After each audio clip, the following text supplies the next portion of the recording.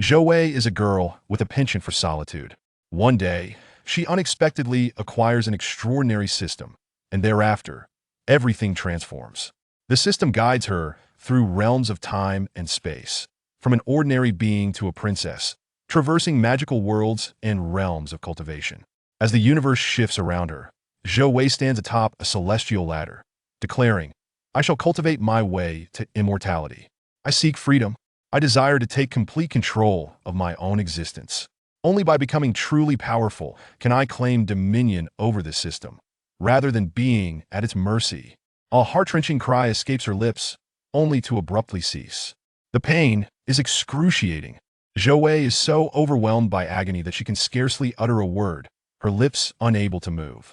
Every thought is consumed by the torment. Her mind is a blank slate. From her toes to the crown of her head, each inch feels as though it is being pierced by countless needles. Pierced, particularly her head, which suffers not only from relentless stabbing pain, but also from a dull ache that feels like a hammer relentlessly striking down upon her. Such pain, she should have perished by now.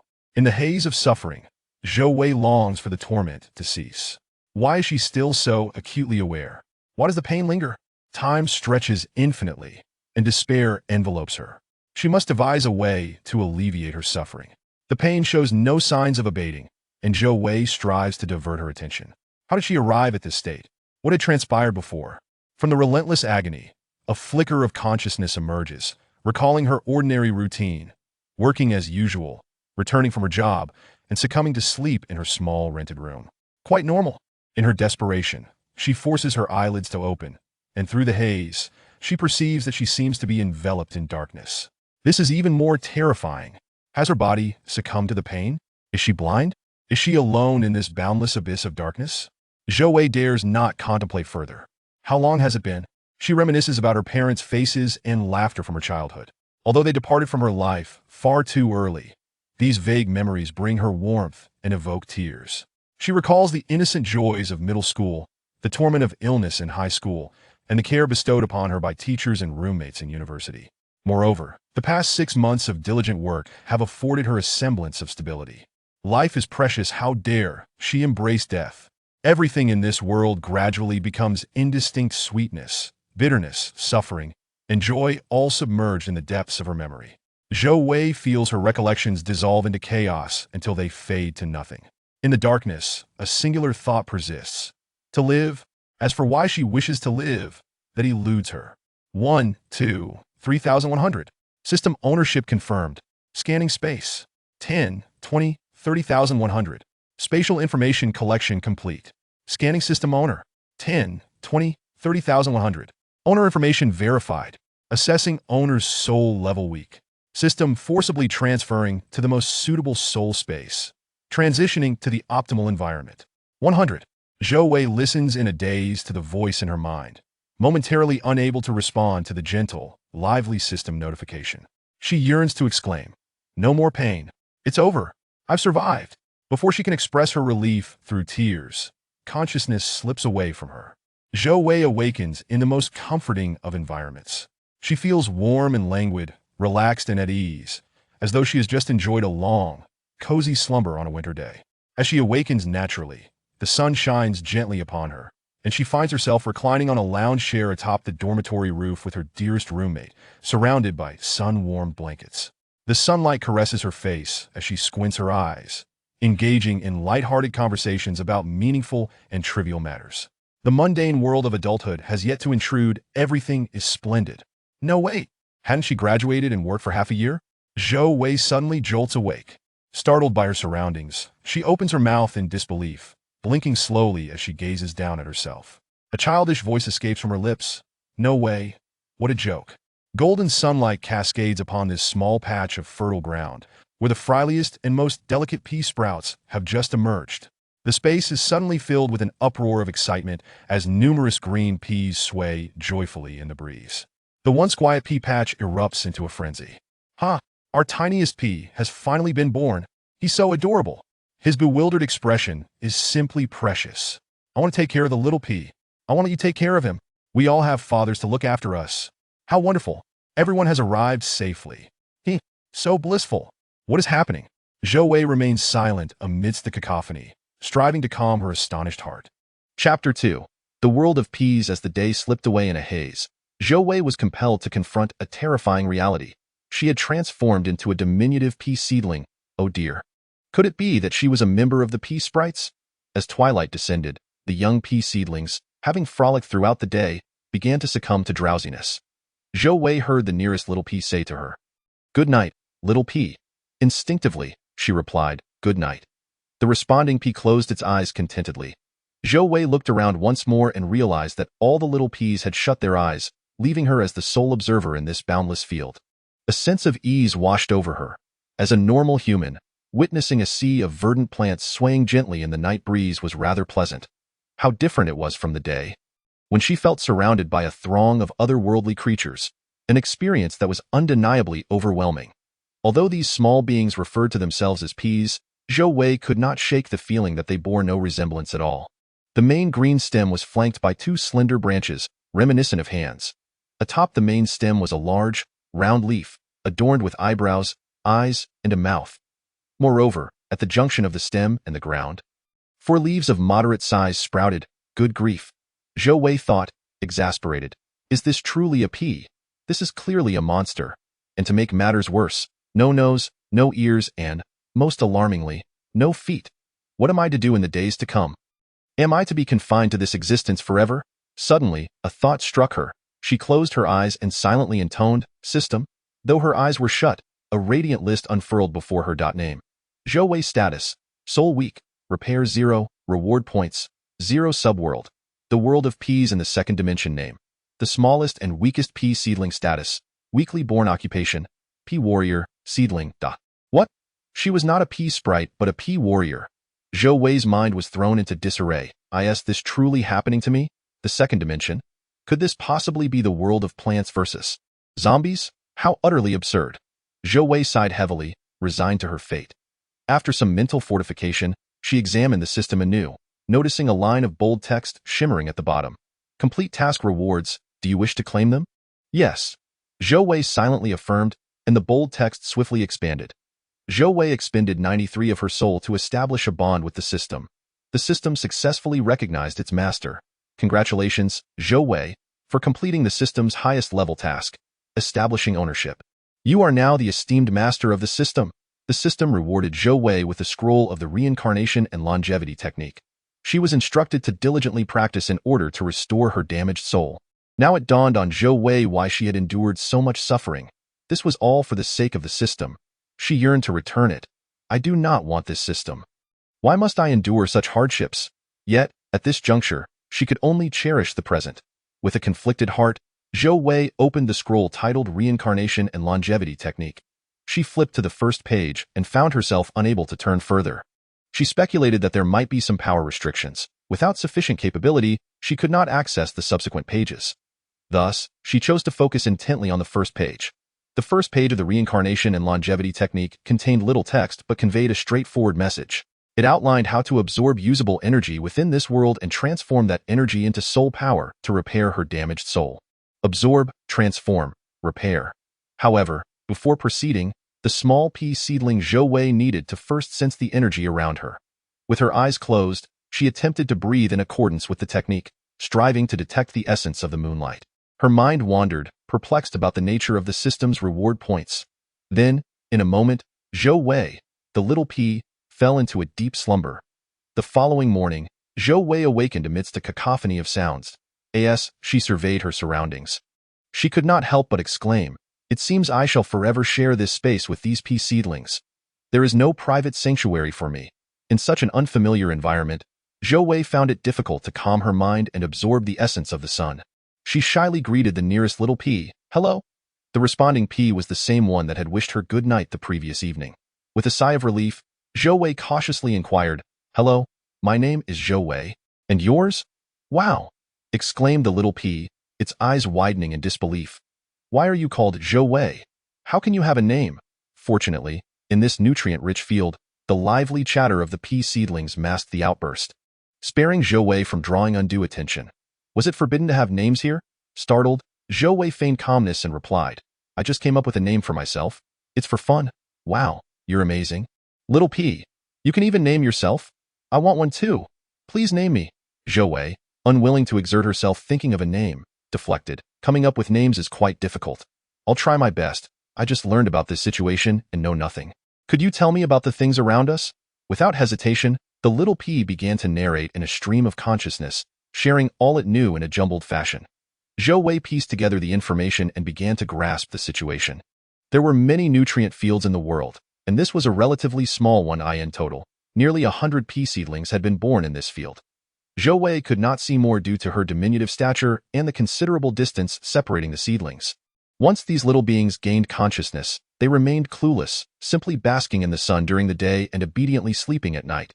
Moreover, the pea seedlings in this field were all asexual, while Zhou Wei was unsure whether peas had genders. She learned that the pea warriors were indeed asexual and could only choose their gender upon reaching maturity. Zhou Wei found it curious. How exactly did they come into existence? Did they simply sprout from the ground? It was said that this nutrient field was the finest in the land. Given the ample distance between the seedlings, each one thrived in a state of nutritional excess, allowing them to be particularly lively during the day. It is said. From where did this rumor originate? The "it is said" constituted the only opportunity for the seedlings to connect with the world. Periodically, two adults would arrive at the edge of the nutrient field to assess the growth of the little ones, reminding them to awaken with the sun and sleep when it set, to eat well, sleep well, and strive for progress. Of course, it was these same adults who had informed the seedlings about names while playfully engaging with them. As the seedlings of the world's finest nutrient field, they would eventually be adopted by the adults, each receiving a unique name. What astonished Zhou Wei was that, in the little pea's description, these adult figures, resembling farmers, were actually bipedal humanoids. Zhou Wei felt a surge of excitement. At least there were beings around. Regardless of their authenticity, she was thrilled. Realizing she could no longer extract meaningful conversation, Zhou Wei solemnly declared, "I understand now.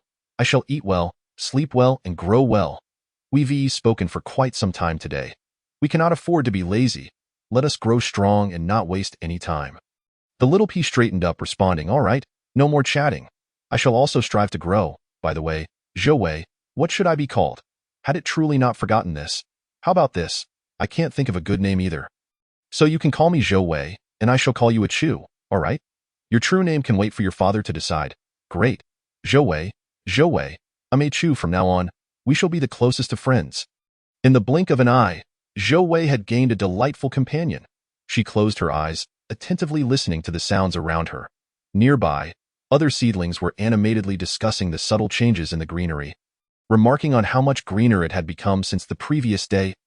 It feels like the soil on my feet has grown heavier. How bothersome. The content was utterly mundane, lacking in nourishment. Zhou Wei mused. Even watching ants scurry about would be more entertaining. It appeared they truly were the most naive of seedlings. With that thought, Zhou Wei relaxed her mind and resolved to practice her technique. Maintaining the breathing method prescribed by the technique, she focused intently on feeling the essence of the sun. Although adjusting her breathing was somewhat uncomfortable at first, after a while, Zhou Wei found herself doing it naturally. However, her mind struggled to remain still, often drifting to other thoughts. Persistence. It seemed as though this process had not taken long before the sun was nearing its descent. At last, Zhou Wei perceived numerous small, golden-yellow orbs, ethereal and misty, delicately enveloping her leaves, a warm and comforting sensation. Zhou Wei was utterly enchanted. She was, after all, with her eyes closed, perhaps, regardless of the nature of this world. Through diligent practice, she could transform back into a human. Embracing this notion, Zhou Wei devoted herself earnestly to her training. As long as she was not asleep, she seized every moment to cultivate her skills, allowing only a brief respite to unwind and chat with the Chu. Days passed, and Chu observed that while Zhou Wei had not grown taller, her leaves had become a touch more vibrant. Zhou Wei's focus is on the system. Main name, Zhou Wei status, Soul Weak, Repair 0.01, Reward Points, 0 Subworld, the P world of the two-dimensional realm name. The smallest and weakest P sprout status, Newly born occupation, P warrior, seedling, 0.01. Such a pace. This is enough to drive the Ps to despair. Chapter 3.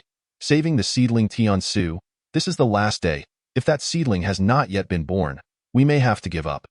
A young man, appearing to be in his mid-20s, furrowed his brow as he sought advice from his superior.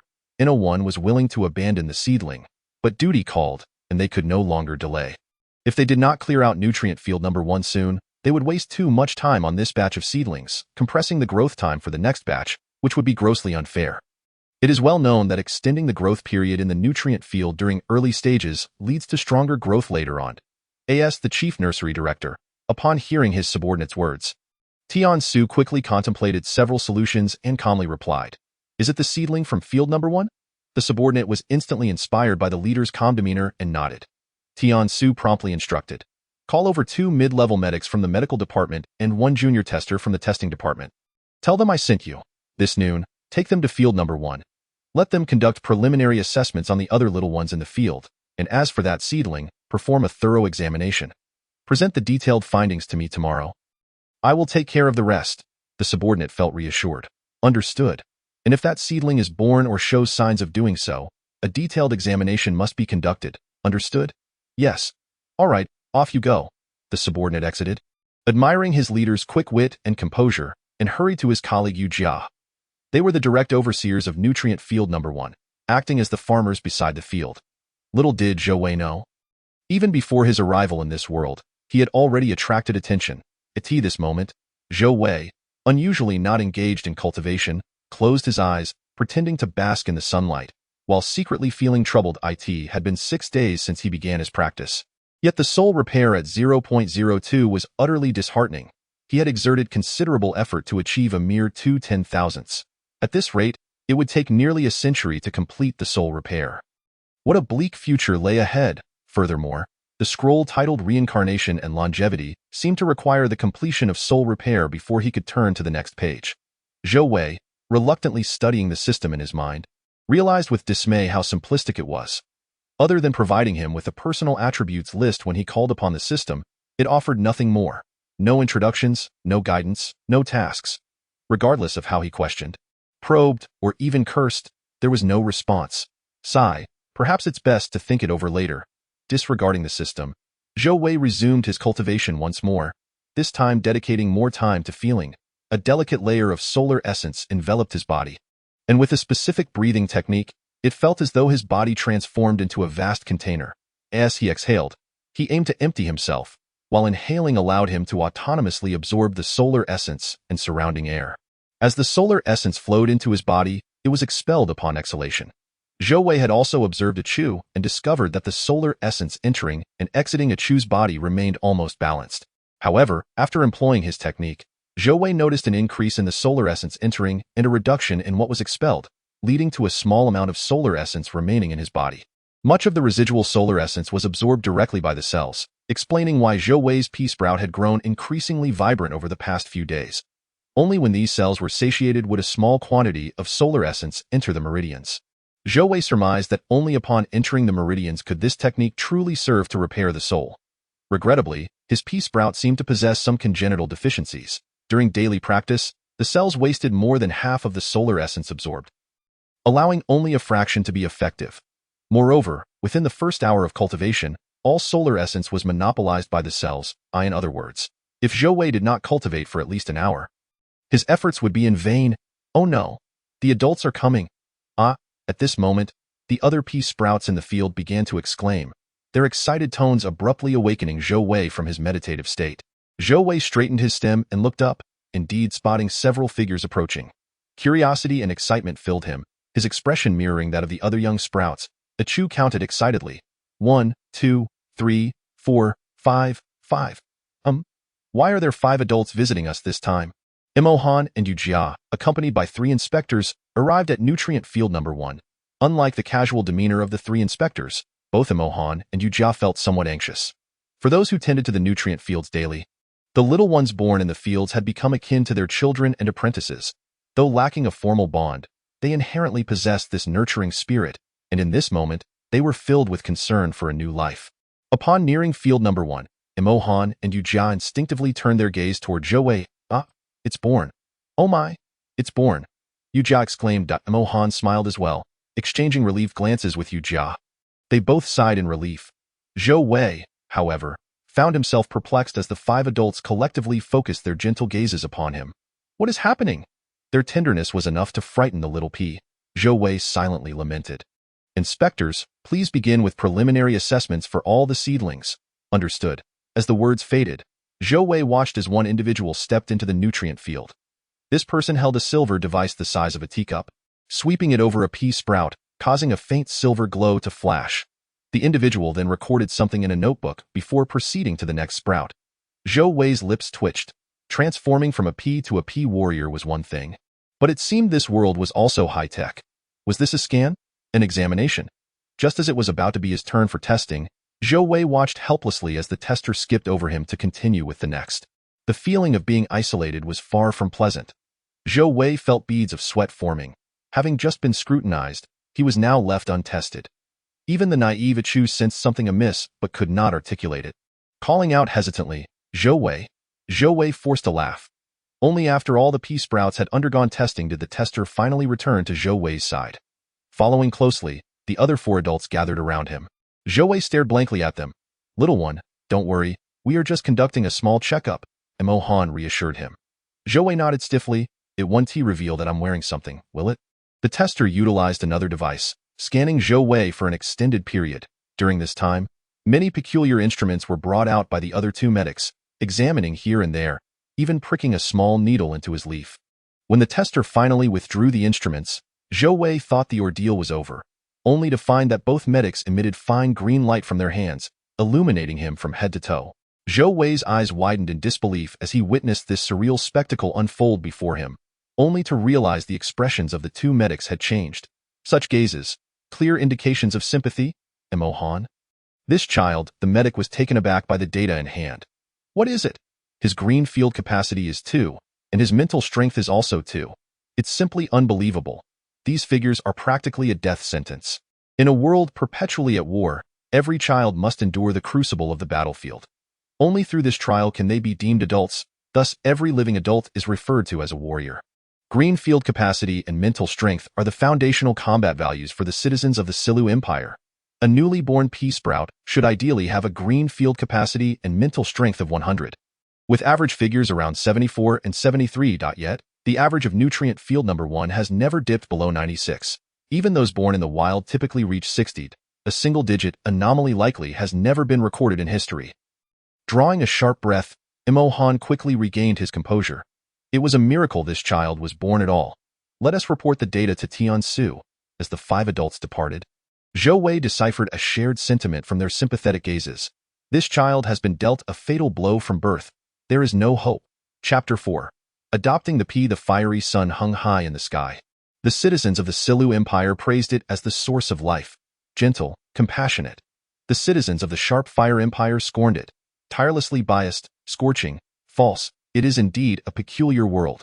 The sun does not illuminate every corner of the earth. It shines only in certain areas, akin to a lamp suspended high, providing warmth and light only within its reach. Because of it, this world is divided into 2 realms, the Silu Empire and the Sharp Fire Empire.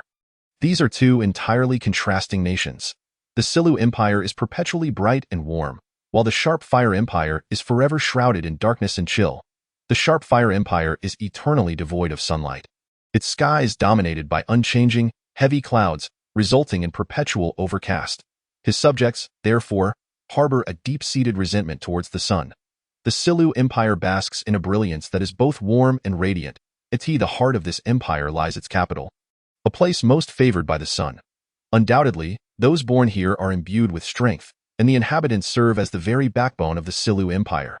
Centrally located within the capital stands the Emperor's Palace, surrounded by countless courtyards of varying sizes. The closer one is to the Emperor, the nearer one is to the sun, thus absorbing more energy to enhance their own vitality. In this world, strength transcends mere fame and prestige. It pertains to health and survival. Such a capital cannot simply be described as precious land. Those residing in any courtyard are either valiant warriors who have ascended to high ranks, wielding significant power over the state, or they are exceptional talents awaiting their moment to shine in their respective fields. The palace itself is a grandiose structure, featuring 4 main halls and 8 smaller ones, flanked by 2 gates. The front gate is known as the Gate of Achievements, while the rear is called the Gate of Tranquility. Opposite a small side gate, next to the Gate of Tranquility, stands a large courtyard. Its entrance adorned with a plaque inscribed with the title Chief Inspector. Residing there is the head of the Silu Empire's Inspection Department. When the elite of the capital think of this Chief Inspector, 2 thoughts invariably cross their minds. One is the worry of having unwittingly committed a mistake that might come to light. The other is a disdainful acknowledgement that the chief inspector, Siche, is perhaps the most morally bankrupt individual, indulging in negligence and excess, who ought to be imprisoned. Anyone familiar with the chief inspector cannot help but wonder how someone like him has managed to attain such a prestigious position. As if he and the military commander emerged from the same nurturing ground, the same class. Regardless of the public's murmurs, Siche remains blissfully indifferent, continuing in his own manner, at this very moment. Under the bright midday sun, Siche reclines languidly in a large lounge chair that he has commanded to be set up in the courtyard. With one hand pouring a bottle of wine into his mouth and the other rhythmically tapping on the arm of the chair to the music. He is the very picture of leisure. Siche, in essence, is a pea, and thus finds comfort in gazing skyward. However, the flower girls performing for him suffer under the harsh midday sun. These delicate flowers, with their essence as sunflowers, cannot withstand the intensity of the sunlight for long. Though they maintain their melodic tunes and sweet voices, their complexions growing ever paler in any case. Siche pays them no heed, and they are reluctant to offer even a smile. Little Tian, when will your child be born? Siche speaks without looking at anyone, his gaze fixed upon the sky. Little Tian refers to Tianyu, a small pea he had found in the fields. Fortuitously, Siche recognized him as a disciple and has raised him for over a decade.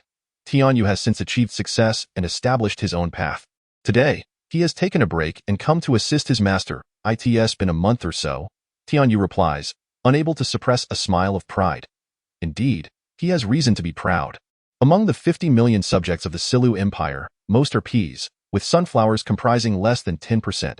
To marry a flower girl is a matter of great honor. The unfortunate peas of the Silu Empire often end up living with another adult pea who has chosen to adopt a female role. Yet, how could female peas compare to the inherently charming flower girls? Moreover, flower girls tend to bear children easily, while female peas find it difficult to reproduce. Families living with female peas usually end up adopting a promising little pea from the nurturing fields. Siche is pleased for him, saying, "You should stay home and care for your flower girl. Take good care of your family and don't come here so often." Tianyu's expression changes. "Master, it is only right for me to serve you." Siche bursts into laughter. "Little Tian, you are too foolish. You are 30 now, and a third of your life has passed. Why are you still clinging to your master? If you are not tired, I certainly am. I am thinking of going to the first nurturing field to adopt a little seedling to play with. Don't block my view here. Just leave." "Are you going to adopt a child, master? That sounds wonderful. I will accompany you." Tianyu's interest is piqued. The average lifespan of the Silu Empire's subjects is merely 90 years, with the longest living rarely exceeding a century. Tianyu is at the prime of his life, having just become a father, and thus he possesses a certain patience for little ones. "No, no." Siche waves his hand dismissively. "I have already instructed Tian Su to select a child according to my preferences. You need not worry. When it is time for me to recognize my son, just bring a generous gift." "All right." Hearing this, Tianyu smiles once more. "Then I will take my leave, master. Make sure to rest and soak up the sun." "Go on then." Siche lazily reclines in his chair once more. After Tianyu exits the small courtyard, Siche finally opens his eyes to gaze at the blue sky and white clouds, a faint smile curling at the corners of his mouth. "I wonder what expression Tianyu would have if he knew what I discussed with Tian Su. Goodness." Tian Su stares at the report presented by his subordinate. His composure shattering, he looks up, bewildered, at Imohan. "2? Imohan and Yujia silently nod. Point 2? Are you certain it's 2? Not 20 or 22? Imohan and Yujia remain silent. Tian Su's face contorts in frustration. What is going on? How did it come to this? It's maddening. Sigh. In his agitation, years of cultivated habits erupt. This matter, originally simple, has become so complicated. If the young seedlings are struggling to survive, you need not even consider abandoning them or shortening the next planting cycle. If this seedling is among the first 10 from the nurturing fields, you can report to me, and I will consider it for a special extension. This way, we can save the seedling without extending the time. If the little one has a chance to be born during this batch, we will arrange for a nurturing father with a good temperament and background. And that child will thrive, no problem. I already have several influential leaders eager to adopt a child during this round. With their backing, even a rating of 20 should offer the child a chance of survival. But 2, just 2. Is it really necessary to reduce it to such a degree? Imohan and Yujia exchange glances, silently noting their superior's admonishments but unsure how to respond. Tian Su rubs his temples. What's worse is that the most powerful among those adopting is Chief Inspector C. And the most concerning part is that he has mentioned wanting the most challenging little one to raise. He believes he can nurture even the weakest seedlings into something remarkable. Tansu looks at his two subordinates, silently inquiring with his gaze. What should we do? Emohan and Yujia can only woodenly respond. All right, you two should return for now and proceed as usual. I will pay a visit to Chief Inspector C myself. Emohan's eyes suddenly light up. Tiansu, could we grant him a special extension? Tiansu waves his hand in exasperation. Once the seedling is born, it no longer qualifies for an extension. Tiansu contemplates.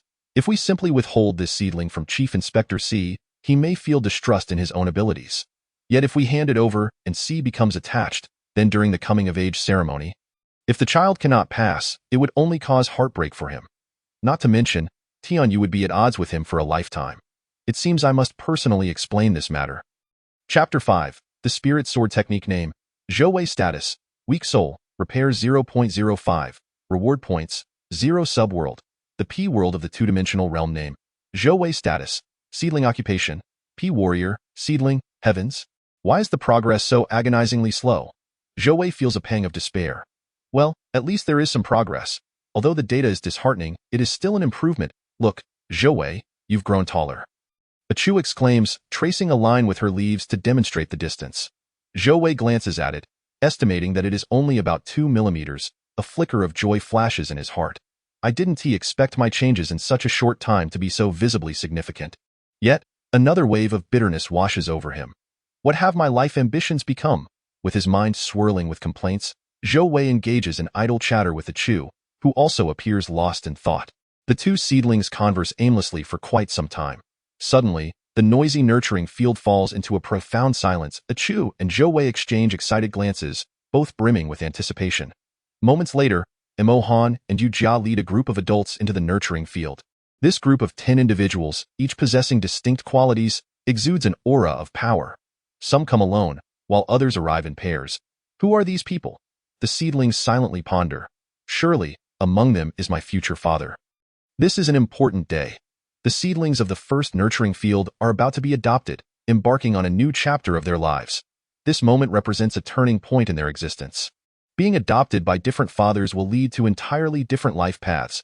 The seedlings brim with energy and anticipation, their small faces warmed by the sun. This warmth also softens the features of the adults, rendering them gentler. Zhou Wei straightens his stem, timidly observing the adults. He suddenly feels like one of the chosen, waiting for the nobles to make their selection. This world feels so unfamiliar. Who knows whether he will be taken home as their child or for some other purpose?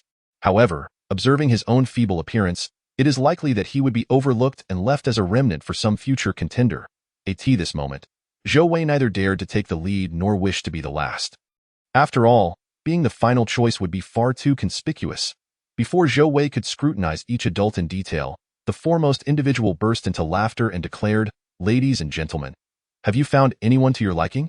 If you haven't discerned the situation yet, I, Siche, shall take the initiative. I've already set my sights on someone." With this proclamation, the others naturally chimed in, urging Siche to select first. Only Emohan and Yujia felt a twinge of unease. After the introductions, Siche strode confidently into the nurturing field and casually placed a gleaming small orb into Zhou Wei's hand, gently patting him on the back. "Good child, from this day forth, I shall be your father." Zhou Wei was at a loss for words regarding the extraordinary attributes that seemed to belong to this group of traversers. He stared blankly at the man, sincerely questioning, "Uncle, could you be serious? You didn't just randomly toss a dog tag, did you?" Indeed, it seemed as if he had merely thrown a dog tag. Zhou Wei watched, wide-eyed, as each adult approached in perfect harmony, handing out orbs with seamless precision. In just 2 or 3 minutes, the fates of 10 saplings were sealed. The chosen saplings nestled closely to their adoptive fathers, while those left unchosen grew increasingly hopeful. Zhou Wei, however, remained utterly dumbfounded. This is far too swift. This is not the selection of an adopted child. It feels more akin to picking a pea to take home for dinner. What Zhou Wei did not realize was that every sapling's records had been meticulously laid out before their adoptive fathers long before this moment. Days ago, it had already been determined which child belonged to which family. As Yujia brought over the nurturing pot, Emohan stepped alongside her towards Siche. "Commander C, have you decided to send someone to take the young master home today? Or shall we wait a few days?" Although these young saplings would have the freedom to choose their gender and become either male or female as they matured, until they reached adulthood, all would treat the saplings as males, thus making them appear more assertive. Sai was immensely pleased with the title young master, responding with a grin, "Today is a fine day, and I'm in good spirits. I shall personally take the little sapling home." Imo Han was taken aback, suddenly finding herself fond of this notorious inspector. Sai-Che's unwavering decision to adopt this frail sapling did not initially strike her as an act of compassion. After all, it is easier said than done. With a simple utterance, who could predict the extent of his commitment to this fragile sapling? The more Sai-Che exhibited his resolve, the more Imo Han felt a pang of worry. Now, with Sai-Che opting to personally carry the sapling home, this singular act of importance was indeed commendable. Imo Han smiled gently, bending down to pat Zhou Wei's tender green stem. "Little one, we're moving. Don't be afraid. It won't hurt at all." Zhou Wei gazed in astonishment as he was transplanted into the nurturing pot, which was roughly the size of a basin, leaving him standing upright like a green thermos. Startled? What a little child! Noticing the sapling seemed frightened, Sai-Che chuckled, "See, little one, your companions are just as they should be. This is entirely normal." Zhou Wei, hearing this, looked around and indeed saw that every chosen sapling had been relocated to another pot. "Zhou Wei," a cheerful face called out to him, filled with reluctance, "I'm going home with my dad. I will miss you. You must think of me too." Goodness, these little tykes are utterly unreliable. Who here even has a name? "You need not promote me. I am already distinct enough." Feeling the gaze of the crowd upon him, Zhou Wei forced a small smile, silently gritting his teeth. "I will." Sai-Che, pondering over his young sapling, decided it was time to return home. He took the nurturing pot from Imo Han and cradled Zhou Wei in his arms. "It's getting late, and I don't wish to delay the next round of adoptions. I shall take my leave. You all continue your work." As Sai-Che distanced himself from the crowd, Zhou Wei sighed in relief.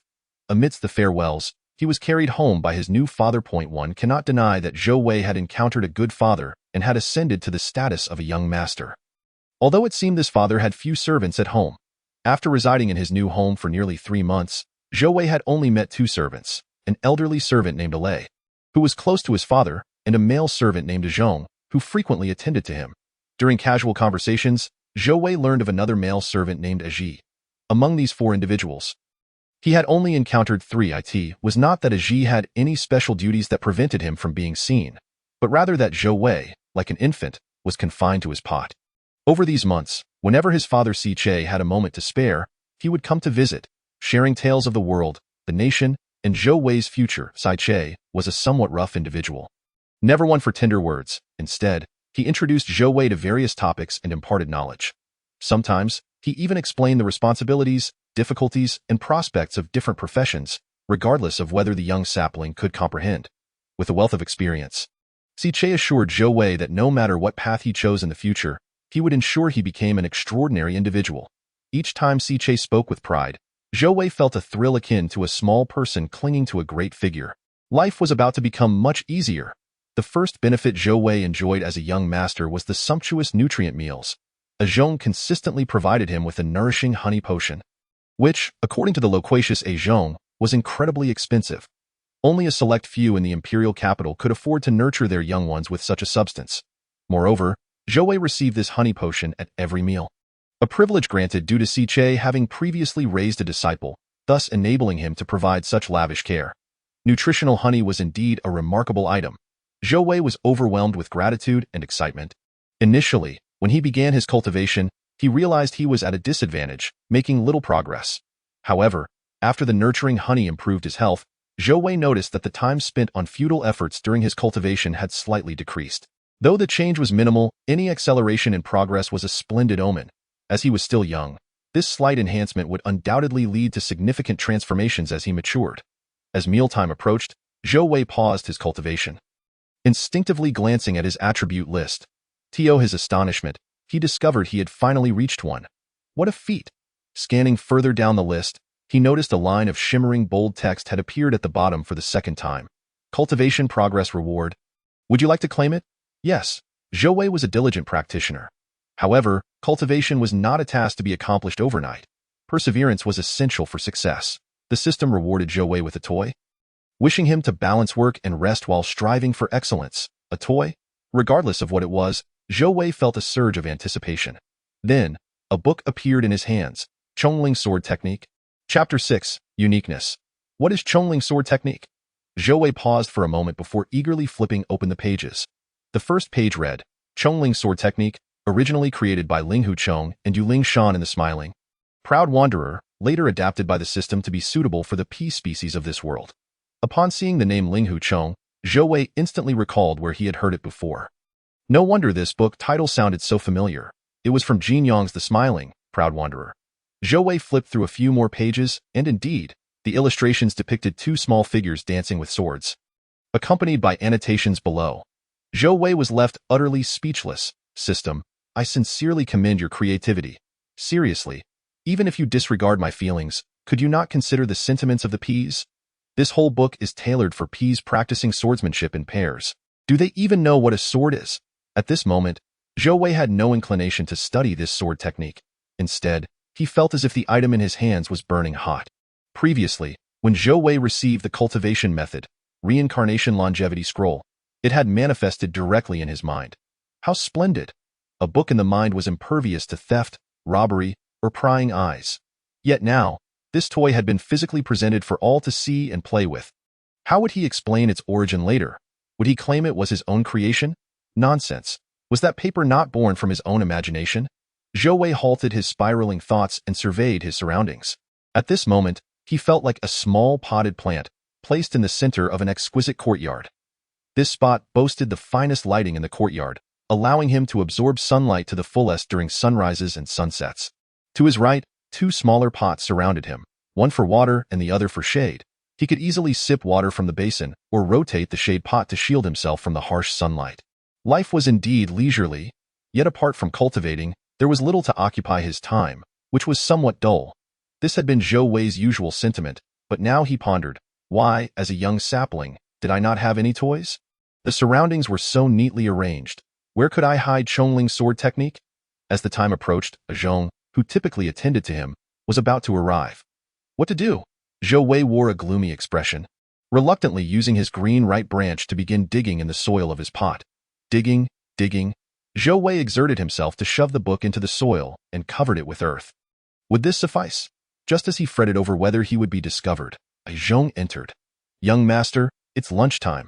A zhong approached him with a beaming smile.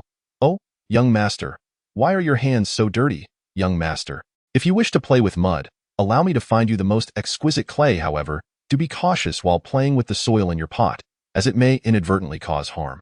Here, let me wash your right branch first. As he spoke, Zhong dipped water from the basin, gently cleansing Zhou Wei's right branch.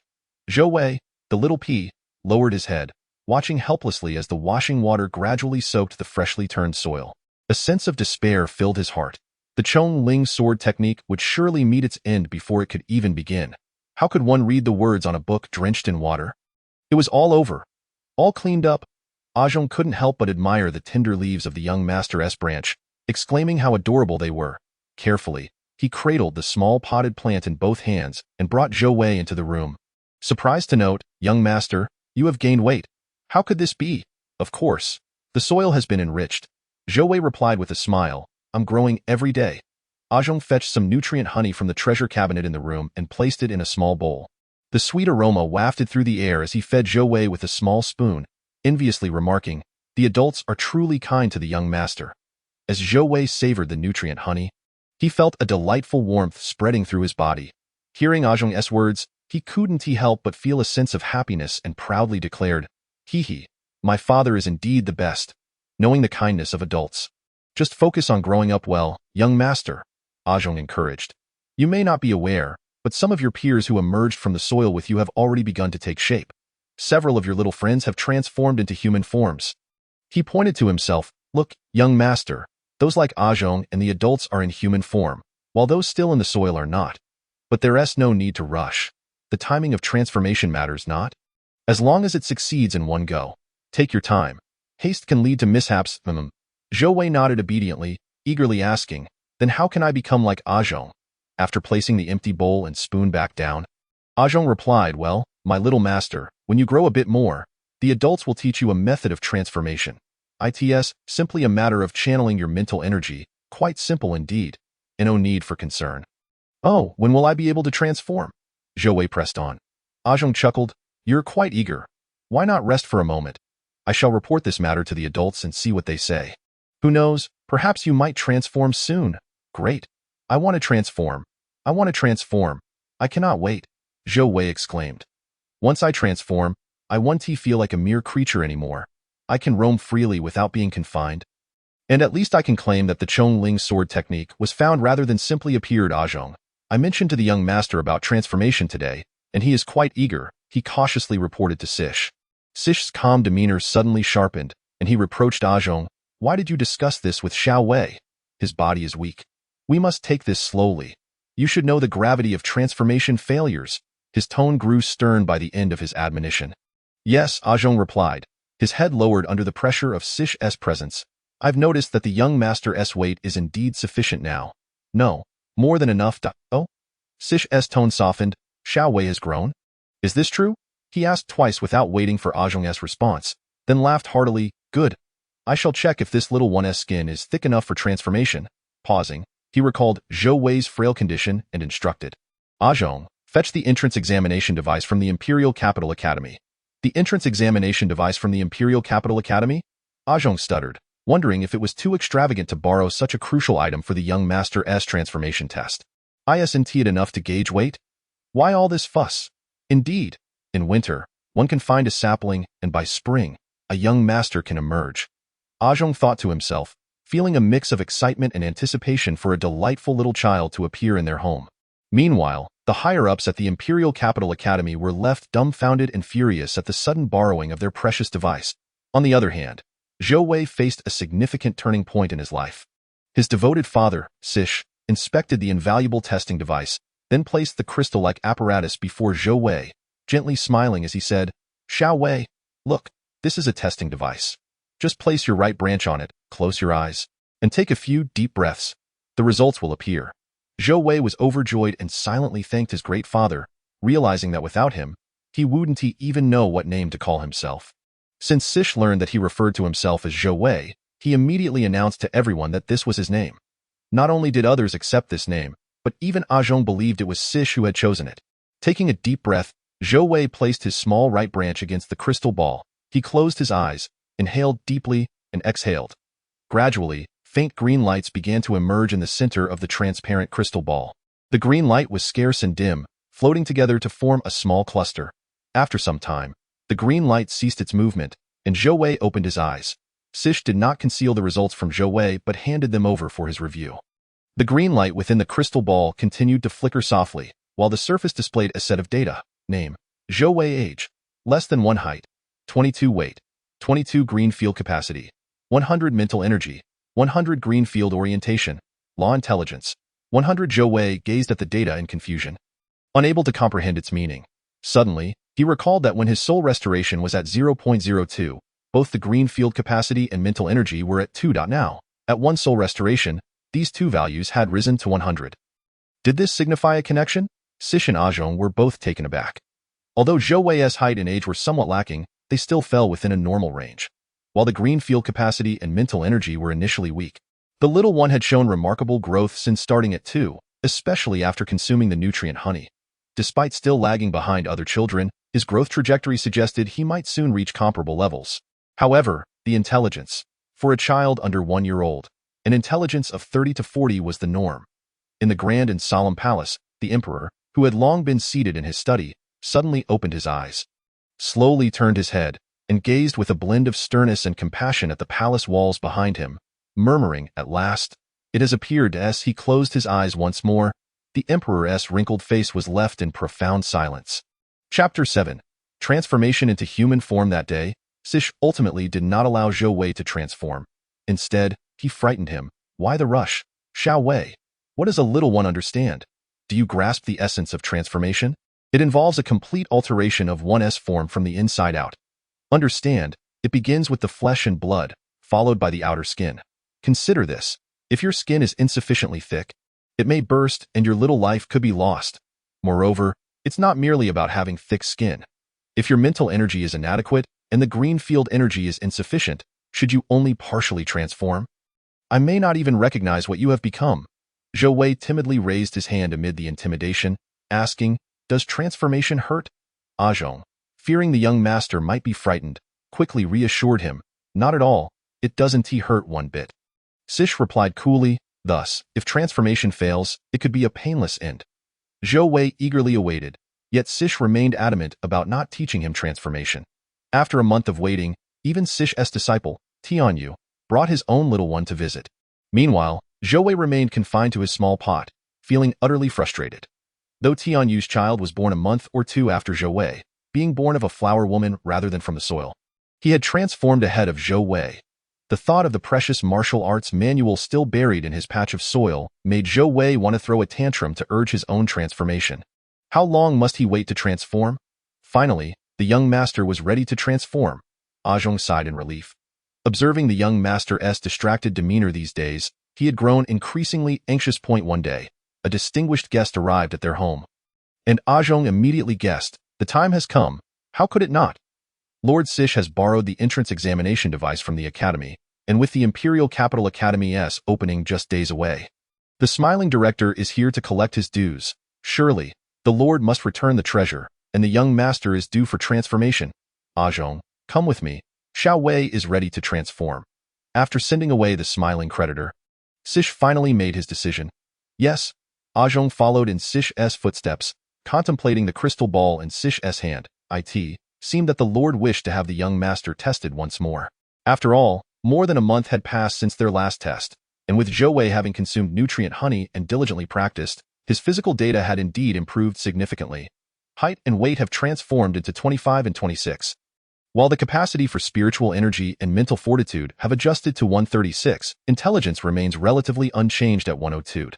Zhou Wei quickly scanned the data in his mind, noting a soul restoration rate of 136. Little Wei, let me teach you how to shape-shift, Siche stated, this time without scaring the child.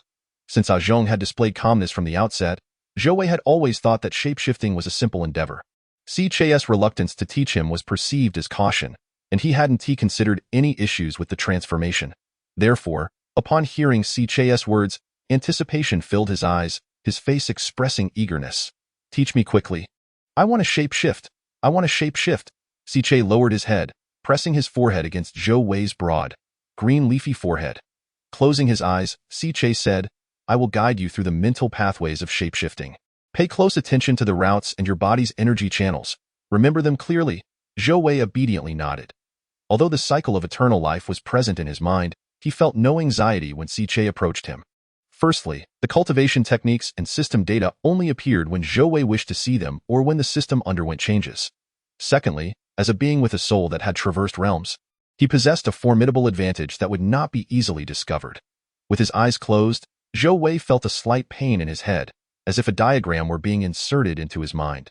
The diagram depicted a transparent pea plant, with its internal veins clearly visible. The soft, yellowish light circulated within the plant, forming a continuous loop. Little Wei, it's time to shape-shift, Siche urged softly, his tone filled with anticipation. Neither Siche nor Zhong had considered the possibility of Zhou Wei failing to transform. Zhou Wei had long possessed the necessary foundational conditions for shape-shifting, having been nourished daily with nutrient nectar. And with an intelligence score of 102, success was assured, as expected. After a brief moment, a gentle white light began to emanate from the small pea plant, gradually enveloping the entire plant in a cocoon of radiance. As the white light expanded, it transformed into a large, luminous capsule. Once the light began to dissipate, a chubby little baby stood obediently in the large pot. The baby stumbled slightly, taking 2 heavy steps before tumbling onto the soft soil of the pot. Perhaps the soil caused some discomfort, as the baby's watery eyes brimmed with a hint of grievance, eliciting a sense of affection from onlookers. Finally transformed, Zhou Wei felt an exhilarating rush. Witnessing his verdant form shift into a human shape brought immense joy. But upon glancing around, he was startled to see the Chongling sword technique nearly unearthed from the soil. In a flurry, he stomped a few times on the soil, finally managing to flatten a small patch. In a moment of distraction, he fell into the pot. Ouch! Congratulations, young master, on successfully shape-shifting. Little Wei, congratulations. Zhou Wei, feeling somewhat bashful, twisted his bare body and grinned, asking, Papa, what about my pot? Siche assumed that the now humanoid Zhou Wei considered the pot a personal toy. So he casually replied, Typically, after shape-shifting, the pot loses its use. If Little Wei wants it, he can keep it in the room to play with. Zhou Wei nodded vigorously. That moment, he couldn't recall how to handle the Chongling sword technique. So he hid the pot beneath the... From that day forward, Si Che's courtyard lost a seedling but gained a plump baby. Once Zhou Wei mastered the basic skill of walking, he gradually explored every corner of Si Che's courtyard. The chubby baby diligently practiced in the small yard every day. Gradually, he began to understand this peculiar world. For instance, it was perpetually sunny here, with rain and cloudy days being exceedingly rare. The ordinary peas and morning glories had lifespans comparable to humans. Though some individuals exhibited extraordinarily short or long lifespans in this world, akin to plants versus zombies, there truly existed a hostile force resembling zombies, locked in a relentless conflict with the peas. Zhou Wei was somewhat unclear about the racial or national conflicts at play. He had once curiously questioned Si Che, who merely patted his little head and said, "You don't need to understand too much about this, little one. It's all about survival. We fight for space. They fight for power, you'll understand when you grow up. It's not something for a child like you to worry about." Time flew by in the blink of an eye. Over 2 years had passed. And Zhou Wei was nearing 3 years old. Gather mist. Transform into water. Condense into ice. Zhou Wei's face turned crimson as he finally formed a small ice bead the size of his fingertip.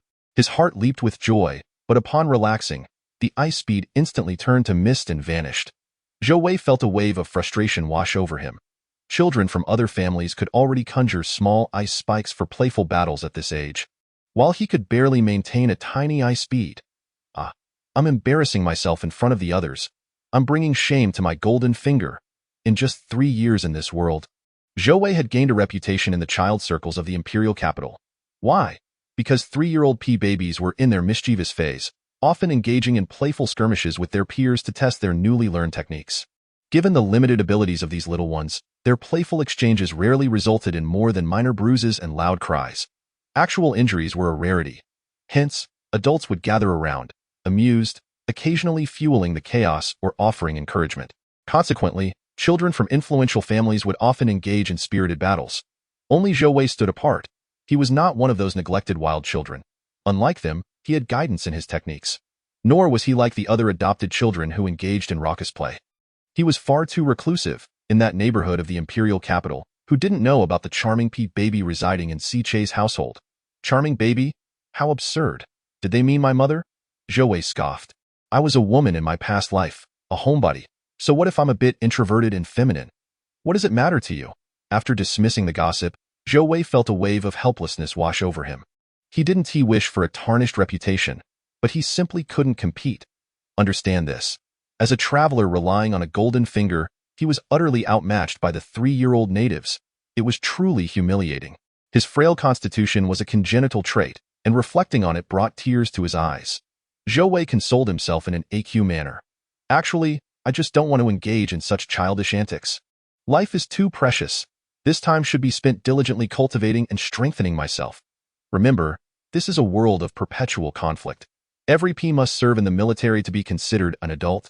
Military service involves real combat.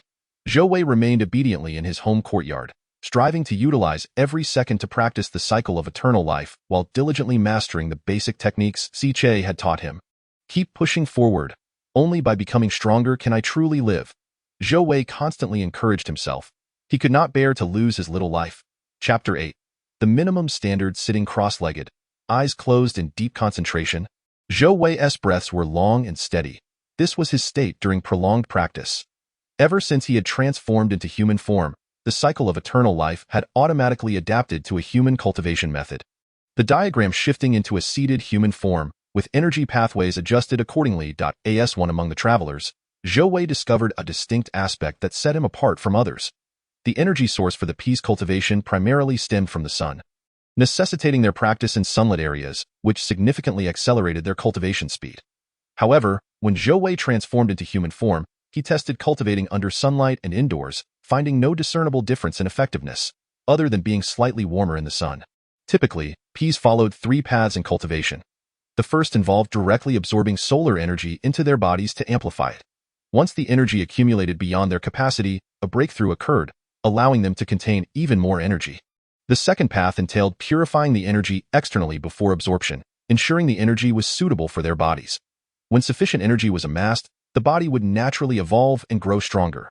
The third path involved simultaneously absorbing energy while modifying the internal meridians, accumulating energy and strengthening the pathways. Sometimes, sufficient energy accumulation prompted a breakthrough. At other times, well-developed meridians facilitated the process. Undoubtedly, the first path yielded rapid results but posed significant challenges during later stages, often leading to stagnation due to excessive unsuitable energy impurities. Conversely, the second path was slow yet virtually devoid of obstacles during breakthroughs, akin to breaking a sheet of paper with energy. The third path was the most commonly chosen and suitable method for most Ps. When Siche taught Zhou Wei the various cultivation techniques, he carefully explained the advantages and disadvantages of each, ultimately selecting the second method for Zhou Wei response to Zhou Wei's puzzled gaze. Siche patiently elucidated, "Little Wei, your body is relatively weak. You cannot withstand the first method, and the third may not suit you either. Only the second method is appropriate for your physique. Rest assured. As long as you consume adequate nutrition, even the slowest cultivation method will not leave you significantly weaker than others. Moreover, you are still young. As long as you diligently cultivate and apply yourself, the second path of cultivation will enable you to travel further. As for concerns regarding future safety, you need not worry. As your father, I will ensure your safety in any circumstance." Zhou Wei silently spat blood within his heart, realizing that his body could no longer endure even the most fundamental methods of cultivation. Could it be that employing the third method of cultivation would cause his meridians to rupture? As for Siche's claim that the second path would allow him to advance further, Zhou Wei instinctively took it as a source of comfort. He had previously followed Siche's guidance, practicing the second cultivation method, but the energy absorbed during his training was significantly less than that which his frail body leaked. Consequently, after making no progress, Zhou Wei decisively abandoned this world's cultivation methods and opted to rely on his unique abilities. Surprisingly, Siche remained oblivious to any issues in Zhou Wei's cultivation. From Zhou Wei's sensations during practice, it seemed that the method he was currently employing completely disregarded the types of energy. In other words, he absorbed all forms of energy during cultivation, and none of it was deemed impure. This energy was converted and absorbed by his soul. After the soul's absorption, it automatically repaired his body. The Reincarnation and Longevity Scroll contained fragments that supported Zhou Wei's conclusions. However, curiously, the method only mentioned repairing the body without addressing the enhancement of one's own strength. Nevertheless, Zhou Wei's power was indeed growing, albeit slowly, akin to that of a small child in this world. Siche and others found Zhou Wei's meditative practice to be perplexing. They had never heard of a pea-sitting cross-legged method before. Zhou Wei excitedly informed Siche, "This way of cultivation feels so much better. How strange it is for everyone to just stand under the sun. Father, you should try this method as well. It will definitely be better than before. After all, it's a unique ability. It's a traditional martial arts practice. It's certainly better than standing still." Siche, being a devoted father, decided to try meditative practice himself but felt no difference from standing. Aside from his legs aching, not noticing any discomfort in his child, he allowed Zhou Wei to continue. Realizing that this method was ineffective for the peas, Zhou Wei felt dispirited. As a member of the pea army, he hoped for his kind to grow stronger, but alas, cross-legged sitting proved futile. With that method failing, Zhou Wei ceased his futile thoughts and diligently continued his practice. After concluding the day's training, Zhou Wei felt invigorated. At that moment, the data on his mental list underwent some changes. Main name, Zhou Wei status, Soul Weak, Repair 9.92, Reward Points, 0 Sub-World, the P-World of the two-dimensional realm name, Zhou Wei status, Seedling Occupation, P-Warrior, Seedling. Upon seeing the soul repair at 9.92, a bright idea struck Zhou Wei. 9.92. Wasn't there a reward for reaching 1? Is there a reward for hitting 10? Zhou Wei then recalled the spirit-piercing sword technique that he had forgotten beneath the.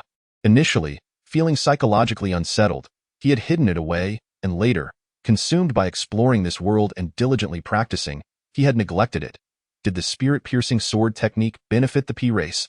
With this thought, Zhou Wei decided to retrieve it and see if it could still be of use. Intending to hand it over to his father, Zhou Wei jumped down from the end beneath it, exerting effort to move a large basin. With a quick glance around, he grabbed a few pairs of chopsticks from the room and flipped the book out from the basin.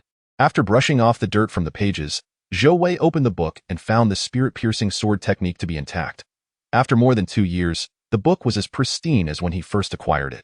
With the text and illustrations clear as ever, elated, Zhou Wei thought to practice it himself. Still holding the chopsticks, he attempted to mimic the sword technique. Suddenly, the book slipped from his grasp, and Zhou Wei pressed his forehead. Exclaiming, "Ouch!" His forehead felt as if struck by a hammer, but the pain vanished almost instantly. Zhou Wei then noticed a line of text flashing red in his mind. "Warning, warning! Zhou Wei cannot cultivate spirit-piercing sword technique. His soul has not reached the minimum standard for practicing this martial art." Angered, Zhou Wei nearly stomped on the martial arts manual. "Is the system playing tricks on me? It rewarded me with this martial arts manual and even hinted that it was a toy. Now I can't even play with it. What use is this thing?" After a fruitless day of cultivation, the next day, Zhou Wei handed the martial arts manual to Sai looked at his little one with a mix of amusement and concern. Marveling at how unique his child was, filled with whimsical thoughts, Zhou Wei, feeling guilty under his father's gaze, said, "Father, look what I found last time I went out. I forgot to show you. What do you think this is?" He feigned innocence, blinking his eyes playfully. "Is it?" Sai could easily discern his child's unease. Speaking softly, he opened the book, feeling curious about its unusual quality. Zhou Wei felt conflicted. Was it right to give the book to his father since he couldn't practice it?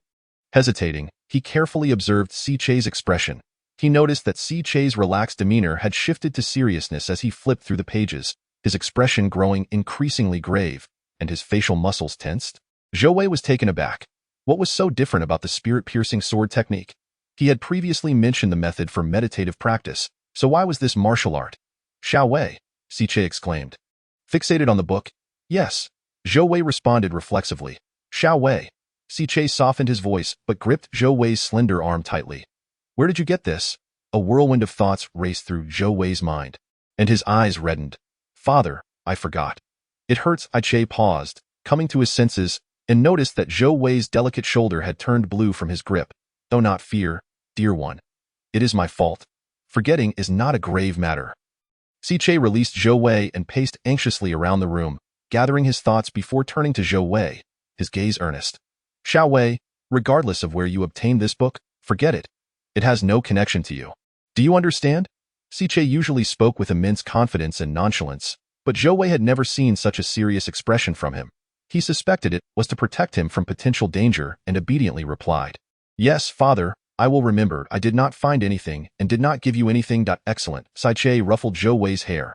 "Remember, do not mention it to anyone else, good child." After a moment, Sai's demeanor shifted back to casual. He smiled. "Xiao Wei, let us see what I can trade for something nice in exchange for this." Chapter 9. The golden ticket to survival. Sai strode towards the military headquarters, cradling the martial arts manual Zhou Wei had given him. He pondered how to use this item to acquire what he desired. This treasure felt like a burning ember in his hands, and he longed for it to have been in his possession a decade or two earlier. He contemplated how much more prosperous the nation would have been had such a thing existed a century ago. Now aging, he lamented, "If only I had obtained this sooner." Familiar faces flashed through his mind. Ultimately settling on a bloodied figure wielding a long spear, Sai clenched his fists, his eyes reddening and hands trembling. Would that the carefree laughter of his youth still lingered beside him. If it did, he could roam the vast landscapes, sharing wine and song, fervently serving his homeland. This was far better than wandering aimlessly, surrounded by noise yet devoid of purpose. Upon reaching the military headquarters, Sai snapped back to reality, realizing he had been lost in thought, and let out a wry smile. The young soldier standing at the entrance was startled, immediately rushing to salute. "Commander C, good day? Are you here to see our commander?" Sai, in a foul mood, said little and nodded. The young soldier, witnessing the notoriously stern commander's serious expression, hesitated before mentioning that their commander was currently training troops. Aware of the good rapport between his superior and Sai, he felt no need to be cautious and directly led him to the training ground. The military headquarters could be deemed the most significant location in the empire. Second only to the royal palace, Sai's unrestricted access here attested to his high connections. Rumors had long circulated in the capital that Sai and the military commander were schoolmates with a close bond. In reality, the commander was several years older than Sai. While they shared some connections, they were not particularly close. Rather, the commander held in high regard the general who was indeed Sai's classmate and roommate. The training grounds were bustling with elite soldiers, truly the cream of the crop among the empire's warriors. The line of soldiers stood at attention, sweat glistening on their brows, exuding an imposing aura. Such a scene was rare for Sai, who, instead of adopting his usual arrogant demeanor, appeared quite serious, distinguishing himself from the burly men around him. Despite the passage of time, he retained the charm of a handsome gentleman. Far more appealing than the rugged warriors nearby, Che was not one to indulge in self-admiration. He reserved that for his old friend, the commanding officer Su Huang, who faced these rough men daily. Upon Che's arrival, Su Huang, brandishing a black whip, immediately rose from his reclined position, waved away the escort, and greeted Che with a broad smile, his eyes sparkling with warmth. Che, you've finally thought of me. It's been ages since we last met. Che, accustomed to his old friend's exuberance, responded with a serious tone, I have something important to discuss with you. Recognizing his gravity, Su Huang ordered his men to continue their training and turned back to Che with a grin. Follow me. Su Huang led Che into his study, while the squad leaders exchanged curious glances, intrigued by the close relationship between their commander and CCHE.in the military. Everyone had speculated about their bond, especially given Su Huang's markedly different demeanor towards CI in front of others. He embodied the stoic and ruthless image of a soldier, yet transformed into a loyal companion whenever Che was present. Huang, I've adopted a child, Che said, smiling at the thought of the little one at home. He's a good kid.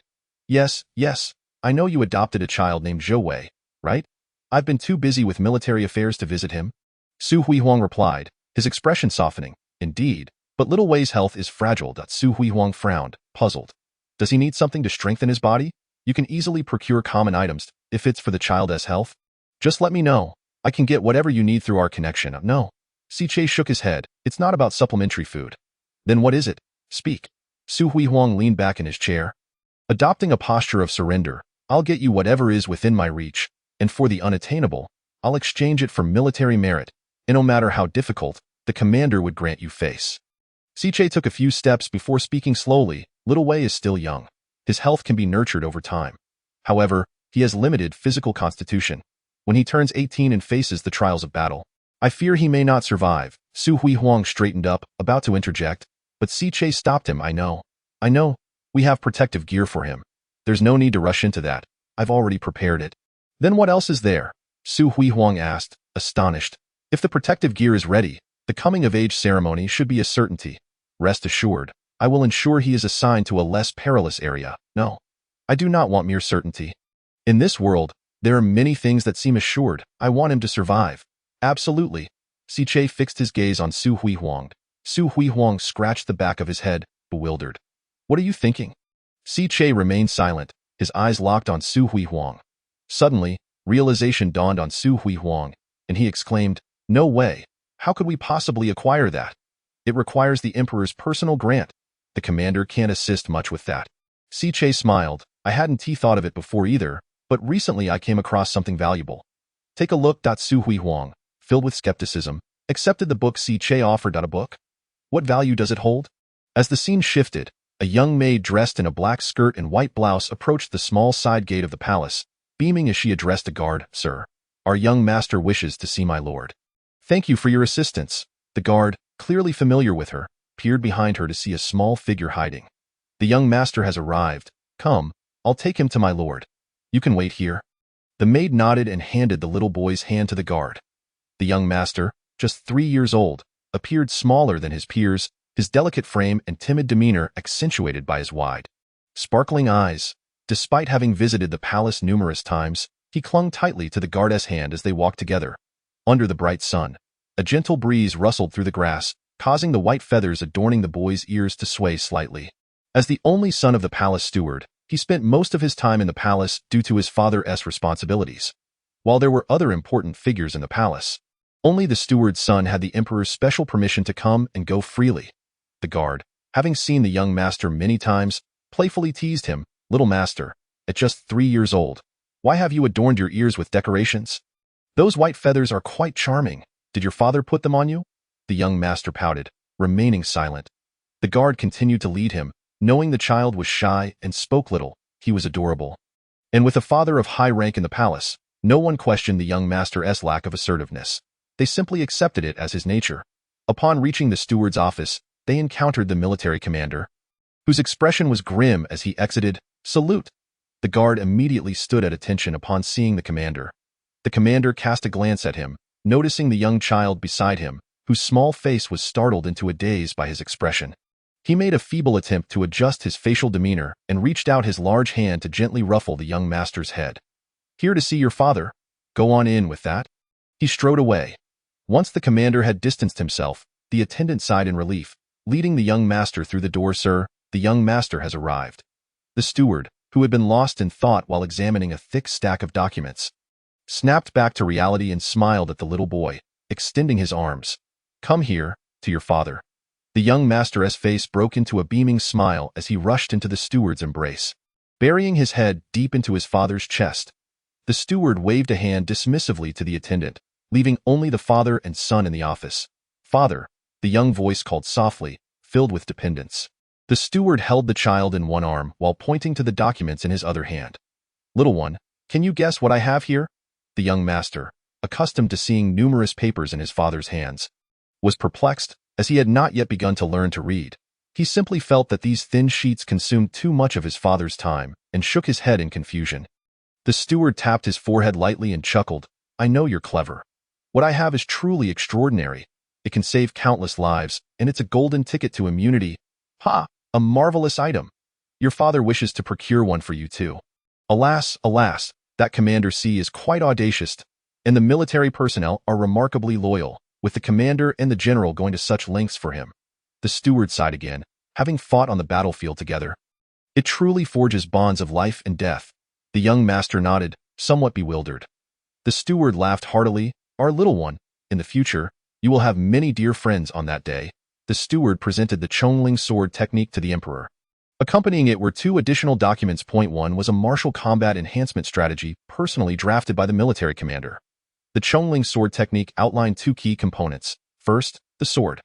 The military commander had crafted a sword based on this technique, experimenting with it himself, detailing the suitable troop types, practical applications, and foundational sword training methods. Though it was hastily written, it was sufficient to establish a new lineage of weaponry for the Silu Empire. The second component pertained to the sword techniques of two individuals. The commander deduced that the empire's warriors excelled in polearms, which could also be integrated into the martial combat of two, or even 3 or 4 individuals. Though still in its infancy, this represented a novel combat approach for the Silu Empire, which had a relatively weak martial tradition. Even without fully developing a multi-person combat strategy, the commander had already devised methods for two-wielding swords or polearms. Furthermore, the commander had planned to expand learning within the military and to incorporate this education within the academy. If the Chongling sword technique was a unique combat method, then the martial combat enhancement strategy was undoubtedly a significant breakthrough capable of elevating the martial prowess of the Silu Empire. The second document expressed the military commander's willingness to exchange the Chongling sword technique, martial combat enhancement strategy, and his own merits, along with the accomplishments of General Su Huihuang and Commander Si Che, to request a golden ticket to immunity for Si Che's son, Zhou Wei. The commander expressed his willingness to trade all his future merits for this.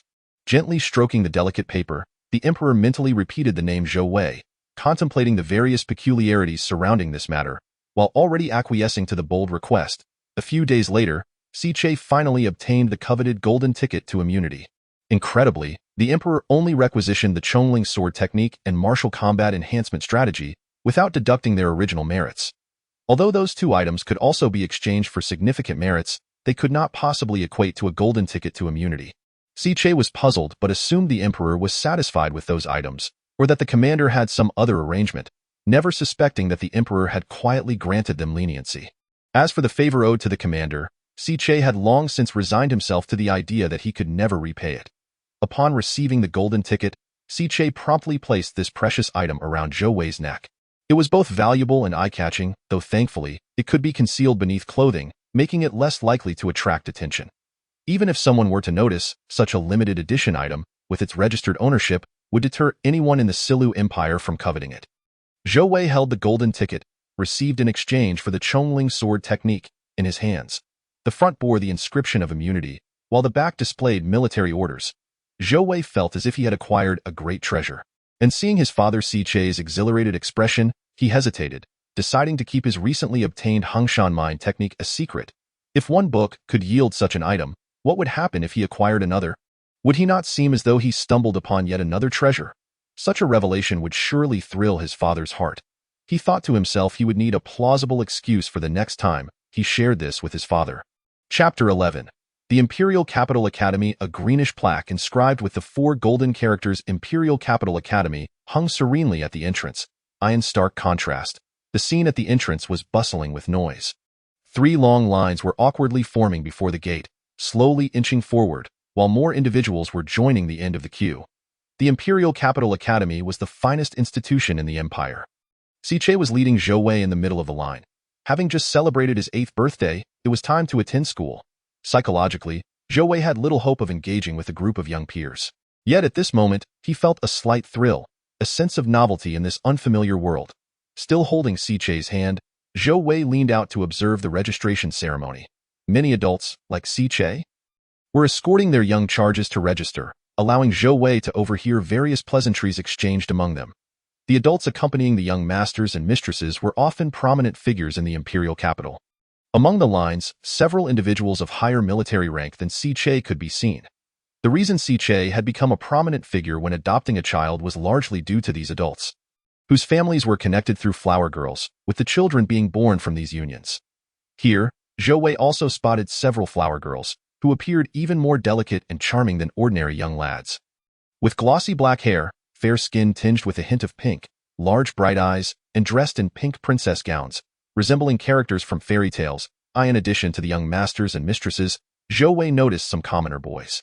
They dressed simply, and in comparison to the calmness of the young masters and mistresses, they seemed somewhat anxious.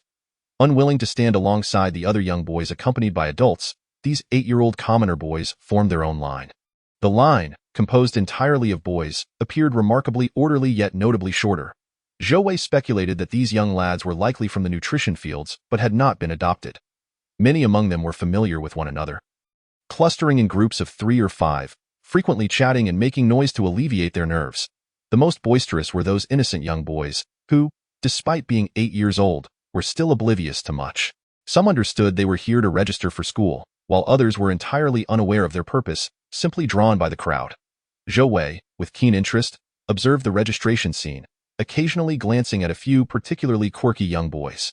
Suddenly, a shadow fell over him, as a hand blocked his view. He looked up to find Tianyu, his junior disciple. Tianyu had a child of the same age as Zhou Wei, and he had come early to register. Dropping off the child at the dormitory, as Tianyu was about to return, he spotted his master and junior disciple at the gate. Naturally, he approached to greet his master. After exchanging a few words, Tianyu realized his junior disciple had not noticed him at all, prompting him to playfully reach out. "Senior brother." Although startled by Tianyu's sudden appearance, Zhou Wei smiled warmly in greeting. Tianyu often visited Siche's home and would frequently hold Zhou Wei to amuse him. Since they were of the same generation, Tianyu never regarded Zhou Wei as merely a child, endearing him to Zhou Wei, who, despite his youthful appearance, was quite mature. Their interactions were harmonious and their relationship strong. "Little junior disciple is starting school too." Tianyu ruffled Zhou Wei's hair, teasing him. "You must study hard and strive for progress every day. Otherwise, when my little one marries and returns home, you might be married off to someone else." Ha ha! In this world, flower girls were rare and marrying one was quite difficult. Most young boys ended up pairing among themselves. Who marries whom was clear. The strong wed, and the weak married. The strong typically chose to become males upon reaching adulthood, while the weak often became females. Given Zhou Wei's status as a clear second-generation official, it was unlikely he would be married off. So Tianyu's comment was merely playful banter. If someone truly had the audacity to propose marriage to his master's child, would he not refuse? Would that not tarnish his master's reputation? Senior brother. Zhou Wei twitched his lips. He was merely 8 years old. With a slight tug at Zhou Wei's hair, Tianyu straightened his face, regaining the demeanor of a principled young man. "All right, I won't idle away our time. Farewell, little junior brother." Tianyu waved goodbye to Siche. "Goodbye, senior brother." After parting ways with Tianyu, Zhou Wei noticed that the line was nearly at its end. It was his turn. At the end of the line stood a wooden table, adorned with a pile of forms and a crystal ball. This crystal ball was the very testing device Zhou Wei had utilized during his transformation. Seated behind the table was a male teacher, appearing to be in his 30s, with a gentle expression. He held paper and pen in hand, addressing Siche with respect. "See, master, the child may simply place his hand on the testing device." Without needing Siche's prompt, Zhou Wei obediently placed his small right hand on the crystal ball. This time, he did not close his eyes. Instead, he watched as the crystal ball illuminated with specks of green light. which coalesced into a small orb of light. Sai focused intently on the crystal ball. This green orb was still diminutive, yet significantly larger and brighter than during Zhou Wei's initial test. Although it paled in comparison to the results of some previous children, the gap had considerably narrowed. A subtle sense of pride swelled within Si Che. This fragile child had finally flourished under his care. The male teacher transcribed the data from the crystal ball onto the form, then handed it to Si Che. The child's physique is average, but his intellect is exceptionally high, leaning towards the magical arts. The form detailed this year's mandatory courses, as well as descriptions of several elective classes. Zhou Wei was informed that he could finalize his elective choices in the next couple of days and submit them to the student leading the dormitory. "Thank you," Si Che expressed, gently taking Zhou Wei's small hand as they made their way to the dormitory. "Daddy, where are we going?" Zhou Wei eagerly inquired. Si Che presented the form before Zhou Wei's eyes. Upon glancing at it, Zhou Wei discovered the dormitory address written there. Room 8, 40th floor, 19th building. Wow, how detailed. What the teacher referred to as randomly assigned dormitories must merely follow the order of the queue. Otherwise, how could he remember it so clearly? The form listed numerous required subjects: language, mathematics, national history, magical offense, magical defense, combat, martial arts, and intelligence. Wow, why are there so many required courses? Zhou Wei exclaimed in astonishment.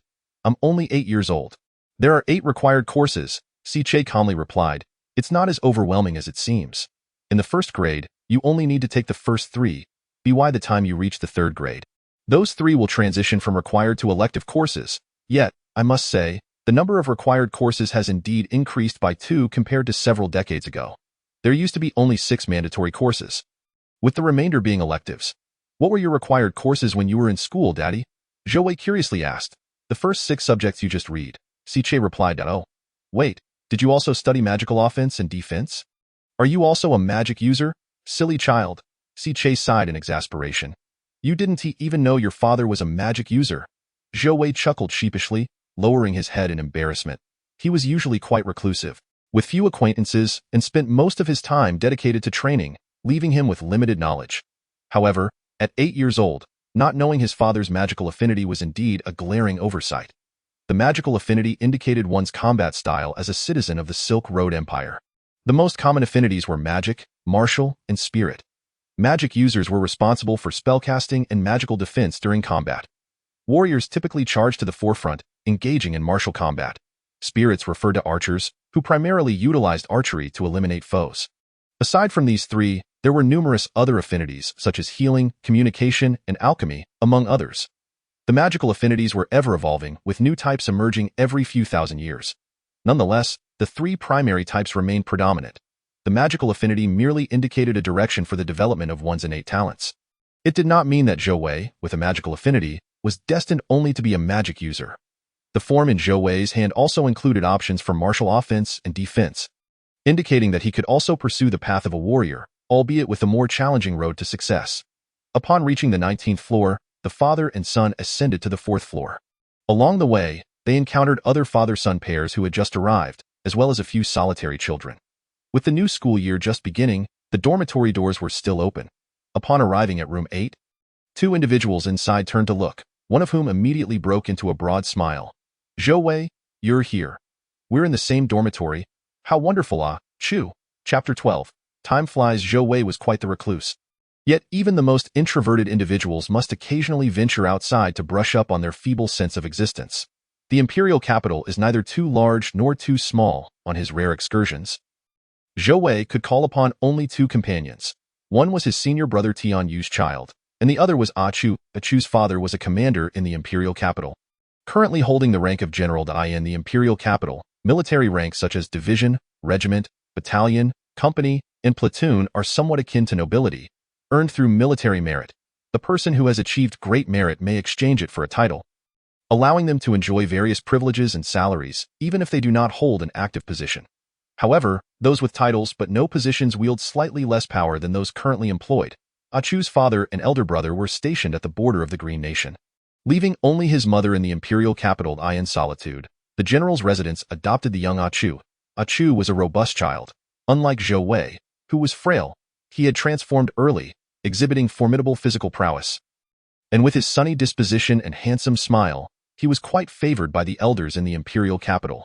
Whenever Zhou Wei stood alongside Chu, he felt the dazzling vitality of a purebred pea-boy, starkly contrasting with his own awkwardness as a time-traveling introvert. An enormous tragedy indeed. Now, they had reunited, sharing a dormitory. Chu and another student noticed Si Che standing behind Zhou Wei and promptly approached.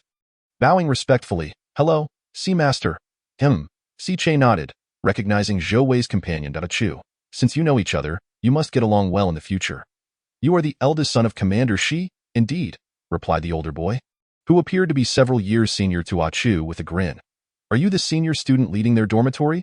Upon receiving a nod, Si Che continued, "Our Zhou Wei is quite young and not in good health, being raised by me with great effort. Young Master Shi, I thank you in advance for your care." "Oh, not at all," Shi Yuan quickly replied. "Zhou Wei is younger than me. He'll be like my little brother from now on. I will take good care of him." As Shi Yuan made this promise, he marveled at how Si Che truly cherished his little master, even going so far as to overlook the presence of another child of the same age. Chu. In this moment, Si Che, like all fathers, bore both concerns and expectations. He squatted down to advise Zhou Wei. "Little Wei, once you enter the academy, you must study diligently, grow up well, and get along with your classmates. You must also heed your teacher's instructions. Father must return now. During the break, I will come to fetch you home. If you have any questions, you can ask this young Master Shi. He is your senior student and can teach you anything." "All right," Zhou Wei replied obediently. Zhou Wei was not a timid child. He did not fear separation from his father. Moreover, the academy operated on a schedule of 8 days of classes followed by 2 days off. And it was not far from their home. With familiar faces around him, he calmly bid farewell to his father, which astonished Shi Yuan, who stole a glance at him. Once his father departed, Zhou Wei immediately bombarded Shi Yuan with a flurry of questions. "Why are you older than us yet in the same dormitory and class? What does it mean to be a leading senior student? How do you choose elective courses?" As Shi Yuan cheerfully responded to Zhou Wei's barrage of commonplace inquiries, he silently thought, "Rumors are indeed unreliable. It said that children from Si Master's family are taciturn and seldom venture outside. Where did this chatterbox come from?" Zhou Wei, however, paid no mind to Shi Yuan's thoughts. He devoted his limited time to an abundance of training, feeling it would be a waste not to seize the opportunity to acquire knowledge during this rare moment away from practice. It turned out that Shi Yuan was merely 4 years older than him. The leading senior student was somewhat akin to a counselor or assistant in a university, typically held by an older student, guiding and addressing various questions for first-year students. Although the leading senior student shared the same dormitory, they were not in the same class, as their schedules differed completely. Zhou Wei found the presence of a leading senior student quite natural, considering they were only 8 years old. However, the selection of Shi Yuan as the leading senior student left Zhou Wei stunned. It appeared that Shi Yuan had failed several courses, thus repeating a year, and was now retaking third-grade courses. As a result, he had more leisure than others and was appointed as the leading senior student. Zhou Wei was utterly astonished. He scrutinized Shi Yuan from head to toe, unable to discern any signs of being a failed student turned leading senior. This individual exhibited no sense of dejection from retaking courses. Were all leading senior students chosen in this manner? Did the academy not fear that, under their guidance, junior students might also fail? "May I come in?" Zhou Wei, perplexed by the academy's system, heard a voice at the door. He was a slender figure, slightly taller than Chu, dressed in a humble manner that starkly contrasted with the other 3 young masters in the dormitory. This youth had a dark complexion, yet his eyes shone brightly, as if all his vitality was encapsulated within them. Although he appeared somewhat anxious, there was no trace of shyness or inferiority in his demeanor. When he noticed the silence, he pursed his lips and raised his voice a notch, asking, "May I come in?" "Of course," Shi Yuan exclaimed as he pulled the boy through the door, slamming it shut with a cheerful declaration. "All right. The 4 heroes of Dormitory 428 have successfully gathered. Haha. Let your big brother Shi lead you into a bright and sunny tomorrow." Zhou Wei suddenly felt that it was not unusual for Shi Yuan to be struggling academically. This fellow was rather unruly and unreliable, not the obedient type at all.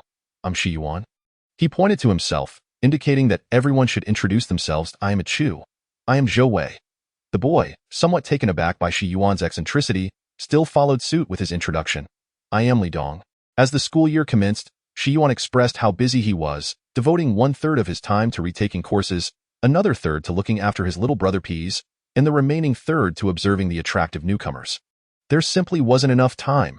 Li Dong, the young lad, insisted he was busy with studying. Study, study, study. He firmly believed that those with ambition would surely succeed and that he could achieve perfect scores in every subject. Thus, he resolved to strive towards his goals. Zhou Wei acknowledged his own busyness, thinking to himself that he could secretly practice during classes. The courses might be unfamiliar, but surely they wouldn't be overly challenging for children. As an adult, once understanding the material, one should not waste time. Could he not secretly practice in the evenings? Time waits for no one. He hurriedly resolved his tasks during the day, so he could retire early at night to practice. Achu felt bewildered, wondering why everyone seemed so rushed. Regardless, he decided to follow Zhou Wei. Whatever Zhou Wei did, he would do too. If he couldn't sleep at night, he might as well play with his sword. This newly popular toy was the most amusing. Speaking of which, why was it that 3 people had to share a table in class? He was fine just following Zhou Wei. Why did that flower girl at his table always linger around him? After all, he was a good brother who had grown up in the same nurturing environment as Zhou Wei, and he had already decided to play with him for life. Why did that weak flower girl constantly follow him? They were not from the same upbringing. Oh well, this flower girl always looked so pitiful. Achu was destined to be a great warrior, so he might as well play with her. In dormitory 428, the 4 children busily grew, carefree and untroubled. In the blink of an eye, 6 years had passed. The little boys had transformed into handsome young men. Chapter 13. Dual Sword Technique in a corner of the Imperial Capital Academy. Sunlight poured down, making one drowsy. A slight spring breeze brushed against Zhou Wei's forehead as he sat on the steps. He gazed down at the flat, spacious ground below, his right hand idly twirling a long blade of grass.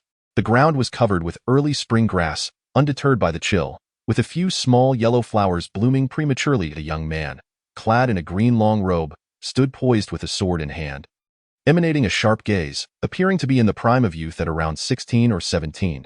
Opposite him stood a girl, about 14 or 15, with a delicate face, holding a long sword as she closely followed the movements of the boy's blade. In an instant, they moved.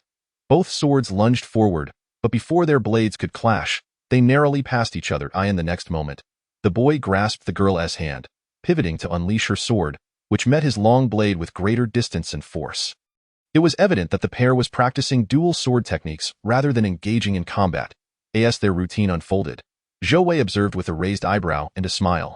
When he was still a grassroots individual in modern society, he had seen such swordplay only on television. In that relentless environment, countless individuals had dreamed of wandering the martial world, wielding swords with youthful exuberance, free and unrestrained, laughing in defiance of the world. Now, he could truly wield a sword, applying the years of learning he had accumulated, while that bustling world had faded into a mere dream. Zhou Wei squinted, savoring the warmth of the spring sun. Not needing to scrutinize the swordplay below, he had already grasped the essence of the dual sword techniques being performed.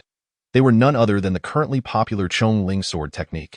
Ironically, it was Zhou Wei who had introduced this technique into this world, yet he found himself unable to practice it.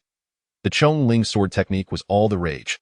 Even the Academy's principal had stated that while the techniques were intricate and somewhat excessive, their finesse rivaled that of the Empire's renowned Great Spear technique and could be distilled into a killing move no less formidable.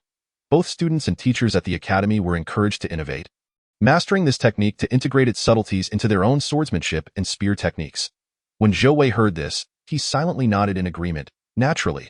Although this swordplay had been created by the youthful Ling Huchong and his junior sister, he was indeed standing on the shoulders of giants in the martial arts world. Then, Zhou Wei was confronted with a troubling dilemma.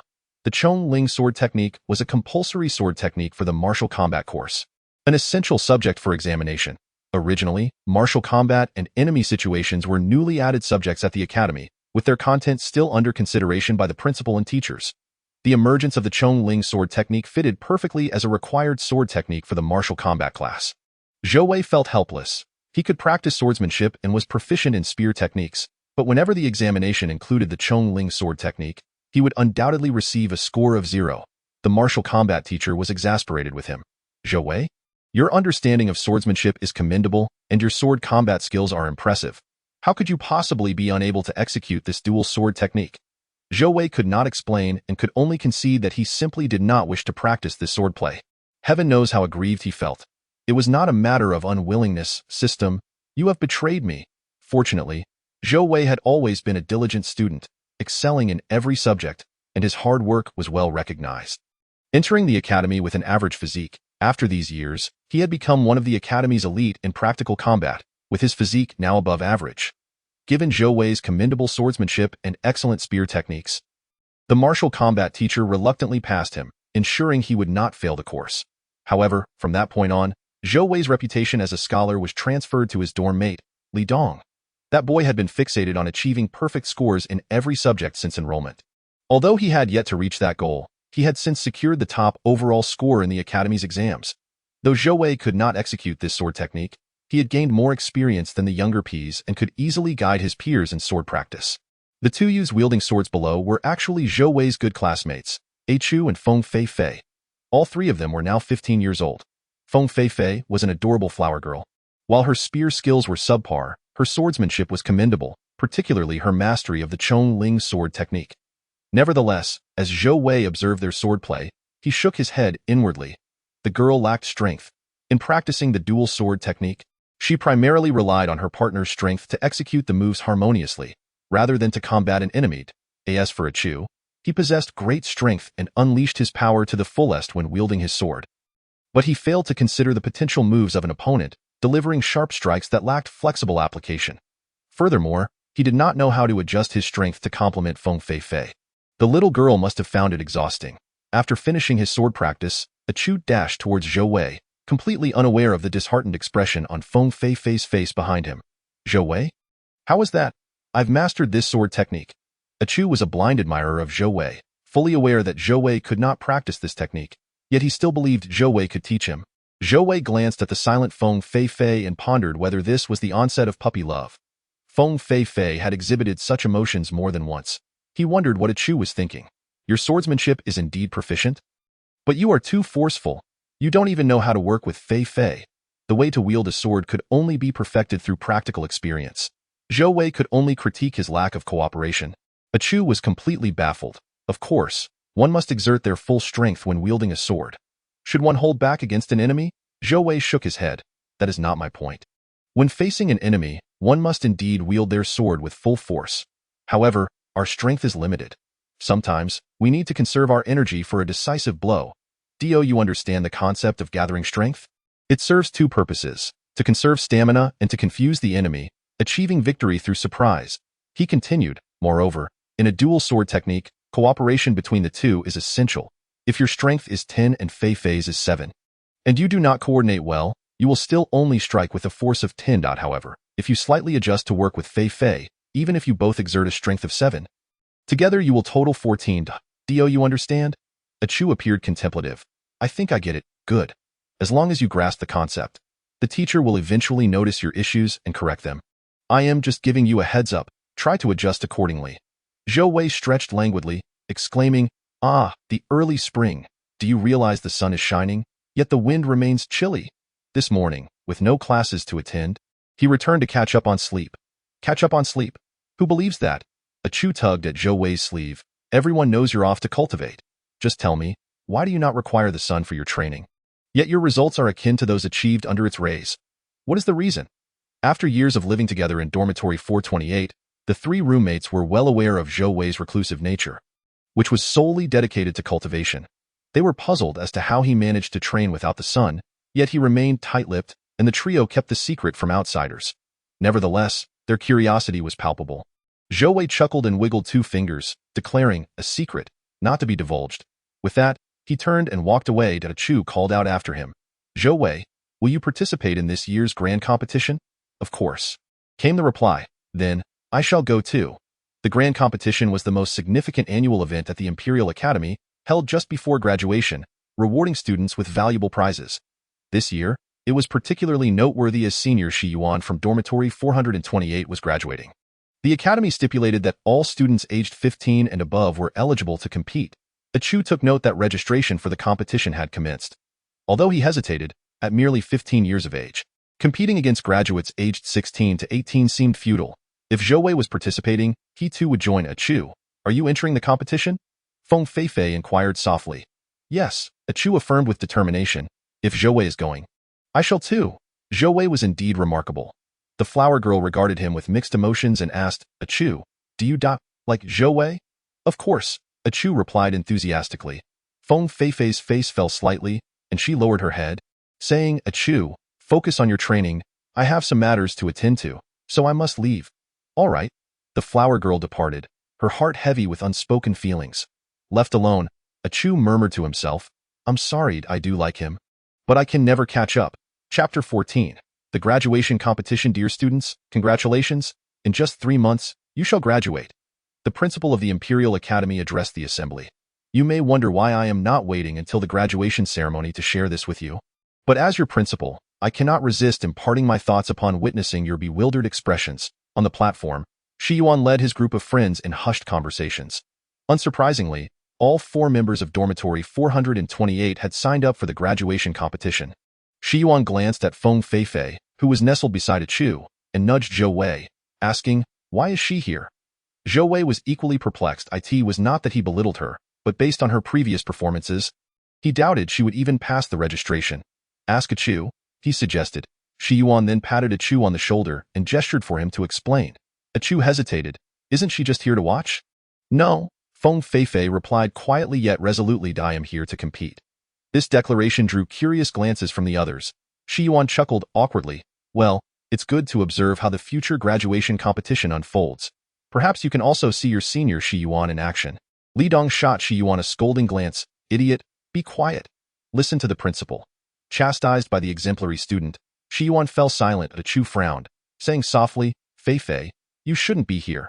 Feng Feifei bit her lip, her eyes welling with tears as she noticed the dismissive expressions on Chu and his friends' faces. She had endured such treatment before due to her poor performance and grades at the academy, and she was tired of it. Though she struggled with swordsmanship, she practiced tirelessly and had finally reached a point where she could train alongside Chu in paired sword techniques. She succeeded. Today, she could also compete, drawing closer to him. She felt a wave of injustice and hurt. Chu's rejection stung deeply. Chu, I am strong. I can do this. Chu sighed, remaining silent. You are still students. Preoccupied with concerns over failing grades, restricted nighttime outings, and unfinished classes.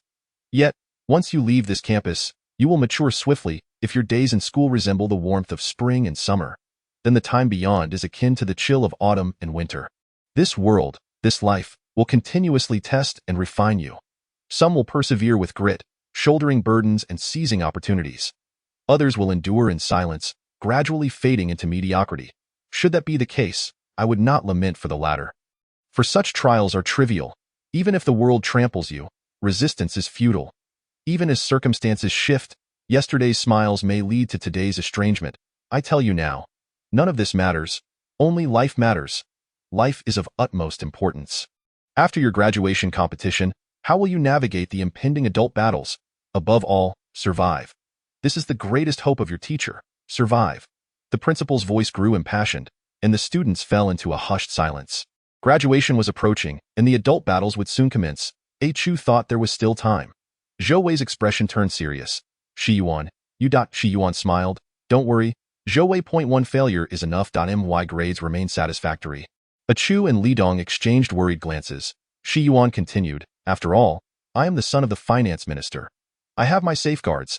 Li Dong immediately expressed her disdain. I detest second-generation officials flaunting their wealth. Zhou Wei chuckled, finding no fault with her sentiment. When he was still an underprivileged youth, he never deemed it wrong to display wealth. Sometimes, he viewed it as a means of broadened horizons. Other times, as mere entertainment, he only resented privileges that infringed upon the rights and dignity of the less fortunate. Now that his position had changed, he felt no need to comment further. Enough talk. The graduation competition is about to begin. I shall now announce the primary rules. The competition consists of 3 parts. The first part is the preliminary selection, with specific rules to be provided upon registration. The second part is the team battle, requiring pairs, where results are determined by scoring rather than victory. The third part is the individual duels, ranking matches. Should any graduating student fail the preliminary selection, I regret to inform you that you will not graduate this year but must return next year. The second part's victorious teams will receive prizes, while those ranking high in the third part will be greatly rewarded by the academy. The graduation competition lasts 3 months. It is not a time for you to neglect your studies and indulge in frivolity. During these 3 months, your teachers will continuously assess your practical skills, correcting your shortcomings and guiding you on how to improve your combat abilities. Even lower-grade students participating in the competition will receive hands-on instruction from teachers, elevating their skills. Now, registration begins. All graduating students are automatically registered. Other lower-grade students may queue to register, but those lacking sufficient strength will be disqualified.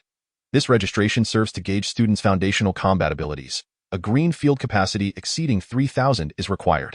Li Dong was the first to step forward, and as expected, the crystal ball flashed red. She passed. Zhou Wei followed suit and passed. The Chu approached and passed as well.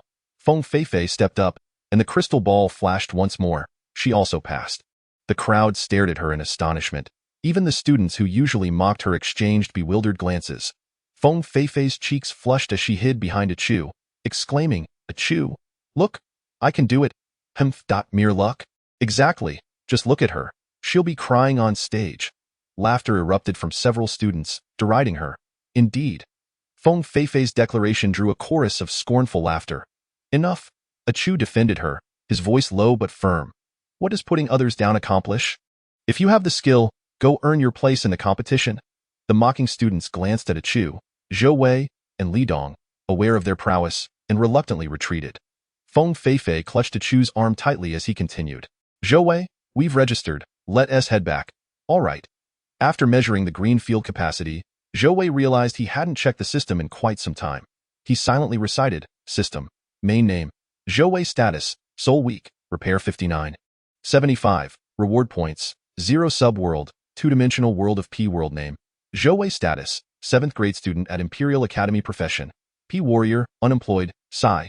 Zhou Wei lamented, could this system not be a bit more helpful? Despite my diligent efforts to enhance myself, the system has responded with complete silence. IT has been 6 years. How can it not even utter a word? Must I wait another decade until my soul is fully restored before the system acknowledges my existence? What kind of golden finger is this? A mere pitfall.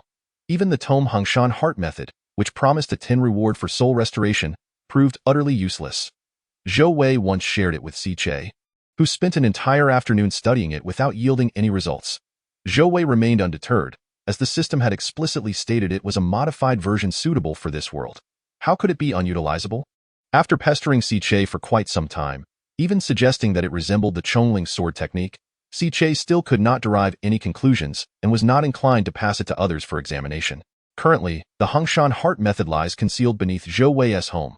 What Zhou Wei does not realize is that many years later, by a twist of fate, this very Hongshan Heart method will be discovered by a student at the Imperial Capital Academy, whose capacity for green fields is nearly zeroed in his hands. This tome will unveil the internal powers of the martial arts world, heralding a new era of prosperity for the Silu Empire. However, none of this concerns him. Much like the Chongling sword technique, Zhou Wei cannot touch this internal cultivation method. Chapter 15. Student Council President. As dawn broke, the clouds in the sky still bore a dusky hue, and the horizon was a faint blue. The sun hid behind layers of clouds. As time passed, the thick clouds slowly peeled back like curtains. By noon, the sky over the Silu Empire would transform into an expanse of azure, devoid of any clouds, that a clear blue, a crisp blue, with warm sunlight that was almost scorching. Yet, it was still early. The sun had not yet risen, and the morning breeze retained a touch of chill. Graduates from the Imperial Capital Academy, accompanied by eager underclassmen, embarked on the first leg of their graduation competition. Leading them was Wang Yu, the president of the student council, a model student from dormitory 428. Li Dong described him thus. Our student council president can be summed up in 3 phrases: with sword-like brows and starry eyes, a fresh and handsome visage, graceful and refined in demeanor, amiable and adept in handling affairs. In the Imperial Capital Academy, from the humble servants and guards to the esteemed dean and various teachers, all gave him due respect. The graduating classes Shi Yuan praised him. This guy is truly capable. In summary, Wang Yu was leading the way while explaining the preliminary selection for this grand competition. He chuckled. Do any of you remember what the topic was for last year's preliminary selection? I heard it involved chasing rabbits in the Hall of Illusions. Hats off to our astute teachers for crafting such challenges. I've learned that the topics for our Academy's graduation competition vary each year. Now, let us get to the point. This year's preliminary topic is silver sandgrass. Upon hearing those 3 words, the students instantly realized and smiled calmly. Wang Yu nodded. I believe anyone who has attended class understands what silver sandgrass is. I am currently leading everyone to Silver Sand Mountain. Once we enter, your task is to find silver sandgrass. Obtaining just 1 specimen will suffice. However, remember, do not let the juice of the silver sandgrass touch you. If even a drop lands on your skin, you will be deemed unsuccessful. Once he confirmed that all students had heard him, Wang Yu wore a knowing expression. The requirements for the preliminary selection are not too strict. If any student manages to gather several specimens of silver sandgrass and sells them to fellow classmates, that will also count. But I want to elaborate on the living habits of the silver sandgrass to avoid any accusations of cheating. Haha. Those who don't understand can quietly ask those who do. We all comprehend. Feng Feifei quietly trailed behind the group from dormitory 428, her face scrunched up as she whispered to Achu. Achu, what is silver sandgrass? Feifei, are you serious? You don't even know this. This is a fundamental question. It has appeared in the end-of-term exams multiple times. Feifei, how have you managed not to repeat a grade?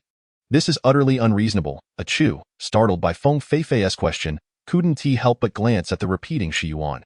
Hearing her words, Zhou Wei, Li Dong, and Shi Yuan all looked at Feng Feifei with great curiosity. How could this girl, with such poor grades, smoothly advance to the 7th grade alongside them? It was simply incomprehensible. At least Shi Yuan, who had repeated a year, had grades far superior to hers. Shi Yuan raised his right hand, giving a thumbs up, and cheerfully asked in a hushed tone, Feifei, junior sister, do you have a strong background? You must be quite impressive to have even fooled the dean, allowing you to coast through like this. Amazing! Let me cling to your leg. Feng Feifei furrowed her brow, pondering for a moment. Ah? Well, I guess that could be part of it. Shi Yuan and Li Dong exchanged astonished glances. We never would have imagined. This little girl is usually so low-key. She doesn't utter a word when bullied. Yet she has such connections. It was known that Shi Yuan was the son of the Minister of Finance, who wielded immense power over the empire's finances. One could only imagine the influence held by someone in such a position. While Shi Yuan faced strict regulations when he repeated a year, Feng Feifei seemed to have evaded such rules entirely. How could this girl, who always meekly followed Achu around, have such a powerful background? Who exactly is Feng Feifei? Feng Feifei timidly said, Please don't keep staring at me. What is silver sandgrass? Li Dong signaled Shi Yuan to cease inquiries, explaining, Silver sandgrass, also known as hidden killgrass, thrives in dark places and shuns light. Ordinary silver sandgrass can survive for more than 2 years, while the silver sandgrass king can live for over 5 years. However, the silver sandgrass king is exceedingly rare, so I want to delve into that. The silver sandgrass is entirely green, with elongated, needle-like limbs, typically bearing 2 to 3 supporting leaves, and it neither flowers nor bears fruit. When mature, it sheds supporting leaves to form new plants. The primary utility of silver sandgrass lies in its juice. Though it appears green, the juice ejected from its needle-like tips is gray. This juice is difficult to wash off and is a necessary material for crafting detectors. The texts have indicated that the citizens of the Ruifire Empire share our appearance. Given this similarity, how can we ensure that no enemies from the Ruifire Empire infiltrate our nation? This is entirely reliant on the juice of the silver sandgrass. Research has shown that the silver sandgrass, like the citizens of the Ruifire Empire, dwells in dark environments, hence its internal juice bears resemblance to the blood of Ruifire citizens. It is through the juice of silver sandgrass that we create detectors for identifying enemies on the battlefield and eliminating spies within the Empire. The Empire has consistently restricted citizens from entering Silver Sand Mountain to prevent the rampant harvesting of silver sandgrass. Due to its connection to the Ruifire Empire, it is also referred to as hidden killgrass, indicating its sinister nature. As for its detailed living habits, we can discuss those as we search within Silver Sand Mountain. Zhou Wei feigned cleaning his ears.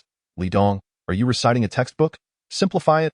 Let me clarify for Feifei. Essentially, we are going to catch silver sandgrass. However, this silver sandgrass is not inanimate. It will move, resist, and spray gray juice. But those things are incredibly weak. We need not worry about our safety. Just be careful not to get sprayed. Oh. Feng Feifei exhaled. Relieved. Li Dong smirked. Are you trying to deceive children? Silver Sand Mountain is not devoid of other harmful plants. There are plenty of toxic and combative creatures. Shi Yuan interjected. It's fine. It's fine. The teachers will certainly inspect everything before the exam. There should be no issue. Achu added. No worries, we can easily gather everything. We'll just divide it among the 5 of us later. Feifei, you can just watch. Zhou Wei, if it's too troublesome, just wait for us to chew. You're so biased. Shi Yuan laughed, playfully slapping Achu on the back of his head. Li Dong couldn't help but tap Achu. I'll handle it. You all just wait. We've arrived. Zhou Wei reminded.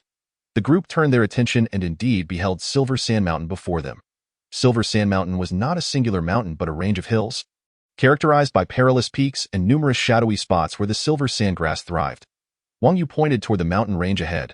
Students may enter now. it is best to split up rather than stay together. Though there is an abundance of silver sand grass, it is impossible for one spot to satisfy a crowd. Gathering in one place would waste time. Remember, if you encounter any danger, call for help loudly. The teachers are quietly observing us. Return to this spot before sunset, and the teachers will evaluate the results of this preliminary selection. I wish everyone smooth sailing and swift success in acquiring the task items. Now, let us go in. Follow me. Li Dong took the lead, glancing around before deciding to head toward the mountain on the right. Chapter 16. Unexpected developments keep it down. With so many of us entering the mountain today, the silver sandgrass will surely be startled and hide. I'll guide you to the foot of that mountain. Observing the terrain, there's a good chance we'll find a small cave there. While the cave may not serve any grand purpose, many animals favor occupying caves as their homes. The texts have mentioned that silver sandgrass coexists symbiotically with numerous animals. Though the silver sandgrass is weak in combat, it possesses an extraordinary ability to sense danger and can hear sounds from afar. Many animals rely on the silver sandgrass's information-gathering capabilities to detect threats, thus forming a mutual dependency for survival. With few natural enemies and numerous allies, the silver sandgrass thrives beautifully in the mountains. Now, finding a protector for the silver sandgrass makes locating it a simple task. Winter Solstice, with confidence, exclaims, Winter Solstice is truly talented. You embody the essence of learning through application. Shi Yuan nods in agreement, gazing adoringly at Winter Solstice, who responds with an exaggerated eye roll to Chu, while shielding Feng Fei from the towering grass. Frowns and inquires, is the perception of silver sandgrass so acute that it can sense our presence from such a distance? How would I know? I'm not silver sandgrass, Winter Solstice replies nonchalantly. A Chu chuckles, all right. By the time we reach the cave, I'm sure the silver sandgrass will know we've arrived. It seems we must engage in a fierce battle with their protectors. If we succeed, we can take these little fellows back with us. Feng Fei interjects quietly, will the silver sandgrass not flee during the fight? Zhou Wei reassures, stay calm. We need not overestimate their intelligence. Despite their uniqueness, they remain mere plants. Their survival strategy, passed down through generations, involve alerting their protectors in the face of danger. They won't flee during a fight. The group nods in agreement. The silver sand mountain, rarely trodden by human feet, lacks any proper paths. They navigate through dense underbrush and around massive trees, forging their own way. Winter Solstice scouts ahead, while Shi Yuan quickly clears the grass for him. A Chu carefully assists Feng Fei and Zhou Wei. Zhou Wei, positioned among them, diligently observes the surroundings. Although this forest has been previously checked by instructors, he remains cautious, as it is their first visit. After a long trek, Feng Fei feels as if she has endured 3 grueling combat training sessions and finally spots a narrow, damp cave emerging from the grass. To either side of the cave, several silver sand grasses stand erect and motionless. Wait! Winter Solstice halts the group. Does anyone sense something amiss? Shi Yuan nods. I noticed earlier. We've walked for so long without encountering any dangers or surprises. That's impossible. Even if the instructors dealt with the threats, they couldn't have eliminated every snake, insect, and rodent. Zhou Wei smirks. Why did it take you so long to ask this question? I've been flaunting my green bracelet. He gestures to the verdant accessory, a gift from my father on my 3rd birthday. It offers high-level protection against physical and magical attacks, and it easily wards off pests. A Chu gazes enviously at the green bracelet entwined with gold threads. Zhou Wei, your father truly spoils you. Of course. Winter Solstice, momentarily distracted from their tension, glances at the wealthy young men beside him. What other treasures do you have? Show me. The poor soul. Feng Fei, blushing, shakes her head. No, this white feather earring is just a trend. All right. Since it's Zhou Wei's fault, let us not dwell on it. Quickly gather a few silver sandgrasses and retreat. Do you truly enjoy tussling with wild beasts? The sooner we collect, the sooner we leave. We might catch the beasts before they awaken. Shi Yuan interjects. The group nods in agreement. Winter Solstice motions for silence, advising, in that case, among us, a Chu is the most suited for action due to his speed. A Chu nods, understood. They quietly hide in the tall grass, watching as a Chu swiftly darts towards the cave, running without touching the ground. He skillfully grasps the base of a silver sandgrass, applying pressure to extract 3 long leaves, which release a grayish sap. After ensuring the plant has ceased its struggles, a Chu successfully retrieves it. What a smooth operation. He continues this method with several more plants. Having memorized the technique from textbooks, with 5 in hand, Their selection process is complete. As a Chu prepares to gather more, a sound emanates from the cave. He freezes, abandoning his initial plan to return to his companions. Just as he takes a few steps, he hears something hurtling through the air. Reacting swiftly, a Chu rolls aside, only to witness a silver sandgrass, identical to the one in his grasp, racing towards him. This one is 2 to 3 times larger, boasting 5 branches, with its root base resembling 2 small green legs, charging directly at a Chu while expelling gray sap at remarkable speed. A Chu narrowly dodges the first spray, startled not by the danger but by the realization that his selection process might end in failure. Oh no. It's the silver sandgrass king. Winter Solstice quickly connects the dots, recalling the earlier oddities. If silver sandgrass coexist with animals, they wouldn't stand so still. They would alert their protectors. The earlier stillness clearly indicated a defensive stance, as the silver sandgrass king must have been aware of their presence long before. Although the king possesses average combat ability, a Chu can handle it alone. However, their task is to avoid being sprayed with sap. Zhou Wei observes a Chu's frantic dodging, feeling exasperated at the unexpected turn of events. What was meant to be a simple task has turned into a chaotic encounter with a formidable foe.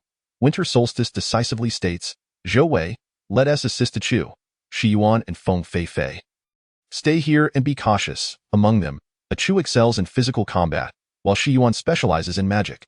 Zhou Wei and Winter Solstice are versatile. If Shi Yuan, lacking speed, gets hit by the sap, graduation could be jeopardized. Yet, if a Chu fails, it's not catastrophic for the others. As for Feng Fei Fei, the silver sandgrass king's sap carries a mild acidity that can leave scars if not washed off quickly, a risk Winter Solstice deems serious for a girl. Zhou Wei agrees, and he and Winter Solstice rush out. The trio confronts the silver sandgrass king, which attempts to attack all 3 simultaneously.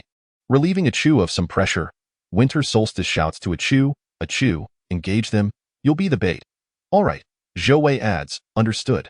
The plan is for a Chu to draw the king's attention while Winter Solstice and Zhou Wei focus on attacking. Zhou Wei recalls silently critiquing this simple strategy in class, likening it to a video game where a tank distracts the boss for ranged attackers. A Chu grins and flaunts the small grasses in his hands, causing the silver sandgrass king to charge at him. Meanwhile, Zhou Wei and Winter Solstice skillfully position themselves to avoid the sap, launching ice spikes at the king. The king, surprisingly swift and capable of spraying sap over distances, forces Zhou Wei and Winter Solstice to abandon physical combat in favor of ranged attacks. Several ice spikes strike the king's roots, causing it to tremble and ooze sap from its wounds. As it prepares to retaliate, the king notices a Chu and resumes its assault. A Chu's stamina wanes due to the intense dodging, but fortunately, the king slows as it takes hits from the other 2. The sap spraying becomes sporadic. Seeing its combat efficacy diminishing, Zhou Wei and Winter Solstice, both adept in physical attacks, close in on the silver sandgrass king, unleashing a flurry of ice spikes that inflict more damage. Finally, after Zhou Wei lands a decisive ice spike in the center of the king's roots, it collapses, motionless. The 3 exhale in relief. Zhou Wei, feeling triumphant, calls out, Shi Yuan, Feng Fei Fei, come here. You must see this silver sandgrass queen. She exudes power. Shi Yuan and Feng Fei Fei, equally elated, approach. Shi Yuan, seeing that everyone is unharmed, chuckles as he circles the fallen king. Zhou Wei, how do you know this is a queen? It could easily be a mighty king. Do you know it personally? Zhou Wei laughs. Oh yes, look closely. It has a tiny yellow flower at its root center. I just pinned it a flower. As they gather around for a closer look, they indeed see a small yellow flower nestled among the 5 branches of the silver sandgrass king, firmly pinned in place by an ice spike.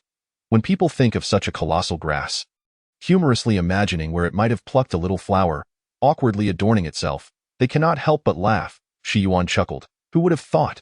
Who would have thought that our Zhou Wei is also a master of charm? Before he could finish his sentence, Shi Yuan suddenly collapsed with a loud thud. The others were startled.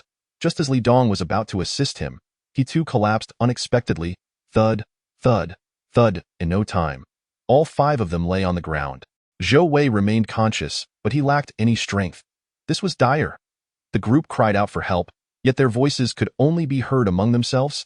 Tension filled the air as they anxiously scanned their surroundings.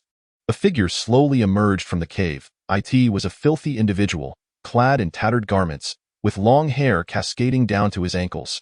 His face bore a handsome yet sinister quality, pale and gaunt. Almost skeletal, he approached the 5, looking down at them with a crooked smile. Ah, the elites of the Silu Empire. I suppose it's worth my while to take action. This was a member of the Ruehua Empire. Chapter 17. A critical moment. What to do. How could there be a member of the Ruehua Empire here? Wasn't the teacher supposed to inspect the competition venue beforehand? What should they do now? Zhou Wei's heart raced with anxiety. He glanced at his friends, noticing the same expressions of fear and worry reflected in their eyes. What could they do?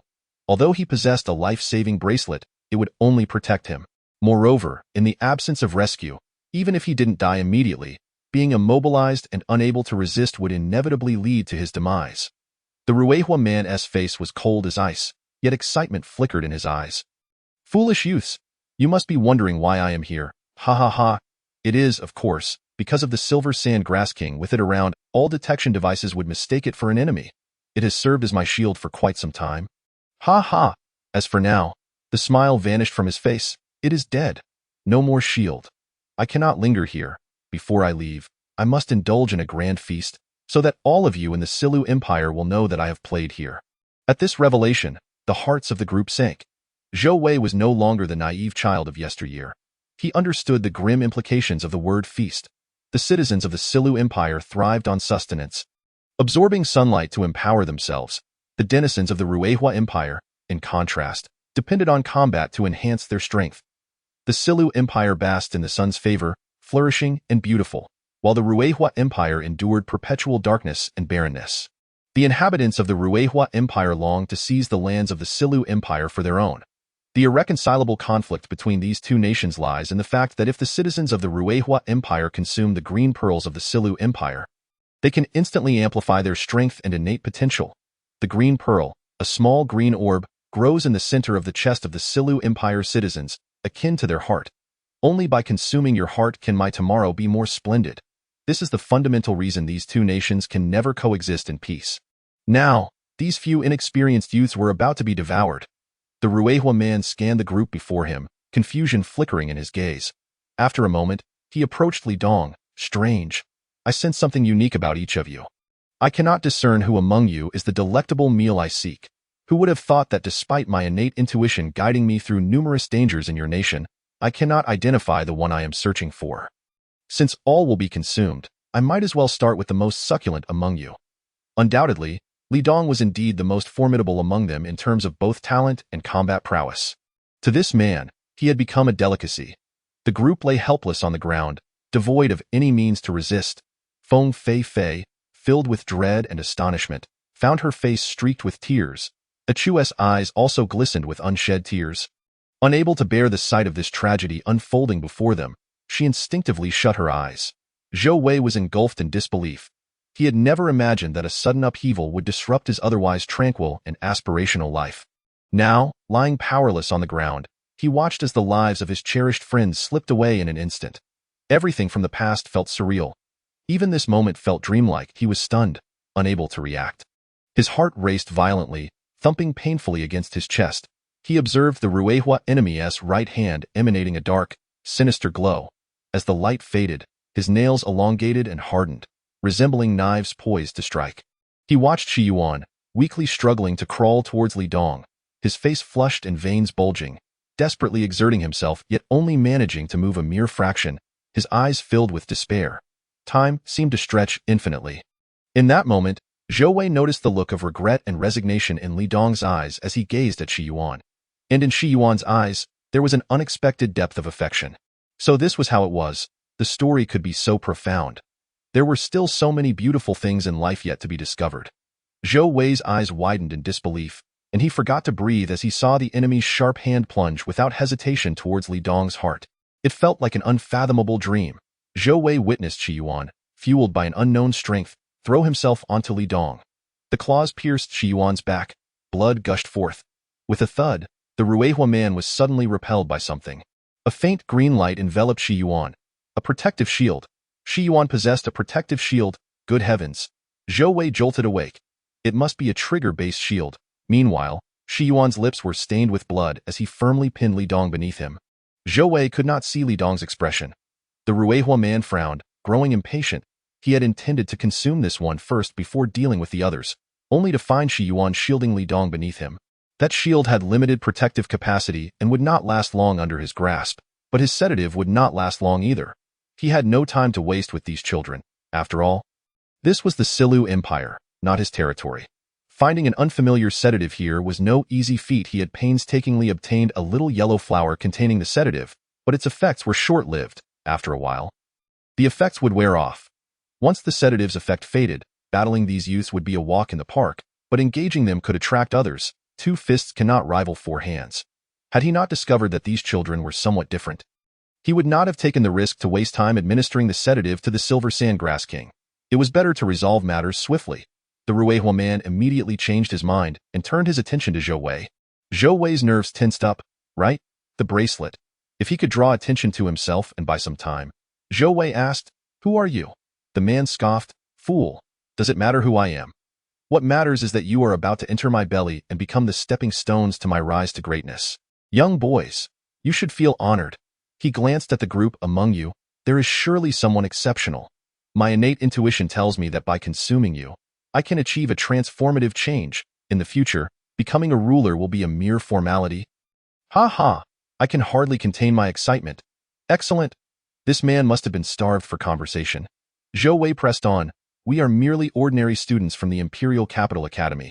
How could we be anything special?" "You must be mistaken." The man threw his head back and laughed. "Ha ha ha. This matter, perhaps only the involved parties are unaware.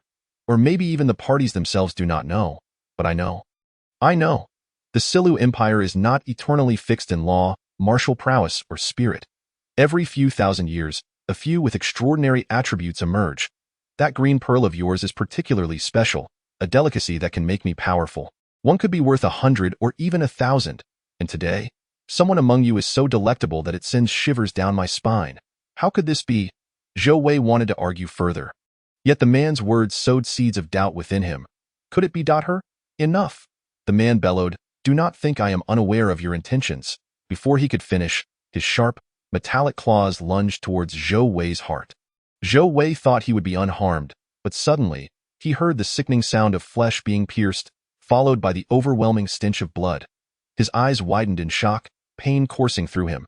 Trembling, he clutched the person beside him. "Achoo, why are you so foolish? I doubt I have a protective bracelet." As he spoke, Zhou Wei's voice became softer and more gentle. This person was willing to risk everything for him.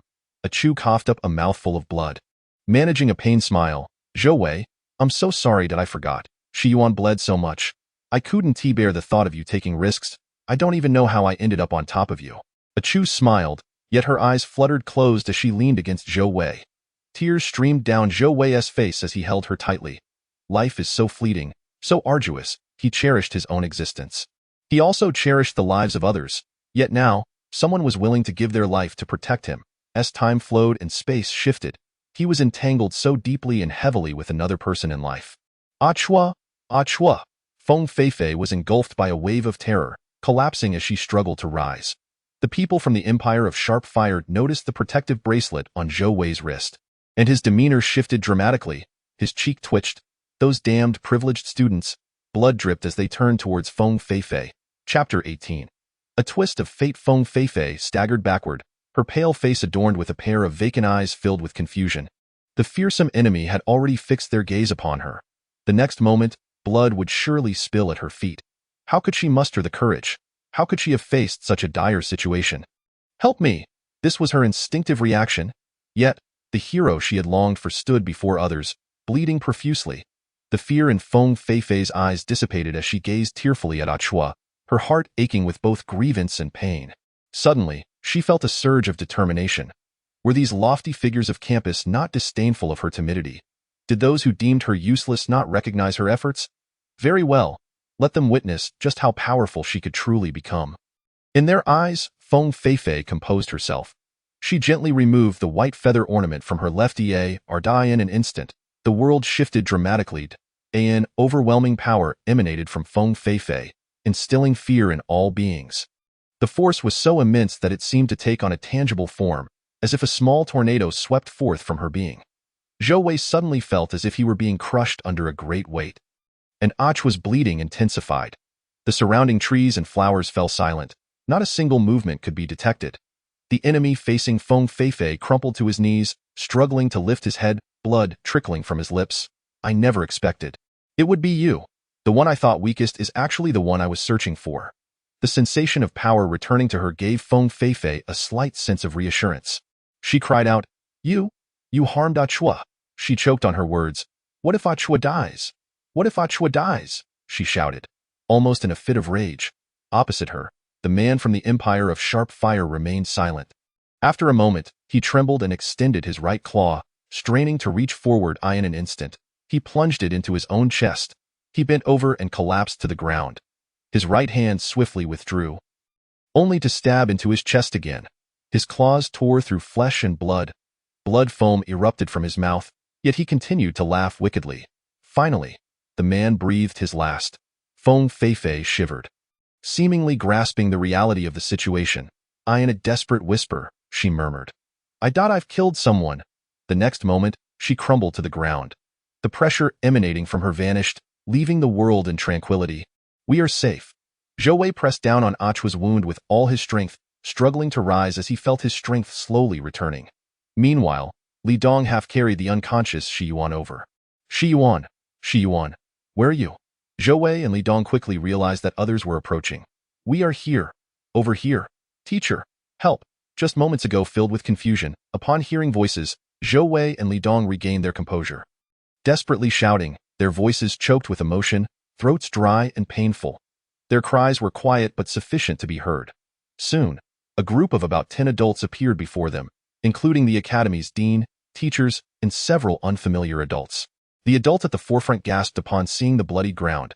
Shi Yuan, Yuaner, are you all right? Hearing the voice, Shi Yuan lifted his eyelids. Father. Upon seeing his son respond, Shi Yuan's father exhaled. Dean?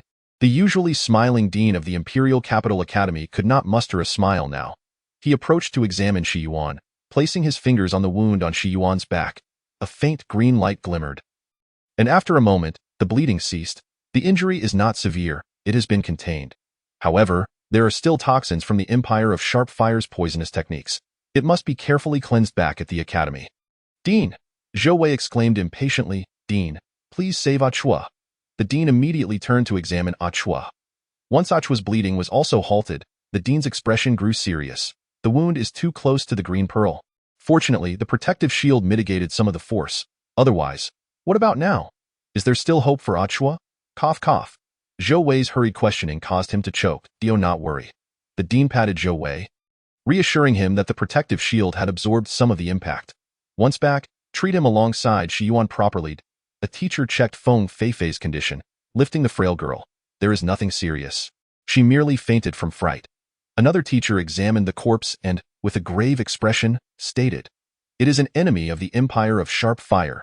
He must have been hiding near the Silver Sand Grass King. Utilizing the intense reactions from both the Silver Sand Grass King and the enemy on the detector, he must have been lurking in these mountains for quite some time. The cause of death was self-inflicted wounds to the chest, with several vital organs ruptured. The reason remains unclear. Upon hearing this, the dean cast a significant glance at the still unconscious Feng Feifei, then turned away. Let us take these children back. Fortunately, Shi Yuan's father was here today.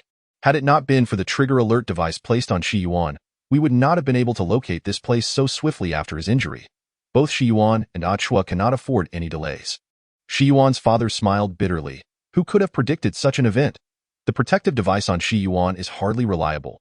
The time I placed the device on him, it was merely a casual action, allowing me to receive alerts and a general location upon his injury. Had I known such unforeseen circumstances could arise in the Imperial capital, I would have equipped him with a more robust protective measure. Let's discuss this later. We need to ensure these two children are thoroughly examined. After the brief ordeal, Zhou Wei returned to the mundane routine of academy life. The previously indistinct crisis was now starkly evident before him. His efforts to strengthen himself had indeed proven correct, but it became apparent that it was still not enough, far from sufficient. Following a graduation selection event, both Shi Yuan and Achua found themselves confined to the infirmary for an extended period. Meanwhile, Li Dong and Zhou Wei, who had intended to engage fiercely in the graduation competition, naturally withdrew. Li Dong remarked, The second round is a team event. My partner has already fallen, and I cannot compete alone. Zhou Wei concurred. As for Feng Feifei, that girl vanished after the incident. The academy explained her absence as a medical leave. The occupants of dormitory 428 expressed only slight concern. believing that such a talented practitioner would surely be in good health. As for her mental well-being, they trusted her family would take good care of her. None of the four anticipated that the girl, who should have only been absent for a semester or less, would not reappear for a considerable time.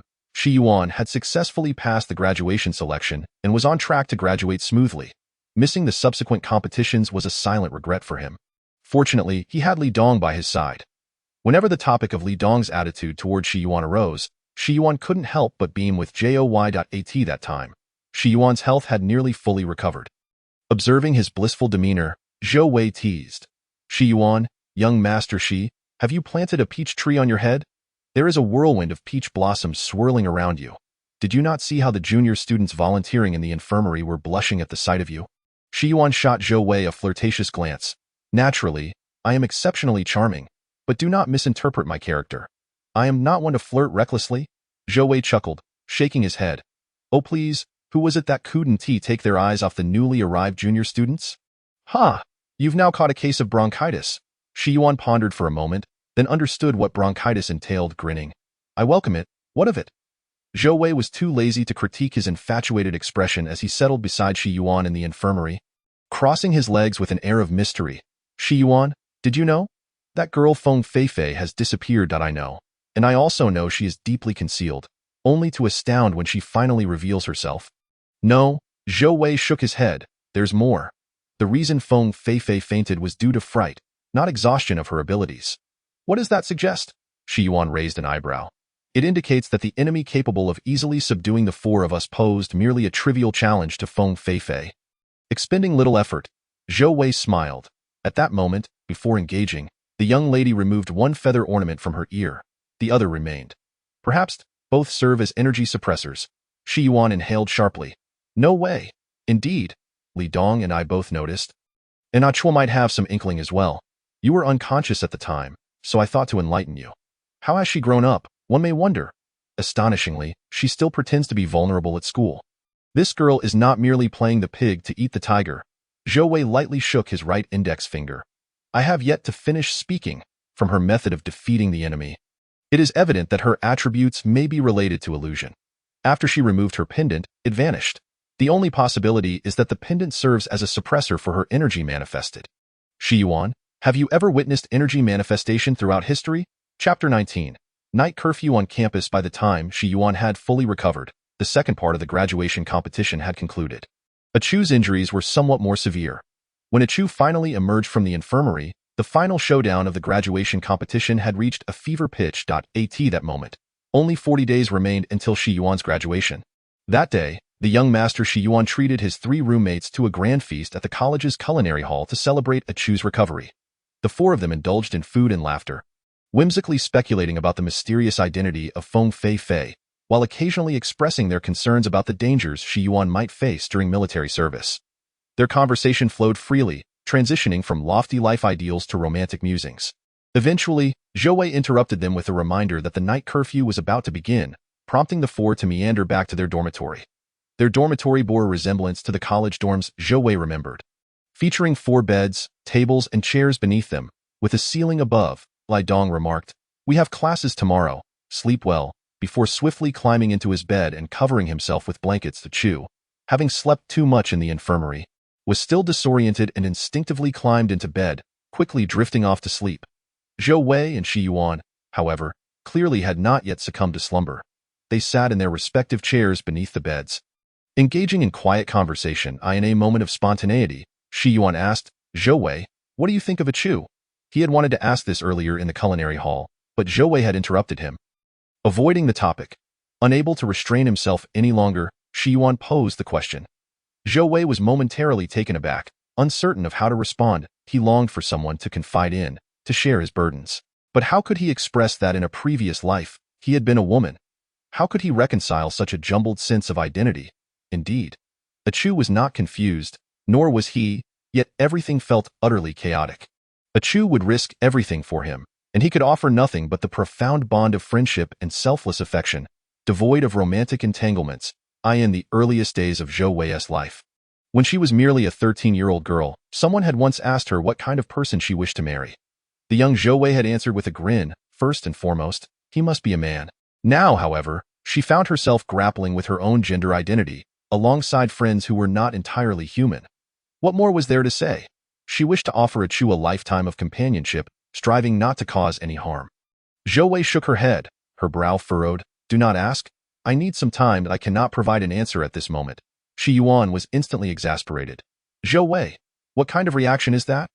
Do you not realize how far Chu is willing to go for you? He is risking his life for you. What does this mean? In defending Chu, Shi Yuan triggered a fleeting chill of loneliness within Zhou Wei. He had always considered himself rather immature, often fumbling through various situations. Yet here, he found no one to confide in, no one to offer him even a modicum of guidance. He pondered whether it was due to not having encountered a true confidant, or if he simply could not integrate into this world. Despite his efforts to be a good person, he felt like a solitary entity, while his friends felt entirely different. Zhou Wei was ensnared in a web of confusion. Suddenly, Shi Yuan fell silent for a moment, swiftly prodding Zhou Wei's shoulder with one hand, quietly inquiring, Zhou Wei, do you hear any sounds? Zhou Wei was taken aback, but a second later, her mouth formed an O-shape. Footsteps echoed outside. Oh dear. They had run into the night patrol teacher. In an instant, Zhou Wei and Shi Yuan scrambled up, and in her haste, Zhou Wei had no time to remove her shoes, one of which flew onto the table. After a few frantic moments, the dormitory fell eerily silent. Oh no. The lights were still on. Zhou Wei silently lamented from beneath her covers. Sure enough, with a creak, the doors swung open. The night patrol teacher, clipboard in hand, strolled in leisurely. Well, still awake at this hour, are we? The lights are on. What are you pretending for? Zhou Wei cautiously opened one eye, catching sight of the teacher approaching her bed. The teacher perused the clipboard. Room 3. Zhou Wei, violation of school rules. Stop pretending. Your shoes are still moving. Are you asleep? Who are you trying to fool? Zhou Wei made a pained expression, reluctantly sitting up. Teacher. Upon seeing her sit up, the night patrol teacher chuckled and moved to Shi Yuan's bed. With a thud, one of Shi Yuan's shoes fell from above, landing squarely on the teacher's face. Shi Yuan's shoe struck the teacher's face. Haha Li Dong, who had been observing the entire scene, could no longer contain his laughter. The following afternoon I am innocent. Chu pouted. At the entrance of the Imperial Capital Academy, the 4 members of room 428 stood neatly in their deep blue combat course uniforms. The student council president Wang Yu smiled and said to Chu, go find your roommates, and Shi Yuan, remember, you owe me one. I will be coming to collect soon, so do not forget. Shi Yuan, feeling disgruntled, replied understood. Given the events of last night, the shoe incident that had struck the teacher's face nearly resulted in their misfortune being recorded. Fortunately, Wang Yu intervened on their behalf. In the end, their punishment was modified to a 4-hour run around the academy. Wang Yu had reasoned, students not sleeping at night is not a significant issue. However, their ruckus did impact their spirits for the next day's classes and violated school rules. Their inability to sleep surely stems from excess energy needing an outlet. Let them run. Perhaps they will learn their lesson. Once they tire themselves out, they will have no energy to create disturbances at night. This individual never mentioned the shoe incident itself, and surprisingly, managed to persuade the teachers. Run on. I will stand here and supervise. Wang Yu shrugged. Enjoy the cold wind, will you? The 4 of them sighed in unison, resigning themselves to the task. A 4-hour run was no small feat for an average student. However, the 4 members of room 428 were in good shape, with Shi Yuan being somewhat weaker in this regard.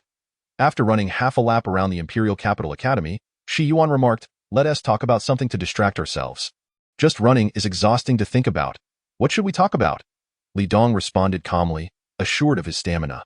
Even if he eventually tired, he considered this punishment agreeable, an opportunity to exercise. Why not let me tell a story? Zhou Wei suggested after a moment of contemplation. Agreed. Shi Yuan immediately chimed in. Why story is a fantastical tale. Do not inquire about its peculiar background. It's merely a story. The protagonist lives in a world entirely unlike ours, with a life completely different from ours, and even his name is distinct. He is called Dongfang Bubi. Zhou Wei recalled this story, having been prompted by the system frequently presenting him with martial arts manuals from the smiling, proud wanderer for amusement. However, the disparity between the P-world and that of the story was vast, so Zhou Wei made adjustments on the fly to ensure his friends could understand. In the end, Dongfang Bubi fell to his death from a cliff. A lengthy silence enveloped the 3 listeners. The story, naturally, unfolded in a realm of high martial arts, picturesque landscapes, and fickle human hearts, where the ever-changing tides of life were unpredictable. and remarkable figures occasionally reveled in their brilliance before vanishing. Zhou Wei could not help but recall a poem from the film. In the world, heroes emerge from our generation. Once we enter the martial world, time hastens. In jest and laughter, we speak of imperial ambitions. In a single sweep of the sword, the rain of ghosts falls, and the bones of the fallen rise like mountains, startling the birds into flight. Matters of the world are like tides, while people are like water.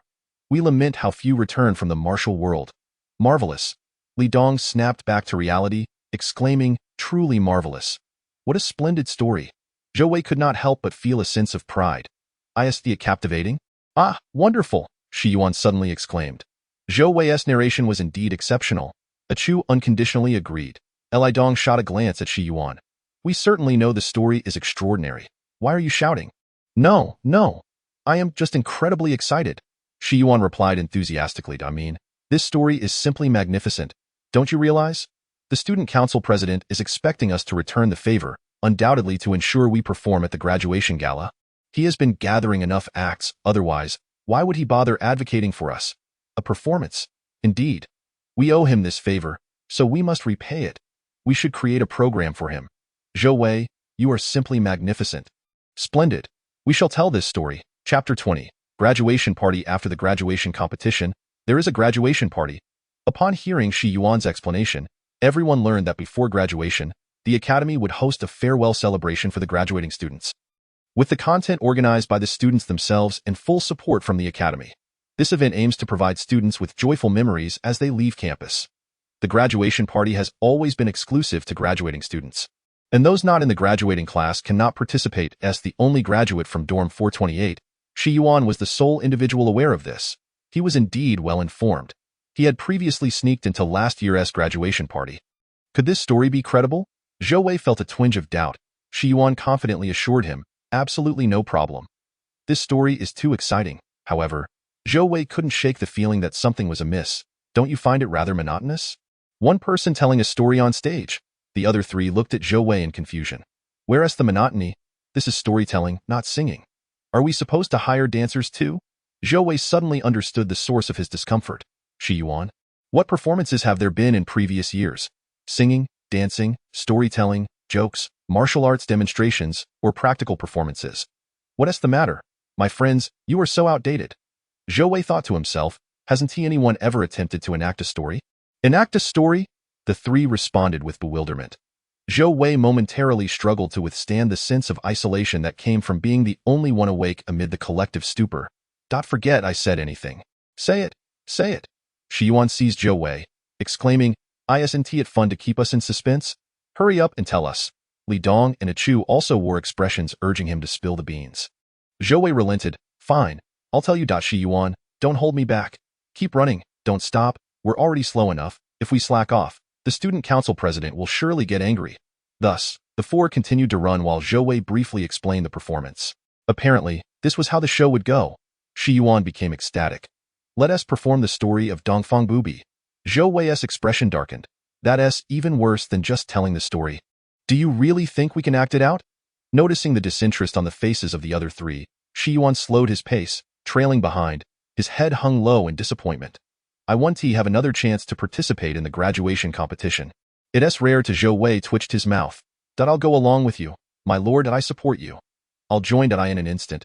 Shi Yuan quickened his pace, running ahead of the three while turning to run backward with a mischievous grin. Dear roommates. You all promised, no backing out. Ha ha ha ha. We've solved a major dilemma. Meanwhile, Wang Yu, who had been standing at the school gate for a long while, watched as the four students, who were punished to run laps, finally completed their circuit without a hint of fatigue on their faces. He curiously asked, What's with your expressions? What's going on?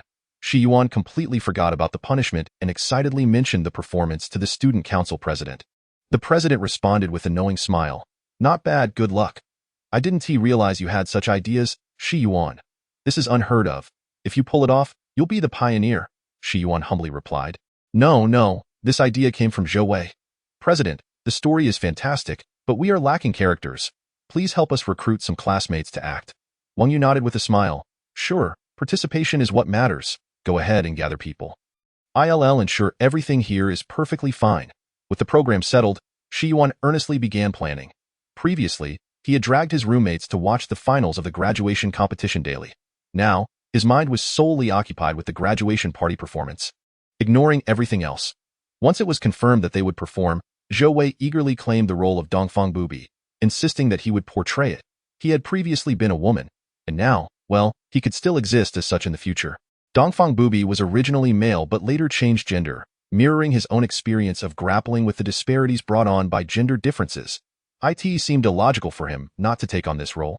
In reality, Zhou Wei had not mentioned to his friends that Dongfang Bubi transitioned from male to female. In this gender-fluid world of adult Ps, changing gender was a commonplace phenomenon.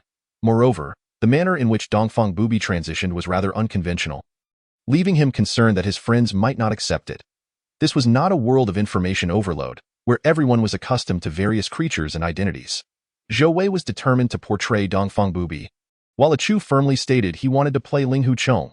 Their roommates eagerly claimed the main roles. Hence, Shi Yuan became Yu Ling Shan, and Li Dong took on Raning Ying. Zhou Wei sighed.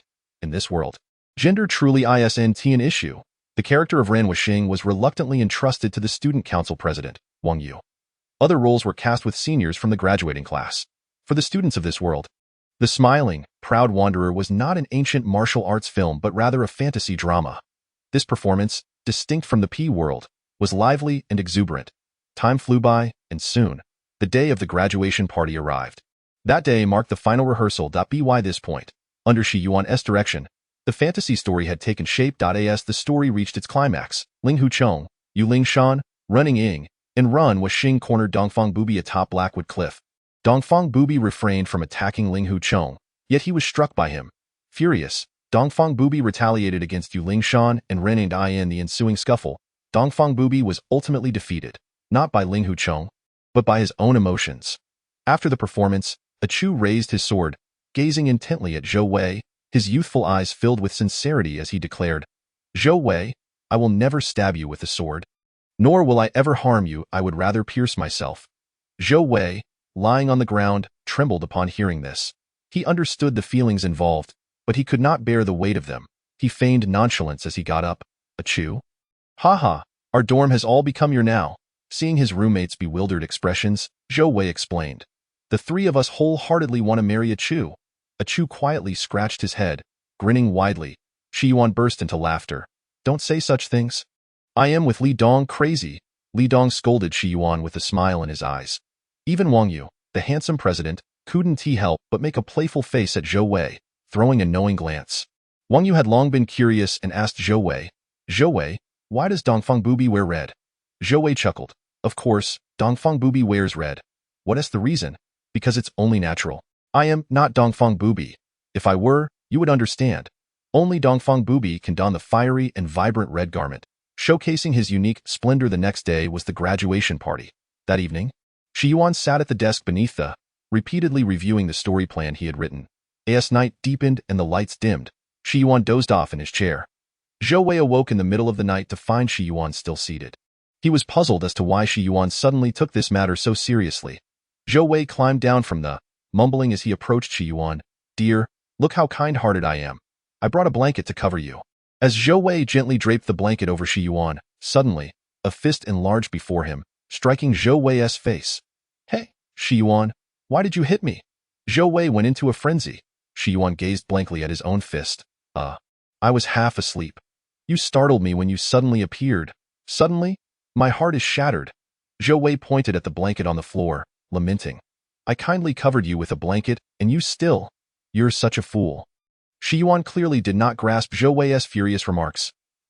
Sorry, I want to do it again next time, damn it." Zhou Wei felt exhausted. "Shi Yuan, young master Shi, give me a reason first. Why are you taking this so seriously? You weren't this earnest in class." Shi Yuan, still dazed, replied honestly. Zhou Wei, young master Zhou. I'm a privileged son under financial power, not the son of a martial artist. Studying and practicing martial arts aren't that crucial. Knowing many people and getting things done are what I am for. Otherwise, why would I take a year off from school?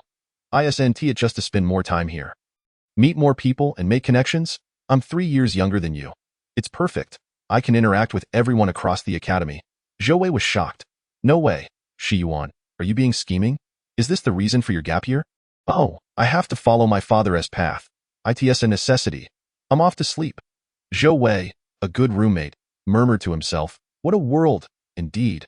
I am utterly weak. With a sigh, he donned a blanket over himself, preparing to venture to the restroom, which was located at the far end of the hallway outside their dormitory.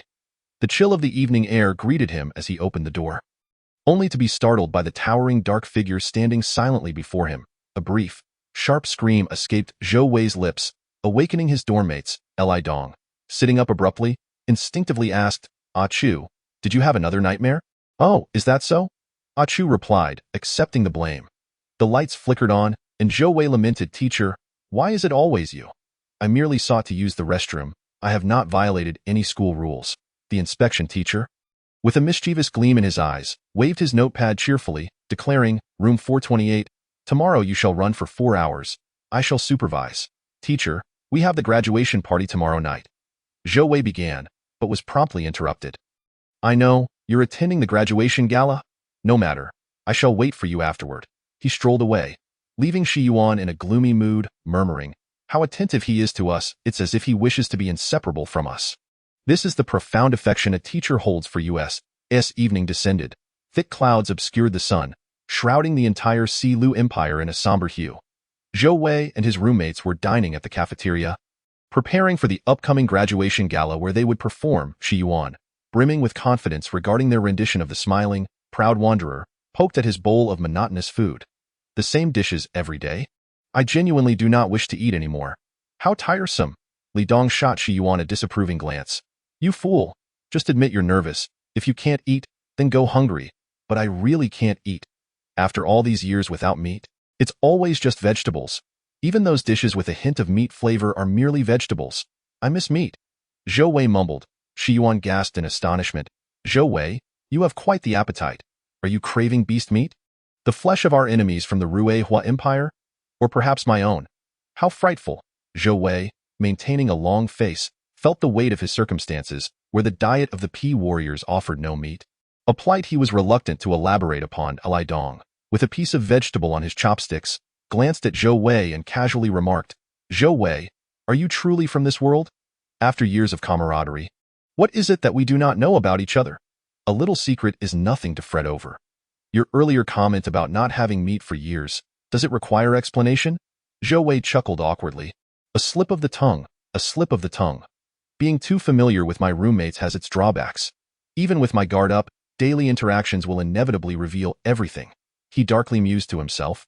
Dear friend, you know too much. Be cautious of me. Come on, come on. I'm so nervous I could die. The sooner I die, the sooner I can be reborn. Ah Chu resolutely declared. The graduation gala was set to take place in the auditorium of the Imperial Academy, an open oval venue where various significant events, including opening ceremonies and graduations, were held. That moment, the auditorium was ablaze with lights, bustling with students, while 2 rows of teachers occupied the seats near the performance stage. The 4 roommates entered through the side door, hastily navigating through the crowd to reach the backstage. Their performance was slated for the penultimate spot. Although they needn't rush, Shi Yuan insisted on counting the participants early for reassurance. As Zhou Wei dashed backstage, the host took the stage, cheerfully announcing the commencement of the graduation gala. Zhou Wei marveled at the host, who not only served as the master of ceremonies, but was also a pivotal character in their performance. Having written, directed, and starred in the final act, he is the champion of this year's graduation competition. Ah Chu couldn't help but boast. Zhou Wei shook his head. This is truly an exceptional talent. I cannot fathom any future senior who could rival such versatility. In comparison, all other seniors would surely pale in significance. We, as the so-called elites, are even more inconsequential. Li Dong, his eyes sparkling with determination, encouraged, we must strive to improve. Indeed, Zhou Wei and Ah Chu both nodded in agreement. The first performance commenced, featuring a group of girls in pink gowns gracefully gliding onto the stage. Performing tomorrow will be even better. The melody flowed, and their dance was enchanting. Zhou Wei nudged Ah Chu with his elbow. Aren't they adorable? I wonder how Feng Feifei is doing. Ah Chu paused, responding, no worries. I inquired with the teacher last time but received no answer. Perhaps we should ask the dean next time. Feng Feifei must still be in school. Shi Yuan approached, clearly displeased. What are you 2 staring at? Quickly, come on. We need to get our makeup done. Especially you. Zhou Wei, your makeup will take a while. Yes, Master Shi, Zhou Wei complied. as Shi Yuan enlisted the help of a stunning senior from the graduating class to apply Zhou Wei's makeup. This marked Zhou Wei's first experience with female makeup. Donning a flowing red gown reminiscent of ancient styles in this world, only Zhou Wei could slightly grasp the elegance of ancient aesthetics. After much effort, the beautiful senior stepped back, admiring her handiwork.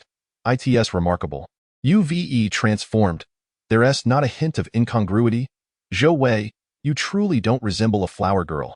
Zhou Wei, momentarily disoriented, found himself relishing the image of himself as a girl, sitting serenely in the chair with a gentle smile. The beautiful senior gasped in awe. This is the essence of beauty. Who are you trying to enchant? Zhou Wei felt a flush of embarrassment as a rapturous gaze fell upon him. So this is Zhou Wei. So this is the invincible East. This is what I have long sought. Turning around, Zhou Wei was surprised to find the student council president, Wang Yu, staring at him in a daze. Zhou Wei, you look stunning. Ah Chu exclaimed, his face flushed, interrupting Wang Yu's speech. Wang Yu's face paled slightly, placing a hand on his chest and smiled. You all should head backstage. It will soon be your turn for the smiling, proud wanderer. Zhou Wei rose. Stepping gracefully towards the backstage, the red gown swaying like a young girl adorned in her cherished dress, compelled to maintain a ladylike demeanor and elegance. Wang Yu's eyes sparkled with amazement. Indeed, the invincible East deserves to be draped in red. Exuding unparalleled grace, meanwhile, the penultimate performance was underway, featuring 5 girls clad in tight black shorts performing an alluring dance. Zhou Wei was taken aback. These 5 flower girls radiated confidence, completely transforming his preconceived notion of delicate flower girls. The lead dancer, a senior with large eyes and striking makeup, wore a tight black top that accentuated her slender waist, captivating the audience's attention. As she twisted and swayed, her sultry movements were mesmerizing. The atmosphere surged as the rhythm intensified. Zhou Wei watched in disbelief, while the audience was equally entranced, erupting in applause and whistles. The gala reached a fever pitch as Shi Yuan, transfixed by the dancers, murmured, I suddenly feel a lack of confidence. Li Dong playfully smacked Shi Yuan on the head, nearly dislodging his ancient hairstyle. What are you thinking? Our invincible East is equally breathtaking.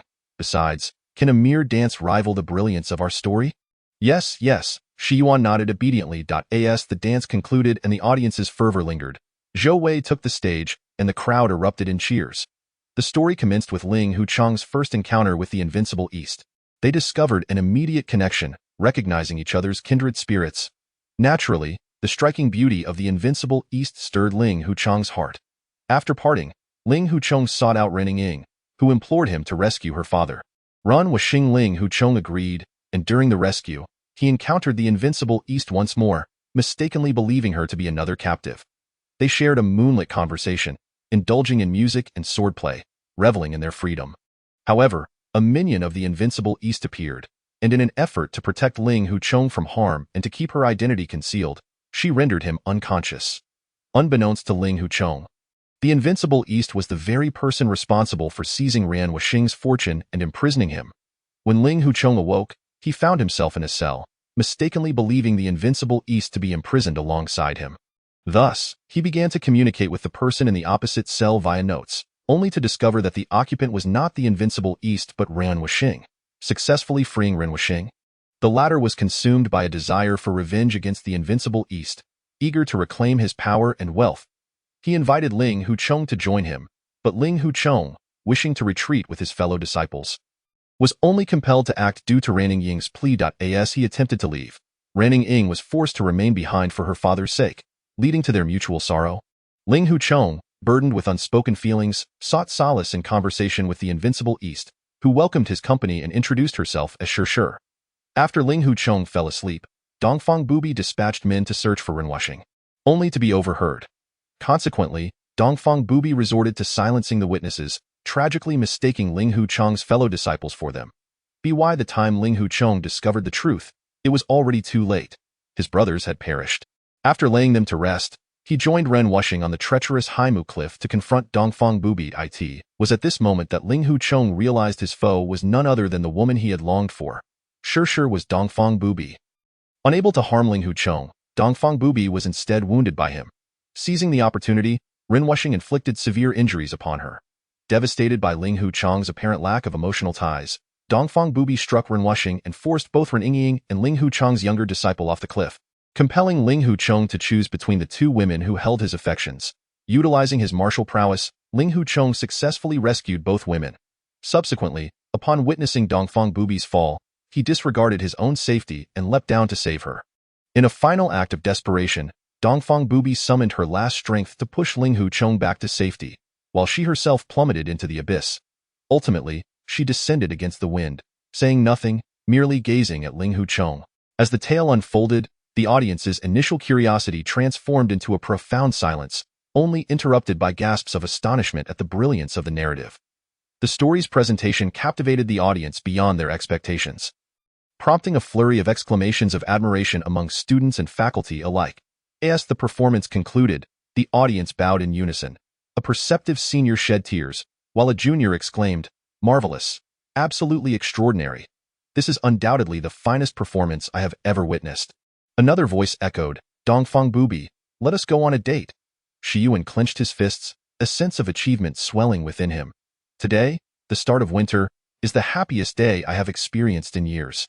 Li Dong smiled, enveloping one of Shiyuan's hands with her own. Backstage, Wang Yu gazed eagerly at Zhou Wei and enthusiastically announced, "The next performance is a live sword duel between my opponent and me. Stay and watch." Shiyuan declined. "I'm sorry, it's not that we don't want to see it, but we were punished with lapse by our teacher last night. If we don't complete it soon, we will be late again tonight, and we might face more punishment tomorrow. Please understand."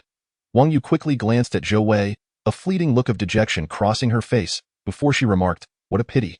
"No worries, you go ahead." The members of Dormitory 428 departed without realizing how spectacular the final act would be. They learned the results of the graduation gala the following day. According to evaluations from students and teachers, the first place went to Wang Yu and his opponent's sword dance, second place to their performance of The Smiling, Proud Wanderer, and third place to the opening act, The Song and Dance Tomorrow Will Be More Beautiful. The highest acclaim in the academy went to The Smiling, Proud Wanderer, followed by the seniors' fiery dance, and lastly, Wang Yu's sword dance. The significant weight of the teachers' votes caused a notable disparity in the results. Zhou Wei and his companions gained considerable fame at the Imperial Capital Academy. As graduation approached, Shiyuan spent much time with Li Dong, cherishing their moments together. Time, however, could not be halted. Shiyuan graduated, and the practical adult ceremony commenced. This graduating class finally set off for the front lines. After Shiyuan's departure, Zhou Wei, concerned for Li Dong's emotional state, was unexpectedly comforted by her.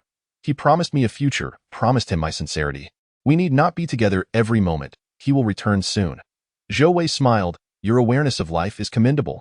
Yet, fate is unpredictable." A month later, Wang Yu returned to the imperial capital, gaunt and missing an arm, bearing devastating news. Every member of this graduating class, except him, had perished. Chapter 22. Data growth. Such news was hard to believe. The Imperial Capital Academy was the most prestigious institution in the entire empire, a bastion of talent and the nation's hope. Now, an announcement declared that the fresh blood contributed by this academy had been obliterated in an instant. The entire empire was engulfed in disbelief and sorrow. How could this be possible? They could not allow these prodigies to be unaware of the dangers of the world. Thus, the combat was conducted without any leniency. Yet, it was commonly understood that the young, newly initiated into warfare, would complete their coming-of-age ceremony in less perilous regions. How could anything go wrong? The imperial capital was shrouded in grief. As the sole survivor of this battle, the maimed Wang Yu was incessantly pressed to recount the events. "We only seek the truth, even the slightest possibility that the children are unharmed." Heartbroken parents demanded Wang Yu repeat every detail, every possibility. Military officials, parents, faculty, students, and even the elderly who lamented the battle all sought answers. Almost everyone forgot that the questioned student council president was merely a child himself. In his youth, with a promising future ahead, he had been left with a shattered body. The talents bestowed by heaven and his relentless efforts had culminated in a disability. The battle had upended his world. He had endured his coming-of-age battle and had become a soldier of the empire, bearing the weight of responsibility. He had to mature and tell himself, life is invaluable. Heaven had not been unkind to him. Yet, he was human. He cherished his classmates and could not bear to see his friends fall, one after another, lifeless before him, blood spilling like rivers, in the depths of night. Haunting images of that day spiraled endlessly in his mind. He even envied the deceased, who had experienced a fleeting brilliance before peacefully drifting away. He, on the other hand, was left standing alone in the pitch-black night, shivering in the cold wind, in the silent corridors, unable to discern if he stood atop a building or had already leapt from its edge. He stood until dawn broke, until the war drums seemed to sound anew in his ears. Each retelling felt like a knife cutting through his heart, and every time, parents wept in despair. Though there were no accusations directed at him, he felt like a solitary figure against the tide. Buffeted by the world, swept by the storm, he wanted to howl at the heavens, yet felt unworthy of such expression. The eloquence he once possessed seemed to belong to another life. In this one, perhaps only silence remained. You mean to say? You witnessed Shi Yuan's death and did nothing to save him? Li Dong stared at Wang Yu in disbelief, her voice rising. I cannot believe it. I refuse to believe it. Not a single word of what you say holds any truth. Faced with such anguished accusations, Wang Yu's expression was one of resignation, accustomed to the scrutiny. Compared to the vigor he had displayed a month prior, he now appeared frail and hollow. He responded flatly, once you enter the military, you are a soldier. What soldiers need is obedience. Obedience, obedience.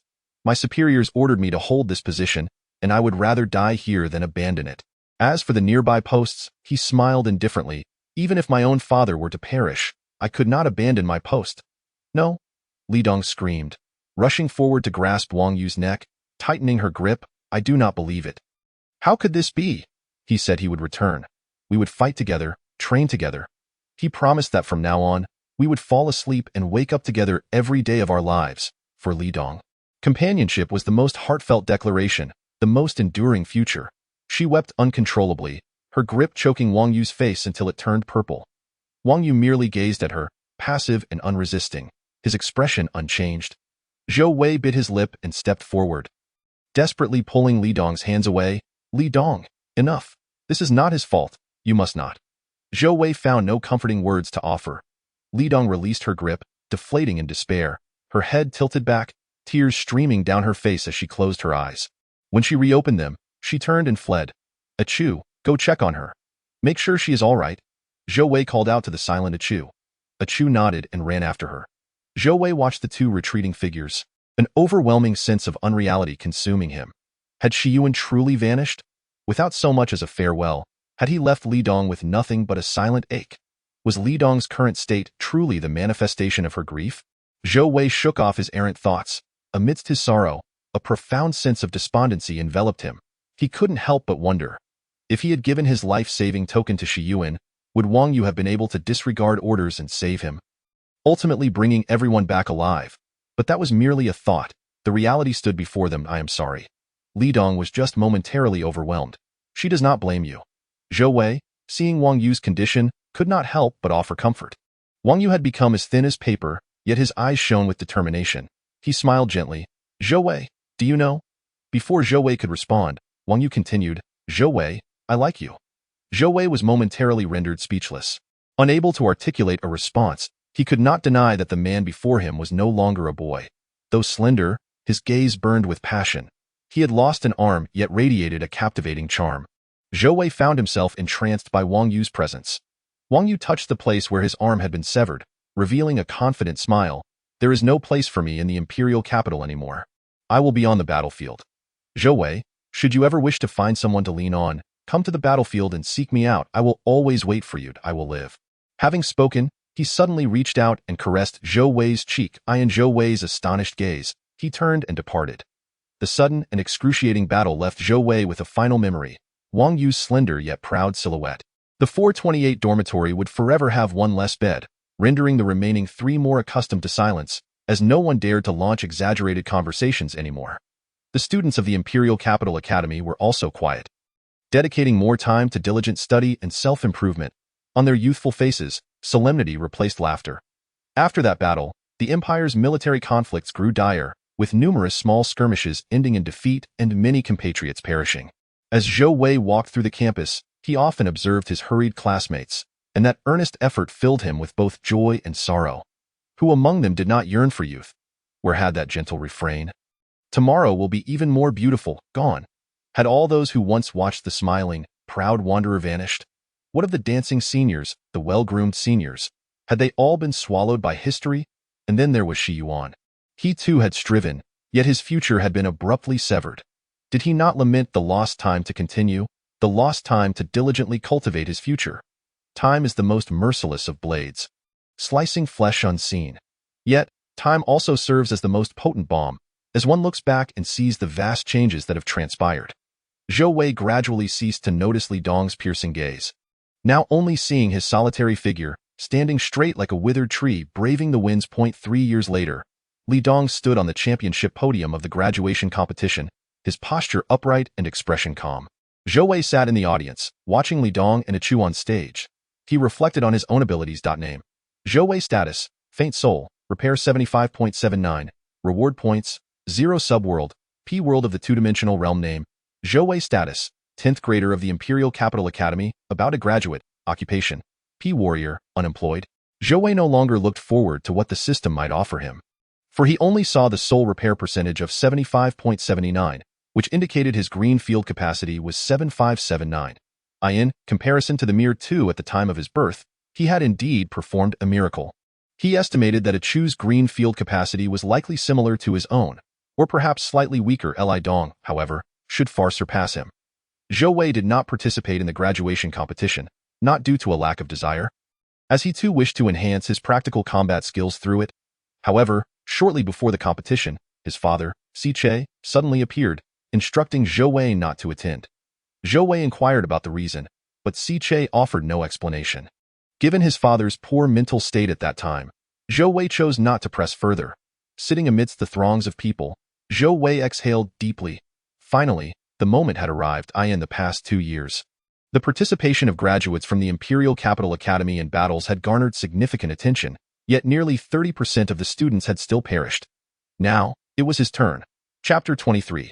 A formidable task. What is true war like? Zhou Wei had imagined it countless times, yet could never truly grasp the essence of war. His first impression of the term was danger. His second impression was that it had unexpectedly taken Shi Yuan's life. Tomorrow, he too would prepare to set forth into battle. That night, he pondered much. He felt fear, tension, and exhilaration. Unable to find sleep, he knew the other two in the dormitory were likely just as restless. Yet he dared not speak. He feared that the moment he opened his mouth, he would inevitably mention the vacant bed, and he worried that no matter how he expressed it, he could not divert Li Dong's thoughts from that empty space. He admonished himself not to succumb to fear, to value his own life on the battlefield. The conflict between enemies is devoid of right or wrong. It is merely a struggle for interests, for his own benefit and life. He must ruthlessly slay the enemy. If one cannot ensure mutual well-being, then it is naturally a matter of life and death. Moreover, his blood was already infused with familial grievances and national enmity. Once on the battlefield, he must charge bravely into combat, never retreating. Armed with his years of diligent training, his father's protective bracelet, and that life-saving amulet that should not be used lightly, Zhou Wei believed he would surely return unscathed. Thoughts swirled in his mind until dawn broke. As the first light of day emerged, the three in the dormitory prepared themselves and silently made their way to the assembly square.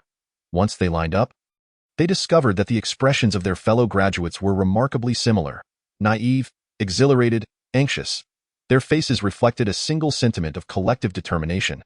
This was true war, not a graduation ceremony, nor a school gathering. No one was there to deliver speeches. It was all very simple.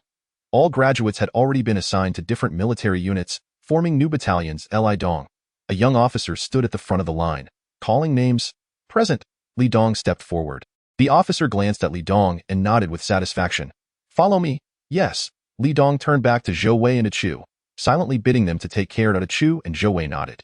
Li Dong followed the officer, who then called 4 more graduates to accompany him. Another officer followed suit, calling 5 more graduates. Chu, present. Chu turned back and grasped Zhou Wei's hand, his gaze complex. He spoke rapidly. Zhou Wei, I have so much to tell you. About you and me, about the student council president Wang Yu. There are many things I am too afraid to say. Can you give me a chance? When we return from the battlefield. Zhou Wei nodded. Chu was then taken by the officer. One by one, the students gradually departed the square. Zhou Wei, momentarily lost in thought about Chu, suddenly realized with a start that he was now the only one remaining in the square. He looked around in confusion. No teachers, no classmates, no officers. Had he once again become the solitary figure inexplicably existing in this world? Zhou Wei? Hearing a familiar voice, Zhou Wei turned around, astonished. "Father!" Zhou Wei hurried towards him, puzzled. "Father, what are you doing here?" Siche gazed at Zhou Wei with affection, a faint furrow on his brow. He gently ruffled Zhou Wei's hair and said kindly, "Come with me. There are no officers to take you today. I will take you." Zhou Wei was momentarily bewildered. "Father, have you enlisted? Come with me." Siche chuckled helplessly, offering no further explanation. Zhou Wei observed his father's somewhat pallid complexion, following his lead. "Father, how have you been lately?" Siche stood tall and replied, "I am well." Zhou Wei noticed something amiss with Siche but chose not to inquire further, merely accompanying him. Exiting the Imperial Capital Academy, they walked along the sunlit avenue until they reached the end and turned, arriving at Pingyang Street. Their home was on Pingyang Street. Was his father taking him home? Zhou Wei followed Siche, initially believing they were headed home, only to discover they passed their residence and halted at the entrance of Pingyang Gate. Pingyang Gate was the rear entrance to the Imperial Palace. Siche presented a token to the guards at the gate. Upon seeing the token, the guards stood at attention and gestured for them to enter. They were to enter the palace. Why were they entering the palace? Zhou Wei's heart raced as he followed his father through Pingyang Gate and into the royal palace. Having lived in the imperial capital for over a decade, Zhou Wei had only imagined the palace's appearance from the outside but had never considered that one day a person of his humble stature would walk into the Silu Empire's royal palace. When he was younger, he and his friends had once carefully touched the palace's ornate walls while the familiar patrol passed by. As they walked, Zhou Wei noticed the surrounding architecture growing increasingly grand and imposing. When Siche finally stopped, Zhou Wei realized he had walked quite a distance without feeling fatigued. Beneath a calm exterior, he felt a slow brew of anxiety within. Before him stood a palace inscribed with the words Royal Court. Siche stepped forward, raising his hand in a military salute. "Lord Chief Steward, in accordance with His Majesty's command, I bring Zhou Wei to pay an audience." The chief steward of the palace awaited them at the entrance, nodding and signaling the guards to open the palace doors. "General C, please enter." "Zhou Wei, you may also enter." The chief steward treated the two with great courtesy. Zhou Wei felt a surge of astonishment. A person of his insignificance was being summoned by the emperor. Today, he was merely going to enlist, to fight. How had it suddenly turned into an audience with the emperor? What was happening? With a head full of questions, Zhou Wei and Siche followed the steward into the palace. Entering through the grand doors, they reached the expansive central hall, facing the magnificent throne. The dignified yet benevolent emperor sat upon the throne, clad in a pale yellow dragon robe that shimmered with golden light. He was a tall elder, his complexion healthy and rosy, with fair skin. His brows, hair, and beard were all white, yet his face bore few wrinkles. The golden robe reflected a gentle yellow hue upon his beard and hair. As they prepared to salute the emperor, he rose, gesturing lightly to halt their movements. The emperor smiled. "Siche, you have worked hard." Siche smiled wryly and shook his head. The emperor then turned his gaze to Zhou Wei, his expression sobering as he said, "Zhou Wei, I have awaited your arrival for a long time. I have waited for you to come of age, and that took many years. The empire owes you a debt. I owe you a debt. However, matters have reached a critical juncture." "Me?" Zhou Wei pointed to himself, feeling both flattered and inexplicably anxious. The emperor's expression was grave. "Today, you come of age.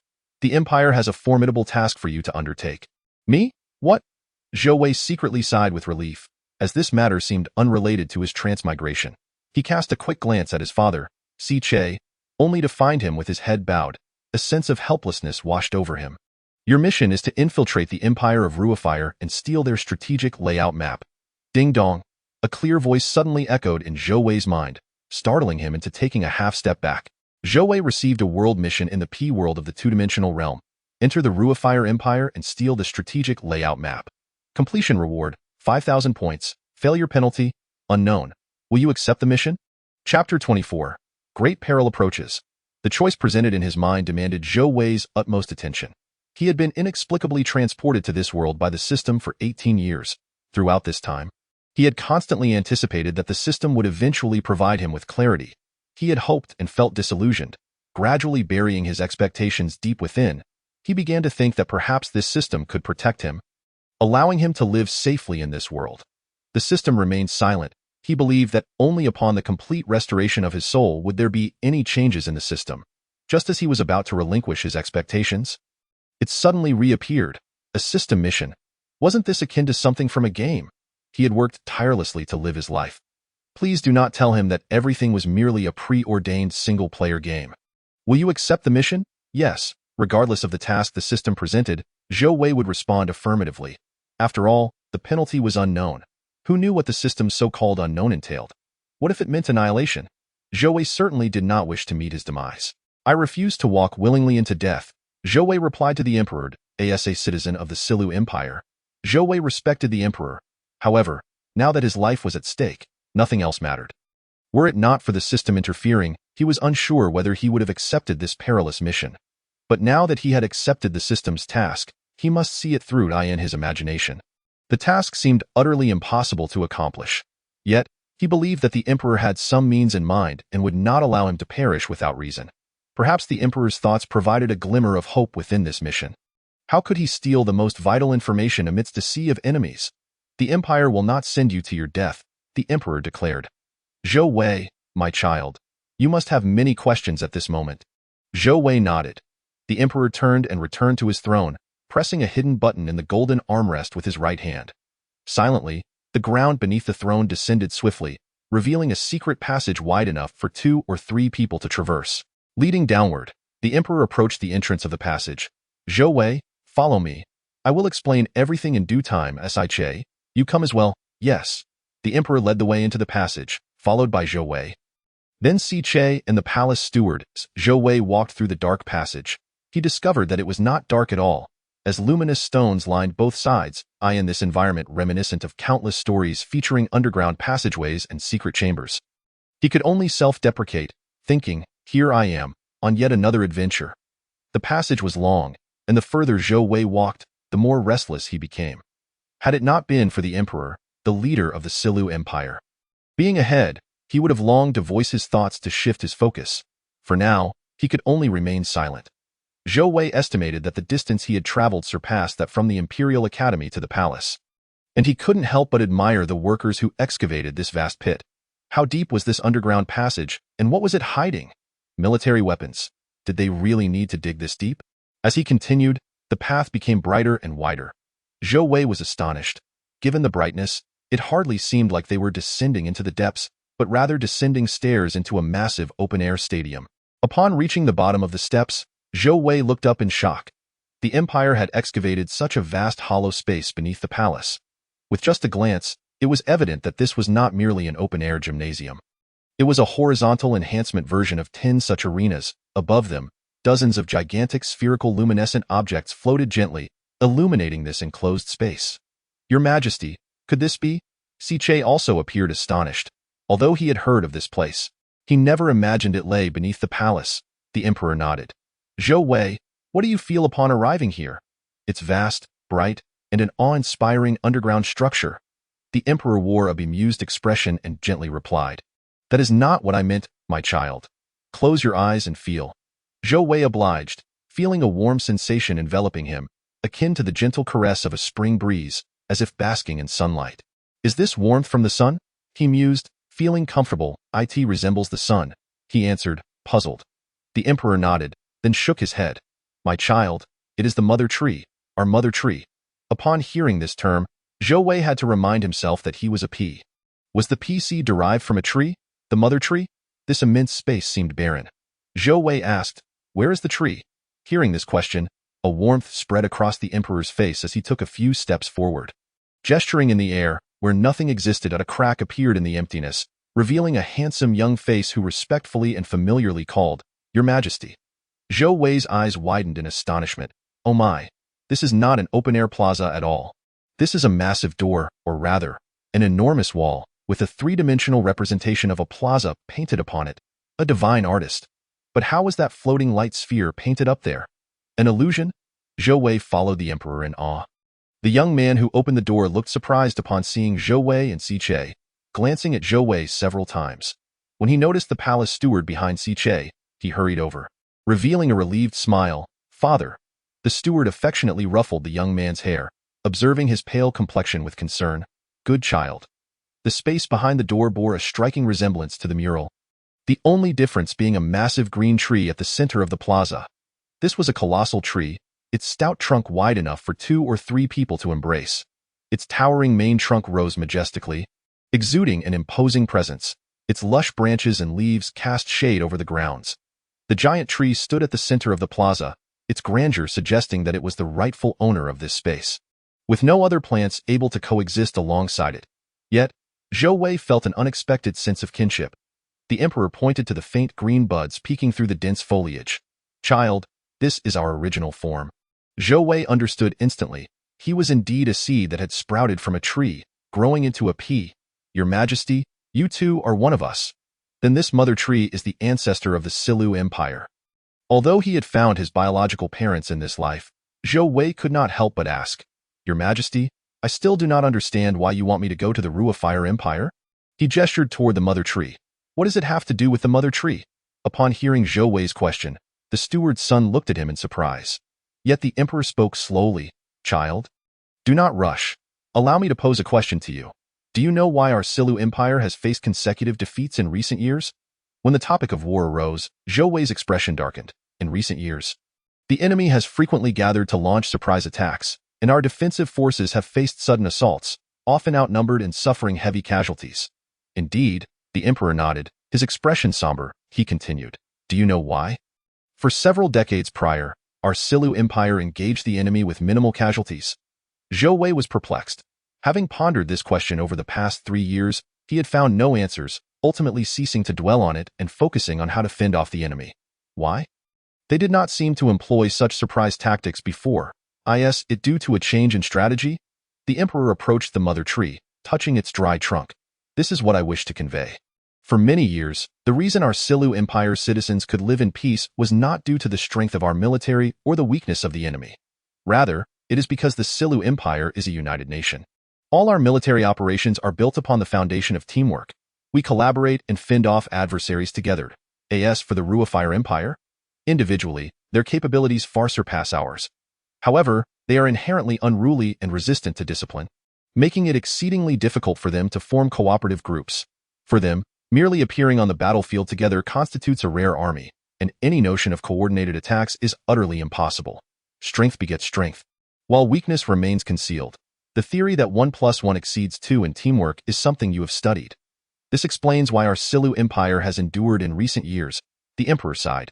18 years ago, I sensed that a formidable enemy was rising within the Ruifire Empire. As anticipated, this exceptionally gifted individual possesses the capability to bring an end to the chaotic fragmentation that has plagued the Empire of Fire for centuries and unify it under one banner. A great calamity is looming, and the emperor chuckled bitterly. "My lifespan is already drawing to a close, and I fear I will not have the time to address this turmoil, Your Majesty." Siche felt a sudden chill in his heart. Emperors are typically long-lived. The rulers of the Silu Empire have lifespans spanning centuries. It was unexpected to learn that the emperor's days are numbered. The emperor shook his head. "I was too hasty. Upon sensing the rise of a formidable enemy and realizing my time was limited, I urgently sought to cultivate the next sovereign for the empire. When I discovered a unique species emerging from the mother tree, I mistakenly believed it was a sign of the mother tree's favor, presenting us with a new king. Thus, I dedicated my remaining vitality to nurturing that new species. The result was me." The young boy standing beside the overseer could not bear the emperor's expression and stepped forward. "That new species is me." No sooner had he spoken than a mist enveloped his face. In an instant, the mist dissipated, revealing a transformed appearance. Feng Feifei. Chapter 25. "Indispensable, you Feng Feifei," Zhou Wei exclaimed in shock. The emperor gazed tenderly at the now graceful young girl. "Do not blame yourself. This is entirely my oversight." The emperor continued, his face reflecting the astonishment of Zhou Wei. "That new species is indeed Feifei. When the seed matured and was ready to be planted, I realized too late that Feifei was not of royal lineage and could not ascend as the next emperor of the empire. Alas, I discovered this far too late. The situation had become irreparable, and my lifespan could not await the maturity of the next sovereign. Worse still, the emperor-level powerhouse of the Empire of Fire sensed my decline. Over the following years, that formidable individual amassed strength while waiting for my demise. In that time, he had already unified the Empire of Fire and firmly grasped military might in his hands.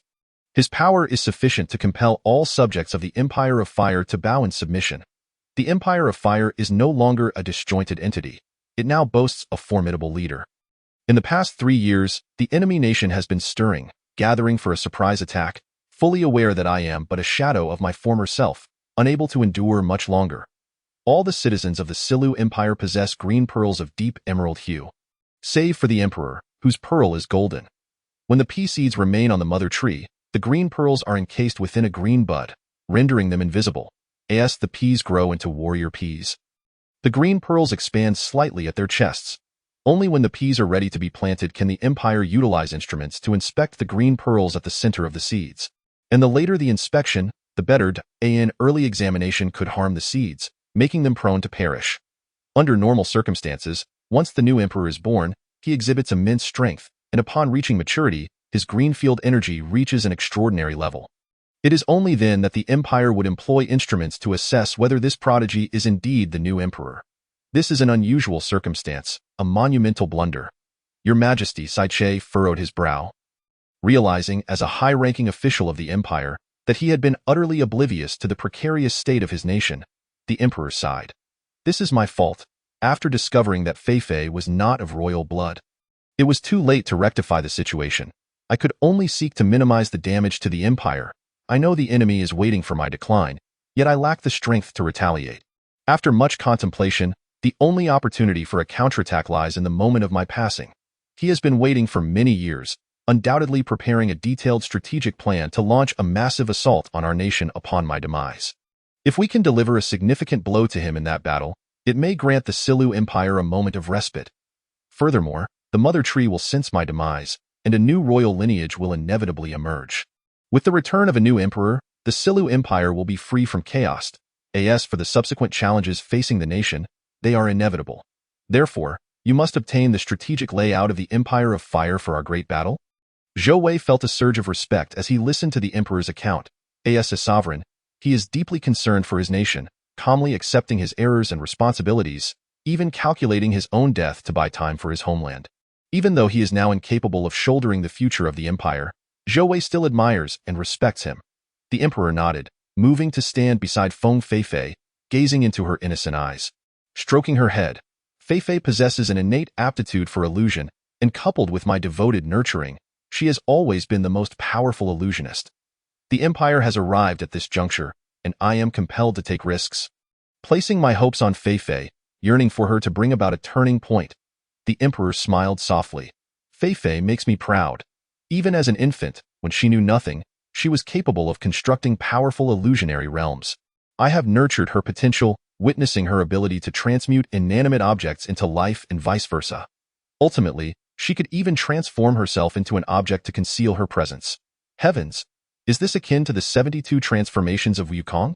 Zhou Wei mused. Because of Feifei's astounding talent, I initially intended to train her to infiltrate the Empire of Fire and obtain the strategic layout. As long as Feifei glimpsed the strategic plan, she could replicate any item. Alas, how could such a precious item be easily retrieved? Our aim in stealing the strategic layout is to deliver a significant blow to the enemy, not merely for a piece of paper.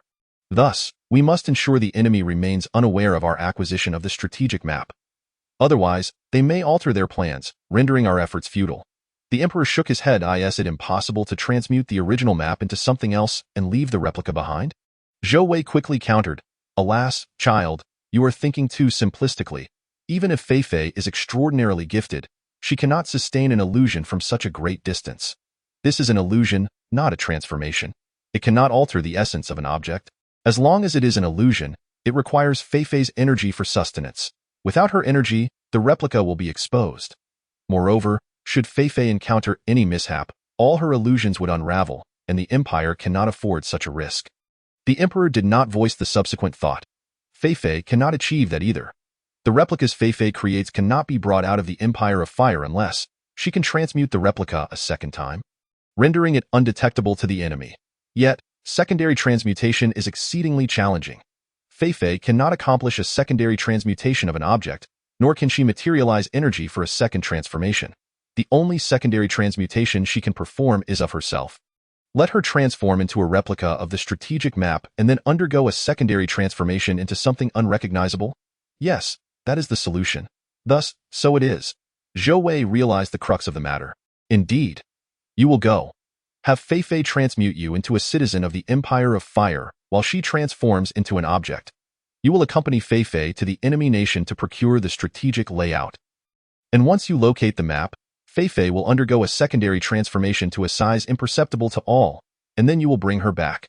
Fei Fei, my dear, your abilities are already remarkable.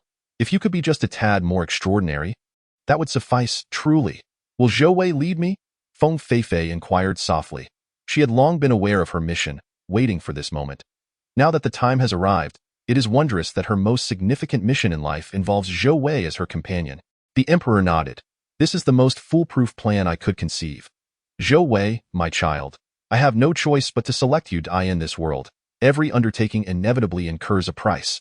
Transforming our citizens into those of the enemy, especially for an extended period, demands a greater cost. This single transformation, aside from relying on Fei Fei's formidable illusionary energy, also requires sacrifice from the transformed individual. The greenfield capacity, mental fortitude, and intellect of the transformed will all suffer a reduction. Zhou Wei was rendered speechless. Indeed, the sacrifice is immense. The greenfield capacity and mental fortitude are manageable, for with Fei Fei's presence, she can provide those. However, intellect cannot be borrowed. Zhou Wei is acutely aware that intelligence cannot be lent. The emperor furrowed his brow. Hence, after I made this decision, I installed sensing techniques on the entrance tests of all the empire's academies.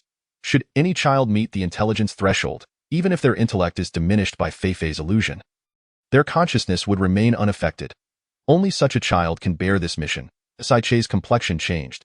So, when Xiao Wei just transformed into human form, you were already aware. The emperor nodded.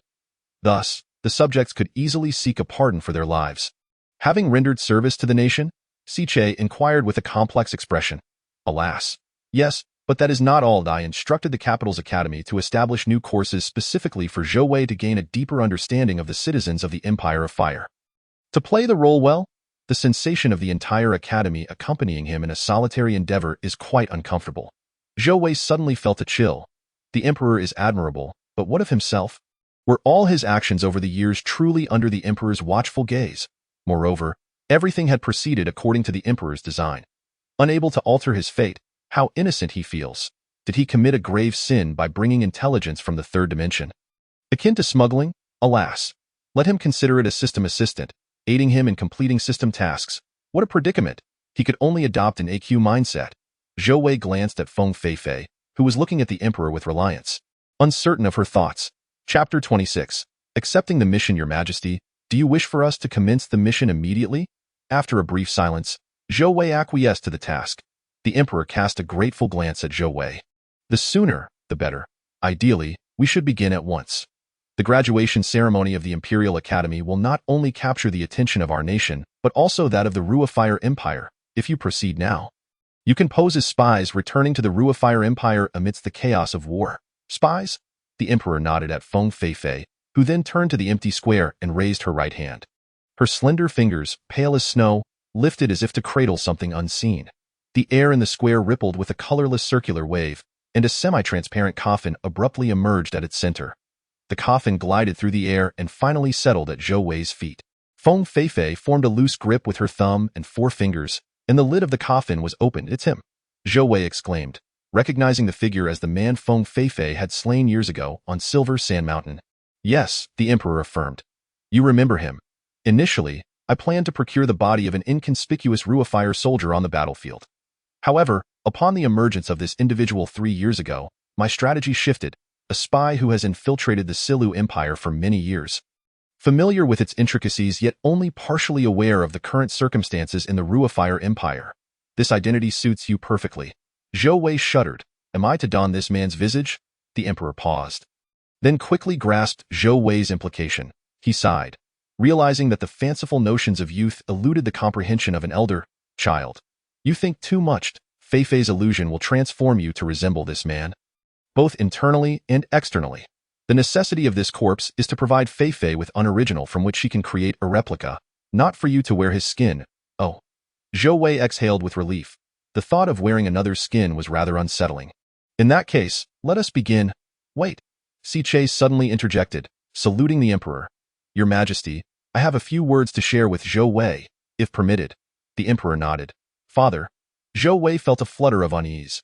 His quick acceptance of such a perilous mission was largely driven by that damned system task. And he had given little thought to his father's feelings, leaving him feeling guilty. Zhou Wei, you have grown and become more sensible. Che smiled with satisfaction, patting Zhou Wei's shoulder. I am proud that you prioritize the nation's interests. At 18, my ability to assist you is limited, he sighed. Most of your years have been spent at the academy, and I have not worried too much, believing you would be well taken care of. Now, as you shoulder such a great responsibility, I cannot support you. Zhou Wei, I can only tell you that life presents many challenges, and whatever happens in the future, you must face it bravely. Nothing is more important than your own life. Father. Zhou Wei's eyes stung. After years together, he understood Che's character well. He was unpretentious, deeply caring, yet staunchly principled in matters of duty and honor. Hearing his father declare that nothing surpassed the value of one's life moved Zhou Wei deeply. Che was not young anymore, and Zhou Wei resolved to complete this mission successfully and return to his father's side as soon as possible. Your Majesty, let us begin, Che said earnestly. Indeed, Feifei, it is now your turn. Feng Feifei nodded, taking a deep breath as she approached Zhou Wei and the coffin. Zhou Wei, close your eyes. This illusion is a long-term transformation requiring significant time and will inflict great harm on your body. Thus, you will endure considerable pain. To ensure the illusion's success, I will block your senses. Zhou Wei nodded. Feifei, it has been a while. You have matured greatly. Feng Feifei smiled with a gentle curve of her eyes. Thank you for saying so. Let us begin. Zhou Wei closed his eyes, instantly feeling something withdrawn from him, and then he sensed nothing at all. Feng Feifei altered her hands, continuously casting the illusion. Before long, Zhou Wei bore an uncanny resemblance to the corpse within the coffin. She laid Zhou Wei's body flat beside the coffin while kneeling on the ground, one hand resting on Zhou Wei and the other on the corpse. Closing her eyes, she began to alter Zhou Wei's internal essence. Before long, her complexion turned pale. Zhou Wei, in a state of oblivion, felt his face contort in agony. He trembled, cold sweat soaking his clothes. Che expressed concern. Your Majesty, do not worry, Che. Feifei is capable of this. I assure you Zhou Wei can withstand this illusion, the Emperor stated firmly. Che relaxed, smiling. I have never doubted you, Your Majesty. Your Majesty, I have a request. Speak. Zhou Wei will be weakened after this illusion, which is detrimental to the mission. The Emperor nodded, signaling Che to continue. I am old and have but a few years left. Given the dire circumstances of the Empire, I implore you to allow me to lend my strength to the Silu Empire once more. Please transfer all my vitality and life force to Zhou Wei. Absolutely not. This is an impossible forbidden technique. A violation of imperial law. The Emperor categorically refused. Ha. Che couldn't help but laugh. Your Majesty, there is no need to conceal the truth from me. You certainly have a way. Otherwise, how could you sacrifice yourself for the new Emperor and for Feng Feifei? Che knelt solemnly.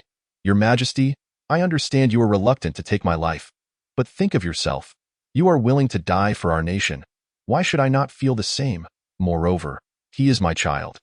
My soldier's spirit, my essence, my legacy, all reside here. If you refuse, I would prefer to perish here. Commander Che. The Emperor's voice turned stern as he faced the threat. The two exchanged intense glances, as if engaged in a silent struggle. Finally, the Emperor sighed. Your heart resonates with mine. I must acquiesce. Che smiled with satisfaction. Let my death be unacknowledged, and have my disciple Tianyu collect my remains, claiming I succumbed to sudden illness. The Emperor nodded gravely. Please, do so swiftly.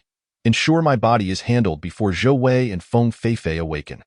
With a wave of his hand, the Emperor granted permission. Che lay down peacefully, feeling his strength and life ebb away gradually. He relished this moment of lying back and gazing at the sky. He was finally nearing death. Long ago, he had contemplated this departure. In his youth, he had once lain under the azure sky with his childhood sweetheart, basking in the warmth of the sun. Alas, his dear friend had perished in battle while saving him, and for decades, he had considered starting anew but found it impossible. Until he encountered Tianyu, a child reminiscent of his younger self. The past cannot be reclaimed. Time flows like water. Without that person, he had managed to live many years alone. In the moment before losing consciousness, Che could not help but muse. Perhaps the commander will finally find solace, knowing I have departed this world to join my prematurely lost brother. As his breaths weakened, Che seemed to glimpse a youthful figure, holding a gun and gently saying, Live well. It was my fault to keep you waiting all these years. Seeing you live safely must bring you comfort. Life is flawed, but in death, I harbor no regrets.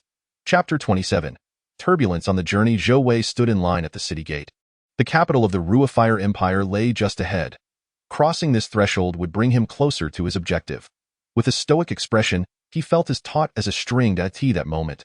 It had been 13 days since he departed the Silu Empire. A month prior, upon awakening from the illusion, Zhou Wei had felt no discomfort.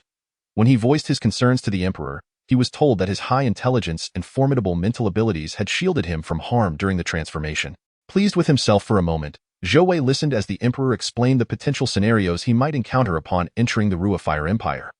The emperor provided several strategies to expedite Zhou Wei's entry into the heart of the Ruifier Empire, allowing him to swiftly procure the desired objects in espionage. The sooner one acts, the better, and early withdrawal minimizes the risk of exposure. Additionally, the emperor provided Zhou Wei with a simplified map of the Ruifier Empire for him to familiarize himself with. The true military map had long been etched in Feng Feifei's mind. As they reached the border, Zhou Wei used a tunnel from the Silu Empire to bypass the conflict and enter the Ruifier Empire. Following Feng Feifei's guidance, he headed towards the core region. In the days that followed, he noted that many aspects of the Ruifier Empire bore similarities to the Silu Empire. Certainly, the most notable distinction between the Empire of Fiery Blaze and the Empire of Silk Dew lies in its perpetually overcast skies, which inexplicably incite a sense of agitation, as for the citizens of the Empire of Fiery Blaze. One might argue that, externally, they bear no significant difference from those of the Empire of Silk Dew. However, their temperament is somewhat volatile. They resort to violence at the slightest provocation, which has become their customary method of resolving conflicts. Instances of physical altercations stemming from mere disagreements are not uncommon, and Zhou Wei has witnessed such episodes repeatedly on his journey. Furthermore, they seem entirely oblivious to the gravity of their actions, taking pride in their propensity for violence. It is not unusual for a trivial matter to escalate into a fray, with one party left severely injured while the victor celebrates, and onlookers cheer in approval. This cultural disposition is quite revealing in Zhou Wei's perspective, the coexistence of the Empire of Silk Dew and the Empire of Fiery Blaze, without either influencing the other's worldview, appears almost surreal. It is akin to cooking rice and popcorn in the same pot. Upon his arrival in the Empire of Fiery Blaze, Zhou Wei was unprepared for an encounter with a band of robbers who swiftly relieved him of the currency provided for his travels. In this land, Zhou Wei was already considered an outcast, and he was attempting to avoid confrontation when the robbers aimed to seize him entirely. On that fateful day, the robbers, seeing Zhou Wei's extreme compliance, chose not to resort to violence. One of them, wielding a large knife resting on his shoulder, seized Zhou Wei's shoulder and demanded, "Do you have any money on you? Hand it all over. If I discover even a single coin missing, I will turn you into a pancake." Raw meat filling. Zhou Wei, well aware that this group was not a match for him, especially with the concealed presence of Feng Feifei, dutifully retrieved a single coin from his garment and offered it to the robber. Adopting an innocent expression, from Zhou Wei's understanding, this coin held the equivalent value of 1 yuan in contemporary terms within the Empire of Fiery Blaze. The robber's expression shifted slightly, and he quickly snatched the coin, glancing around to ensure that his companions had not noticed his small act of theft. Zhou Wei lowered his head, suppressing the inexplicable amusement that bubbled within him. The robber, raising an eyebrow, inquired, "Hey, why are you so quiet? What do you expect me to say? Please rob me. No need to be polite. Thank you for your patronage." Zhou Wei replied dryly, "I have poor communication skills, so I prefer to remain silent." Oh, his surprise. The robber accepted this explanation. He continued, "Brother, just by looking at you, it's clear that you're not faring too well. Why not join us? Stick with us and enjoy free food, lodging, and lovely ladies." Zhou Wei had initially believed himself to be playing the role of a solitary, defenseless citizen of the Empire of Fiery Blaze, but after this robber's absurd proposition, he nearly burst into laughter. While robbery may lack seriousness, there was no need to transition into a recruitment pitch for a scam. Ultimately, Zhou Wei resorted to his magical abilities, with Feng Feifei disguising the spell as a form of sorcery from the Empire of Fiery Blaze, which successfully frightened off the group. Zhou Wei relished the sight of the villains fleeing in terror, forgetting to reclaim his lost coin. This was self-inflicted misery, as he now faced a journey of hardship. From that moment on, Zhou Wei's vigilance in the Empire of Fiery Blaze heightened significantly, regardless of how cautiously he tread. He continued to encounter numerous unsavory individuals, leading him to seriously question whether the Empire of Fiery Blaze had any semblance of law. Time and again, these encounters persisted, and Zhou Wei found himself exasperated by such individuals. At present, he stood in line alongside other citizens of the Empire of Fiery Blaze, awaiting the results of a bloodline test to gain entry through the city gates. Just then, an obnoxious burly man approached him with a mocking grin, inspecting Zhou Wei as if he were selecting produce. "Hey there, not a familiar face. Where did you come from?" Zhou Wei, unwilling to engage further, feigned indifference, mimicking the potential reactions of the citizens of the Empire of Fiery Blaze. He rolled his eyes and shrugged off the man's hand, gesturing towards the city gate. "I came from inside." "Oh, from inside? Huh. But what does it matter if you're from the capital?" The burly man then shoved Zhou Wei, causing him to stumble back, nearly colliding with the person behind him. He pushed his way to the front, declaring, "I'm cutting in line. Do you dare to object?" Zhou Wei glanced at the man, whose size was nearly twice his own, and feigned a compliant demeanor. The two men behind Zhou Wei exchanged glances, with one placing a grimy hand on Zhou Wei's shoulder while the other attempted to reach into his bag. Countless onlookers regarded the scene with amusement, none stepping forward to offer assistance. Zhou Wei was infuriated yet remained silent, watching as one of the thieves sliced open his bag, scattering his belongings across the ground. "Teske, a pauper!" The two collaborating thieves spat disdainfully, wearing expressions of disappointment. Zhou Wei's face fell. Since the initial robbery, he had been living in poverty. Engrossed in his mission, he had barely managed to secure meals, leaving him no time to earn money. Although robbing these thieves could replenish his resources, he needed to remain inconspicuous. If trouble arose, it would only complicate matters, if not for the mission at hand. He would have loved to produce a sack of coins and throw it at them. This was utterly infuriating. When would this series of misfortunes end? As the bloodline scanner swept over Zhou Wei's form, the city guards exchanged smirks. "Kid, why are you so nervous? It's just a bloodline test. We're not going to search you thoroughly, huh? Could it be that you are one of those pampered green shoots from the Empire of Silkdew?" One guard jested. The other chimed in with laughter. "Right? Just look at this weakling. If he isn't a green shoot from the Empire of Silkdew, he must be an escaped servant from some noble household." Zhou Wei narrowed his eyes, suppressing the flames of indignation within him. They should not presume to label him. He inhaled deeply, holding back his rage. "Sir, have you completed the examination? Once it's done, I wish to enter." "Go on, get inside. What are you waiting for? Who would want to keep a weakling around?" Zhou Wei clenched his fists, inhaling deeply before entering the city. In his 18 years of life, he had been surrounded by kindness and had encountered little adversity. However, during these past few days, he had faced an array of negative individuals and experiences, and today's insults ignited a furnace of anger within him. Once he found solitude, Feng Feifei's voice resonated from the ring. "Zhou Wei, are you all right? The people of the Empire of Fiery Blaze are truly detestable. Do not be disheartened. Once we complete our mission, we shall no longer have to endure their presence." Through their shared experiences, Zhou Wei and Feng Feifei's bond had strengthened considerably over these days. The awkwardness from 3 years prior had long since dissipated. Zhou Wei shook his head, offering a bitter smile. "Feifei, I feel as though my patience and temper have both diminished greatly. Perhaps it is the perpetually gloomy skies of this land that have soured the disposition of its inhabitants. I fear that if I remain here much longer, I too shall develop a foul temper." With a heavy exhale, Zhou Wei lamented, "This is frightening. I am overwhelmed with the desire to curse." Feng Feifei expressed concern. "What should we do?" "Zhou Wei, let us hasten to complete our task and leave this place. Although I cannot comprehend your feelings, my own spirits are low, indeed. Encountering one malicious individual was one thing, but to observe that all around him bore the same malevolent countenance was utterly disheartening. Here, malevolence was not viewed as wickedness, but rather as a badge of honor. The contrast with the Empire of Silkdew was stark. Its citizens exuded positivity and warmth. After entering the imperial capital of the Empire of Fiery Blaze, Zhou Wei cautiously navigated his existence for several days, gathering information about the various departments. He refrained from delving too deeply, fearing that he would be treated as a spy before he had the chance to act. In an unfamiliar land, how could he proceed? How could he leverage the guise of a spy? Upon the return of a clandestine agent who had spent 8 years in the Empire, what would remain of his former department? Rather than flounder aimlessly in search of connections, it would be wiser to take decisive action. Zhou Wei, accompanied by Feng Feifei, made his way directly to the royal palace of the Empire of Fiery Blaze.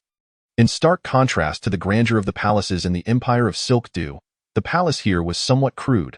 adorned with fierce and menacing reliefs.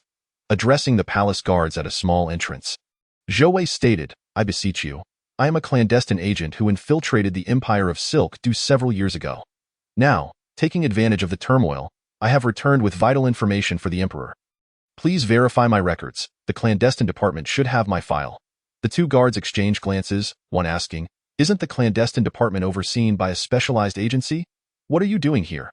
Zhou Wei maintained his composure, replying, "Sir, I infiltrated the Empire of Silk for 8 years. 8 years ago, the four kings were divided, and the Emperor had yet to unify the nation. Now that I have returned, the four kings are dead, and the only new master I can report to is our Emperor. One guard muttered under his breath, "What a nuisance, wait here." He then departed to inform his superior, leaving Zhou Wei to feel a measure of relief. Perhaps this plan would yield success. After some time, a lead guard returned with the previous guard in tow. The head of the guards held a stack of papers in his hand. He glanced at Zhou Wei's face and quickly flipped through the sheets until he reached one. Scrutinizing Zhou Wei once more, "Indeed, it is you. When the spies of the Fire Empire venture out, they often change their names incessantly, so the records only bear a code and a facial portrait. What is your code?" the head of the guards inquired. "Who knows what this face's code is?" Zhou Wei shook his head. "My lord, I am indeed a spy, but it has been so long. I have been extremely cautious in the Silu Empire, refraining from communication with the enemy, and I have even forgotten my code." The head of the guards pondered for a moment and conceded, "That makes sense. It has been 8 years. Forgetting is quite normal. Regardless of whether he is indeed a spy from 8 years ago or not, anyone who has reached this point cannot possibly be an enemy. After all, who in our homeland would dare to scheme against the Emperor?" With that, he nodded, "You are fortunate. Today the Emperor is free and quite interested in the news you wish to report." He disdainfully pointed at Zhou Wei's attire. "Follow me. We must make you presentable before meeting the Emperor." Yes, Zhou Wei was led into the palace. Once he was cleaned up and donned the black guard uniform of the Fire Empire's palace, he was directly taken into the Emperor's study. Zhou Wei's heart raced with elation. This is a stroke of luck. Truly, fortune is on my side. Our Emperor had long instructed that the strategic layout map was most likely hidden in this very place. The Fire Empire has indeed never considered the possibility of an enemy infiltrating their imperial capital. They are utterly unprepared. Wei Zhou pays his respects to your majesty. Zhou Wei knelt nervously. It was his first time kneeling, and he was psychologically unaccustomed to it. Yet, the imposing aura of the Emperor rendered his submission seemingly natural, as if everyone before him must bow and prostrate. The Emperor of the Fire Empire was a young man with an unsettling complexion. His skin was pale, his features sharp, and his expression devoid of emotion. He wore a dark dragon robe, with the collar wide open, revealing a tantalizing collarbone and impressively muscular chest. Zhou Wei could only muse that this was a man with an alluringly wild charm. This was indeed the legendary visage of perfection, akin to being chiseled from stone. The Emperor reclined on the throne, his blood-red pupils exuding an overwhelming pressure. Upon noticing Zhou Wei kneeling, he curled his lips into a smirk. From the Silu Empire? For heaven's sake. Must you phrase it so ambiguously?" Zhou Wei silently complained to himself, attempting to alleviate the tension of the moment. He twitched his face slightly. "Your Majesty, I was a spy sent to the Silu Empire 8 years ago, and I have just recently returned. Is that so?" the Emperor inquired slowly. "A spy from one of the four kings? Indeed." Before Zhou Wei could finish his sentence, he felt a sudden blur before his eyes. The Emperor's face loomed large before him, his sharp nails gripping Zhou Wei's throat. "Why, your Majesty? I killed all four kings. Do you harbor no resentment?" The Emperor's hand tightened around Zhou Wei as if he were mere vermin in his grasp. A devilish smile danced upon his lips, his eyes fixated on Zhou Wei, as if he could see through his very soul. "You still come to report news? How utterly laughable." Zhou Wei felt a sharp pain in his throat. Certain he was about to bleed. If this continued, he might truly lose his life. In despair, he lamented inwardly. "Why must this chiseled-faced Emperor be so ruthless? Can I request a bowl of gentler braised beef noodles instead?" Chapter 29. Gathering light energy. How might the people of the Fire Empire respond to such queries? Zhou Wei pondered before answering. Cough, cough. "Your Majesty, I served under the former King Chimu, not out of loyalty, but out of admiration for his strength. Following him brought me benefits and made me stronger. I am not his confidant, and our bond is limited." "Oh?" The Emperor released his grip, questioning. "So you claim you were not loyal to them? You acted for them merely out of mutual benefit?" Zhou Wei nodded submissively. We in the Fire Empire eternally revere the strong. You are the strongest, and I am loyal to you. Ha ha ha, I appreciate that sentiment. The Emperor laughed heartily, gripping Zhou Wei's hair and yanking it upward, causing Zhou Wei's scalp to sting as he was forced to meet the Emperor's sanguine gaze. Remember this, I am the strongest, and I shall forever remain the strongest of the Fire Empire. Thus, never attempt anything disloyal to me. I would not dare. I cannot, Zhou Wei exclaimed. The Emperor returned to his throne, reclining comfortably, seemingly indifferent to Zhou Wei's words. Once he resumed the posture Zhou Wei had first encountered, he lazily asked, Now, tell me, what news have you gleaned from the Silu Empire? Zhou Wei hesitated, glancing at the palace guards. The Emperor chuckled. What do you think you are? What news could possibly warrant me dismissing my attendants? Once more subjected to disdain, Zhou Wei dared not show any sign of disrespect. He slowly replied, Your Majesty, I have spent many years in the Silu Empire, uncovering a multitude of news. The most vital piece is, the Emperor of the Silu Empire is dying. Now, that's quite the revelation. The Emperor's demeanor shifted, his body stiffening momentarily before returning to his previous state. Continue. This news had been tightly concealed by the Silu Empire. Apart from the Emperor and his inner circle, no one else was aware, not even the high-ranking military officials. Zhou Wei had exerted considerable effort to discover it. Oh? Is that so? The Emperor's interest piqued, his voice rising slightly. What else have you uncovered? Your Majesty, the greatest secret hidden by the Silu Empire is this. Additionally, I have obtained detailed maps of the Silu Empire, along with the names and combat capabilities of most high-ranking officials. Haha, now that's intriguing. However, such reports can be endless, and I have no time to waste on you. Therefore, you shall remain in the palace for now. And once you have transcribed all the valuable information in your mind, present it to me. The reward promised to you by the late King Chimu, I shall double, with a wave of his hand. The Emperor commanded, You may leave. Yes. Zhou Wei exited the hall, escorted by the head of the guards. Within the hall, the Emperor reclined leisurely, closing his eyes. Keep an eye on him. Yes. A low voice responded from within the hall. Zhou Wei took a deep breath and sat at the desk to begin writing. As a reclusive cultivator, he was not particularly well informed about the Silu Empire's high-ranking officials. He organized the knowledge in his mind while deliberately mixing it up to ensure that what he wrote appeared plausible without actually revealing any secrets. Zhou Wei? Zhou Wei! The voice of Feng Feifei echoed from the ring on his right hand. Shu, Feifei, it's not safe to speak here. A somewhat smug voice emerged from the ring. It's fine, Zhou Wei. I've cast an illusion in this room. Everyone will only see you writing silently, that's good. Zhou Wei, have you devised how to steal that strategic map? I have some ideas. The specific implementation will depend on the opportunity. This Emperor of the Fire Empire is certainly not easy to deceive. For now, we should try to gather intelligence within the palace and understand this Emperor's habits to plan accordingly. Indeed, be careful. By the way, Zhou Wei, I must inform you once more. When I transform into the strategic map and then further transform into a miniature version, my powers will be exhausted. Once I perform that secondary transformation, I will no longer be able to assist you. Thereafter, it will be entirely up to you. Understood. By the way, Feifei, how many people can you cast illusions on simultaneously? Aside from that Emperor of the Fire Empire. I am confident I can cast illusions on anyone else, as long as the number does not exceed 20. I see. Zhou Wei settled into the palace of the Fire Empire, striving to uncover more information to seize the strategic layout map. However, within the palace, guards were constantly on duty, and patrols were frequent, leaving him hesitant to move about freely.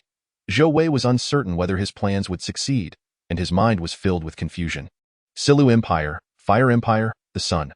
What are you saying? Feng Feifei only caught a few words uttered by Zhou Wei, unable to comprehend fully. Zhou Wei's thoughts became tangled, and he gazed at the ring on his right hand.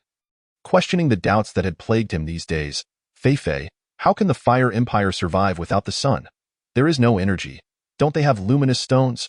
We have those too, luminous stones. The sun. Energy, if we lack the sun but possess luminous stones, we can still survive. But the sun grants us power. We, damn it, provide them with strength. Ultimately, will their power return to the sun? A cycle? The food chain? No, that's not it. Energy. The sun. A spark of inspiration flickered in Zhou Wei's mind. Luminous stones? Light? Mirrors. If we had mirrors, we could concentrate light energy and enhance the absorption rate of solar energy. We could even enable the people of the Silu Empire to enjoy more solar energy simultaneously. Cultivation could accelerate. Just give us a few decades, and our individual strength would undoubtedly rival that of the Fire Empire. Yes, that's it. Fei. I have thought of something. Remember this and never forget it. We must inform our emperor as soon as we return. What? Fei felt utterly perplexed. Fei, we need to gather some smooth stones, boulders, and stone walls, and then place them around us. This way, we can enhance the absorption of solar energy during our practice, thereby accelerating our cultivation speed. Smooth stones? Yes. Reflective ones? The more reflective, the better. Zhou Wei chuckled joyfully. Let us return and inform our emperor. The entire nation can utilize this method to hasten their cultivation. Days later, Zhou Wei approached the emperor with a notebook in hand. By this time, the emperor was fully aware of the history surrounding the Dark Scout and had developed a modicum of trust in Zhou Wei. He glanced through the notebook Zhou Wei presented and remarked, "Not bad. It seems you haven't wasted your time. Where is the detailed map of the Silu Empire?" Zhou Wei encouraged himself silently, hesitatingly replying, "Your Majesty, although I spent 8 years in the Silu Empire, I always remained in the shadows, lacking a comprehensive understanding of its geography. I only know the detailed maps of a few cities where I resided. I cannot conjure a detailed map of the Silu Empire from thin air unless you wish to see the enemy's map. Such audacity?" The emperor glared at Zhou Wei, lightly tapping the armrest with his right hand. "This is military intelligence, and you dare to speak of it." Zhou Wei swallowed hard, feeling distressed. "I am aware, Your Majesty, but I truly cannot draw it without assistance. Perhaps I could describe it instead?" "Humph," the emperor scoffed, hurling a cup at Zhou Wei's head. "You are incredibly bold, however. I shall permit it." The emperor rose and approached the bookshelf, extracting a map from a book and tossing it to Zhou Wei. He pointed to the desk. "You shall draw here. Make it well. If you fail, you need not leave." Zhou Wei silently praised his acting skills, ignoring the pain on his head, and nervously picked up the map. Responding, "Yes," he then moved to the desk, took up paper and pen, and began to sketch based on the simplified map. After a considerable time, a head guard entered, saluting and announcing, "Your Majesty, it is time for lunch." "Please, may we move? Go quickly," Zhou Wei silently urged, bowing his head. "We can eat in the study. Just bring it in." "Yes." Zhou Wei was drenched in cold sweat, fearing the emperor would linger. How long would it take to complete the drawing? Once he left, Fei could deploy her illusions and swiftly search for the strategic maps. But what if he didn't leave for dinner either? Would he have to draw all night? How detailed would the map need to be?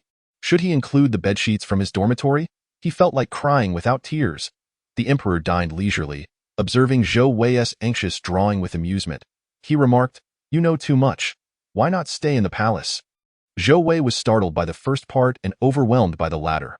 "Your Majesty, thank you that I am unaccustomed to palace life after spending 8 years in the Silu Empire, and I fear offending the esteemed officials here." "Ha! What do they matter? Just attend to me." The emperor exuded authority. Zhou Wei was drenched in cold sweat. "I dare not." "Timorous fool," the emperor scolded. "With your capabilities, I wouldn't even look twice at you. Talented individuals like yourself will inevitably serve under me. Do you know why you lack the awareness to follow me diligently? Why? Because I have yet to take action against you, understand? I have mastered the art of attracting talent, using both coercion and incentive, exploiting weaknesses and promising futures since I was 3 years old. Indeed, I lack the intellect to warrant your concern, Your Majesty. You are undoubtedly the strongest, especially in the art of recruiting talent." Zhou Wei found it hard to adapt to the emperor's imposing demeanor. Was this the swagger of a tyrant? "Consider this," the emperor continued. "Isn't it more worthwhile to follow me than to struggle alone? Your Majesty, your proposals are indeed enticing, particularly for one who has spent 8 years as a dark scout and seeks strength. However, our inherent attributes differ. Harmonious coexistence may forever elude you." At that moment, a head guard rushed in, saluting, "Your Majesty, that little general from the Silu Empire has commenced another surprise attack." The emperor frowned, throwing his food to the ground in frustration. "Damn it!" He stood and told Zhou Wei, "Continue your drawing." Then he addressed the head guard, "Go." "He has left." Zhou Wei subtly gestured.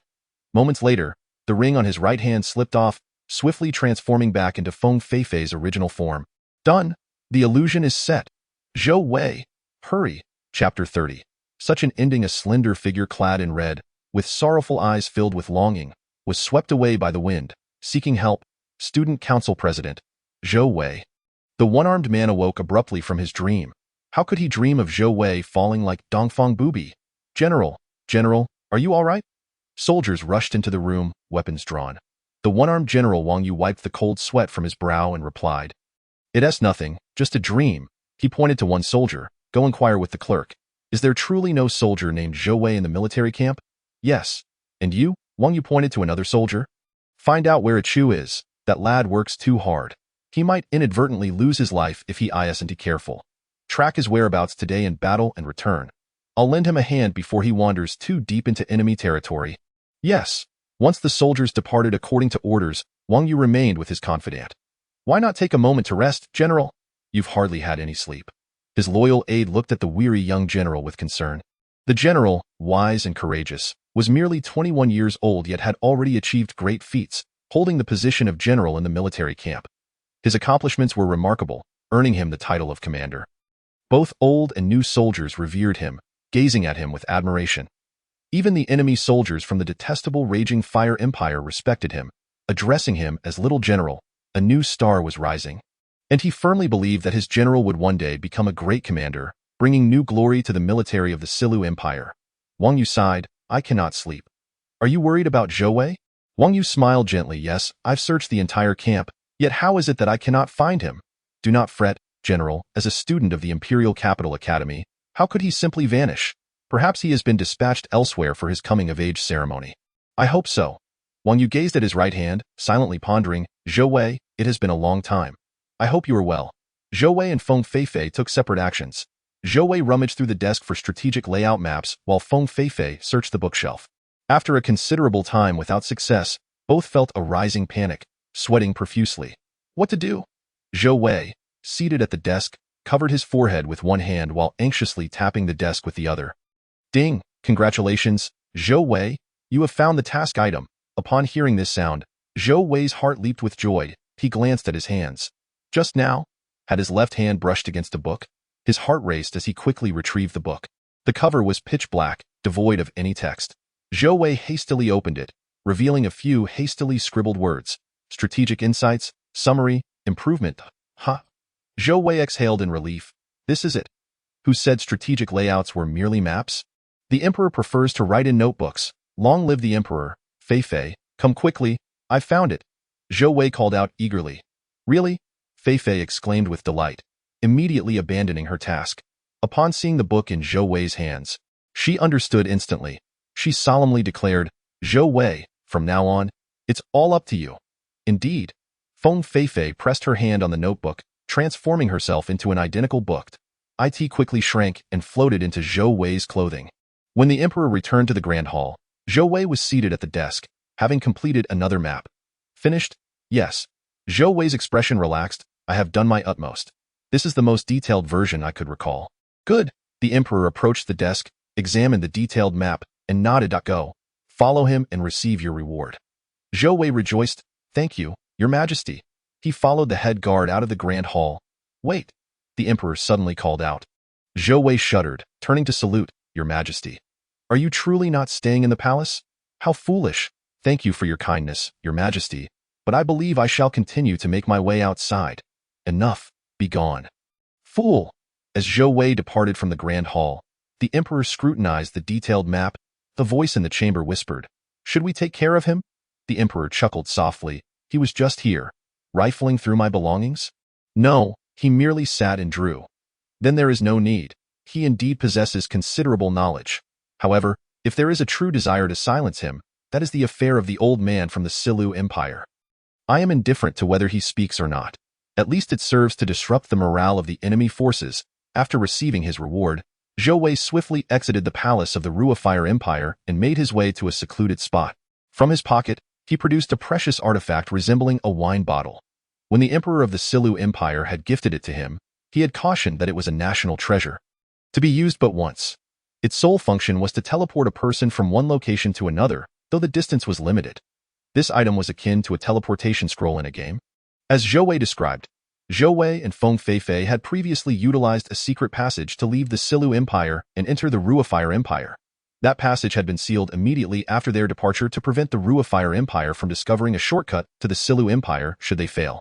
Now, to escape the Rua Fire Empire, Zhou Wei's fastest option was to use this teleportation artifact to arrive at the battlefield between the two nations, then employ his life-saving metal to return home. Gripping the artifact, Zhou Wei smashed it onto the ground, shattering it to pieces. The green luminescent liquid within quickly vaporized, enveloping him in a pale green mist. A slight sensation of suffocation washed over him, and his skin prickled with discomfort. He hunched over, closing his eyes as the world spun around him. When the disorientation subsided, he opened his eyes to find himself on a battlefield, surrounded by silence and corpses. Straightening up, he slowly opened his eyes and saw a familiar figure rushing towards him. He smiled, about to call out, atop, when suddenly, a chill pierced his chest. A sharp sword had plunged into him. Zhou Wei's mind went blank. Looking down, he confirmed it was indeed that familiar blade. He could hardly fathom that this would be his fate in this life. Chu withdrew the sword, pushing the fallen enemy aside, and hurried towards the next conflict. Zhou Wei collapsed to the ground, feeling a searing pain in his chest, so painful. The intense agony clouded his senses. Struggling, he retrieved his life-saving metal from his pocket. Zhou Wei knew he was beyond saving. At this moment, Feng Feifei was the only one beside him. He did not wish to die. Tears streamed down his face as he spoke with difficulty. Feifei, now, lift the second transformation. A small booklet floated out from his collar. Landing heavily in his hand, Feifei, no, never, ever tell him. Just as Feng Feifei, who had just lifted the second transformation, was about to say something, Zhou Wei noticed the scenery around him receding, darkness creeping in. He recalled Siche's words. In this world, nothing is more important than one's own life. He remembered Shi Yuan saying, I am the son of wealth and power, not the child of a general. Studying and training in martial arts aren't that crucial. It's more important to know people and accomplish things. Otherwise, why would I have taken a year off school, if not to spend a little more time here? He thought of Li Dong saying, live well. He remembered the student council president, Wang Yu, saying, Zhou Wei, if one day, on a certain date, you want to find someone to lean on a shoulder, come to the battlefield and find me. I will always wait for you. I will live on. He recalled Chu saying, Zhou Wei, I will never stab you with a sword, nor will I ever harm you. I would rather pierce myself. Zhou Wei wanted to say, there are so many dreams left to explore. But the words eluded him. The world faded to black. General, Chu must have gone in that direction. Yes. Huh? What is this? Wang Yu suddenly noticed something glimmering amidst the corpses ahead. His confidant rushed forward to retrieve the object. General, look, it's the life-saving metal.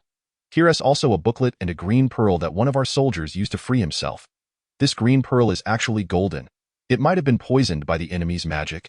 The life-saving metal. Wang Yu took the 3 items, examined the metal, then opened the booklet. What's wrong, General? Return to the camp immediately. Wang Yu secured the 3 items. Understood. Zhou Wei completed his world mission, entering the Ruifier Empire to steal the strategic layout book. Mission accomplished. Reward points, 5,000. Exceeding the redemption limit, Zhou Wei did not exchange his points. The system randomly redeemed them, utilizing 5,000 points to exchange for a detailed diagram for creating a personal space. Redemption successful. The system detected that Zhou Wei was in a state of physical collapse. The system forcibly transferred him to the optimal environment. 100. Chapter 31. Feng Feifei's side story. The flowing water is silent, and the affairs of the world are ever-changing. Yesterday, a little flower girl gazed at me with admiration. She shyly said, My lord, you are the most outstanding person I have ever seen. Brave, fearless, a heroine among women. I want to learn from you. I smiled at her. I cannot remember.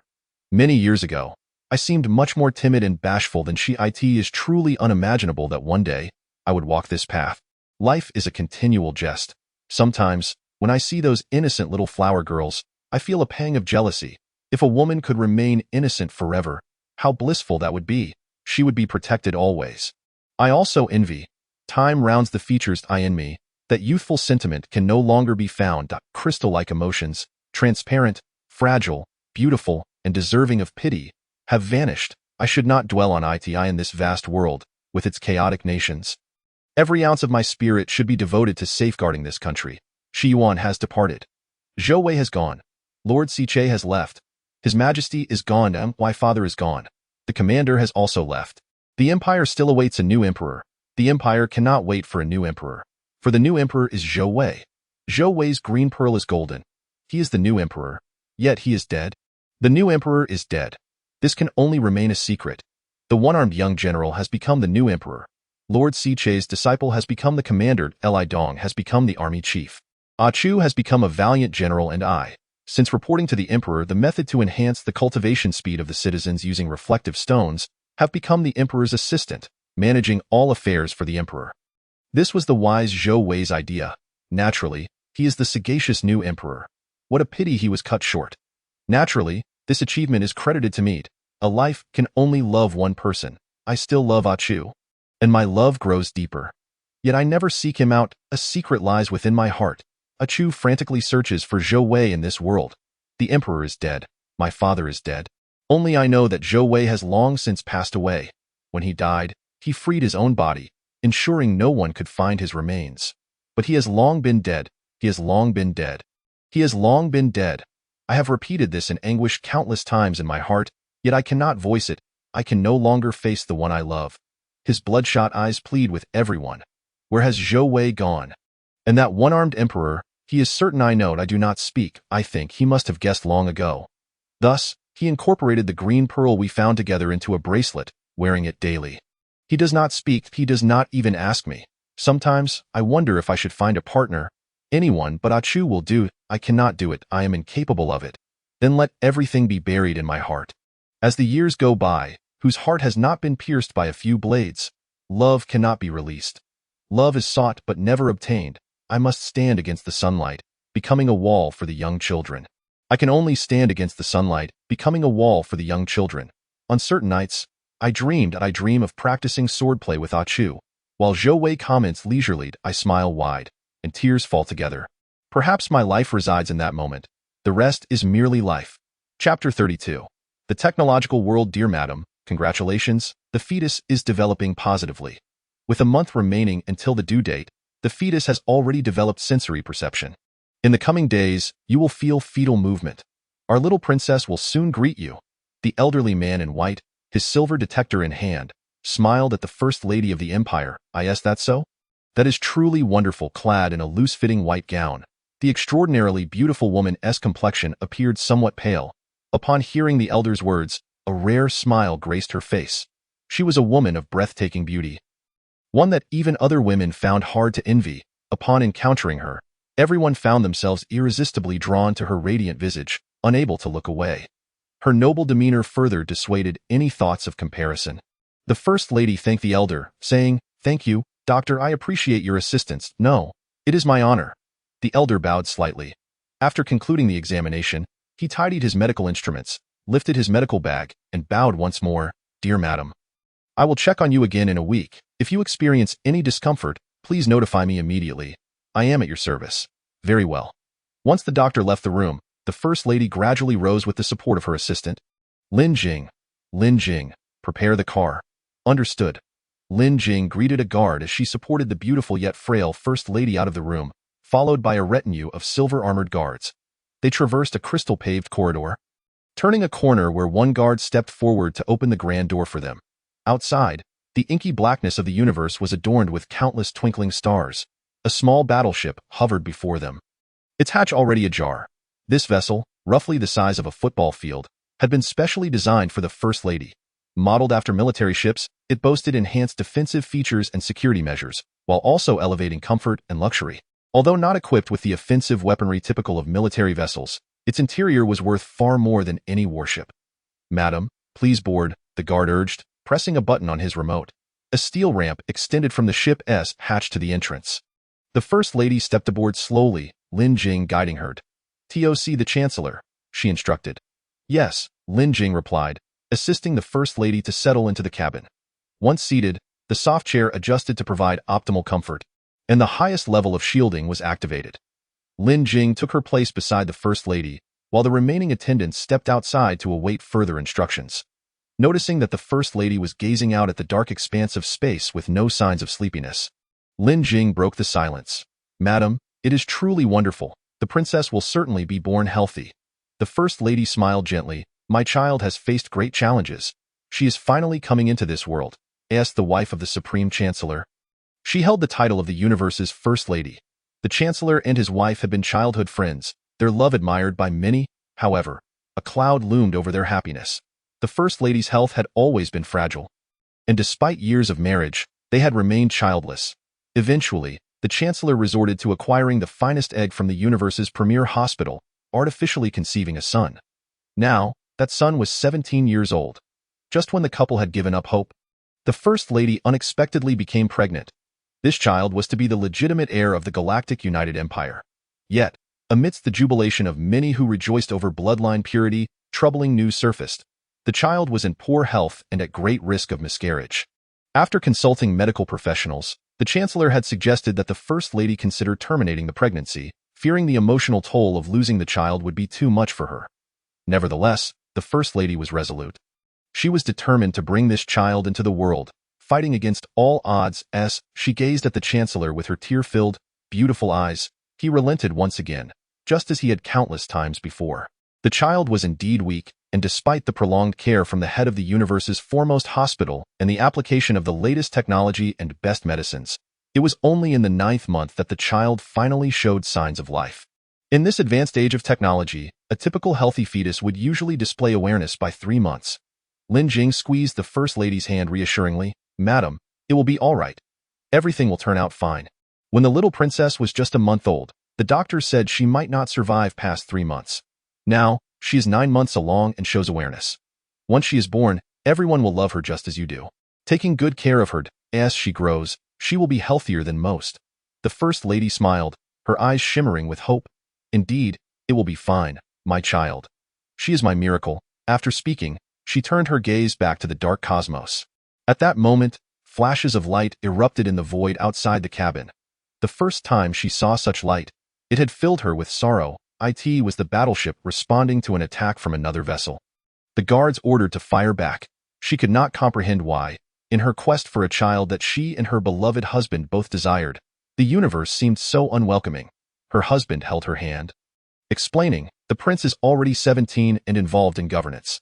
Some ignorant individuals believe another child could threaten the stability of the established heir." This thought saddened her deeply. Since the prince is already 17 and I am carrying only a fragile princess, how could she possibly threaten his position? All I want is for my child to grow up healthy and happy. I will relinquish her claim to the throne. Even with her promise, her husband shook his head. "It is futile. This child is the rightful heir, a direct descendant of our lineage. From the moment she is born, she will be the first in line."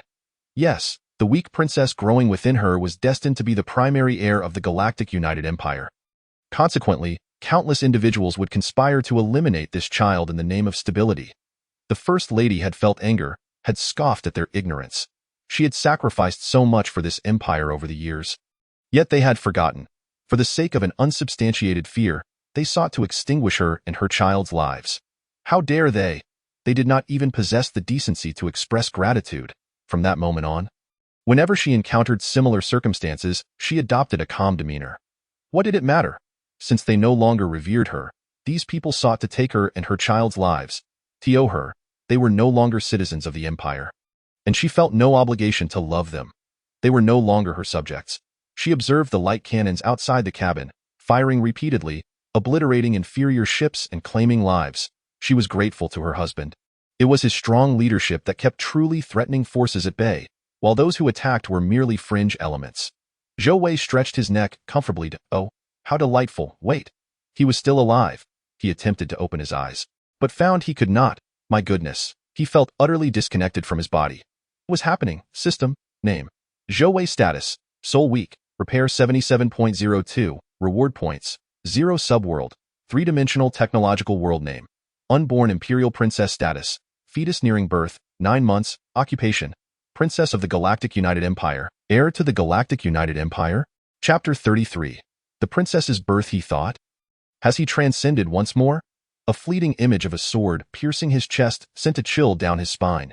Yes, he had died again. Now, it seemed he was being pulled into another existence by the system. Given the current situation, he appeared to be a fetus. Well, at least he was finally human this time. As memories of his previous dramatic demise flooded back, Zhou Wei found himself grappling with conflicting emotions. Nostalgia? Heartache? Sadness? Relief? A sense of confusion lingered, accompanied by an overwhelming sense of guilt towards his father, Si Che. Life is but a play in the blink of an eye. He was thrust into another asceti in a haze. Zhou Wei lost consciousness. When he regained awareness, he understood his situation and once again called upon the system in his mind. He sought to comprehend what had changed with his return and whether he had completed the previous system task. Name: Zhou Wei. Status: Soul Weak. Repair 77.02. Reward points: 0. Subworld: 3-dimensional technological world. Name: Unborn Imperial Princess. Status: Fetus nearing birth, 9 months. Occupation: Princess of the Galactic United Empire, heir to the Galactic United Empire. He chuckled silently. This new identity seems quite impressive. An Imperial Princess? An heir to the Empire? I am truly humbled by the system. How had this come to be? Was reincarnation truly a matter of choice? However, he was finally a female human this time. Zhou Wei felt an overwhelming sense of gratitude towards the system for this small mercy. He continued to explore the attributes list and discovered: task completion reward, claim? Yes. Zhou Wei had completed a task in the 2-dimensional world of the P world. Infiltrating the Ruehua Empire to steal strategic blueprints. Task completed. Reward points: 5000.as. He had failed to redeem his rewards within the allotted time. The system randomly exchanged them. Exchange successful. Prize: a blueprint for creating a personal space. Claim the prize? Yes. This time, the reward appeared in his mind as a detailed diagram. After examining the blueprint for creating a personal space, Zhou Wei silently cursed the system under his breath. Yet again, it was a rather disappointing reward. Why not just give me a personal space directly? Why make me go through the trouble of gathering materials? The system feigned innocence, adding at the bottom of the blueprint: due to the current weakness of the system master, the construction of a personal space is not possible. Once the materials are obtained, the system will undertake the creation.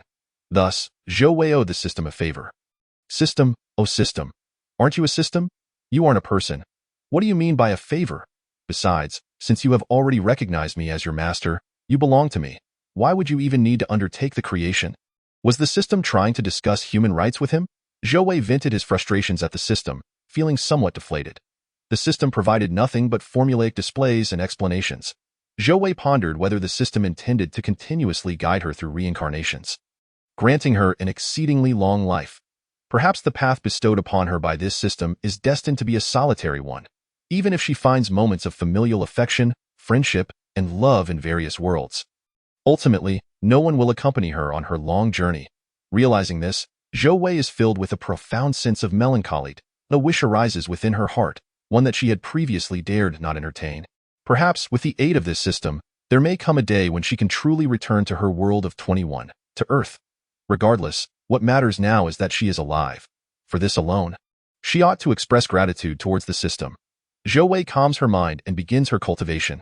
Lan Jun, you look quite well these days, remarked Zhou Xiaoping, the supreme leader of the Galactic United Empire, as he gazed at his beloved wife. Indeed, replied the First Lady, her belly noticeably round. Recently, she had spent most of her time resting in bed, rarely rising to move about. I consulted with Dr. Liu, who assured me this is a positive sign. Initially, the fetus was too weak to absorb nutrients independently. However, after some nurturing, it can now draw nourishment from me, which is why I felt fatigued for a while. Now that the fetus is developing well and not overly consuming maternal nutrients, I find myself increasingly comfortable. That's wonderful. Our little princess is a lovely, obedient child, destined to captivate countless hearts just like her mother. Zhou Xiaoping tenderly caressed his wife's belly, gazing lovingly at her. The First Lady couldn't help but chuckle. Ha ha, I have received a sweet surprise from our supreme leader. I am honored to be hit by it. My little princess, I don't need her to be extraordinarily beautiful. I simply wish for her to be healthy and happy. During these moments of parental intimacy, Zhou Wei would pause her cultivation, silently listening to her parents' conversation. She found solace in their words, sensing the deep affection and expectations they held for her. It was a harmonious family. Zhou Wei refrained from moving too much, lest she disturb her mother's comfort. Yet she could not endure sitting still in meditation, so she cherished these moments of familial togetherness, though she could not speak. The warmth flowing between them was palpable. From the onset of her cultivation, Zhou Wei sensed the distinct differences between this world and her previous one. While she maintained her usual cultivation methods, she found that she could absorb more energy in this realm. Over the past 10 days, she had transformed and transmitted the energy she cultivated to her mother, which was the reason for her mother's recovery. Zhou Wei slowly moved her hand. That. Zhou Xiaoping gasped in surprise. That's the baby moving, exclaimed the First Lady joyfully, placing her hand on her belly. Our little princess greeting her father and mother? Indeed, Zhou Wei silently replied. Feeling the pure love emanating from her parents, she cast aside her worries, her mind easing a little. "Xiaoping, have you thought of a name for our little princess?" the first lady inquired. "Not yet. I wish to name her after she is born." "Why? Do you have a suggestion?" "Yes, I would like to name her Zhou Wei." "Wei? Yes, my little princess is my one and only. Her sole purpose in this life is to live joyfully and healthily." Zhou Xiaoping understood his wife's intentions. She continuously reassured him that their little princess would not become the heir to the empire, nor pose a threat to the prince's position.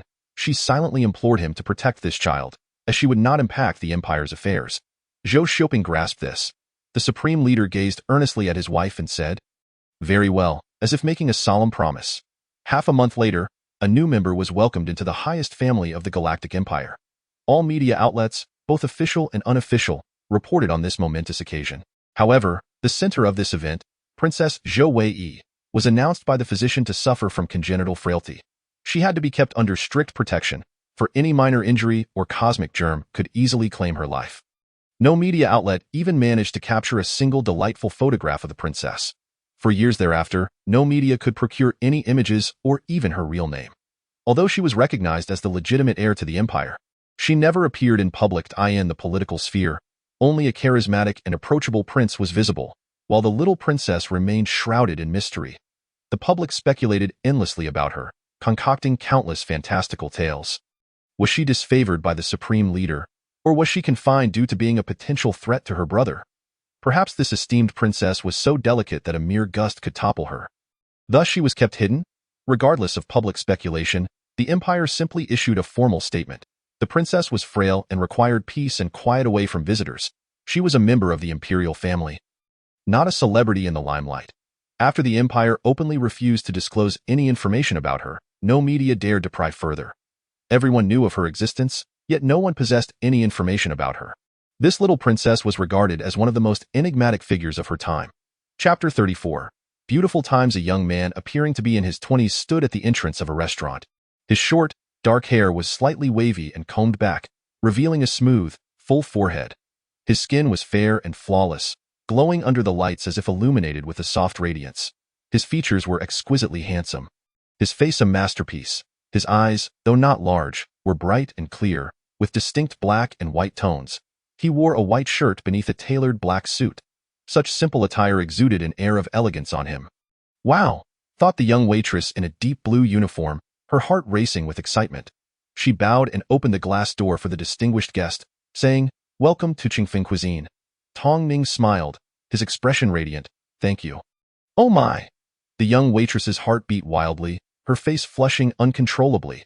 She couldn't help but think, he must be a major celebrity. So stunning it's beyond comprehension. And his aura is simply extraordinary. But wait, I don't recall seeing him in any dramas before. Perhaps he is a wealthy heir who rarely makes public appearances. He is truly like a prince. Calm down, she reminded herself. After all, she had seen celebrities in the restaurant before and shouldn't he be so flustered. The waitress, blushing, stole glances at him. "Would you prefer to sit in the lobby, a private room on the second floor? Or the VIP section on the third floor? I can guide you to an available seat." Tong Ning took out a neatly folded coupon from his pocket, a slight frown crossing his face. His sparkling eyes looked to the waitress for assistance. "Could you help me? I'm not sure that a friend gave me this coupon a few days ago and suggested I try this place. I don't know which floor it's valid for." "This one," the waitress exclaimed, smiling. "Sir, this is a grand opening coupon for Qingfeng Cuisine. You can enjoy a meal on any floor, first, second, or third. Oh, I see." Tong Ning appeared pleased. "Then please lead the way. I'd like to dine in a quieter area." "Very well, let us go to the third floor." The waitress guided Tong Ning upstairs. Qingfeng Cuisine had opened 3 months prior, boasting luxurious and elegant decor, with exquisite flavors and impeccable service. Within a month of its opening, it swiftly outperformed competitors, establishing itself as the leader in the culinary scene of Baoqing. Baoqing is located on the central continent of K-Star, the third habitable planet in the 9-star system of the Galactic United Empire. Though Baoqing is not a bustling commercial city, its entertainment industry thrives. This dazzling city has produced planetary superstars and nurtured several talented individuals who have made their mark in the entertainment sector of the 9-star system. Baoqing is known as the entertainment capital of K-Star. The rapid rise of Qingfeng Cuisine as the top dining establishment in Baoqing astonished many. What could account for such swift success? Is there a powerful figure behind it? Is the Baoqing government providing support? Or is there a titan from the entertainment sector making a crossover? No one knows. Yet, this did not hinder the flourishing success of Qingfeng cuisine. Tong Ning followed the waitress up the brightly painted wooden staircase, which spiraled upward, flanked by potted plants at intervals that added to the pleasant ambience. Your establishment is beautifully decorated, Tong Ning complimented. The waitress, delighted by the praise, playfully replied, "Thank you, handsome." Unbeknownst to her, the owner of the restaurant was someone extraordinary. Coming from a modest, well-off family, she had completed 20 years of formal education with top grades and striking looks. With her qualifications, she could have pursued a career in civil service or become a model in the entertainment industry. The reason she chose to work as a waitress here was due to the recruitment advertisement promising that those who worked for over 2 years would have their service time recorded as a national military merit. She remained oblivious to the extraordinary nature of her employer, only aware that upon leaving this establishment, regardless of where she might work next, she could commence at a higher level. For those with connections, a mere elevation in status might take a year or so, but for her, advancing from the grassroots could potentially take a decade or more. After enduring great trials to outshine countless applicants and secure her position as the hostess, she felt a profound sense of joy. Thus, when Tong Ning extolled the virtues of Qingfeng cuisine, the young waitress felt a quiet satisfaction in her own discernment, while also appreciating the gentlemanly demeanor of the man before her, who treated her with respect. Upon ascending to the 3rd floor, the waitress inquired, "Sir, on the 3rd floor, we have a hall, private rooms, a reception area, and an auditorium. Would you prefer dining in the hall or in a private room?" "Thank you. I'll choose the hall," he replied. After Tong Ning settled in and ordered a light standard meal, he began to survey the lavish VIP area on the 3rd floor. It was his first visit to this establishment, and he was savoring the moment. His gaze swept across the hall, and suddenly, a figure in white caught his eye.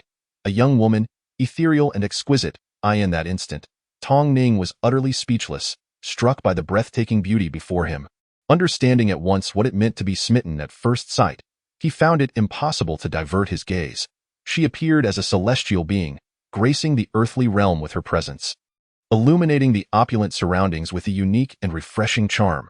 Such beauty, when compared to what he had seen before, was like a moon compared to mere dust. Beautiful moments should not be squandered. Tong Ning lifted his glass of orange juice, stood up, carefully adjusted his hairstyle, and with a contented heart approached the young woman's table, a gentlemanly smile gracing his face. "Good evening, esteemed Mississippi, may I join you?" Zhou Wei, roused from her reverie, finally registered the handsome figure standing before her. He was impeccably dressed, exuding an aura that distinguished him from the crowd. A fleeting thought crossed her mind. He reminded her of a refined nobleman. Was he here to flirt with her? Noticing the clarity in his eyes, she nodded. "Please, have a seat." Tong Ning stood while Zhou Wei sat. The moment she nodded, he felt as if he were a humble servant receiving the approval of his esteemed mistress. She was a delicate beauty, born of nobility. "Beautiful miss, are you here alone?" he inquired. Zhou Wei smiled and nodded. "Indeed. Oh, how delightful. You must not know that tonight marks my final supper. After this evening, my arduous days will commence." Tong Ning exclaimed with a grin as he took a seat. "Dear miss, today is particularly special for me. I feel privileged to encounter you and to share this moment. You have made this time shine brightly." "My name is Tong Ning. May I have the honor of knowing yours?" "I am Zhou Wei," she replied with a smile. As she introduced herself, a familiar system notification echoed in her mind. "Congratulations, Zhou Wei, you have found a material for spatial crafting, Tong Ning's heirloom gemstone." The last piece of crafting material. Upon hearing the notification, Zhou Wei's eyes sparkled with excitement. "Handsome sir, it seems I should be the one to initiate conversation. Given the system's tendencies, the heirloom gemstone must be on Tong Ning himself, but where could he be hiding it?" No rush. First, she needed to secure the second crafting material before seeking this one. Zhou Wei felt a surge of joy within, thinking, "Handsome sir, it appears we are destined to become friends." After Tong Ning sat down, he did not fixate on Zhou Wei's face like most would. Instead, he reclined in his chair, gazing serenely at the 3rd floor hall. "Miss Zhou, encountering someone as celestial as you is a wonderful serendipity. I trust countless individuals have praised your beauty and grace during your life," he remarked. Zhou Wei sipped her tea. Indeed, in this lifetime, Zhou Wei was the most distinguished princess of the Galactic Union Empire, living a life of freedom and indulgence beneath the veil of power.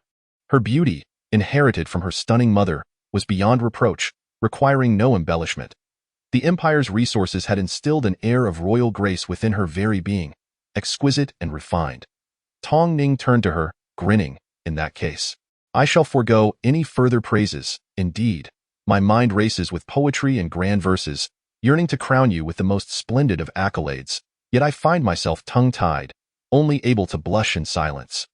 Zhou Wei chuckled. You, too, are quite the dashing gentleman. At that moment, Tong Ning's meal was served, placed before Zhou Wei's table. Miss Zhou, if you don't mind, would you care to share this meal with me? He asked, charmingly. Very well, I shall not be polite. Zhou Wei responded decisively, joining him in the meal. After a bite, Tong Ning exclaimed, This is absolutely delicious, an unprecedented delight. This is the finest dining establishment in the city. Zhou Wei had come to this planet to collect materials for her spatial crafting. Since her departure, she had a substantial team catering to her needs, including a top-notch royal chef and several master chefs from the empire. Changfeng Cuisine was a creation of her team, serving as her temporary dining spot in the city. Whenever she dined at Changfeng Cuisine, her personal chef would prepare the meals from the kitchen downstairs, taking care of all third-floor dining. But this is not the best food in the city, Tong Ning replied mysteriously, shaking his head. Really? Zhou Wei was incredulous. In this remote galaxy, there exists someone who can rival a royal chef? The best food is often found among the common folk. Surely you have not tasted the street vendors along the roadside. Their flavors are exquisite, he said, closing his eyes in enjoyment. Street vendors? I've had my share. Though that was in a previous life, Zhou Wei reminisced, her expression turning contemplative. Why don't we go there later? Tong Ning could hardly believe his ears. Oh, my young lady, how can you be so trusting of strangers? The world is not so safe, of course. I am a good person, he replied with a broad grin. Zhou Wei laughed confidently, knowing her guards were more than capable of protecting her, and her martial skills were not to be underestimated. Observing her calm demeanor, Tong Ning relented. Very well. It seems I underestimated you, however. I regret that I cannot accompany you tonight. Why not? Zhou Wei inquired, puzzled. After successfully engaging in conversation, he was now refusing her invitation. Tong Ning playfully smiled. Dear lady, what do you think I am? A nobleman?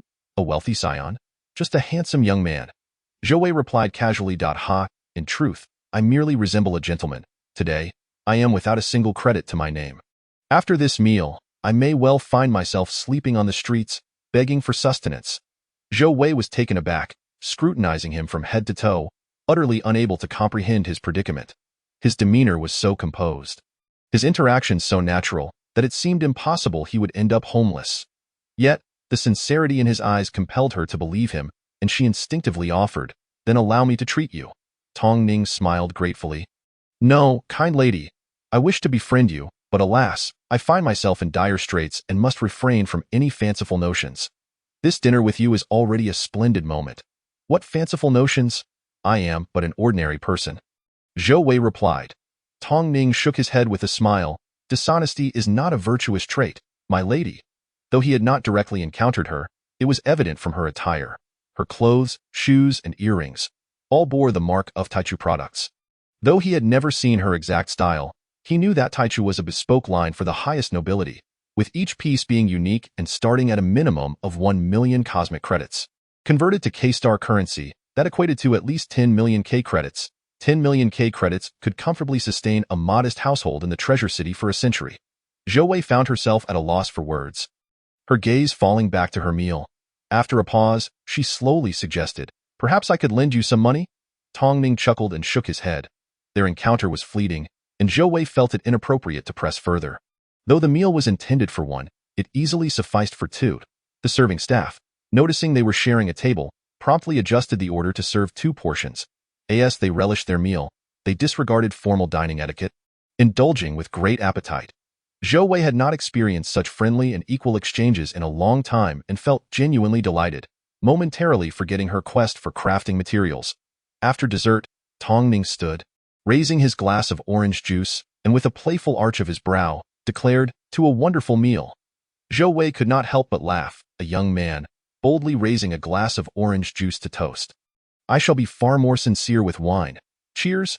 Very well. Tong Ning chuckled. The beautiful princess is indeed unique. He poured himself a glass of wine. It has been ages since I enjoyed a drink. Cheers to the beautiful and kind-hearted girl, they both exclaimed. Tong Ning took a large gulp of wine, covering his mouth as he coughed uncomfortably. Once he regained his composure and looked up at Zhou Wei, he was taken aback. He had inadvertently spilled the contents of his glass all over her. Tong Ning shut his eyes momentarily and apologized. I'm so sorry for staining your clothes, Zhou Wei. May I have your contact information? It's quite all right. What? The account? Zhou Wei was busy wiping her clothing with a tissue. Tong Ning forced a smile. I've ruined one of your garments. I should compensate you for it. Zhou Wei looked up in surprise. Wasn't he penniless? Tong Ning shrugged. I thought I was broke, but suddenly I find myself in debt and no need. Really, to Zhou Wei, a piece of clothing, no matter how expensive, was trivial. In contrast, the notion of owing something to this person seemed overwhelming. Dear lady, I cannot leave you indebted. I simply cannot do that. Please give me your contact information and let us be friends. Shall we? Once I earn some money, I will repay you. Tong Ning, while flirting, hadn't he asked for her contact details. Now, wanting to repay her, he was asking for them. Despite being broke, he resolutely wished to shoulder this debt. Such integrity and purity of character were rare. Zhou Wei, observing his stubborn demeanor, was pleased to become his friend, chuckling. My contact number is 1234567891011. At first, Tong Ning listened and noted it down, but after a few seconds of silence, he feigned a cute wink and asked, Miss, are you joking? Zhou Wei burst into laughter, recalling the affection behind her chosen account. Haha, I'm not joking. Try it out if you don't believe me. You mischievous girl, if I dial this number, will I be apprehended by the Imperial Guards? It sounds remarkably official. Tong Ning feigned a troubled expression. All right. Zhou Wei stifled her laughter. Just give me your contact, and I'll add you as a friend. 93154726112225. Okay. Zhou Wei activated her wrist communicator, input the number, and sent a friend request. Tong Ning's communicator lit up, displaying her request. The number was 1234567891011. What kind of extraordinary person had he just befriended? Welcome back anytime. Tong Ning smiled as he exited the restaurant. His gaze shifted to the bustling street, skyscrapers, flying vehicles, and multi-layered hover buses. The night in Baocheng was always ablaze with lights, resplendent and dazzling. It resembled a beautiful woman donning a magnificent gown, joyfully dancing beneath the night sky. Tong Ning's communicator lit up again, and he opened it to see a chubby round face appear on the screen. Ning, have you found a new job? If not, come help me out. You can search for other jobs while working. Tong Ning gratefully responded. Thank you, Brother Liu. Oh, we're brothers. But the tasks here are just temporary. Nothing long-term, as long as you don't mind. How could I mind? Tong Ning shook his head helplessly. At this point, if I'm substituting for someone cleaning machines, I'll be grateful. All right, let us leave it at that. I have work to attend to. You know the place. Come by any time. Sure. After shutting off the communicator, Tong Ning walked down the street with empty sleeves, having no fare for the hover bus. He glanced back at the third floor of the restaurant. His eyes brightening, he turned around, skipping lightly forward, and began to hum a gentle tune. In the pitch-black night rain, I encounter the beautiful dawn. Chapter 36. The personal bodyguard. Zhou Wei watched Tong Ning leave. A smile she could not suppress adorning her face. Your Highness, forgive my candor, but you should not develop feelings for a stranger, particularly one of such lowly status from the 9th star system. A tall man clad in black silently appeared behind Zhou Wei. Her smile faltered. I am not all right, Deng Yi. Do not use that term to describe me. Understood. Silence is golden. Zhou Wei sighed in exasperation. Deng Yi? Do you have any idea how many years it took me to get used to your silent entrances? I've finally acclimated to your frighteningly stealthy appearances. Why are you suddenly adopting a new skill? Sharp wit to attack me. Am I truly your master? Deng Yi's chiseled face remained stoic. Forgive my frankness. My true master is the supreme leader. You are, at best, second in command. Additionally, sharp wit is merely the truth served with a touch of ice. Even if it is cold at times, you cannot deny its veracity, can you? Some individuals may indeed require a bit of ice to cool their heated minds. Why must her father assign her such a formidable bodyguard? She felt like crying. Zhou Wei waved her hand weakly. I cannot win an argument against you. Speak. What is the matter? Deng Yi placed a transparent screen in front of Zhou Wei. 2 matters. First, please examine Mr. Tong Ning's real name information. Without a doubt, Deng Yi had accessed the Imperial Military Archives. Such unauthorized access to civilian records was a violation of the law.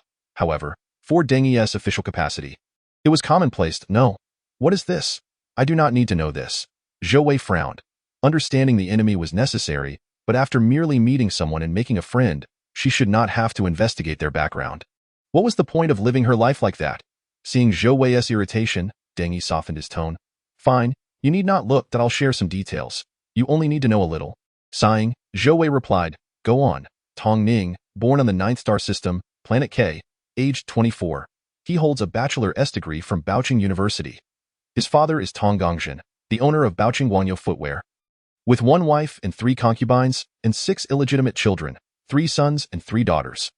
Tong Ning is the 7th child, acknowledged as his father's illegitimate son. 2 years ago, Tong Ning abandoned further studies to enter the entertainment industry. Joining Tangying Entertainment Company, he achieved first place in a newcomer music competition but later faced the president's coercion, which he resisted, resulting in being shelved.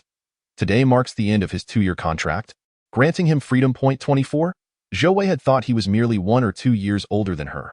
She, a princess, had just turned 18, the age of adulthood. Tong Ning appeared to be around 20, seemingly possessing a naturally youthful visage. Zhou Wei pursed her lips. I do not favor such a family background.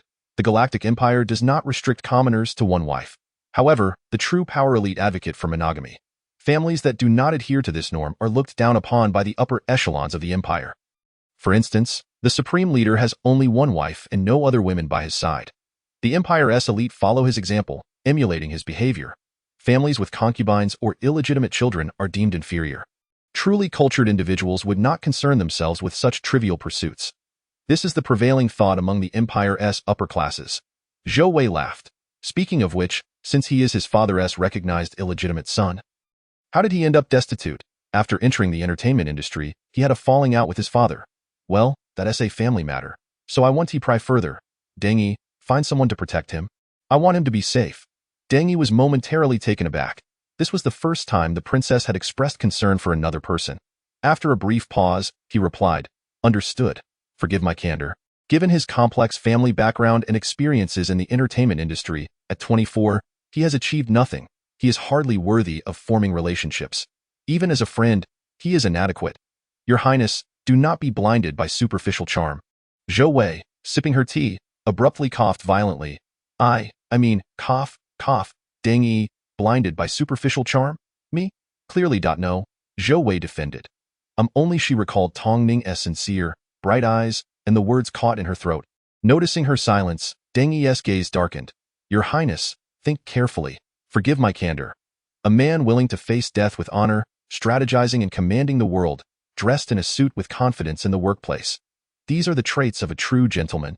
A man who indulges in the entertainment industry, accustomed to filth, and flits about in the flower beds, is truly unworthy. Deng Yi, are you determined to malign Tong Ning today? Even if he is not a great man, he is certainly a person of good character and integrity. Zhou Wei shook her head. I am not one to be swayed by superficial charm. You underestimate me, Deng Yi. As for honor in death, I hope for eternal peace for the empire.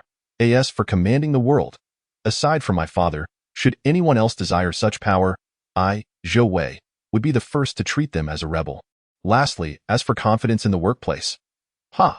No matter how confident a man is, as long as he is with me, he ultimately belongs to me. With me, he is forever designated as the prince consort. All else is secondary. As for friendship, it is enough to have virtue and integrity, and to share a bond.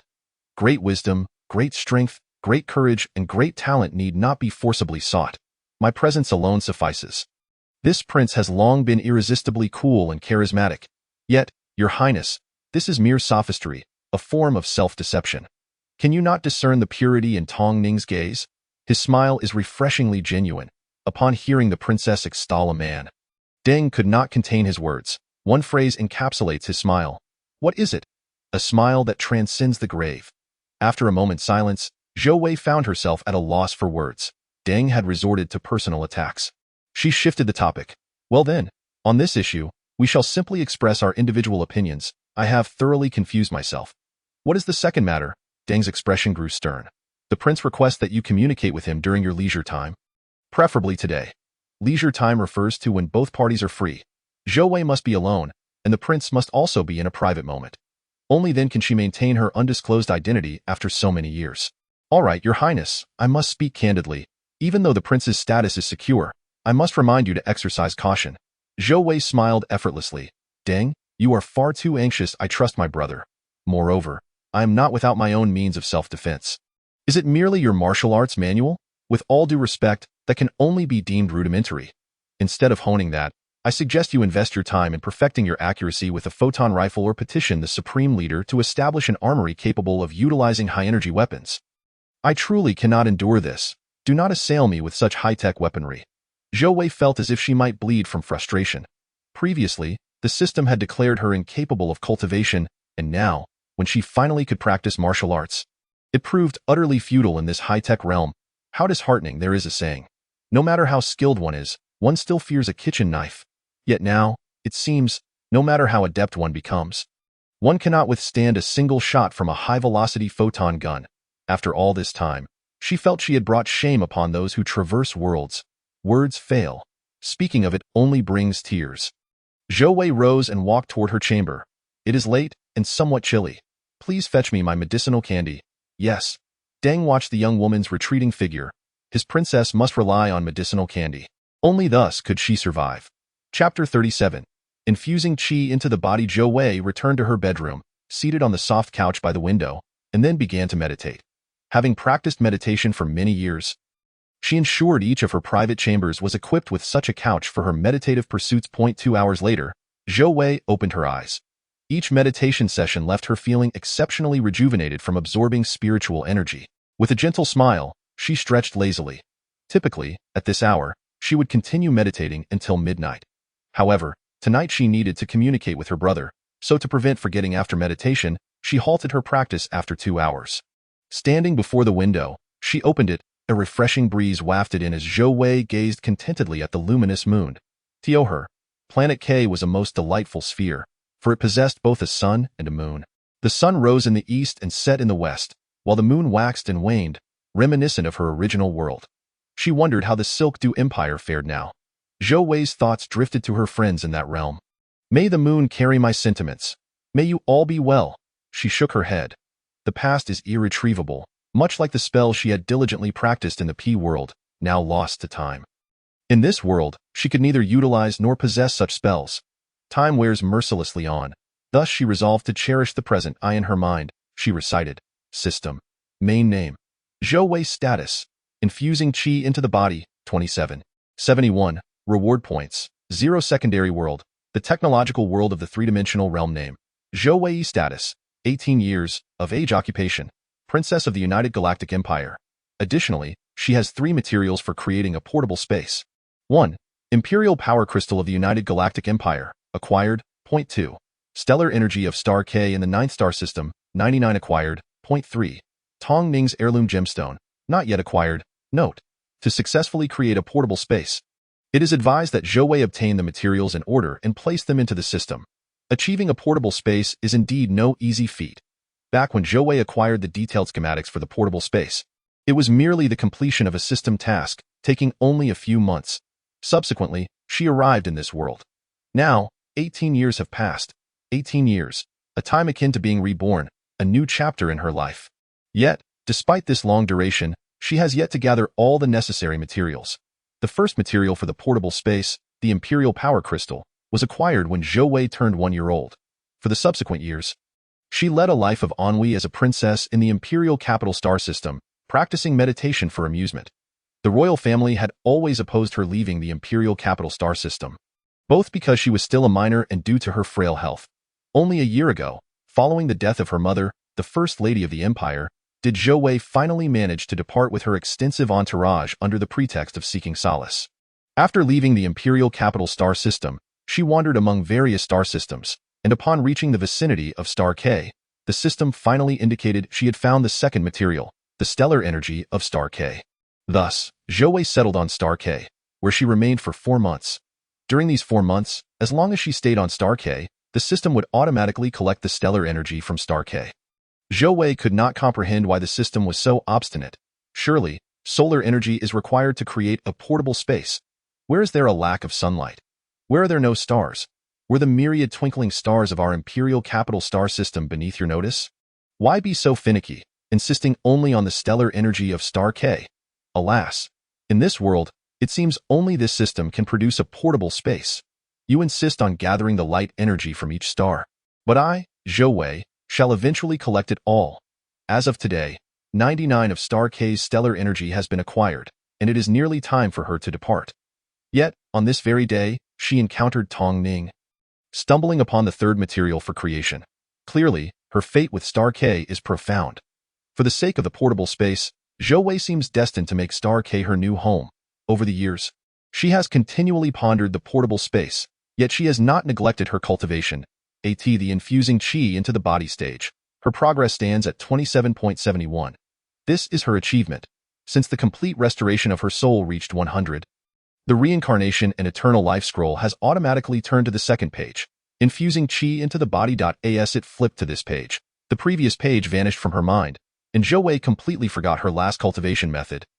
She only vaguely sensed that the meridians used during the infusing qi into the body stage had altered, as had the flow of energy. Presently, Zhou Wei, in the infusing qi into the body stage, is absorbing the spiritual energy of this world. Through years of practice, she has discerned some patterns regarding cultivation in this world compared to her previous one. For instance, the energy in this world is more abundant than in her last, allowing her cultivation speed to nearly double under similar conditions. This disparity likely stems from the differences between the three-dimensional and two-dimensional worlds. Regrettably, the total energy required for the infusing qi into the body stage appears to far exceed that needed for soul restoration. The speed continues to vex me. Zhou Wei has diligently cultivated, yet sometimes feels imperceptible changes in her data. The most significant change she can detect is in her physique in this life, just as in her previous one. She was born in a frail state. However, upon reaching 100 soul restoration, her body has completely healed. Yes, she is now healthy. In fact, throughout these years, she has not fallen ill even once. Only a select few are privy to this fact. Zhou Wei's mother, the late First Lady, had instructed her not to disclose her health to anyone, including her brother and father. The First Lady even provided Zhou Wei with medications for feigning illness and for her treatment. Zhou Wei understood the underlying reasons. She professed her trust in her father and brother. Nevertheless, she still continued taking the medication. A healthy heir of pure blood differs fundamentally from a sickly heir of the same lineage. After all, she was born into royalty. Zhou Wei did not wish to unwittingly star in a dramatic palace saga. In addition to her robust health, one of the benefits of her cultivation has been heightened senses. Her vision, hearing, and smell far surpass the average person's. Another advantage of her cultivation is control. Zhou Wei possesses an exceptional ability to control her body. Like today, when Tong Ning's wine spilled toward her. Her years of martial training enabled her to easily evade it. Yet, she had already resolved to feign vulnerability, so she restrained her body's natural reaction and allowed the wine to drench her. How splendid! In her state of infusing qi into the body, she can completely govern her martial responses. To date, Zhou Wei has cultivated 3 martial arts manuals. These were the orchid-touching acupoint technique, rewarded upon achieving 100 soul restoration, and the snow-piercing palm, awarded at 1 in the infusing qi into the body stage. In the end, the system provided the Chuanjian swordsmanship upon reaching the Tin Qi induction stage. Among these, orchid-touching acupoint technique originates from Huang Yaoshi of Peach Blossom Island, while snow floating through clouds palm is derived from the Amei sect in the Heaven Sword and Dragon Saber. As for Chuanjian swordsmanship, it naturally belongs to the Chuanjian sect in the Return of the Condor Heroes. In her previous world, Zhou Wei had acquired the Chongling sword technique and Hengshan mind method, both from the smiling, proud wanderer, which led her to believe that the system would continuously present various martial arts from that novel. Perhaps the final one would be the Sunflower Manual, this time. However, the 3 martial arts manuals she received were derived from different books, all from the Jin Dynasty school. She speculated that the system was inclined to introduce Jin Dynasty martial arts. Zhou Wei held a deep affection for these martial arts manuals. To her, they represented not only a common person's dream of mastering martial arts and standing proudly in the world of martial heroes, but also the only tangible connection she had to her former self. The familiar names and faces had gradually faded from her memory, becoming increasingly indistinct. Only the martial arts manuals in her hands could evoke the grand tales of that world. Regrettably, she had left the first 2 manuals behind in her previous world and could not retrieve them. Once Zhou Wei entered the Qi induction stage, she could begin her cultivation of the manuals. Initially, she practiced with great enthusiasm every day, as her physical condition was optimal, leading to rapid progress in her martial arts. However, one day she noticed a note from the system. Zhou Wei was in a negative state of indulgence in frivolous pursuits. Zhou Wei found herself both amused and helpless. Was striving to practice martial arts considered frivolous? Just how lofty did the system expect her ambitions to be? Should she be battling with military warships? Should she diligently pursue system tasks? Or should she exhaust herself studying the reincarnation and longevity scroll? Well, the reincarnation and longevity scroll was indeed a cultivation technique of a higher caliber than ordinary martial arts manuals. Even though it currently offered no other benefits aside from maintaining her health, Zhou Wei decided to heed the system's advice, focusing more on the system's techniques rather than the martial arts manuals, which had ultimately become her playthings. Zhou Wei's current endeavor was to diligently study the reincarnation and longevity scroll in hopes of soon gathering the materials needed to create a personal space. Once she obtained that space, she could store her beloved manuals safely, free from the fear of losing them again. Reflecting on the memories of these past years brought a smile to Zhou Wei's lips. She couldn't help but admit that being a princess was indeed delightful. Time was drawing near. Zhou Wei activated the network communicator on her left wrist and input a number. A semi-transparent screen unfolded before her. Revealing the handsome face of a young man, he exuded an air of authority, which, combined with his striking looks, made it easy to overlook his attractiveness. At that moment, his eyes held a tender affection, resembling the simplicity of a big boy, as he smiled and said, "My little princess, why are you busier than I am?"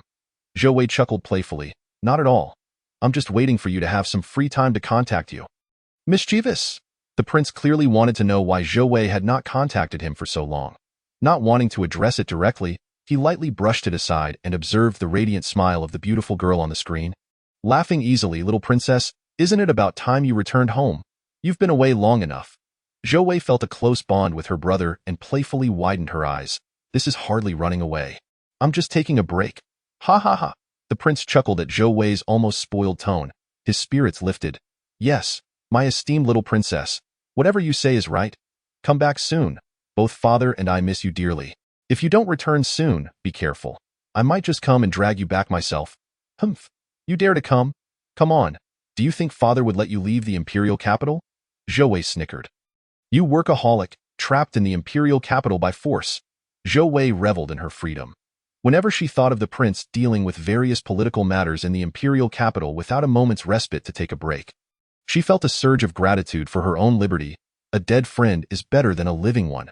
She mused, "Oh, how do I have such an unscrupulous little sister?"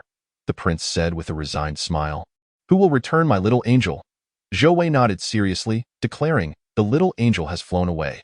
Standing before you is the great heroine Zhou Wei, who roams the martial world." The entire royal family was aware of Zhou Wei's penchant for meditation and her passion for practicing martial arts. While everyone considered this merely a personal hobby of the little princess, very few knew that Zhou Wei was genuinely practicing and that her dantian was abundant, allowing her to circulate her vital energy with ease. If placed in a true martial arts world, she would be considered a third-rate master. The prince, seizing the moment, bowed playfully and said, "Heroine, can you take your reclusive brother on a flying adventure?" Zhou Wei pouted. "I am indeed skilled, dominating the martial realm, invincible across the land, and with exceptional lightness of body, but you are simply too heavy." "Ha ha ha." The prince burst into laughter, his eyes sparkling with mirth as he gazed at the girl on the screen. "My princess, how has your health been lately?" "Not bad," Zhou Wei replied, not wishing to deceive or reveal the fact that she was in good health, so she always said, "Not bad." However, at times, she would take medicine in front of others. The prince, aware that Zhou Wei disliked discussing this topic, smiled indulgently and shifted the subject. "Little Wei, please come back soon. Mother's Memorial Day is approaching." "Oh." Zhou Wei fell silent for a moment before saying, "I will return in a few days aboard the battleship. Brother, when I get home, I want to discuss something with you, and I hope you will agree." "All right. Just come back that we can talk then." The prince nodded gently. After a few more exchanges, primarily concerning the arrangements for the First Lady's Memorial Day, they ended the communication. Once the image of the girl disappeared from the screen, the smile on the prince's face also faded. When he was not smiling, an air of authority naturally emanated from him, making it so that no one dared to behave recklessly in his presence. Even a wailing infant would quiet down under his calm gaze. This formidable demeanor was inherited from his father and cultivated through years of holding a high position. Chun Shifeng observed the prince's expression shift from sunny to uncertain. As the prince's personal attendant, Chen Shifeng had grown accustomed to the prince's often ambiguous moods and could never quite discern whether his feelings were clear or obscure. In public, the prince was approachable, gracious, and benevolent, radiating warmth and laughter. However, After many years of service, Chen Shifeng could distinguish that most of the prince's expressions held specific meanings. Yet, behind closed doors, he remained inscrutable. Only when facing the beautiful and unparalleled princess did the prince's genuine smiles emerge, something he never displayed even in front of his father. The highest authority of the empire, of course, Chen Shifeng would never dare to voice this observation. Even though he had a keen understanding of the prince's emotions, he could not utter a single word in front of the prince and the supreme leader. Not even a breath that exceeded propriety. This was a self-imposed warning for Chen Shifeng. Shifeng, note this down. Inform father tomorrow that Wei Yi has returned. Also, for Mother's Memorial Day, everything should proceed as planned. The prince said calmly, yes. Chen Shifeng nodded, jotting down a few simple words in his personal communicator. This was part of his duties. The prince was often busy, and details could easily be overlooked, so it was Chen Shifeng's responsibility to record all tasks the prince needed to attend to and remind him of anything pending when he had free time. Sometimes, even when reminded, the prince might say he had forgotten. Chen Shifeng was entrusted with this close work with the imperial heir due to his exceptional memory. He could remember everything but never neglected a single word spoken by the prince. He would annotate the prince's instructions in shorthand on his communicator's schedule. No one else could see or understand this schedule. Thus far, he had never allowed the prince to miss anything he wished to remember. Your Highness, it might be best if Princess Zhou Wei does not return. One of the prince's subordinates could not help but advise. He insinuated that the prince should eliminate the princess. Zhou Wei's judgment was flawed. Even though she waited until late at night, the prince had not retired alone. When he connected with Zhou Wei, he was still seated in the council chamber discussing political matters with his subordinates. When Zhou Wei dialed the prince's communicator, he had avoided his subordinates. The prince said coolly, "She is my sister." Neither Chen Shifeng nor the other subordinates could discern the prince's meaning. Another subordinate continued, "Precisely because she is your sister, your highness. Please be cautious. The empire's military strength is largely in the hands of the Grand Marshal. The Grand Marshal has only one granddaughter, your sister." The prince remained unhurried, replying, "Wei Yi is frail. Your highness, your highness. If Princess Zhou Wei is truly frail, why has she remained healthy all these years? This must be a falsehood. This must surely be a feigned ailment concocted by the First Lady. You ought not to be deceived, moreover. If Princess Zhou Wei were not adorned with the mantle of frailty, I believe someone would have long since taken action." Understood. His Highness the Prince remains non-committal. You may all depart. I shall ponder your words. The initial speaker, a loyal subject, refused to relent, fervently declaring, Your Highness, I assure you, I am not being alarmist. The intentions of the supreme leader remain ambiguous, and the commander-in-chief undoubtedly yields to the whims of the young princess. In this vast galactic empire, even if all the civil officials hold the utmost affection for your highness, the military rests firmly in the hands of the commander. Your highness, I voice these sentiments at the peril of my life. Every word I utter could lead to my family's downfall. I am loyal to you. Loyal to you. Please, make decisive choices. The princess shall soon reach the age of 18. A flicker of emotion crossed the prince's eyes. He nodded, offering reassurance to his subjects, his heart resolute. I comprehend, I understand everything you have conveyed. Oh, not worry. I possess the discernment to manage this matter appropriately. Once his subjects had withdrawn, Chen Shifeng gazed anxiously at the prince. Your highness? Chen Shifeng inquired whether records should be kept regarding this issue, whether to reprimand his subjects, or to take action against the princess. The prince shook his head, indicating no actions were necessary. Chapter 39. The choice of employment. The final inquiry. Pray tell. Your highness, what methods are typically employed by starships to conduct long-distance travel through the cosmos? Furthermore, elucidate the merits and demerits of these methods. The kindly elder sat face-to-face with Zhou Wei, posing his question slowly. Zhou Wei winked at him. In response to your question, esteemed teacher, starships generally utilize three primary methods for long-distance travel.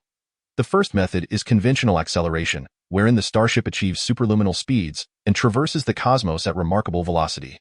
The advantage of this method lies in its simplicity and cost-effectiveness, while its drawback is that it is not sufficiently rapid.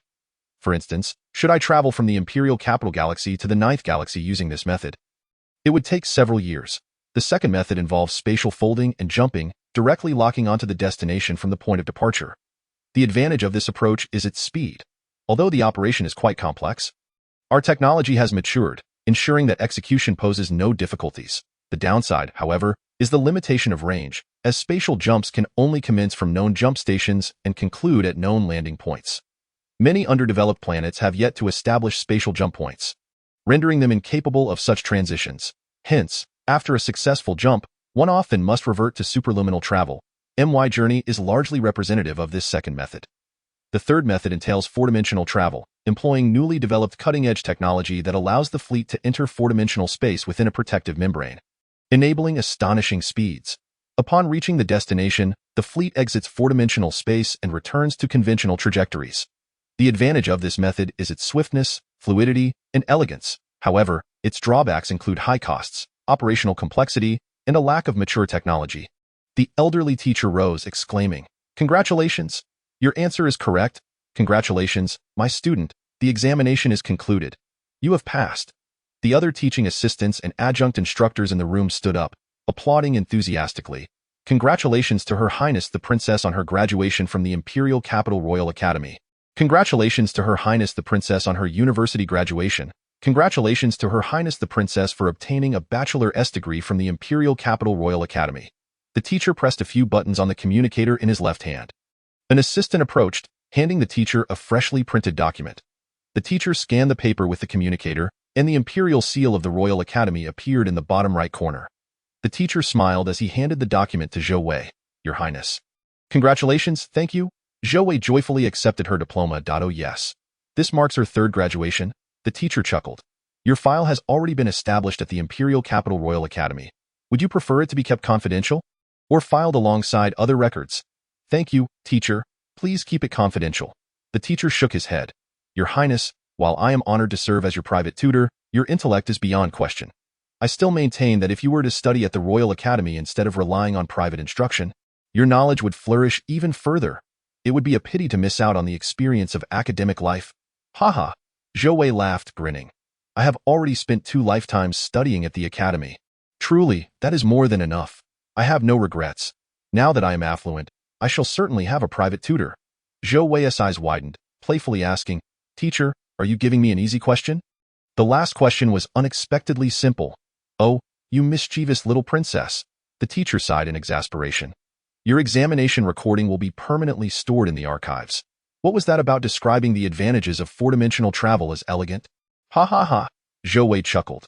"I once observed my brother piloting a four-dimensional journey. I was aboard that luxurious starship at the time. It was simply magnificent. Besides, it is clear that you did not pose the question with sufficient seriousness." Princesses are often indulged, and the teacher affectionately ruffled Zhou Wei's hair. "In truth, this question was not intended to be easy. Rather, my princess, it is an additional challenge. Following this question, you will simulate the operation of superluminal travel and calculate a series of formulas pertaining to spatial folding and four-dimensional navigation." "Ah?" Zhou Wei gasped, astonished. "How difficult." "Indeed, very few can answer it correctly. I anticipated your capabilities and spared you from this challenge. Your performance on the preceding questions has already sufficed for your graduation. Superluminal travel can simply be entrusted to the navigation officer responsible for such operations. As for those formula calculations..." Zhou Wei's eyes lit up. "Isn't there a calculator for that?" The teacher nodded with a smile. "That is indeed your way of thinking. Princess, initially, we humans calculated these very formulas ourselves, which were then assigned to navigational and computational devices. I estimate that even among the top scholars at the Royal Academy, only a few could calculate them manually." Zhou Wei wiped her brow. "I cannot aspire to be a top scholar. By the way, teacher, I shall be returning to the Imperial Capital Galaxy in a few days. You may then resume your life as the dean at the Royal Academy." "Haha, I can't believe I have enlisted a dean as my tutor and taken him on a trip. My father will surely say I am being foolish. For you, that is hardly a concern. Your Highness, upon obtaining your Bachelor-S degree, will you formally commence employment, or will you pursue further studies? Should it be the latter, as your teacher, I would eagerly anticipate continuing this role. Thank you, teacher. I hold you in great esteem and am deeply grateful for your guidance thus far. However, I am now 18, and I believe it is time for me to seek employment." The teacher nodded. "That is a wise decision. Securing a position will undoubtedly expedite your growth." Once the teachers departed, Zhou Wei stretched and softly inquired, Deng Yi, will Deng Yi be working today?" Deng Yi silently appeared behind Zhou Wei. "Your Highness, if I may speak candidly, you should be aware that my duties are around the clock, without respite, so please refrain from using the term working hours to describe my responsibilities." Zhou Wei rolled her eyes.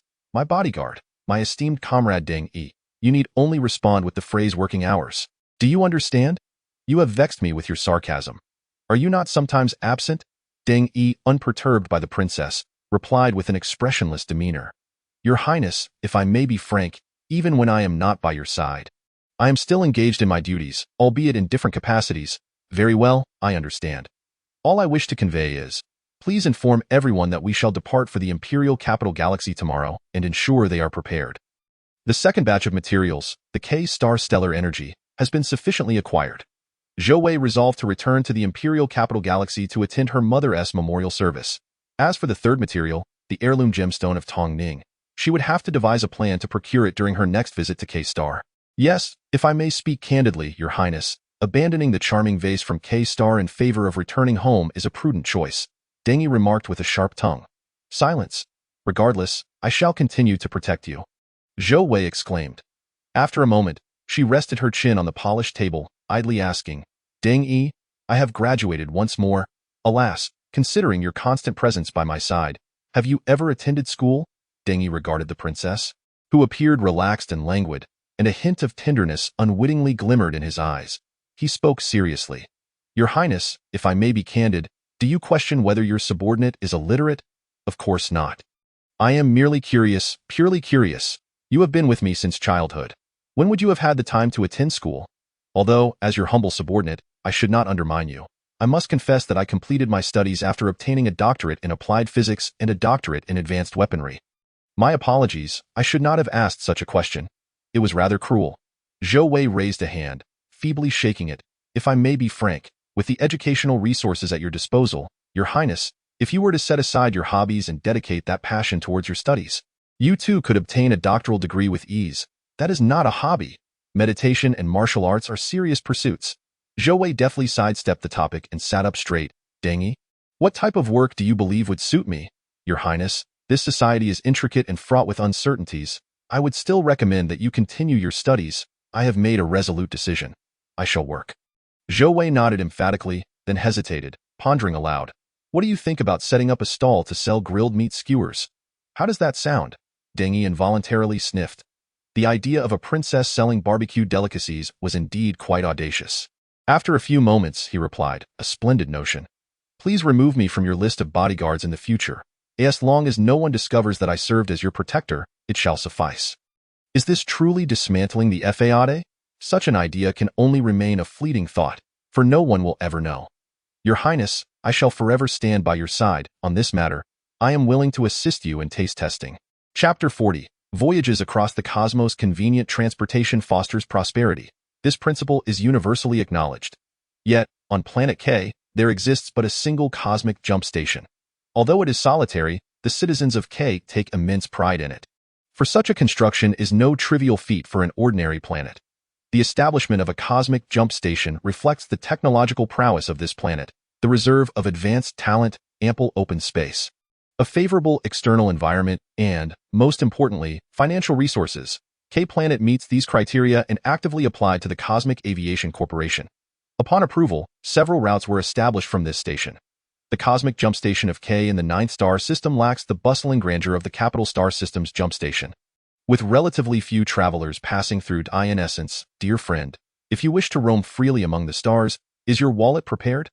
Tickets are scarce and exorbitantly priced.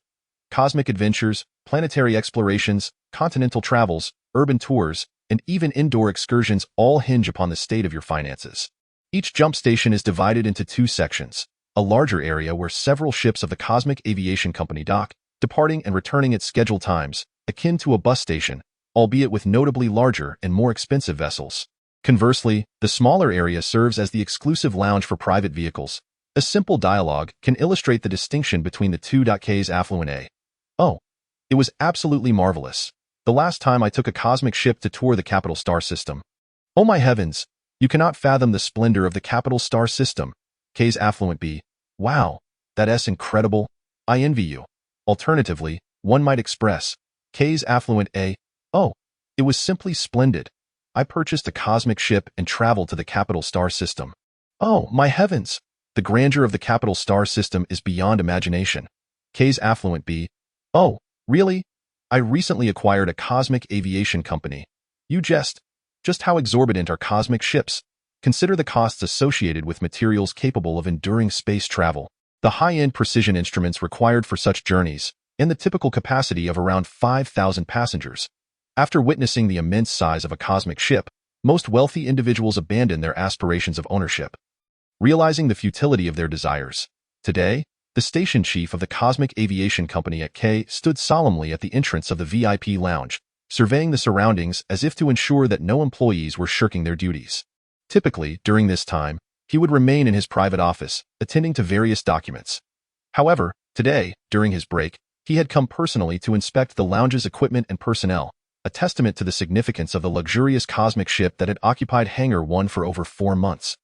Now finally reunited with its owner 4 months prior, this ship had traversed from another star system and landed at the K branch of the aviation company, AT. That time, the station chief had not been on duty.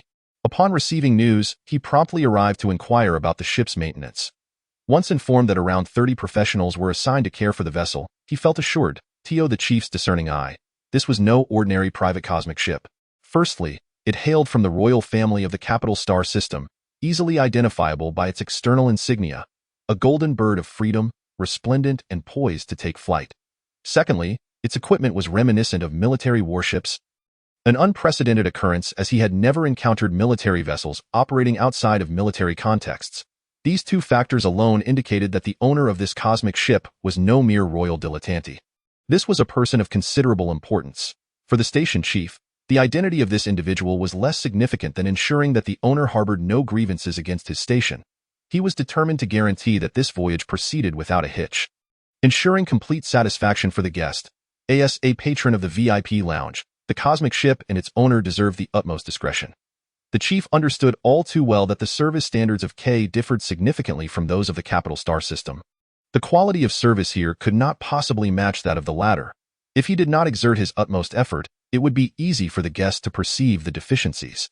Should the guest express even the slightest dissatisfaction, his bonus for the month would be forfeit. If he encountered a particularly troublesome client, it could spell disaster for him. Zhou Wei, accompanied by her extensive entourage, boarded her private flying vehicle.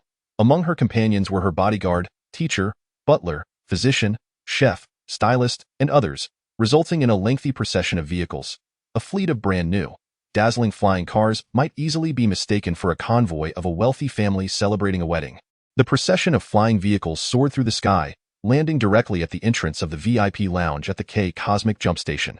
Zhou Wei reclined on the spacious sofa in the back of the vehicle, sipping tea, gazing out through the transparent glass, as the exterior was opaque. She relished the comfort of being surrounded by her trusted confidants, allowing her to lean against the glass without restraint. The design of the flying vehicle bore a resemblance to the cars she had seen in the 21st century, the primary distinction being the absence of wheels, enabling it to soar through the air at impressive speeds. Zhou Wei consistently utilized a luxurious, extended flying vehicle due to the size of her entourage. At that moment, she observed her butler disembarking to engage in conversation with the official at the entrance of the VIP lounge. The official appeared warm and courteous, and shortly thereafter, the grand doors of the lounge swung open wide. Once the butler rejoined them, the procession of flying vehicles smoothly entered the lounge. Docked in Hangar 1 was Zhou Wei's private cosmic ship. She possessed numerous flying vehicles, yet this cosmic ship was her sole vessel. Meanwhile, the personnel aboard the ship received notification and promptly opened the ship's hatches. The line of flying vehicles glided into the ship's docking area, where everyone disembarked and settled into their respective places. Once all were comfortably arranged, the ship's operators communicated with the jump station, their destination being the first cosmic jump station at A in the capital star system. Zhou Wei activated the large-screen cinema within the ship, casually selecting a highly ranked science fiction film, and inquired of Deng Yi, "How long do you estimate it will take to jump from K to A?" By distance, it would likely take around 20 minutes. And with preparations and landing, the total would be approximately 30 minutes. Last time we sped from home to A, it took nearly an hour and a half, right? So that's about 2 hours. Perfect, just enough time for me to enjoy movie. Deng Yi nodded in agreement. Indeed, it is rather inconvenient not having a jump station at home. If we did, we could return directly. Instead, we must detour to jump to A. It is quite troublesome, Deng Yi disapproved, saying, "Your Highness, if I may speak candidly, it is wise for your safety that there is no jump station at your residence." Yes, let's watch the movie first," Zhou Wei replied dismissively, her focus already captivated by the film. Her gaze fixated on the handsome lead actor, Deng Yi. This male lead is quite dashing. He has a captivating gaze. His presence is remarkable. His acting skills are commendable, truly deserving of the title Best Actor. Please arrange for someone to procure a sign poster for me. Just a few days prior, who had claimed they would not be enchanted by beauty, Deng Yi cast a sidelong glance at the princess. Indeed. Chapter 41. Zhou Wei's residence. Upon concluding the captivating film, Zhou Wei's cosmic ship arrived at her home in the capital star system. She possessed several private properties, akin to the small culinary ventures on K, but none of these were her true home. Her home specifically referred to this place. Implanet. Implanet is an unassuming little asteroid, with 95% of its surface covered by water, leaving only a singular landmass. It is in close proximity to the central Mingda Palace of the capital star system. Lacking any rare mineral resources, and its geographical position is rather average. Originally, Implanet was designated as royal property, serving as a vast aquaculture farm and a small pasture. Eventually, this planet became Zhou Wei's personal possession, representing her most significant real estate. The pastures of Implanet underwent complete reconstruction, culminating in the establishment of a castle named after the princess's residence, surrounded by various facilities. Additionally, several space defense stations were erected around Implanet. This is Zhou Wei's home. Her abode is replete with water and a plethora of aquatic products. Zhou Wei is not lacking in wealth, thus she seldom organizes teams to harvest aquatic products for sale. Unless there exists a formidable fish, grown to the size of a fairy and a strict vegetarian, posing a threat to coastal safety amidst the vast, boundless waters, would Zhou Wei ever decree its removal. In such an unlikely scenario, the fate of this creature would be determined by its culinary preferences, whether it finds itself in the kitchen or at the marketplace. Once a humble worker residing in a rented space, Zhou Wei now lives in a world where money is merely a string of numbers. Upon arriving at M-Star, Zhou Wei and her companions once again boarded their flying car. The weather on M-Star was splendid. With a cerulean sky occasionally adorned by fluffy clouds, in the midst of expansive verdant fields, stood a magnificent white castle, its grand central building surrounded by several slightly shorter white structures. Featuring cylindrical domes and circular towers, encircled by a wall, the castle was embellished with a few green trees scattered among the white buildings, and outside, a lush landscape unfolded, blossoming with flowers and graced by a couple of pure white steeds leisurely trotting on the grass. The pathway leading to the castle's grand entrance was wide enough to accommodate 5 flying cars side by side, paved with translucent glass that had been expertly smoothed to prevent slipping. As a decorative touch, the builders employed M-Star's most common material, pearls. Thus, as one walked along this path, one could glance down and behold pearls of various sizes embedded within the glass, displaying an array of colors: white, black, golden, and an assortment of shapes: round, pear-shaped, teardrop-shaped, each unique and exquisite. The castle's main entrance stood open, flanked by a row of handsome men and beautiful women. As Zhou Wei's flying car glided in, they bowed in welcome to the returning princess. After returning to her chamber, Zhou Wei's entourage discreetly withdrew. In a state of languid relaxation, she indulged in a bath, feeling a tinge of homesickness after a year spent away. Emerging from her room, she naturally called out, "Deng Yi, here." Deng Yi, as elusive as ever, responded, "Prepare the spaceship. We shall depart shortly." Understood. Also, I have decided to cease my studies and arrange matters with the teachers. Yes. With a swift acknowledgement, Deng Yi vanished. While Zhou Wei had a butler, she placed greater trust in Deng Yi. This was not due to any shortcomings on the butler's part, who was indeed quite capable, but rather because Zhou Wei divided her focus between her cultivation and the life of a princess, leaving little time for what she deemed trivial matters. The butler often emphasized etiquette, attire, and demeanor, occasionally suggesting she attend banquets or engage in charitable events alongside a few noble young ladies. For a princess, such activities were commonplace and seemingly unburdensome. Had she taken them to heart, she could have led a meaningful and joyous life. Yet, Zhou Wei's responses remained nonchalant. Indeed, reasonable, excellent, truly I am off to meditate. In contrast, Deng Yi, with his myriad quirks, thrived on efficiency, simplicity, and an acute understanding of Zhou Wei's wishes, never intruding upon her when she sought solitude. Over time, the staff at the royal residence recognized a pivotal truth. The butler had lost favor, while Deng Yi had become the favored companion in the princess's eyes. Zhou Wei returned to her room, closed the door, and activated her communicator, dialing a number she found somewhat disagreeable. The screen illuminated to reveal a shrewd, competent middle-aged woman. Upon seeing Zhou Wei, she inclined her head slightly. "Your Highness, greetings. It has been a while. Secretary General. This woman served as her father's Secretary General, a position that, in some respects, represented the pinnacle of a woman's achievements. A powerful woman who had ascended from humble beginnings to the highest echelons of government, Zhou Wei initially felt a touch of discomfort in her presence. As a fellow woman, she felt the weight of comparison. The Secretary General's meticulous and composed demeanor cast a shadow on Zhou Wei, who felt as though she wore a crown labeled fallen. The Secretary General admired Zhou Wei's father deeply, thus regarding Zhou Wei, the direct descendant of the supreme leader, with a mixture of respect and disappointment, akin to a teacher dismayed by a wayward student. Whenever the Secretary General cast a serious gaze her way, Zhou Wei internally questioned, "Dear, if I were to dedicate myself to governance and rally the people, competing fiercely with my brother for power, how would this empire flourish? And how would you find your place? Perhaps it would be best if you ceased your scrutiny. For my ambitions lie elsewhere, as a princess, particularly one with a robust and capable brother. Indulging in frivolity does not necessarily equate to inadequacy.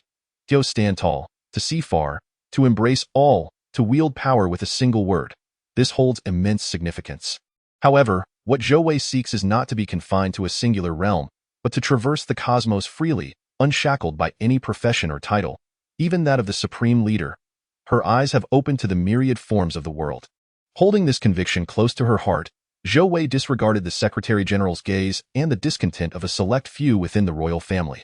Over the years, due to her beauty and status, she had attracted a great deal of attention, in the royal sphere. No matter how the public perceived her actions, they were imbued with deeper implications by the higher echelons of the royal family. It often felt as if countless eyes were watching, waiting for her to break her silence and step into the realm of power. They anticipated when her grandfather would cease to tolerate the status quo and act decisively, shaking the foundations of the galactic United Empire.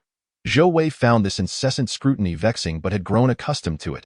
Whenever faced with unwelcome glances or remarks, she would ignore them, offering a polite nod that silently conveyed, "You may kneel in peace." Now, facing her father's Secretary General, she maintained the same demeanor. "It has been a while. I trust you are well. Do you have any instructions for me, Your Highness? I have returned to the imperial capital. Please convey my wishes to my father. If he is available, I would like to arrange a family dinner soon." "Yes, Your Highness, I shall promptly inform the Supreme Leader." "Very well." Zhou Wei disconnected the communicator. Organizing a family dinner required prior arrangements. Such was the burden of a royal family. "Your Highness, Deng Yi requests an audience." A voice called from outside the door. "Enter." Deng Yi stepped in, presenting a rolled piece of paper to Zhou Wei. She unfurled it to reveal a lavish poster featuring a tall man clad in battle armor, half embracing a golden-haired beauty. The lower right corner bore two signatures, Luo Xiaolong and Lin Zhenzhen. "Wow, an autograph poster by the leading actor, and you even managed to get the leading lady's signature." "Indeed, both signatures are included. You mentioned wanting an autograph poster, so I procured a poster featuring both stars." "Excellent," Zhou Wei exclaimed, carrying the poster to her study. She waved at Deng Yi, who bowed and exited. Upon reaching her desk, Zhou Wei opened the large cabinet on the right side. Inside were various items she had collected. Signed books from her favorite authors, posters of beloved film stars, a signed jersey from a basketball legend, and small gifts from her brother, mother, and father. As she opened one of the smaller drawers to place the signed poster inside, her communicator lit up. Glancing at the number, she casually set the poster on the desk and activated the communicator, standing tall and respectfully greeting, "Father." Chapter 42. The Imperial Power Crystal. The man on the screen appeared to be in his 50s. Tall and robust, standing with his hands clasped behind his back, he possessed large eyes that never conveyed ambiguity, always sharp and clear. His lips often curled into a smile, yet more frequently, they were pressed into a straight line. His eyebrows arched, and a few distinct wrinkles lined his forehead, silver strands intermingled with his dark hair, exuding an aura of authority. "Wei Yi, you have returned?" "Yes, father. I just got back. Oh, you have some time? Perhaps we could have dinner together tonight?" Zhou Wei replied with a smile. Aware of her father's many responsibilities, she seldom troubled him. However, after more than a year away, it seemed unreasonable not to gather. "Very well. This evening, you and Cheng shall come to Mingda Palace." Cheng referred to the crown prince, Zhou Cheng. "Shall we invite sister-in-law and Xiaoying as well?" Zhou Wei inquired cheerfully. Her sister-in-law was a gentlewoman, and Xiaoying was her nearly 4-year-old niece. Currently, the direct royal lineage of the Galactic United Empire consisted of 4 members: Supreme Leader Zhou Xiaoping, Crown Prince Zhou Cheng, Princess Zhou Wei and little Princess Zhou. Zhou Xiaoping had his own plans for the evening gathering and shook his head. Just you and Qing'er? Zhou Wei nodded. Understood. Wei, during your year away, what have you gained? Zhou Xiaoping inquired, as any attentive father might. The most significant achievement has been acquiring the second set of materials for my portable space, but I shall refrain from mentioning that. Zhou Wei pondered before responding. Although I was abroad, I successfully graduated and obtained my bachelor's degree from the Royal Academy. Zhou Xiaoping's features softened, a smile gracing his face. Good child. Moreover, Zhou Wei, observing her father's expression, mustered the courage to speak. I have ventured into different star systems, encountering a plethora of fascinating experiences. I am deeply intrigued and wish to continue this exploration in the time to come. Zhou Xiaoping furrowed his brow. You intend to embark on an adventure? A long-term one? Zhou Wei clarified. No, it is not an adventure in that sense. I merely wish to travel through various star systems. Sightseeing and working, I desire to visit diverse locations, meet different people, and experience various landscapes, lingering in places I grow fond of, while swiftly departing from those that do not capture my heart. This is not an adventure. I am well aware of its inherent dangers. I shall only go to civilized places where humanity resides. Zhou Xiaoping relaxed his brow and smiled, shaking his head in denial. Wei, it is indeed a commendable idea. But I must disagree. Zhou Wei contemplated asking why, yet the words faltered on her lips. Her father's decisions were immutable. To date, not a single soul had managed to alter his resolution, save for her late mother. Zhou Wei's determination was not born from a desire to evade the imperial family of the capital. From the outset, her intention was to cultivate her spiritual practice, to traverse vast distances, to encounter myriad individuals, to refine her heart through worldly experiences. Only then could she tread further along this path.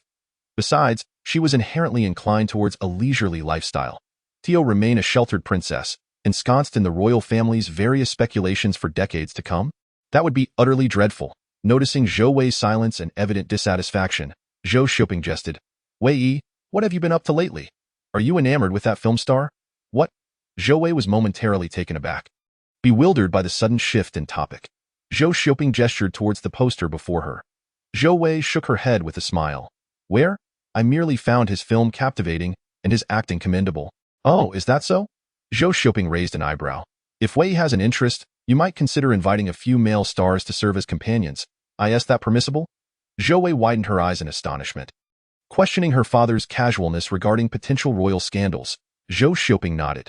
It truly does not matter, as long as it remains moderate.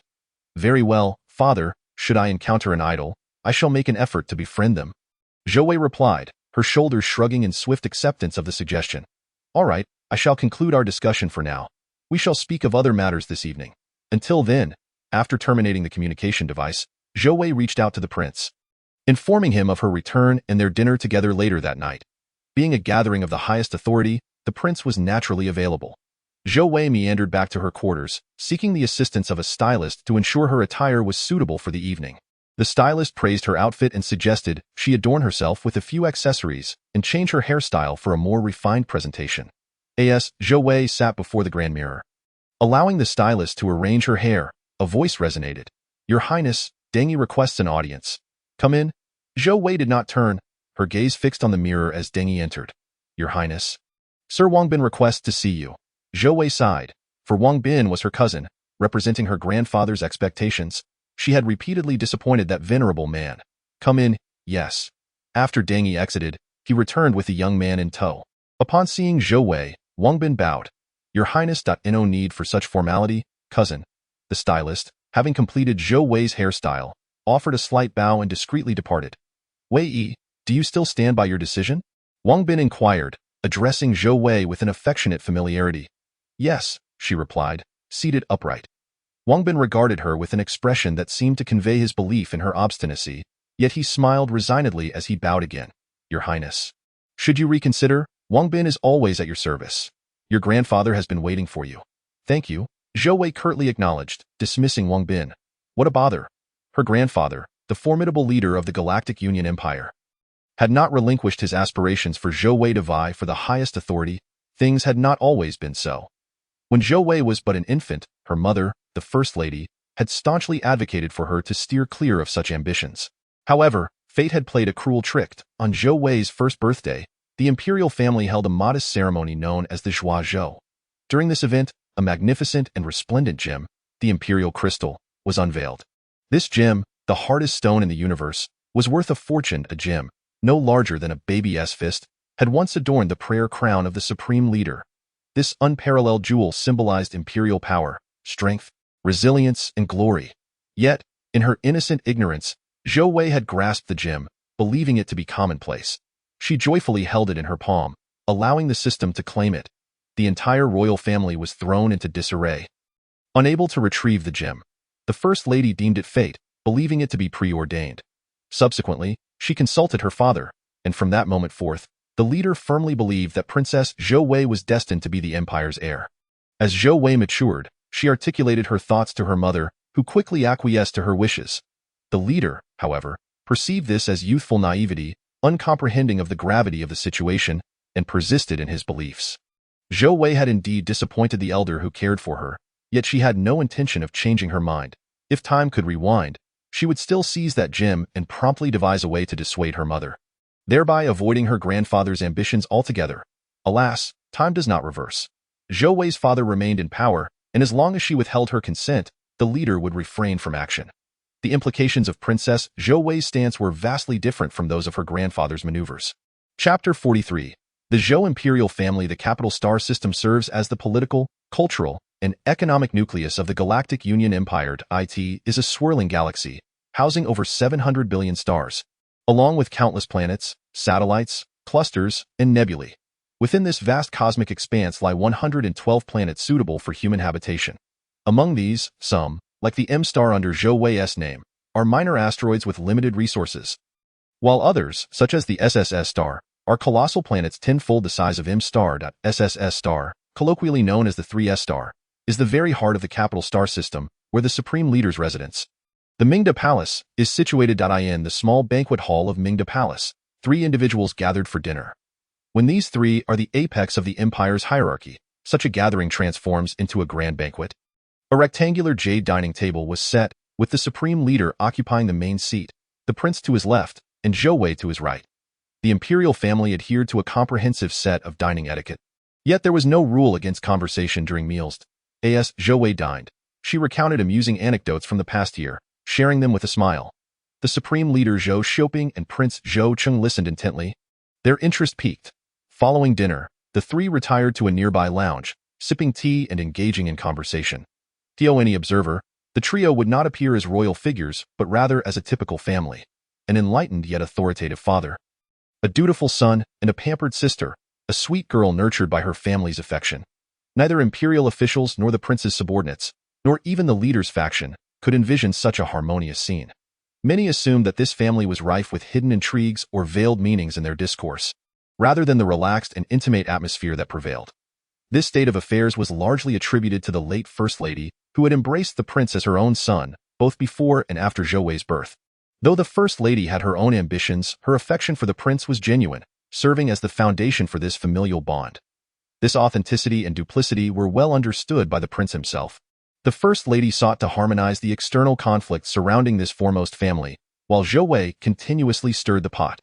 The family's emotions were solidified, impervious to outside interference, as evidenced by the current moment. Only these 3 were present. Even the prince's wife and daughter could not be fully embraced. You haven't seen it, but that planet is truly impoverished. It's astonishing that people still starve there, without even basic social security for food. If mother were aware. Zhou Wei paused, contemplating the inevitable intervention her mother would have taken had she been alive. The absence of her mother loomed heavily over the gathering. This was the first time since the First Lady's passing that the 3 had convened so peacefully, sharing laughter and warmth. Their last gathering had been steeped in shared grief, just after the First Lady's departure. The room fell silent as Zhou Xiaoping set down his teacup, gently caressing the ring on his ring finger.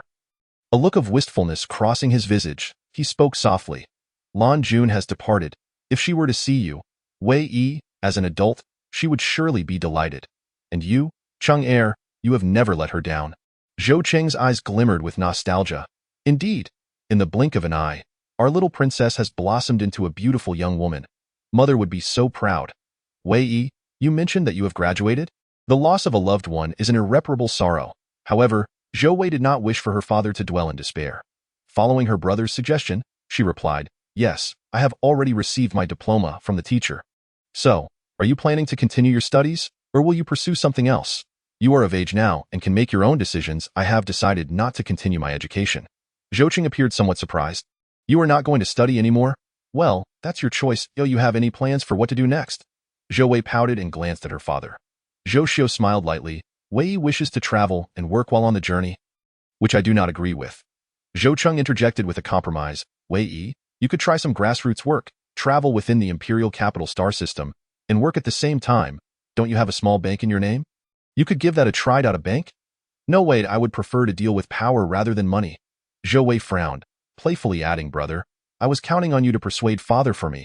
"Oh, was the matter you mentioned last time on the communicator this?" "Yes, but it seems hopeless." Zhou Wei had little hope for this idea and changed her mind. "Father, what?" Zhou Xiu watched with amusement as Zhou Wei acted coy. "Do you want your old father to feed you like a baby? My little princess, how old are you now?" "Not at all. Father is still a charming, handsome man. Father, I will not travel and work. How about I just stay on K-Star for a while? For her personal space. Reason? What reason? What reason could I possibly have?" After a moment of hesitation, Zhou Wei cleverly fabricated a reason. "I made a friend over there." "A boyfriend?" Both Zhou Xiu and Zhou Qing asked in unison, their tones different yet synchronized. Zhou Wei was taken aback. "No, we just met once. How could he be my boyfriend?" Zhou Qing's expression turned serious. "Is it love at first sight? Have you investigated this individual? Remember to bring him back for me to see. You are overthinking it." "All right, I agree." Zhou Xiu concluded simply. Should I continue to deny it? Regardless, she had already achieved the desired outcome, and everything else seemed inconsequential. Zhou Wei poked at the delicious food on her plate. "Thank you, father. Wei must be cautious of those boys. Also, if they make you unhappy, throw them in jail." Zhou Qing encouraged Zhou Wei to abuse her power. "Ha ha ha." Zhou Wei laughed. "Who would want to be friends with me then? I am not a ruler yet, but I will have to treat them like a tiger." Cough. Zhou Xiu cleared his throat. "Qing, correct your attitude." Zhou Qing's expression changed. "Yes, father, I misspoke." "Father." Zhou Wei did not wish for their dinner to turn into a lecture on governance. "Qing need not overthink," Zhou Xiu said to Zhou Cheng before turning to Zhou Wei with a serious expression. "Wei, tonight at our dinner, I did not inviting and the others for a reason. It is to remind you." Zhou Wei looked at her father in confusion. "Qing already knows all of this. I hadn't explained it to you in detail before. Now that you are of age, you ought to understand the mission of our Zhou family royal lineage." Such a serious topic, though Zhou Cheng was already aware. He still took it to heart. Zhou Wei straightened her posture, resembling a dutiful student. "Please, father, go on." "Our royal emblem of the Galactic Union Empire is a free bird. What the people do not realize is that the emphasis of the free bird is not freedom, but bird."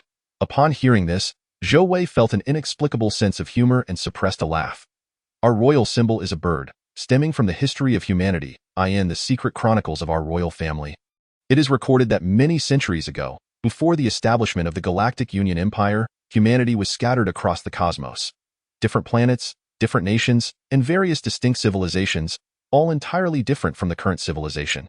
The universe back then was far more prosperous than it is today. Later, a powerful race known as the insectoid emerged in the universe. Their reproductive and combat capabilities were formidable, allowing them to quickly conquer several planets and spread rampantly. Humanity was no match for them. Countless individuals fled, wandering in space, seeking survival. Humanity nearly faced extinction. Our Zhou family's ancestors developed several high-tech weapons and led humanity in the fight against the insectoid. Humanity prevailed. To resist the alien threat, all of humanity united to form a single nation, the Galactic Union Empire. Our Zhou family became the royal family of the Galactic Union Empire, and our royal emblem was defined as the free bird, symbolizing the fight for freedom and survival against the insectoid. After this devastating blow, countless civilizations vanished. The technological civilization we, the Zhou family, revered developed rapidly and became the mainstream in the universe. However, it was not enough. In this vast universe, we continue to explore further star systems and seek out the countless humans who fled to barren lands centuries ago. Zhou Wei found this history somewhat distant from her father's words. It was clear that the insectoid had been eradicated and humanity was safe. Yet, she must remember that the royal family should not be arrogant. The universe is boundless, and who knows if there are other races secretly coveting humanity's dominion. Zhou Xiu smiled. "Wei, do you not enjoy martial arts? The secret chronicles record that among the many civilizations in the universe, There existed one with a complete martial arts system. What? This time, Zhou Wei and Zhou Qing exclaimed in unison. Zhou Qing looked at Zhou Wei incredulously. Martial arts manuals, are they really credible? Wei, the martial arts manual you possess was also an old relic that you stumbled upon, right? Zhou Xiu asked affirmatively. It was given by the system. Zhou Wei chuckled and nodded. Zhou Xiu continued, the reason I do not oppose your obsession with martial arts is that these practices are beneficial for your health. However, Wei, you must practice in moderation. The martial arts civilization has already declined. Currently, technological civilization is dominant, so do not stray from the right path. Yes, Zhou Wei was overwhelmed by the multitude of revelations. There once existed a complete martial arts system? Were there still martial arts manuals left behind? Zhou Xiu shook his head. That civilization has completely vanished, leaving no foundational martial arts behind. There are a few remnants, but they are of no use. If you wish, I can send them to you later. All right. Zhou Wei beamed with joy that we, the Zhou royal family, must remember one thing. We are the guardians of the Galactic Union Empire and the protectors of humanity. Not its owners, indeed. Both Zhou Cheng and Zhou Wei nodded in agreement. However, if anyone bullies you, your father will assist you and have them lawfully imprisoned. Zhou Cheng burst into laughter. Chapter 44, Return to K-Star on M-Star. In the princess's residence, Zhou Wei sat cross-legged before the floor-to-ceiling window, meditating with her eyes closed. She focused intently, following the techniques of the reincarnation longevity scroll, breathing in sync, guiding the spiritual energy to gradually converge within her body. Each time a wisp of spiritual energy entered her, Zhou Wei felt a profound sense of comfort in her soul. This sensation was akin to having spent an extended period in a stuffy room, only to suddenly open a window to the refreshing, cool air following a spring rain. She inhaled deeply, an indescribable exhilaration washing over her.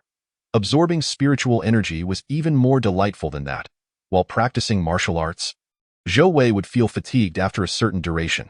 However, with the reincarnation longevity scroll, she found herself increasingly invigorated as she practiced. Once the spiritual energy entered her body, it flowed slowly along the meridians as guided by the technique. According to the method, she needed to complete a small cycle within her meridians, ultimately gathering the energy in her dantian, signaling the successful culmination of the technique. At present, Zhou Wei could smoothly guide the spiritual energy into her body. But the energy was so subtle that it dissipated within her before completing the small cycle, absorbed by the cells in her meridians. The progress of the energy absorption phase stood at 27/76. The journey was long. Interestingly, as Zhou Wei's spiritual energy flowed slowly and subtly, the true energy within her surged wildly through her meridians. The true energy operated spontaneously according to the methods recorded in the martial arts manual, ultimately converging in her dantian. Zhou Wei did not need to toil over internal cultivation. Her internal power grew freely within her body. Presently, there was no trace of spiritual energy in Zhou Wei's dantian, yet her internal strength was abundant. Immersed in her practice, a knock at the door interrupted her. Your Highness, Dengi requests an audience. Zhou Wei exhaled and replied, Come in, Your Highness, this is from Mingda Palace. Dengi bowed and handed Zhou Wei 2 tattered books. Zhou Wei joyfully accepted them.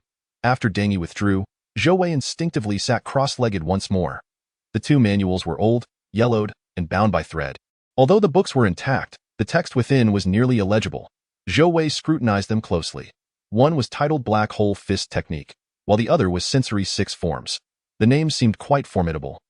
Zhou Wei eagerly flipped through Black Hole Fist Technique, but alas, the book was too worn, rendering it unusable for martial practice. The same applied to the other manual. The tale of the Black Hole Fist Technique describes a martial practice where, upon mastering the basics, the practitioner's punches become infused with a formidable energy. As one progresses to a higher level, this energy can tear through the air, shatter metal, and fracture stone. Ultimately, at the pinnacle of mastery, the energy can even rend the fabric of space itself, creating a small, terrifying black hole-like void. Conversely, the 6 Forms of Induction narrates the intricacies of a 6-style sword technique. After diligent practice, wielding the sword generates a luminous blade aura that is utterly unstoppable in its might.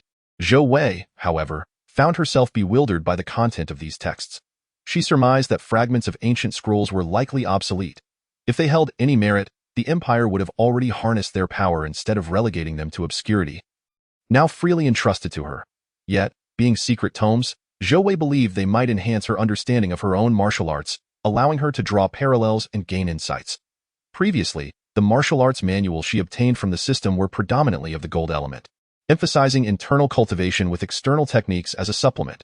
These two texts, however, seemed to belong to an entirely different realm of martial arts, offering little in terms of reference. Disheartened, Zhou Wei resolved to abandon these texts, reasoning that in the vastness of the universe, she would inevitably discover what she truly required. She placed the manuals in her studies collection cabinet, deciding they were of no use. Not only were these techniques unusable, but even if they were, she would not engage with them. After her experiences in the previous world, Zhou Wei had learned that her rigorous training could only pertain to the martial arts provided by the system. Only the methodologies offered by the system would retain their efficacy in the next world. Just as in her previous life, where she had diligently practiced sorcery, she found it flowed seamlessly there. Yet here, sorcery had vanished entirely, rendering her efforts futile.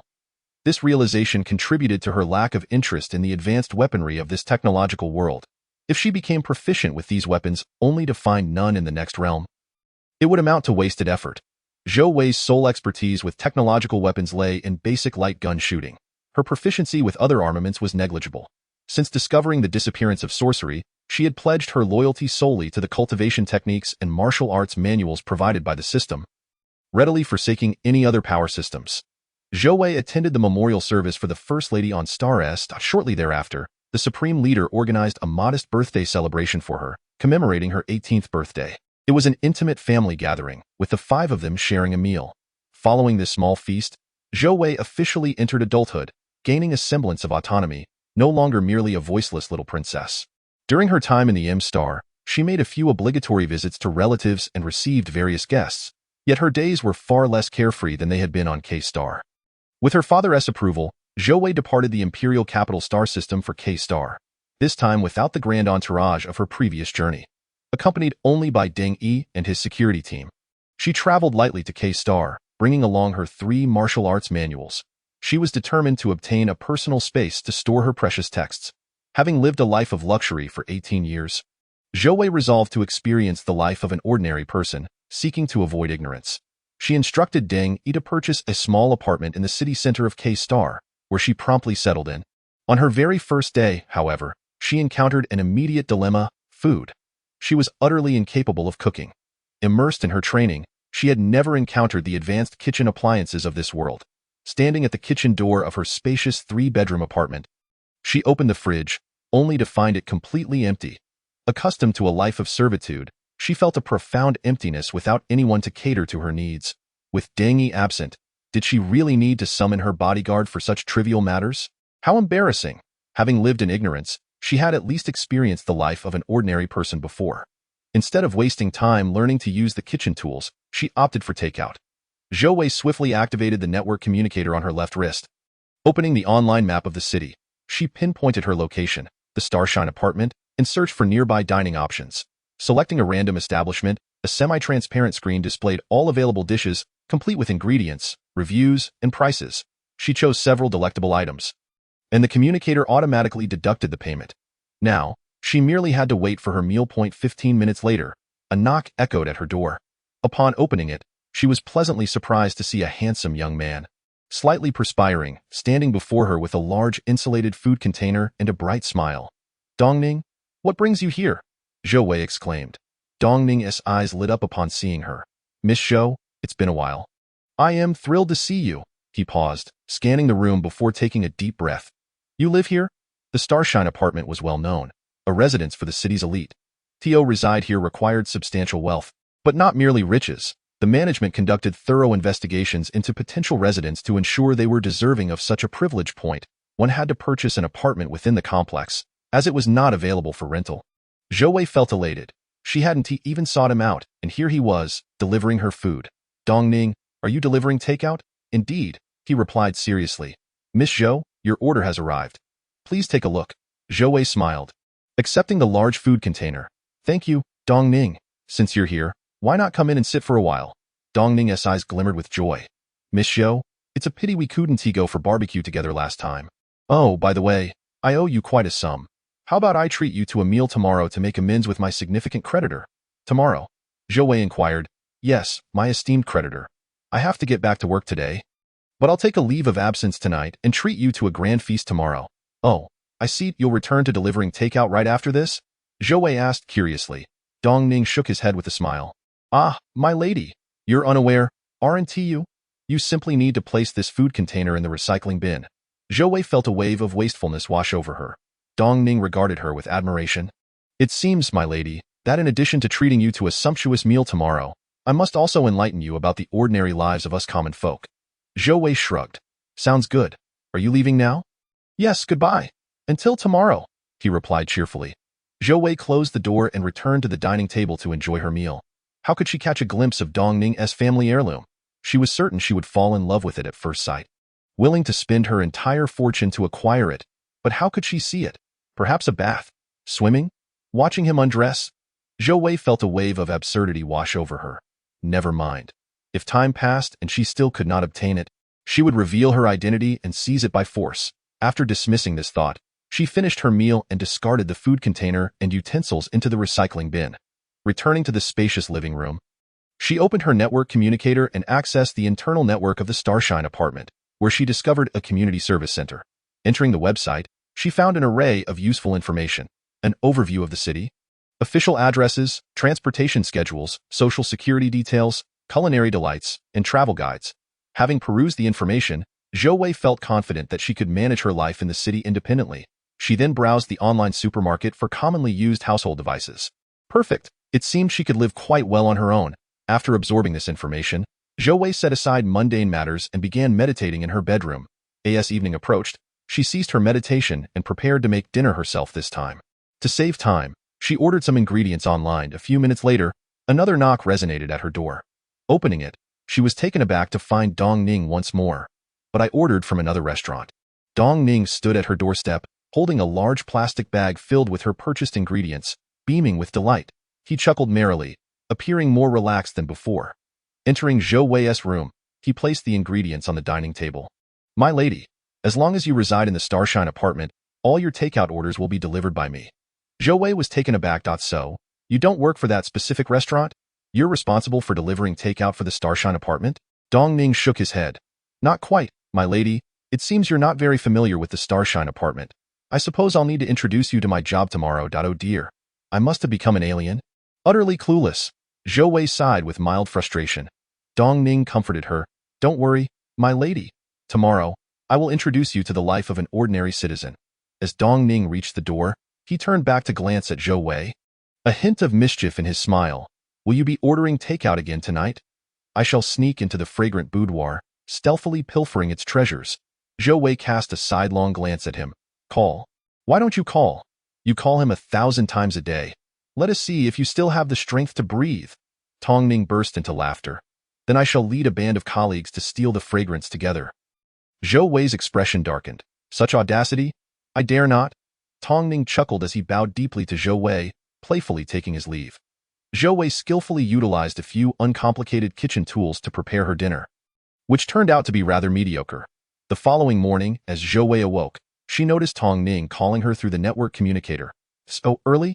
Indeed. Dong Ning replied with a radiant smile, teasingly adding, I overslept. What if Miss Zhou's takeout doesn't arrive in time? Zhou Wei was aware of her ignorance regarding many matters. She felt a tinge of embarrassment but did not consider it shameful. What of it? If one is unaware, one can simply learn. Zhou Wei raised an eyebrow. Handsome, must you continually use this to strike at my pride? Having been a princess for 18 years, her imposing presence, even when feigning anger, inevitably exuded a slight air of intimidation. Dong Ning appeared somewhat startled. He shifted his gaze and poked his cheek with his finger. I have slapped myself. I apologize. Forgive me. Then he bowed deeply once more, looking up with feigned caution. Miss, have you calmed down? I recognize my error. Truth be told, his demeanor bore little resemblance to that of a penitent servant. He resembled a mischievous child attempting to charm an elder, his eyes glistening with innocence and vulnerability. Zhou Wei merely thought it, keeping her thoughts to herself. She lifted her chin like a queen, satisfied. Very well, I forgive you. Splendid. The young lady has pardoned me. Now, may I enter? I stand at the door. Zhou Wei, taken aback, walked over to open the door, only to find Dong Ning waiting outside, picking up a food cabinet from the ground. Dong Ning raised the cabinet he held. I brought you breakfast, congee, and side dishes. I hope you do not find it lacking. Zhou Wei felt a twinge of gratitude. Thank you. Miss Zhou, may I call you Zhou Wei? Of course, you've been calling me Miss Zhou. I thought you had forgotten my name. How could I? Tong Ning's expression conveyed a profound truth. How could I ever forget? Zhou Wei was momentarily taken aback, as if pierced by a sudden pang in her chest. Someone had once looked at her in the same manner, saying, Zhou Wei, I will never stab you with a sword, nor will I ever harm you. I would rather pierce myself. The world is merciless. Zhou Wei had not forgotten. She was simply looking ahead. What is wrong? Zhou Wei, are you all right? Tong Ning inquired anxiously, his eyes filled with compassion. It's nothing. Let us have breakfast together. Then we shall go out and explore. Indeed. Tong Ning opened the food cabinet and presented a fresh pink flower with a gentle smile. A flower for the beautiful lady. Zhou Wei accepted the flower, smiling. Thank you, handsome Tong Ning. What sort of flower is this? It's lovely, Carteria. You're the most beautiful, Tong Ning said, his soft gaze fixed on Zhou Wei. As their eyes met. Tong Ning's expression remained calm, though his voice carried a hint of tension. More exquisite than the most enchanting rose, more fragrant than the beguiling bramble, I adore Carteria. Its language. You are the most beautiful. One bloom surpasses all the myriad flowers in the world. Chapter 46. Short-distance logistics. On a pristine white plate lay 5 skewers of mouth-watering meat. Nearby, other plates displayed grilled tofu, chicken wings, sausages, and vegetables. Zhou Wei picked up a skewer of chicken wings. Golden brown. The wings were expertly cut.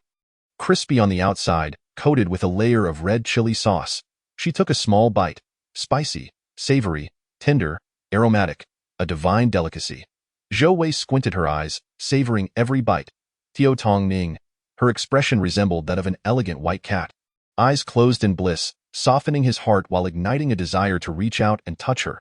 He cleared his throat, a hint of pride in his voice. Zhou Wei, how is it?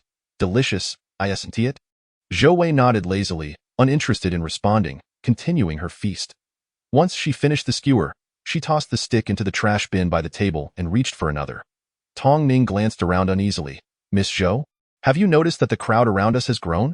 They were on a small street lined with various barbecue stalls on either side, with wooden tables and chairs arranged in the center. As they dined, the table gradually filled with onlookers, unable to resist stealing glances at the strikingly attractive duo, thereby boosting business for nearby stalls. Zhou Wei, indifferent, nodded slightly. Beauty draws the eye, Tong Ning remarked in a low voice. Zhou Wei shot him a sidelong glance, remaining silent. As a princess, Zhou Wei had long been accustomed to being the center of attention wherever she went to. At that moment, she had no inclination to acknowledge her audience. The culinary prowess of the royal chefs of the Galactic Union was unparalleled, and the exquisite dishes Zhou Wei had enjoyed over the years far surpassed the skewers she was presently consuming. Indeed, she could discern various flaws in the skewers. Although they were crispy and fragrant, a closer examination revealed uneven cooking, and the chili sauce was applied unevenly, sometimes too light, at other times too heavy. Lacking finesse, yet bursting with flavor. Consuming such fare reminded Zhou Wei of her past, when she was ordinary, as simple as a wildflower. Those moments were now history, etched into her life, ingrained in her heart. It seems you have become accustomed to it. Tong Ning raised an eyebrow. Indeed. Well then, my lady, allow me, a mere commoner, to share with you the lives of us ordinary folk. Let me tell you about my work. Tong Ning continued to eat as he spoke. Zhou Wei gestured for him to proceed. As you know, with the advancement of technology, our long-distance logistics are now primarily handled by transport tracks, hover vehicles, and starships, with little reliance on manual delivery. If you order something online, it may be shipped by a starship over long distances, then transferred to hover vehicles or transport tracks, delivered to the apartment management office, and finally sent to your door by a staff member. Zhou Wei nodded, her heart steady and her face unflinching. In truth, she was not well versed in such matters. Her items were always delivered by dedicated personnel. Speaking of my work, we share a certain fate. I am currently a worker at Jiansu Logistics in Baoqing, assigned to this central area, perfectly positioned to deliver to you. Jiansu Logistics is responsible for short-distance logistics. Just like yesterday, when you ordered lunch and groceries, I was the one who accepted the order and delivered it to your residence. A few of my colleagues and I oversee this area, meaning all the items you purchase will be delivered by us. Short-distance logistics are responsible for all deliveries. Zhou Wei inquired, somewhat surprised. So, your company collaborates with all the dining establishments and food companies in Baoqing? Indeed, Tong Ning nodded matter-of-factly. Essentially, every city's short-distance deliveries are handled by a single logistics company.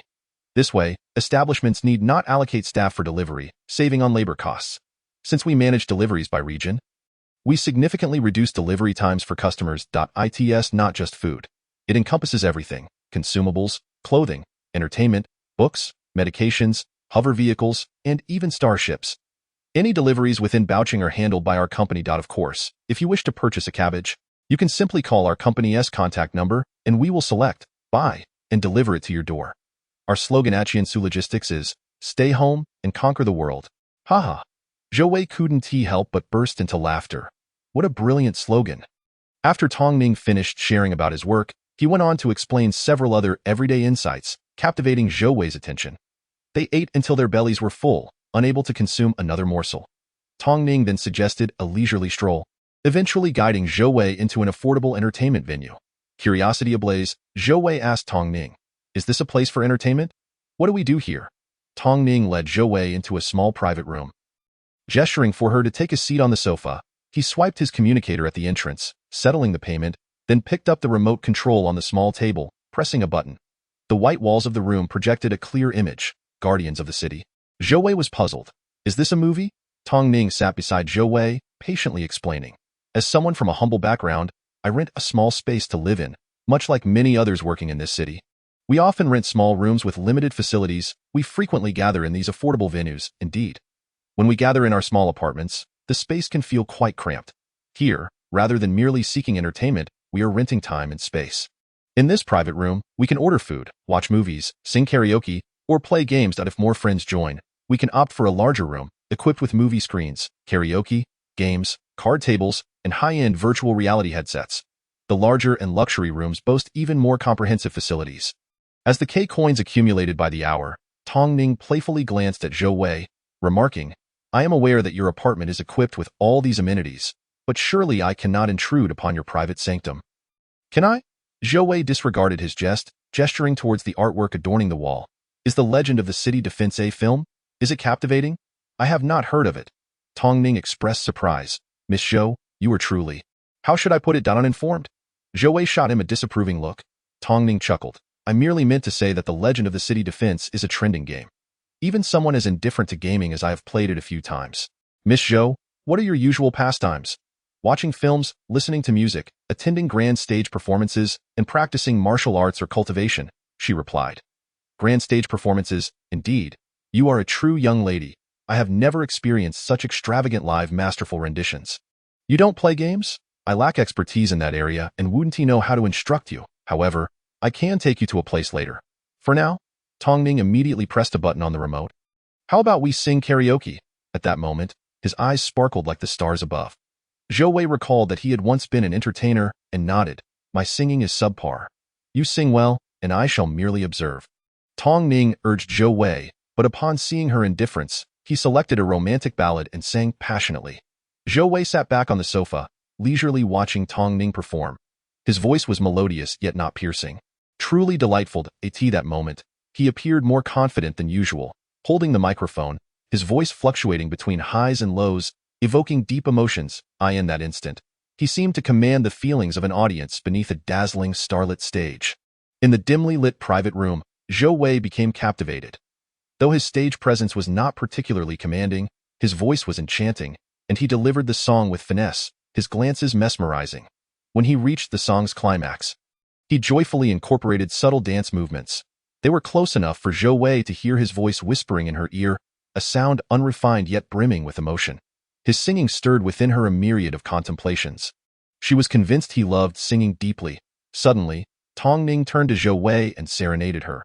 "I like you," just as if it were unintentional. He then redirected his gaze back to the screen on the wall. In that fleeting moment, Zhou Wei's heart raced. As Tong Ning grew weary of singing, he led Zhou Wei away. "Where are we headed?" she inquired. He pressed a button on his communicator, stating, "Teaching someone to fish is better than simply giving them a fish. I may not be well versed in games, but I can take you to a place that specializes in explaining them." Zhou Wei displayed indifference. She wasn't particularly interested in games, preferring to dedicate her time to martial arts training. Acknowledging Tong Ning's goodwill, she refrained from voicing her thoughts. Moments later, a flying car whizzed by and halted before them. Although Zhou Wei was not well versed in many matters, she occasionally watched films and recognized that this vehicle was an unmanned navigation car. They would pay at the door with their communicators, billed by the time used. Just as Tong Ning was about to pay, Zhou Wei preempted him, saying, "I feel embarrassed making you pay all the time." Tong Ning smiled in resignation. "Zhou Wei, I can afford this now. It's rather embarrassing for a girl to pay." Zhou Wei entered the vehicle. "Now that we've paid, there's no need to dwell on it. Come in." "Where to?" Tong Ning joined her. Sitting beside her, he pressed a small red button on the right side of the car. The doors closed automatically, and a clear electronic voice announced, "Dear guest, the Yalu Flying Car Company is at your service. Please state your destination."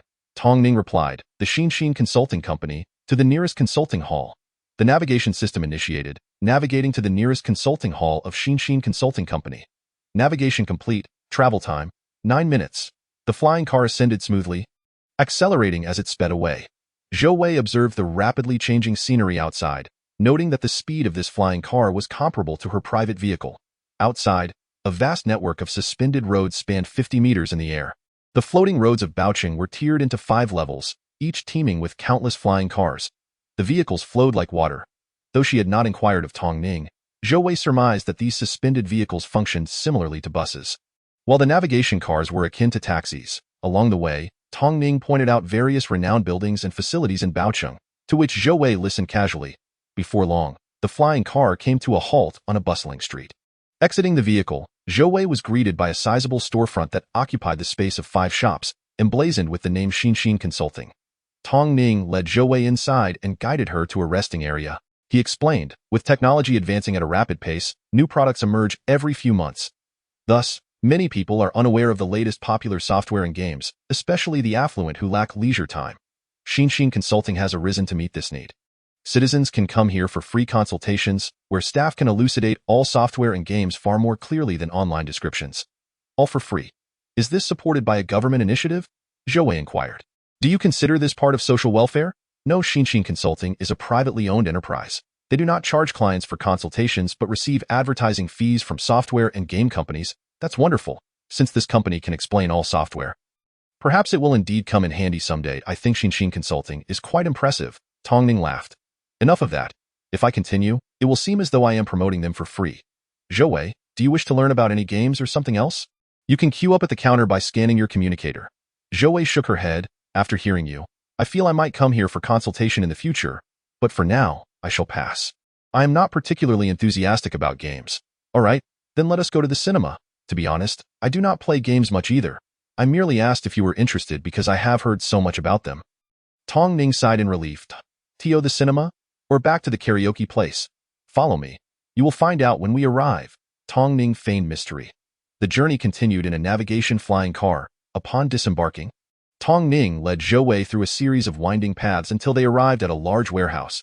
At the entrance, a middle-aged man smoking a cigarette recognized Tong Ning and greeted him with familiarity. "Ah Ning, you're here. It's been a while since I last saw you." Yes, Master Qin. Please let us in," Tong Ning replied, his voice brimming with joy. Master Qin, noticing Zhou Wei beside Tong Ning, was momentarily taken aback. "Ah Ning, is this your little girlfriend? She is truly beautiful." Zhou Wei remained silent, glancing at Tong Ning. Tong Ning's face flushed slightly with embarrassment as he hastily clarified, No, she is just my friend. I brought her to see the sights." Upon hearing this, Master Qin's gaze towards Zhou Wei shifted immediately. The warehouse was currently a filming location, bustling with directors, assistant directors, and stars. If Zhou Wei were indeed Tong Ning's girlfriend, Master Chen would assume she was merely there to observe and learn about the big stars. However, Zhou Wei's demeanor suggested she was not merely there to observe. With her striking appearance, she seemed like another aspiring starlet in this day and age. He had seen many beautiful girls eager for fame, willing to do anything to achieve it. Knowing Tong Ning was a good person, he felt a sense of protectiveness, concerned that Tong Ning might be deceived by this enchanting girl. Master Chen furrowed his brow, discarding his cigarette. "Ah Ning, you two go in and take a look. I have something to discuss with you in a few days." Tong Ning, oblivious to Master Chen's thoughts, nodded. "All right." He then turned to Zhou Wei. "Zhou Wei, come, let us go inside." Having briefly worked as an entertainer, Tong Ning's name had yet to become well known, and he had ceased performing due to a previous contract termination. Consequently, he had no opportunities to act or sing. Nevertheless, he maintained good relationships within the industry, allowing him to easily gain access to the studio. His intention was to show Zhou Wei the live filming process. As soon as they entered the studio, they encountered an assistant director. The assistant director, rotund and with a face resembling that of a jolly giant, initially intended to greet Tong Ning, however, upon noticing Zhou Wei beside him, his eyes widened, and he swiftly approached them, his gaze fixated on Zhou Wei, completely disregarding Tong Ning. Tong Ning, who is this? Her poise, her elegance, her beauty. I have to convince the writer to add a role for her. This is a treat for the audience. The main director will surely approve. The assistant director's unspoken thoughts were that with her aura, she would be perfect for the leading role, far surpassing the current actress in that position. However, such sentiments were never voiced aloud. Zhou Wei had never experienced such scrutiny before, feeling as though she were being appraised like a prized possession. Fortunately, she was in good spirits and bore no ill will. She understood his intentions and that he wished for her to act. Zhou Wei replied coolly, I do not act. The assistant director shook his head vigorously. Such talent squandered on not acting. It's an utter waste. The assistant director regained his composure at this moment. Unlike Master Chun at the door, he had witnessed many things and could tell that Zhou Wei was not a minor character like Tong Ning. Observing her attire, he deduced her considerable worth. She must be a precious daughter of some prominent figure in Baocheng. He sighed in dismay, lamenting the wasted opportunity. Tong Ning had not anticipated that bringing Zhou Wei here would lead to such a situation. He was momentarily stunned before asking, Zhou Wei, do you wish to act? This is Vice Director Qi, and it is indeed a splendid opportunity. However, Tong Ning's expression turned slightly serious. However, Zhou Wei, you must be cautious. This is an intriguing path, but also a challenging one for Tong Ning. This was an opportunity he could barely aspire to. He hoped fervently that it would be cherished and seized. Yet, he did not wish for Zhou Wei to enter this realm. Her innocent naivety left a profound impression on him. She was a beautiful young lady, raised in indulgence. Tong Ning hoped nothing would tarnish her purity and charm. Thus, he merely stated his thoughts, allowing Zhou Wei to make her own choice. Zhou Wei remained silent. She genuinely had no desire to pursue acting. As a princess, her current demeanor suggested that work was merely a playful endeavor. Acting, not to mention, it would consume too much of her time.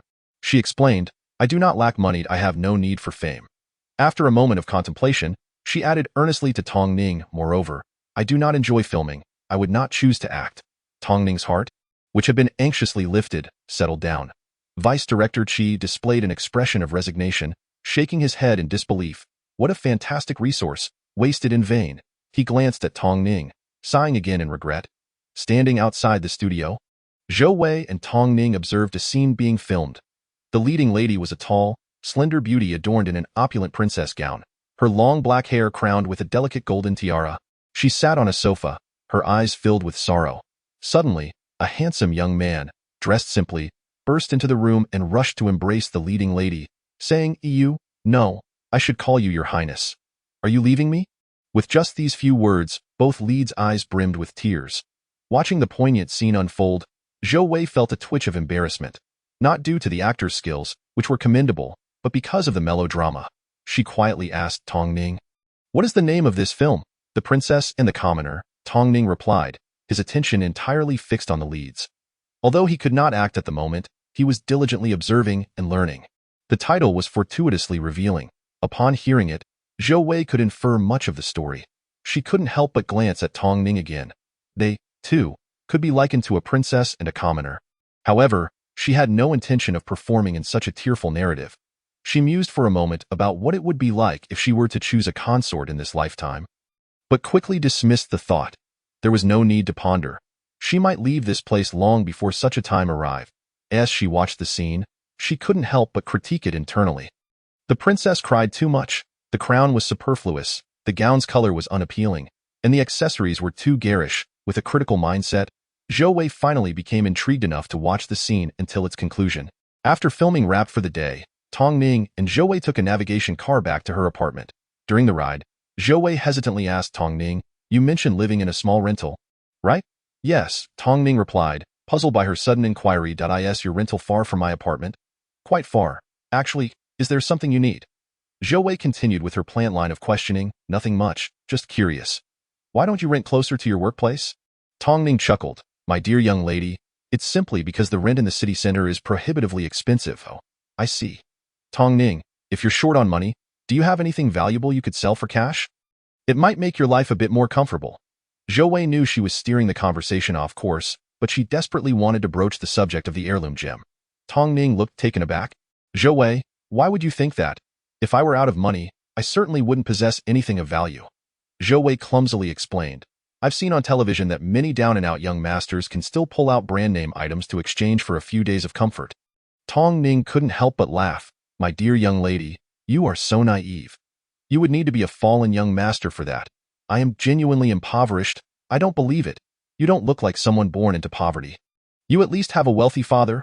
Realizing the misunderstanding, Tong Ning candidly admitted, I am not a fallen young master, nor do I possess anything of value. I merely have a bit more experience than the average person. Zhou Wei lowered her head in disappointment. What should she do?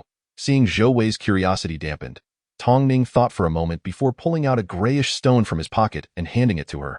Soothingly saying, well, Zhou Wei, take a look at this. It was left to me by my mother. She said it is our family's heirloom. However, it is just an ordinary rock, not worth much, if it holds any value. It would be as my mother's final keepsake. As he spoke of the heirloom, his voice diminished.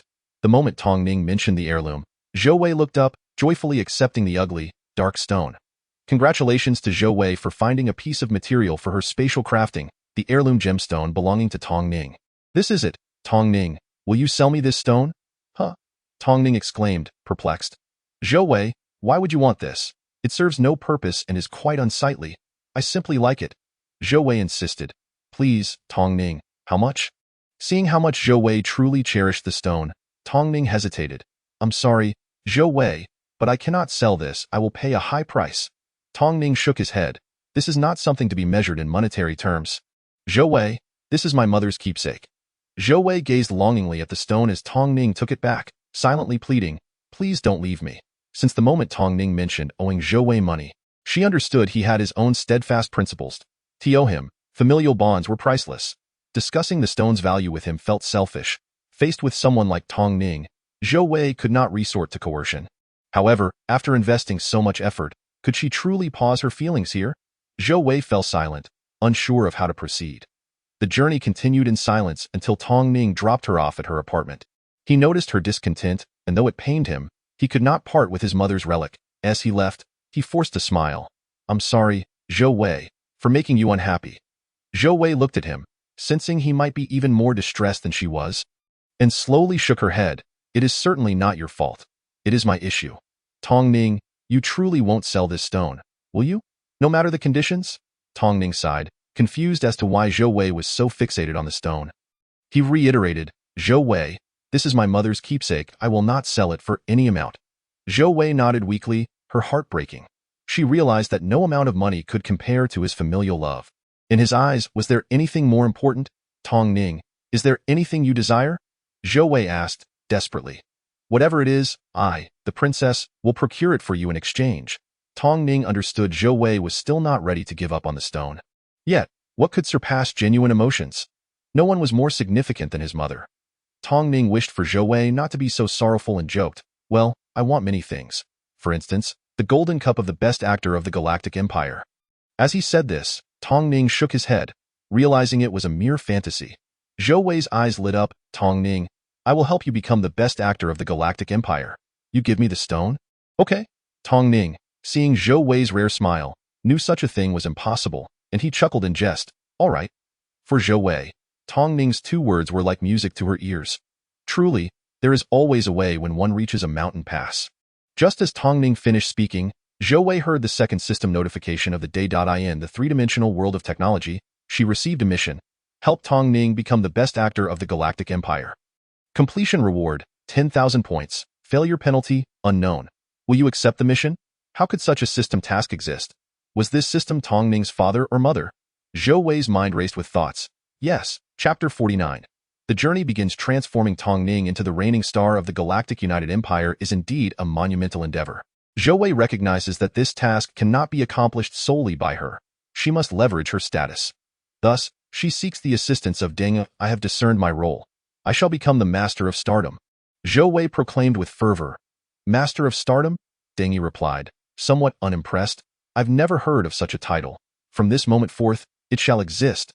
I intend to mold Tong Ning into the leading actor of the Galactic United Empire.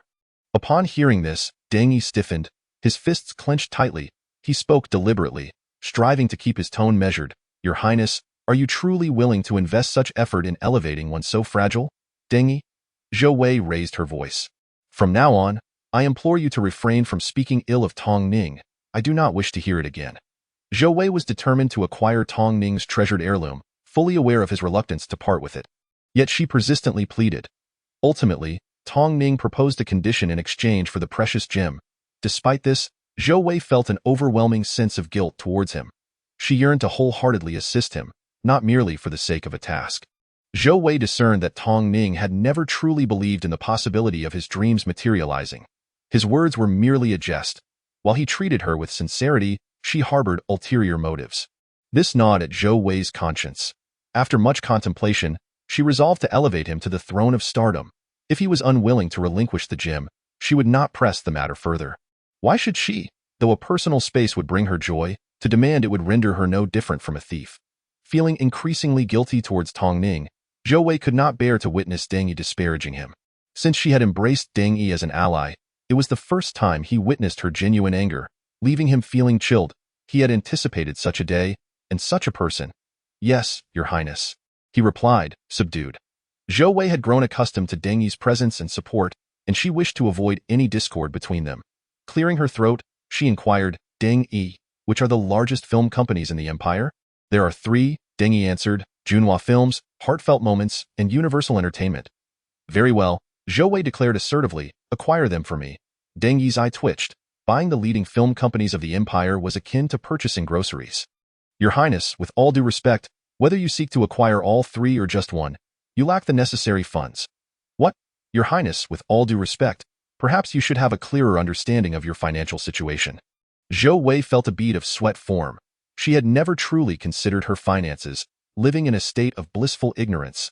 Then, would my funds suffice to purchase a stake in one of these companies? Making me the largest shareholder? Deng Yi replied, if you are determined to pursue this, I must inform you that even if you were to sell all your real estate, including your spacecraft and bank holdings, you still would not be able to acquire the largest stake in a film company, unless you were to sell Planet M entirely. Are they truly that expensive? Zhou Wei realized for the first time that she was, in fact, impoverished within the realm of the empire's elite. Deng Yi sighed internally.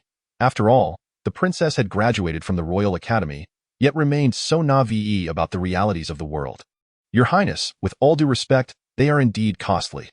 All cinematic and musical products from these 3 companies are sold throughout the universe and consistently rank highly in sales. Compared to the Imperial Treasury, these 3 companies are but a drop in the bucket. If the Royal Treasury were involved, purchasing these 3 companies would pose no issue, as for you. It's not that you are poor. Rather, you are not generating income. Zhou Wei's eyes widened in disbelief. How could I not be making money? It's not as if I am managing everything myself. All properties are overseen by managers who will undoubtedly strive to profit for me. I am aware that my assets are increasing. Deng Yi replied coolly, these are trivial matters, Your Highness. Ever since the First Lady exchanged her private assets for Planet M, you have not managed them. With all due respect, had you sold the aquatic products, pearls, corals, and other rare items produced by Planet M in moderation each year, the total would have sufficed to purchase a significant share. Zhou Wei exclaimed. Why didn't I think to sell fish before? I've wasted so much money. It's only when I need it that I realize my funds are insufficient. Planet M is certainly not for sale. After a moment, Zhou Wei regained her composure and proposed, Deng Yi, if we commence selling all resources from Planet M starting now, along with my available liquid assets and bank holdings, how long would it take to gather enough for a significant stake in one of the film companies? Please hold, Your Highness. Deng Yi dialed a number on his communicator, inquired briefly, and then informed Zhou Wei, approximately 3 years. Very well. What is the largest film company on K-Star? Acquire it immediately. Yes, Deng Yi pondered for a moment. Nank Films, I will ensure the company is swiftly transferred to your name. Your Highness, why not choose to acquire the largest film company in the 9-star system instead? Comparatively, K-Star's film industry is considerably weaker. Zhou Wei replied with a sheepish expression, currently, I am in a state of financial constraint. Let us save money. Once I have sufficient funds, I will directly purchase the largest stake in the empire's leading film company. Understood. I will arrange for the rational sale of Planet MS resources to expedite the accumulation of funds for you. Very well, it shall be done. A month later, Nank Films changed ownership. causing a seismic shift in K-Star's entertainment industry. Nank Films was a colossal entity in K-Star, with 60% of its top stars emerging from or currently affiliated with the company. Among the 73 habitable planets in the ninth star system, Nank Films also held considerable renown. The abrupt change of ownership sent ripples of anxiety throughout the company, as no one knew the identity of the new director. After several days, when Nank Films announced that operations would continue as usual, the staff felt slightly reassured. At this juncture, the top agent from Nank Films approached Tong Ning, who was delivering takeout. "What, me? Signing with Nank?" Tong Ning was astounded. Previously, he had been contracted with Tangying Entertainment, which boasted a solid reputation in Baocheng.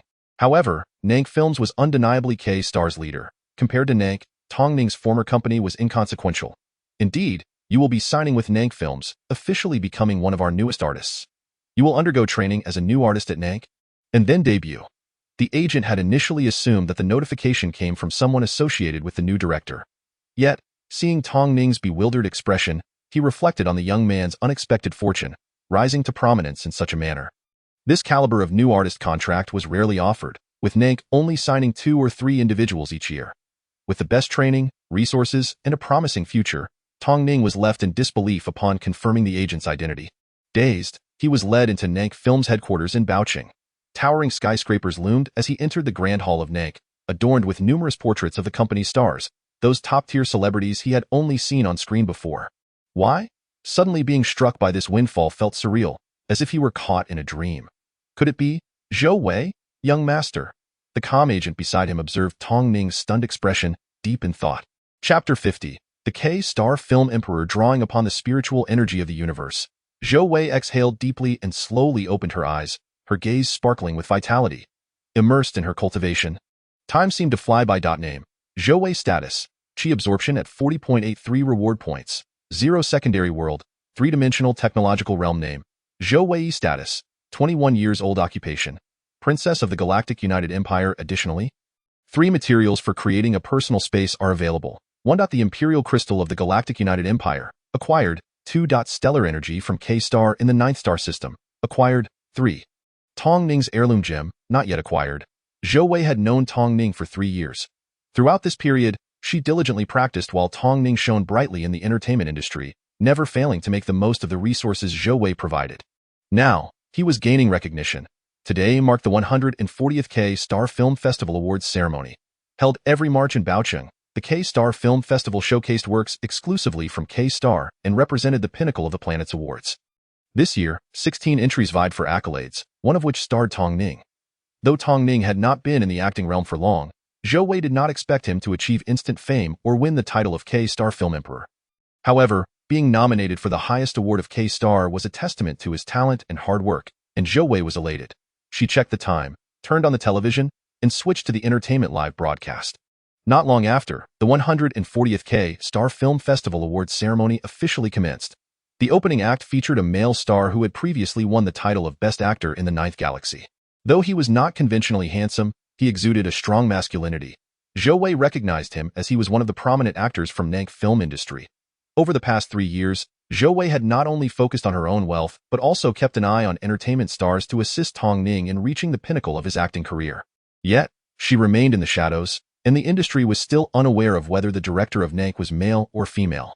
Following the heartfelt speech by the Best Actor, a simple song and dance performance ensued, featuring a star unknown to Zhou Wei, likely someone without much fame. Soon, 3 hosts took the stage, 2 women and 1 man, with 2 of them also affiliated with Nank. Out of the 8 judges, Zhou Wei recognized only 1, while the other 7 appeared to be from different planets. Although the known judge had collaborated with Nank film industry, he was not part of it. Zhou Wei had paved a broad path for Tong Ning, yet she would not compromise her integrity when it came to genuine awards. As the awards began, Best Cinematography, Best Score. Finally, it was time for Best Actor. The award for Best Actor at the 140th K-Star Film Festival went to Tong Ning for his role in Family. Zhou Wei was taken aback, rising to her feet in astonishment as the spotlight illuminated Tong Ning. His face radiated surprise and joy as he stood to accept the trophy from the presenter. After calming his excitement, he delivered a standard acceptance speech filled with gratitude. Concluding with a bow, he kissed the trophy and raised it high, exclaiming, "Thank you." Tong Ning's sudden rise to fame as K-Star's Best Actor was not only unexpected for Zhou Wei but also for Zhang Chen, who had closely followed Tong Ning's journey.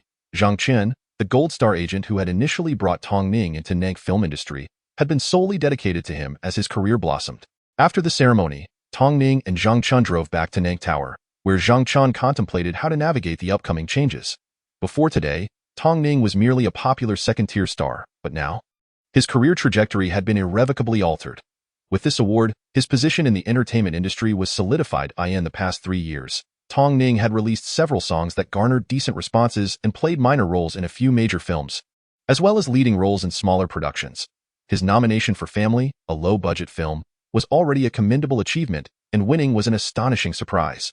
It was notable that many top stars from Nank film industry had previously received nominations, yet very few had won. Those who walked away with the award were typically the elite of K-Star, renowned across the ninth galaxy. Tong Ning, I truly admire you.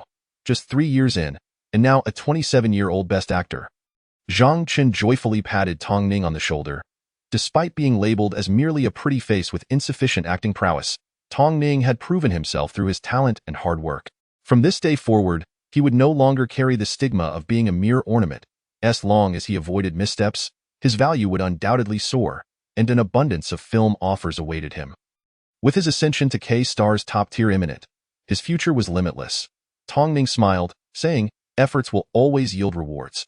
Besides, there have been actresses who won awards at 23, now that's true genius. I still have a long way to go. Zhang Chun nodded, affirming, indeed, hard work will bring its due rewards. I've seen your dedication. Many others have as well. This is your moment to savor the fruits of victory. You will undoubtedly receive numerous offers and be extremely busy. Tong Ning grinned, winking. I have plans for today. Zhang Chun, understanding the implications, refrained from further questioning. He was aware of the influential figure behind Tong Ning, whom he affectionately referred to as the young lady, though no one had ever met her. Zhang Chun sometimes speculated whether this young lady was the daughter of Nank film industry's current director. Would this newly minted K-Star best actor soon become the young lady's consort? With such talent and exceptional character, it was no surprise that Tong Ning had garnered the attention of influential patrons. Upon arriving at Nank Tower, they were greeted by a throng awaiting their arrival, complete with champagne, fine cuisine, and elegant attire. Everyone raised their glasses in celebration. Tong Ning, known for his low profile, became the center of attention. Despite the admiration, jealousy, and intrigue surrounding him, at that moment, all were united in their applause for his triumph.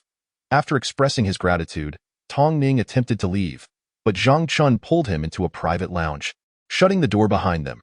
Inside sat a distinguished director with graying hair. Tong Ning, assuming it was an audition opportunity, greeted the director as usual. However, the director's intent was quite different. Tong Ning, I've seen your work. You possess great talent and diligence. Tong Ning humbly replied, thank you. I still have much to learn. May I ask why you are here? The director spoke plainly. I hear your contract with Nank film industry is set for 3 years, and it's nearing its end. Realizing the director's ulterior motive, Tong Ning was taken aback. Just yesterday, he was an inconspicuous second-tier actor, and today, the landscape had changed. I appreciate your consideration. I enjoy working with Nank film industry. The director insisted, young man, think carefully. Nank film industry is merely one company among many, while you have an opportunity here with Zhongqing film industry, which wields significant influence in the ninth galaxy. Being K-Star's best actor is not the reason we value you. It is your talent and charisma and performance that are your greatest assets. Do you wish to remain confined to K-Star, never exploring the vast universe beyond? Nank cannot fulfill your potential. If you step out, one day, you may find yourself at the center of an empire. With dreams laid before him, Tong Ning responded, as you said, I too look forward to the opportunity to learn and witness the performances of more accomplished predecessors. My contract with Nank is 3 years. Since it is not yet fulfilled, let us discuss this further upon its completion. After the director departed, Zhang Chun furrowed his brow and asked Tong Ning, Tong Ning, I fully support your ambitions. Are you considering leaving Nank? Tong Ning smiled slightly. Zhongqing is indeed much larger than Nank. Zhang Chun, however, held reservations. While moving to Zhongqing film industry could lead to greater opportunities, as the director suggested, it also posed risks. Tong Ning at Nank still had the support of the young lady, and even if he remained low profile, he could not go unnoticed. Zhang Chun ultimately advised, Tong Ning, I urge you to remember your roots. You've come this far. Do not forget those who helped you. Like that young lady, Nank has invested considerable time and resources in your development. And now is the time to reap the rewards. Leaving like this might jeopardize your relationship with Nank. Tong Ning playfully pinched Zhang Chun's cheek, saying, "Zhang Chun, you truly understand me. I must not forget my roots." He added with a smile, "Aiming high is essential. Between Nank and Zhongqing, I will undoubtedly choose Zhongqing film industry. Nank has given me an opportunity, and should they require my assistance in the future, I will certainly oblige. However, I intend to consult the young lady first." So you've already made your decision," Zhang Chun remarked. Tong Ning nodded. "Zhang Chun, you've been with me for a long time. I'll take you to meet the young lady sometime." Zhang Chun was taken aback. Tong Ning rarely mentioned her, and he had never brought it up himself. Now, it seemed he had complete faith in him. He smiled. "Great, just set a time, and I promise to be on my best behavior." Tong Ning nodded. "I must take my leave now. See you tomorrow." "Go on, see you tomorrow." As Tong Ning hurried to the garage, he was met by a strikingly beautiful young woman leaning against his car door. Chapter 51. Unwavering in temptation. "Who are you?" Tong Ning asked, puzzled by the radiant woman before him in March. The chill of spring lingered, yet she wore a strapless mini dress, revealing her delicate collarbone and smooth, fair legs. Upon seeing Tong Ning, her face lit up with delight. "Tong Ning, I'm your fan. I adore your performances. Could you please give me an autograph?" Tong Ning replied warmly, "Of course. Where would you like me to sign?" However, the young woman had no paper or pen. With a flirtatious glance, she provocatively suggested, "Sign on my arm. I want to wash it off. Tomorrow, I can show it off to my friends. This is the signature of a great actor." "All right." Tong Ning nodded and approached the woman, swiping the communicator at the car door to open it. He said slowly, "I don't have a pen on me today, but I have one in the car. Please wait a moment." As Tong Ning stepped into the vehicle, the woman followed suit without inquiry. She extended her right hand with a playful smile, saying, "Just sign here." Holding a large marker, Tong Ning signed on her arm and remarked, "All done." The woman did not retract her hand. Instead, she playfully grasped Tong Ning's right hand, encircling it with both of hers and teased, "I've only seen you in movies. I never imagined you would be even more handsome in person." "Handsome man, aren't you curious about my name?" Straightening his posture, Tong Ning attempted to withdraw his right hand. Finding it impossible, he took the marker with his left hand, allowing his right to remain in her tender grasp, and replied politely, "Miss, what is your name?" Pleased that Tong Ning did not insist on pulling away, the woman beamed, "Big handsome guy, the great movie star. My name is Xiao Kai. You must remember it." "Yes, I will remember," Tong Ning replied. Xiao Kai gazed intently at him, her thoughts wandering. He appeared to be a gentleman of impeccable character, yet it seemed he was not entirely immune to temptation. Provoked by her flirtation, she reached to unbutton his shirt. Tong Ning firmly held her wandering hand but maintained a composed expression. Asking, "Xiao Kai, what does this mean?" The beauty lowered her gaze, revealing a tempting décolletage as she leaned closer, her body pressing against his. "Handsome man, girls can be lonely too. Can you keep me company?" This was undeniably an invitation to rendezvous. Tong Ning smiled. "With someone as beautiful as Xiao Kai, I find it hard to resist." Upon hearing this, Xiao Kai positioned herself on Tong Ning's lap, licking her lips as she inquired, "And then what?" Tong Ning looked at her with a smile. "Then you should get out of the car soon, lest I, the gentleman, transform into a rogue." "Huh?" Xiao Kai quickly caught on, wrapping her arms around him and playfully writhing, "Then let it happen." Tong Ning gently pushed her away, responding coolly, "Let us know our limits." Xiao Kai's expression shifted, her face a mask of grievance and her eyes glistening. "Tong Ning, I wasn't always like this. I'm truly your fan. I just love you. I ask for nothing but your company. I love you. If you could just stay with me once, I would have no regrets in this life." Tong Ning shook his head, unmoved. "Xiao Kai, you know I just won the Best Actor award, so please, do not flaunt your acting skills in front of me." He gazed at her with heartfelt sincerity, his voice resonating with emotion. "Xiao Kai, do you know why I let you in the car?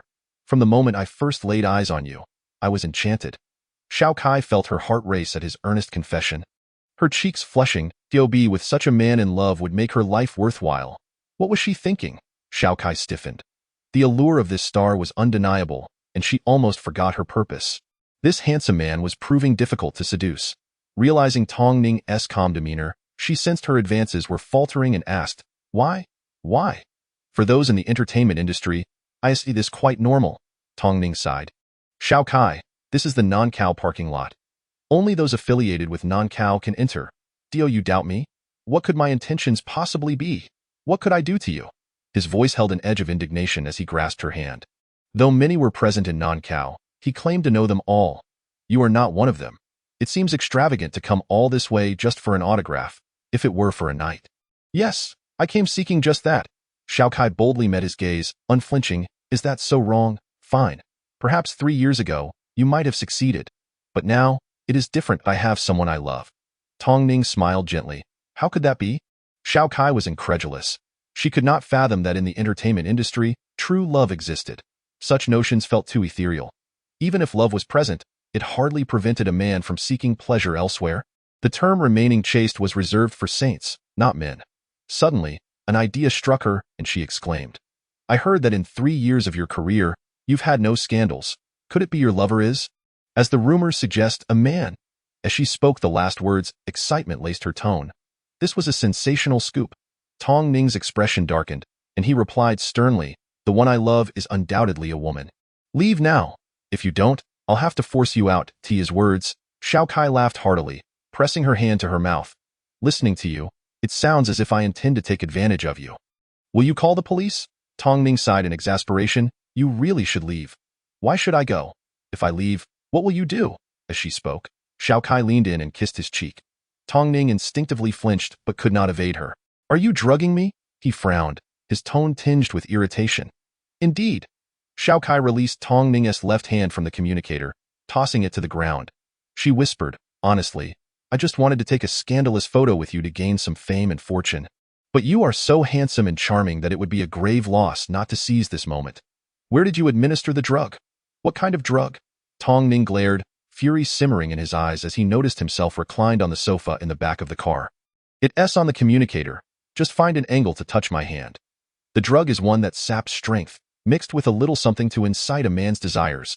Is this all for a photo op? To climb the social ladder?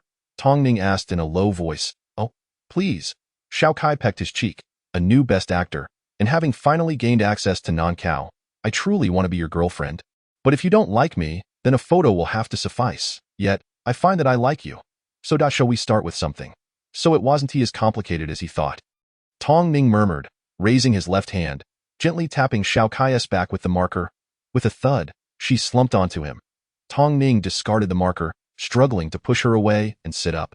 He could no longer contain his breathlessness, his gaze fixated on Xiao Kai's thighs. Picking up the communicator from the ground, he pressed it. Tong Ning, what's wrong? Didn't you have an appointment? Zhang Chen's face appeared on the screen. Zhang Chen, help! I'm at the Nankao parking lot. Tong Ning cried by the time Zhang Chen arrived. Tong Ning's face was flushed, and he briefly explained the situation. What do you plan to do? Zhang Chen inquired. Tong Ning pointed at Xiao Kai. Get her to Nankao. Find a female security officer to search her for any recording or photographic devices. Then consult with the higher-ups on how to proceed. Zhang Chen nodded. And you? Tong Ning chuckled wryly. I feel an urgent need for action, you understand? Is there a doctor at Nankao? Zhang Chen hesitated. There is a doctor. But it's late. They might have gone home. Let me check. After contacting a few people, Zhang Chen's expression brightened. Fortunately, there is still a doctor on duty. I'll have him come quickly. The new best actor won't have to go to the hospital and embarrass himself. Tong Ning's face darkened. I've embarrassed myself enough. The doctor from Nankao arrived swiftly, assessing Tong Ning. Nothing serious, and no need for medication. Tong Ning, feeling utterly mortified, looked up at the doctor with pleading eyes. And this isn't serious? The doctor understood that heavy medication was illegal, so the dose was light. You just need to sweat it out after a drink. Tong Ning was overwhelmed with gratitude. Thank you, doctor. He then turned to Zhang Chen. I need alcohol. A lot of it. Zhang Chen quickly fetched a substantial amount of alcohol, and Tong Ning began to drink deeply. Zhang Chen observed him. That woman had a small camera on her. I've already destroyed it. Tong Ning nodded, tears nearly spilling from his eyes as he drank. With the situation nearly resolved, Zhang Chen smirked. Tong Ning, I don't think I've ever seen you drunk before. Can you hold your liquor? Tong Ning took a breath. Not really. It seems that as long as I present myself as a gentleman, they want to force drinks on me. Everyone feels awkward getting me drunk, so I end up not drinking much and never getting drunk. Are you pretending? So that's how you avoid being forced to drink. That's just how I am. Am I supposed to remind them to drink with me? Tong Ning replied matter-of-factly. Zhang Chen was speechless. What about your appointment tonight? Of course, I must go. It's a rare opportunity to meet a lady of distinction. As he spoke, Tong Ning broke into a silly grin. Zhang Chen looked worried. Are you sure you'll be all right? You re-drunk. Tong Ning waved his hand dismissively. I'm fine, just slightly tipsy, not completely inebriated. He activated the navigation and sped away. Zhang Chun watched Tong Ning's reckless driving, muttering, this guide usually seems quite innocent. Yet his guard is so high he's still in character as the young master from the family? Dengi glanced at the communication details and murmured, it's fine. There's no need to intervene. His Highness stated that he must be kept safe. As for life and death, there is no need for action. Chapter 52. A win-win situation. Tong Ning, you are somewhat late today, Zhou Wei remarked as she opened the door. Upon entering the living room, Zhou Wei cheerfully exclaimed, congratulations, a new best actor. Tong Ning reclined on the sofa, tilting his head slightly, his speech muddled. Thank you, Zhou Wei, thank you. Have you been drinking? Quite a bit. Zhou Wei noticed the strong scent of alcohol wafting from him and the haze in his eyes. Well, it's all right. They celebrated my award, and I had a few drinks. Then I met some others and had a little more. Sensing his inebriation, Zhou Wei gently suggested, you seem a bit tipsy. Do you need some sobering medicine? I can get you some. As Zhou Wei attempted to rise, Tong Ning grasped her hand, pleading softly, no, don't get me any sobering medicine. Zhou Wei, I'm not drunk. I'm just so happy about the award. Will you drink with me? Zhou Wei considered this. Tong Ning had worked diligently in the entertainment industry for 3 short years, achieving such success. Allowing him to relax and indulge a little seemed reasonable. Thus, she released his hand and replied, all right, I'll fetch some drinks to accompany you. Oh, that is wonderful. Tong Ning beamed, making a victory sign with his fingers. When Zhou Wei returned with a few bottles of fine liquor and glasses, she found Tong Ning missing. After a brief search, she discovered him lounging on the balcony bench, gazing lazily at the starry sky, a stark contrast to his usual demeanor. Upon spotting Zhou Wei, he waved casually. Zhou Wei, come, lie down next to me. Zhou Wei chuckled, pouring a little drink into both glasses, handing one to him before reclining on an adjacent lounge chair. It's beautiful, Tong Ning mused, taking a sip of his drink. Under the starry sky, the two lay leisurely, marveling at the stars, a scene breathtaking in its simplicity. Indeed, Zhou Wei echoed, the stars are inherently beautiful, yet we seldom take the time to savor this gentle breeze and the night sky. Tong Ning chuckled softly. True, at other times, I would be busy watching films to learn. Cheers. Zhou Wei raised her glass, clinking it against Tong Ning's. Congratulations, best actor. May you continue to excel. Stretching his limbs, Tong Ning continued. Zhou Wei, do you know why I love acting and singing so much? Do tell them why mother was a minor star, and my father was a businessman. They never formally married. I grew up with my mother. And my first lessons were in acting. It was nothing special until I grew older and fell in love with it. You see, the arts, acting, singing, composing, painting, writing, dancing, allow one to express the unspoken feelings within just like Dayu composing poetry. Her thoughts flowing into verses, Zhou Wei interjected. Who is Dayu? Tong Ning inquired, somewhat confused. Never mind, just know that I understand. Zhou Wei replied nonchalantly, yes, it's all about expression. There are so many ordinary people in this world, busy and preoccupied, merely living their lives, their loves and hatreds, their joys and sorrows, often swallowed in silence, fading away. The brilliance of life, its joys and sorrows, its myriad twists and turns, go unappreciated, lost in time. Zhou Wei smiled, reflecting on her own brief existence. Indeed, life passes swiftly. As someone once said, when one dies, relatives may mourn, but others will sing. Exactly, Tong Ning exclaimed, raising his glass with fervor. Zhou Wei, this is precisely what I desire.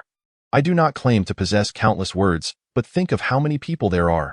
They have untold stories, their deep emotions, their struggles, successes, failures, despair, and hope.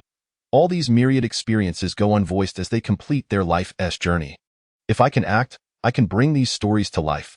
I wish to voice their unfinished tales. In that moment, Tong Ning seemed invigorated, taking a deep swig of his drink before smashing the glass on the floor, proclaiming loudly, I will make sure their stories are told. Zhou Wei burst into laughter. To speak for the masses, Tong Ning, you have such grand ambitions, but you owe me a new glass. Tong Ning turned to her. I want to pay you back. I'll leave it as a debt. I never intended to return it. Zhou Wei looked at him playfully. So even a gentleman can be a scoundrel, Tong Ning. With a serious demeanor, squatted beside her, producing an ugly black stone and placing it in her hand, leaning in to kiss it softly. Zhou Wei, I love you. A wave of immense happiness surged within Zhou Wei, a joy that felt as though it burst forth in her heart, illuminating her entire being. The cherished treasure she had sought for so long was now effortlessly in her grasp. What delighted her even more was that Tong Ning had laid his heart in her hands. Zhou Wei chuckled. What does this mean? Are you bribing me with a family heirloom to receive a satisfactory answer? Tong Ning nodded, his eyes sparkling with clarity. Indeed. The esteemed lady is exalted, and I dare not speak out of turn.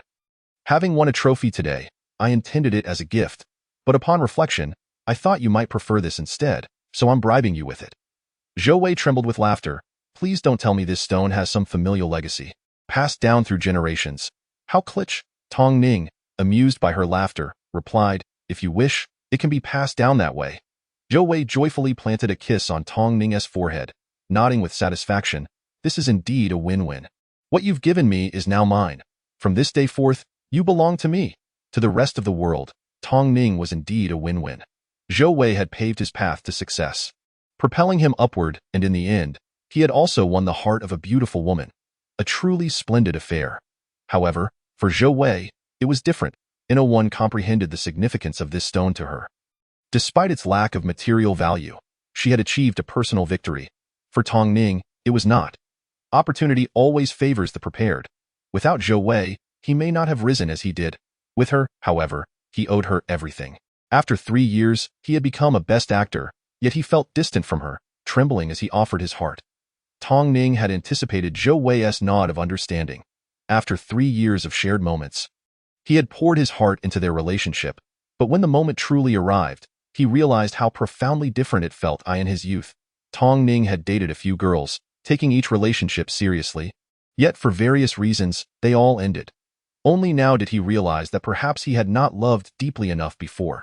At this moment, he was ready to devote all his love to this girl before him.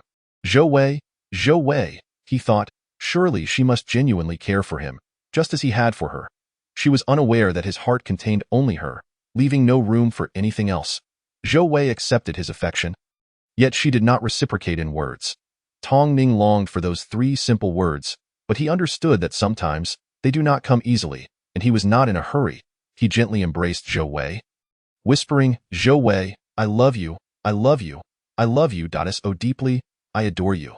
Will you be my girlfriend? Yes. After a while, Zhou Wei suggested, Tong Ning, holding me like this must be tiring. Let us lie on the lounge chairs and continue drinking while watching the stars. No, I prefer it this way. Tong Ning refused to let go. Zhou Wei smiled again. Tong Ning, I wonder if I should share too much with you. I was born into a prominent family. My parents have only one daughter. I've been spoiled since childhood, so please forgive my temper. As long as you don't mind me, I wouldn't dare to criticize the esteemed lady. I have an older brother, a sister-in-law, and a little niece. My brother manages the family affairs, leaving me carefree at K-Star.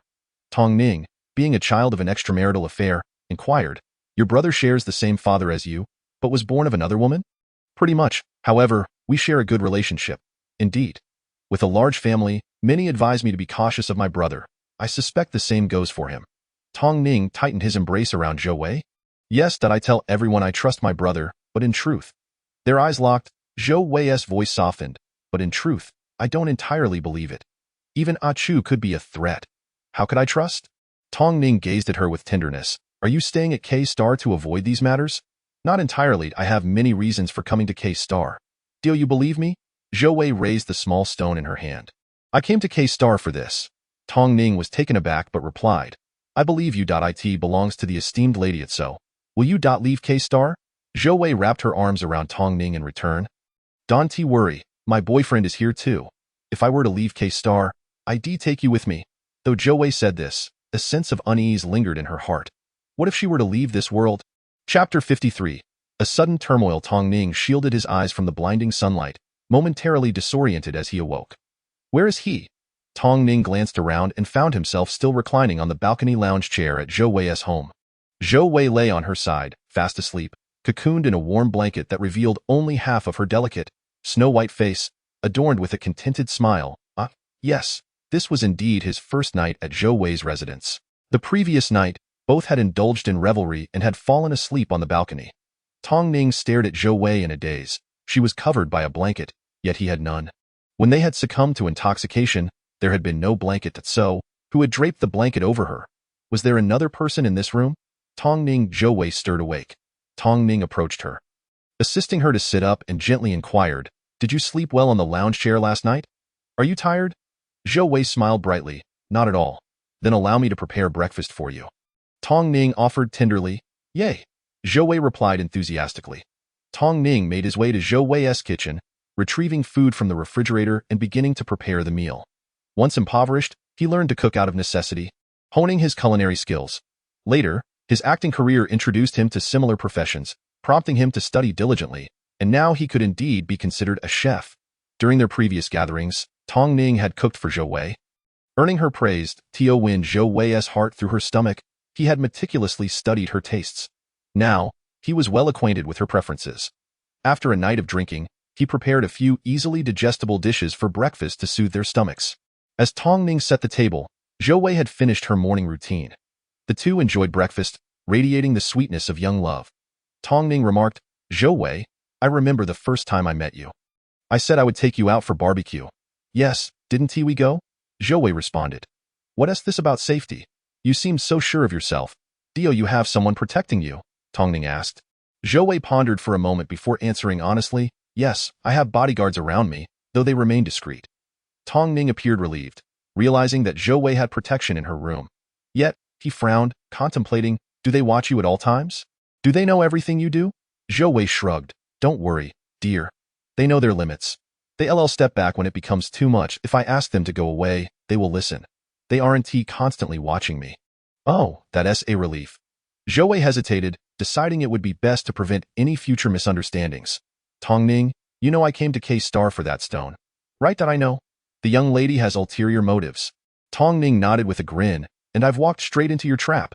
Zhou Wei replied nervously, "After meeting you, I arranged for someone to be by your side. Just to protect you." Tong Ning, recalling the events of yesterday, questioned, "Someone is protecting me?" "Yes, and I know a bit about your background." Zhou Wei confessed shyly. Tong Ning nodded. "I understand that I dislike this, but I can comprehend your reasons." Zhou Wei was about to apologize when Tong Ning's communicator lit up. "You should take that call." "All right." Tong Ning opened the communicator. "Boss, open the network. K-Star Entertainment News homepage." Zhang Chun's anxious face appeared on the screen. Upon seeing his expression, Tong Ning sensed that something significant, and likely troubling, had occurred. He nodded calmly. "Okay." Tong Ning looked at the news on the communicator. Zhou Wei noticed his change in demeanor and asked, "What is the matter?"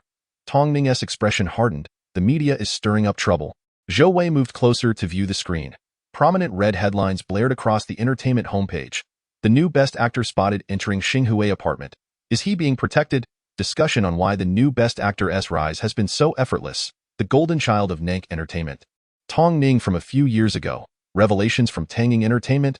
The Young Master and Family. The real-life Young Master. Several articles accompanied clear photographs. The gist was that Tong Ning, an impoverished illegitimate child, had inexplicably signed with Nank Entertainment, received lavish promotion, and within just 3 years, had become the K-Star Best Actor. The articles unveiled his past, suggesting that all his accomplishments stemmed from the assistance of Nank Entertainment's higher-ups. Various malicious conjectures filled the narrative, implying that all Tong Ning's efforts had been in vain. Photos of him entering and exiting Xinhui apartment served as irrefutable evidence. A second-tier star should not reside in such a prestigious place. Given the fervor surrounding the news, it was evident that countless readers had already seen it. Zhou Wei reacted with displeasure. "This is outrageous. We need to suppress it through Nank." Just as he was about to take flight, Tong Ning felt disheartened. "I truly feel powerless. I can't even retaliate myself." Zhou Wei grasped his hand. "Don't be upset. They're merely spouting nonsense. Everyone knows the Best Actor trophy is earned through talent. Everything else is inconsequential." Tong Ning sighed. "People's words can be terrifying. It's too easy to tarnish someone's reputation. All I want to do is act well." Tong Ning contacted Zhang Chun. "Zhang Chun, I saw the news. What's Nank's response?" Zhang Chun shook his head anxiously. "Tong Ning, your Best Actor win was unexpected for Nank. They never anticipated this outcome. They haven't even discussed what to do after your award. Let alone this sudden news that they're likely still in deliberation. By the way, are you still at Xinhui apartment? Countless media are gathered outside, blocked by the security. If you step out, it could cause some trouble." Tong Ning jested. "Just like I said yesterday, I'm really busy now." "Zhang Chun, could you please come and get me out?" "Sure, I'll bring some Nank security with me. Just wait for me inside the apartment." Zhang Chun readily agreed. After hanging up, Tong Ning apologized. "Zhou Wei, that was my agent. He is coming over without your permission, and no worries. What are your plans now? Tong Ning replied. I need to contact Nank's management to see how much assistance they can provide. Will they suppress the news or clarify it? Zhou Wei's eyes lit up, remaining composed. That's fine. They'll back you wholeheartedly. Though Zhou Wei did not manage the company's affairs, she held absolute authority over Nank Entertainment. Tong Ning felt a mix of unease and warmth at her words. He smiled. Zhou Wei, I know you have connections at Nank. They can help clear the negative press. However, Nank Entertainment is still a business, and they aim to profit. Sometimes, gossip can enhance an actor's market value. Nank may not be willing to expend too much effort just to cleanse my reputation in the public eye. To them, I may not be worth that much. I don't want you to seek help from Nank for my sake. That would put you in someone's debt. No.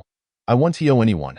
Well, I'll dare to guess that Nank is your family business, or perhaps just your father's, so it's easy for you. But I fear your father wouldn't approve of your impetuousness. Tong Ning had long suspected Zhou Wei's affluent background. Zhou Wei shook her head. Nank is mine. It's my private enterprise. What? Chapter 54. A perfect match what? You mean to say that Nank Entertainment is the young lady's private enterprise? Zhang Chen stood in the room, utterly flabbergasted. He glanced at the beauty seated gracefully on the sofa, trying to process Tong Ning's words. The enchanting woman, Zhou Wei, was indeed the young lady Tong Ning referred to. With her stunning looks and captivating aura, she could easily thrive as a mere ornament in the entertainment industry. Yet, Tong Ning had just revealed that this beauty was not merely a young lady, but also a director at Nank Entertainment, someone capable of rendering him jobless in an instant. As Zhang Chen absorbed this shocking revelation, he rubbed his nose, realizing this had nothing to do with him. With one command from the young lady, nothing would be an issue. He had worried for nothing. Zhang Chen regained his composure. The initiative was no longer in Nank's hands or his, but in Tong Ning's. He quietly asked, What's our next move? Zhou Wei turned to Tong Ning. What do you think is appropriate? Should we suppress the media or provide an explanation? Now, the course of action lay entirely in his hands. Tong Ning smiled. It's true that I entered Xinhui apartment. And it's also true that I've received tremendous support from Nank Entertainment. However, some aspects of the news are exaggerated. Zhou Wei nodded in agreement. Tong Ning continued, There's no such thing as an impenetrable wall. Moreover, I've always believed there's nothing that can't be openly discussed. How about Nank holds a press conference directly? I shall lay bare the truth. Furthermore, let the media and Nank portray the facts in a favorable light. Zhang Chen hesitated, stating, To ascend through the influence of Nank Productions may leave the audience with a less than favorable impression. Tong Ning nodded in agreement. Indeed, if it were children rising with the aid of their parents, society might view it with leniency, akin to a supportive hand or a notable improvement. However, if it devolves into a situation where assistance is sought between a man and a woman, it becomes rather unsightly, bordering on manipulative or sycophantic. Yet, after signing with Nank Productions, I received the utmost treatment as a newcomer. Are there not a few others under similar contracts? Zhang Chen grasped her meaning. You wish to convey to the public that every year, individuals receive the same treatment as you, with no implication of leveraging influence, as there will always be those favored by Nank Productions. Tong Ning affirmed, Precisely. Zhang Chen smiled, This is manageable. I shall compile the information of those who share your status. And as long as the media conveys it correctly, clarity will ensue. What about entering the Xinhui apartment? Tong Ning turned to Zhou Wei. That hinges on the young lady. Me? Zhou Wei replied, bewildered. I have said before. I will defer to you. You decide how to proceed, and I shall assist in the discourse. Tong Ning and Zhang Chen exchanged silent sighs, marveling at her audacity, as if commanding the media of an entire realm with the ease of a meal. After a moment of contemplation, Tong Ning smiled. If I merely visited Xinhui apartment, I could easily explain to the public that my intention was to purchase a residence there, which is indeed my plan. Once the news is out, I could simply proceed with the purchase. However, the crux is that I stayed overnight at Xinhui last night, which cannot be construed as a mere viewing. No one inspects properties overnight. Well, how do you intend to address it? Zhou Wei inquired. I shall speak the truth. Speak the truth. Zhou Wei was taken aback. Yes. Zhou Wei, I wish to speak the truth. I want the world to know we are lovers. Even if you are a director at Xinhui, and even if everyone accuses me of seeking wealth, I still want everyone to know we are a couple. Zhou Wei, are you willing to be exposed to the public eye? Tong Ning implored. Zhang Chen gasped in astonishment. By heavens, that was swift. To have captured the attention of the K-star goddess so quickly. This revelation will surely cause a stir. Zhou Wei, however, fell into deep contemplation. She was accustomed to solitude and a life of seclusion, never considering the complexities of public scrutiny. Nevertheless, if it were merely a matter of being in the public eye, the only difference would be the attention she received when stepping outside. As for her current status as a princess, that could remain undisclosed for now. Moreover, her father had once remarked that a small scandal was inconsequential, as long as it did not escalate. Tong Ning awaited Zhou Wei's response. Feeling nervous inside, if Zhou Wei agreed, it would be a tremendous boon for him. Bearing the identity of Nank Productions' director boyfriend would bring both gossip and a smoother path forward. Yet for Zhou Wei, it would complicate matters. He felt compelled to bridge the distance between them, inching them closer together. What was one K-star film emperor? Nank had produced numerous film emperors. Zhang Chen too awaited Zhou Wei's decision. The room fell silent, interrupted only by a series of knocks at the door. Who could that be?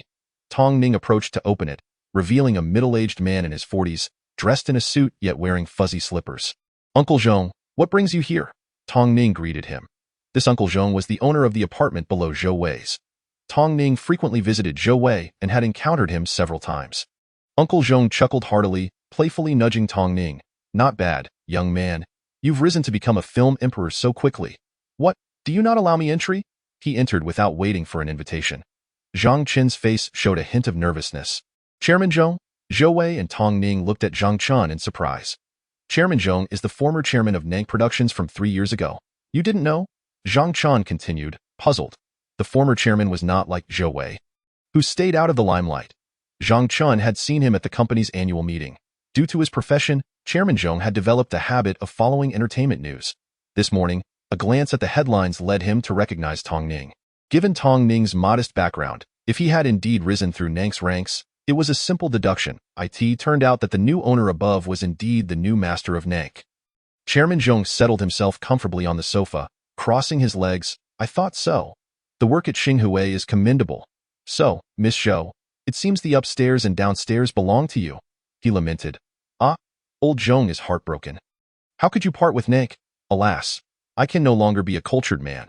I'm now raising pigs. 3 years ago, when Chairman Zhong heard someone was interested in purchasing Nank, he nearly laughed aloud. He had no objections to selling shares but could never part with the entire company. Later, when offered a generous price, he hesitated but still refused.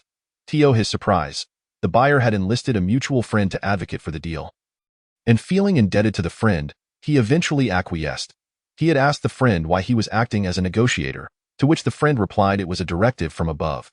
Zhou Wei, unaware that the owner below was the original proprietor of Nank, stated, I purchased it. Oh, I see. Chairman Zhong exclaimed, sitting up straight with a newfound formality. The distinction between a family purchase and an individual acquisition was vast. If a young girl could afford Nank Productions, her family must be an immense power. Miss Zhou, you are not from K-Star, are you? Zhou Wei nodded. Upon hearing this, Chairman Zhong burst into laughter. What a coincidence. We are neighbors and we share this connection with Nank Productions. It seems we are destined to be friends. Chairman Zhong gestured to Zhang Chen. Young Zhong, you are here regarding Tong Ning's news, right? Zhang Chen nodded. Chairman Zhong chuckled. This is a trivial matter. Just let it be known that I trust you to take good care of Tong Ning. I am familiar with him. Old Zhong appreciates his talent and wishes Nank to support him well. Besides, Tong Ning often visits Xinghui, so it's just me treating him to a meal or a drink. Quite simple, indeed. Xinghui was impressive.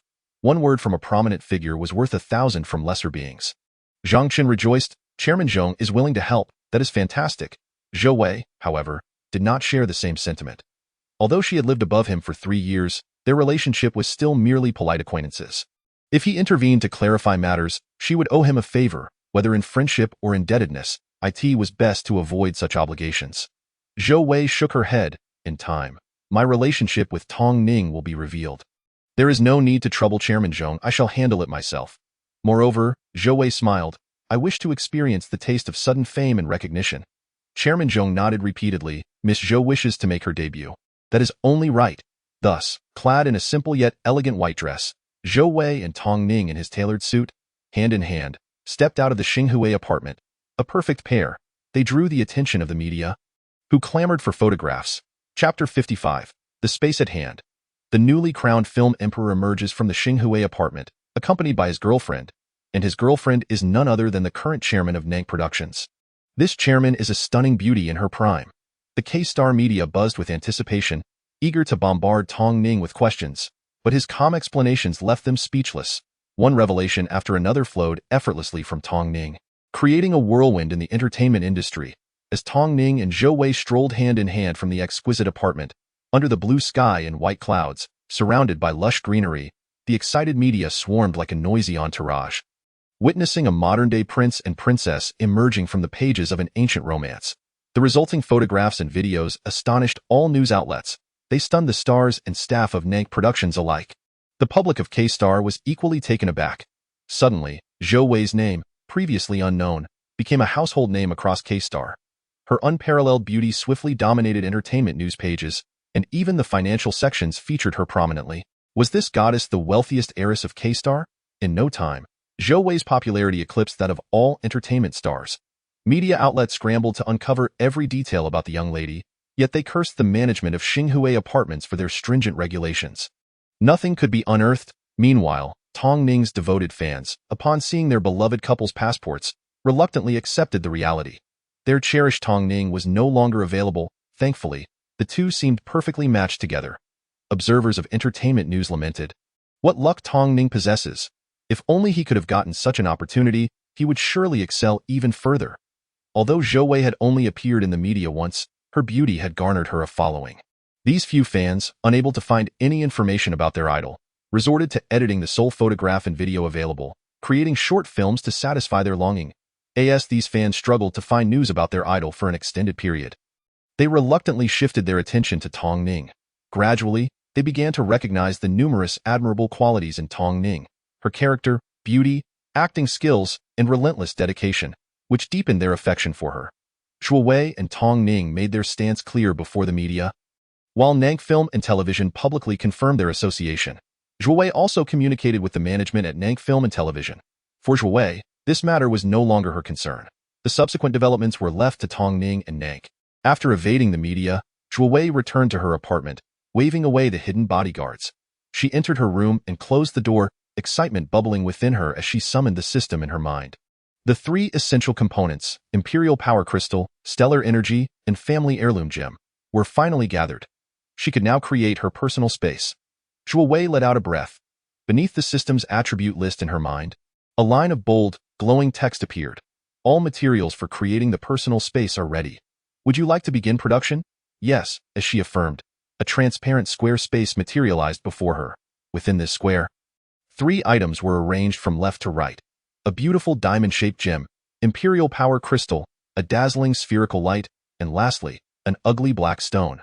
The middle light was blinding, resembling a tiny sun, yet it was contained within the square space, shielding her from its radiant glare. The light orb automatically moved beneath the diamond gem, scorching it. The diamond slowly melted, transforming into a shimmering liquid that floated. This liquid then ascended above the black stone and began to pour down upon it. Upon contact, the black stone reacted violently, sizzling and bubbling as it turned red, emitting clouds of black smoke. After a considerable time, the shimmering liquid fully permeated the stone, merging them into one. At that moment, the stone had transformed into a silvery, soft-looking entity. Finally, Zhou Wei witnessed the spherical light float into the center of the stone. With a thunderous bang, the light erupted within the stone, akin to a sun exploding. The stone was instantly reduced to powder, scattering in all directions. Zhou Wei instinctively recoiled, witnessing the square space quickly contract into a sphere, compressing the powder back into a solid stone.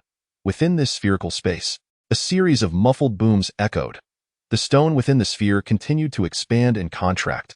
Even from behind the spherical barrier, Zhou Wei could feel the intensity of the explosion, far surpassing that of an ordinary bomb. After a while, the explosion subsided. The spherical space vanished, leaving a silver stone, the size of an egg, suspended before Zhou Wei. She extended her hand, and the stone gently settled into her palm. Remarkably, she felt no weight. As if holding nothing at all, curiously, she touched it, feeling as though she were caressing a cool glass orb. This was the personal space she had long anticipated. Zhou Wei smiled. She sensed the system in her mind again. Creation of personal space complete. Would you like to bind it to your soul? Yes. The silver sphere automatically shrank to the size of a marble and then swiftly penetrated her forehead. A sudden chill coursed through her forehead, and a miniature spherical space manifested in her mind. Instinctively, Zhou Wei understood how to utilize this personal space. She touched the table in her room and thought, enter. Indeed, the table vanished, and within her mind's small spherical space, a miniature table appeared. Zhou Wei thought, come out, and the table obediently returned to its original place. Just as she intended to experiment further with how much this personal space could contain, her communicator lit up. She glanced to see it was her father. Zhou Wei quickly opened her safe and stored her 3 martial arts manuals within the space before activating her communicator. Father, Zhou Wei greeted with a smile. The middle-aged man on the screen, however, did not share her enthusiasm. Zhou Xiaoping said, Wei Yi, are you dating a male celebrity? So soon. My father has already noticed the news from K-Star. Zhou Wei nodded. Zhou Xiaoping furrowed his brow. Zhou Wei, are you certain? I once mentioned that dating a male movie star is not a big deal, but if it's a relationship or marriage, I hope you proceed with caution. Father, I am serious. Tong Ning is a wonderful person.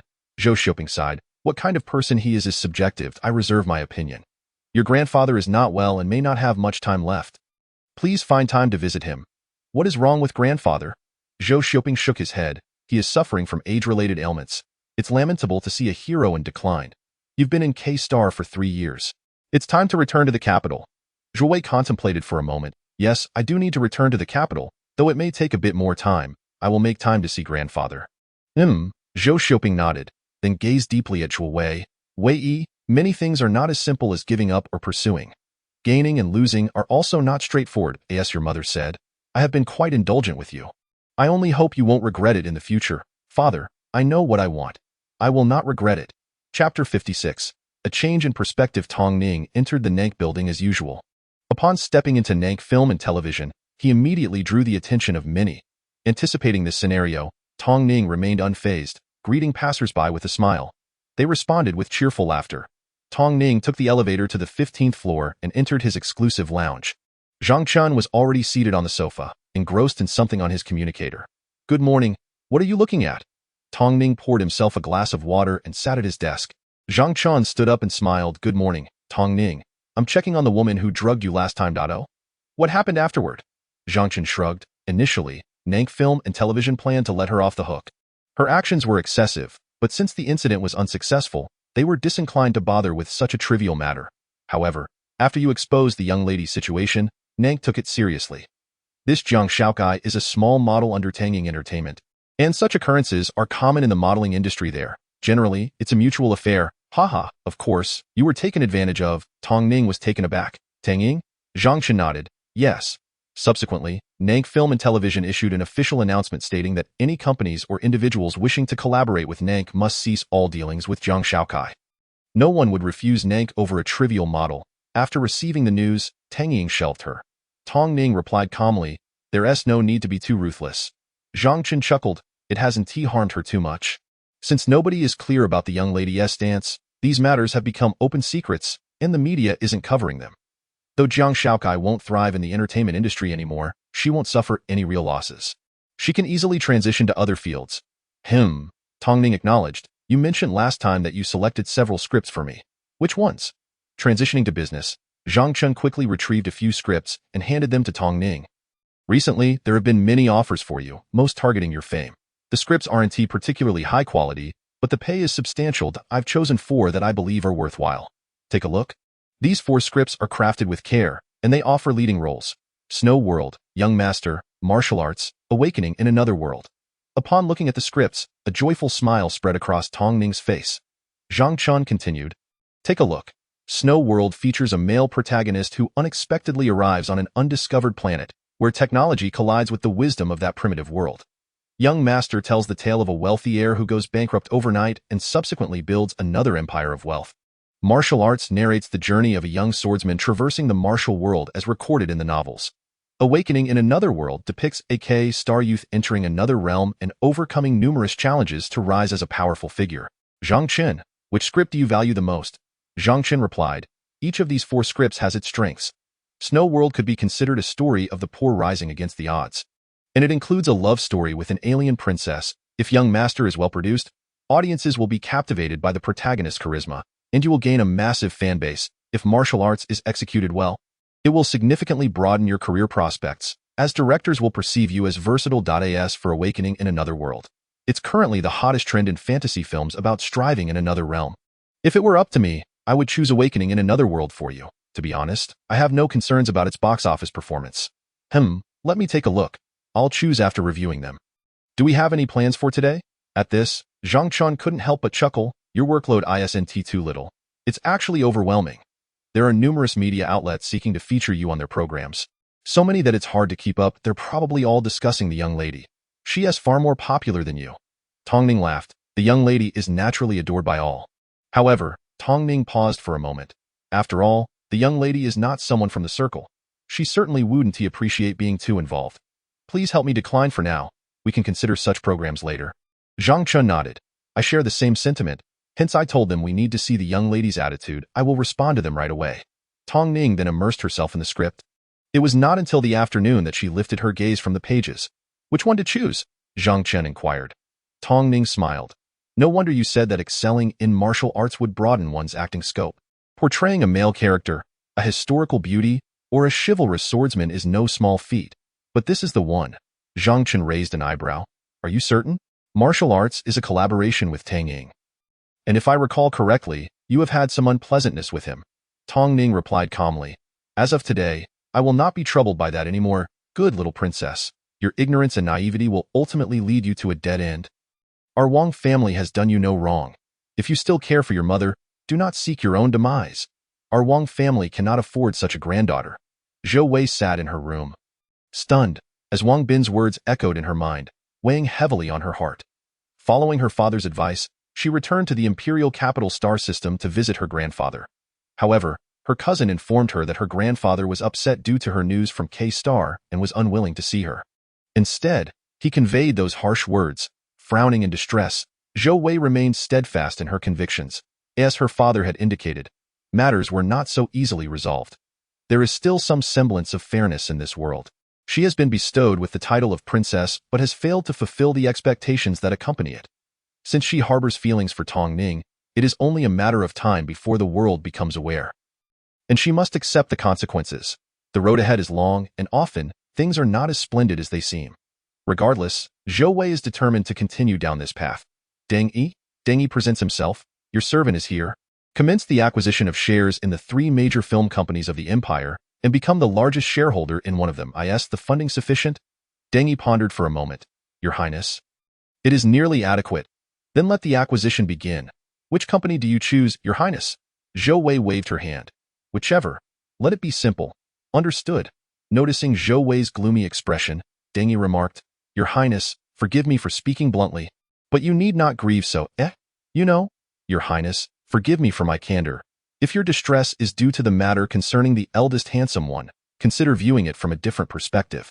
What perspective is there to consider? The eldest handsome one's anger stems from your perceived lack of ambition.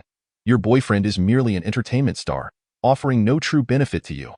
Zhou Wei sighed. His poison is my honey. Your Highness, I suggest you marry several princes in the future. Deng Yi's words were shocking. You, how could you even think such a thing? Zhou Wei exclaimed in astonishment. This would be beneficial. Zhou Wei retorted. How ridiculous. The imperial capital upholds monogamy, Deng Yi calmly replied. Those who achieve great things do not concern themselves with trifles.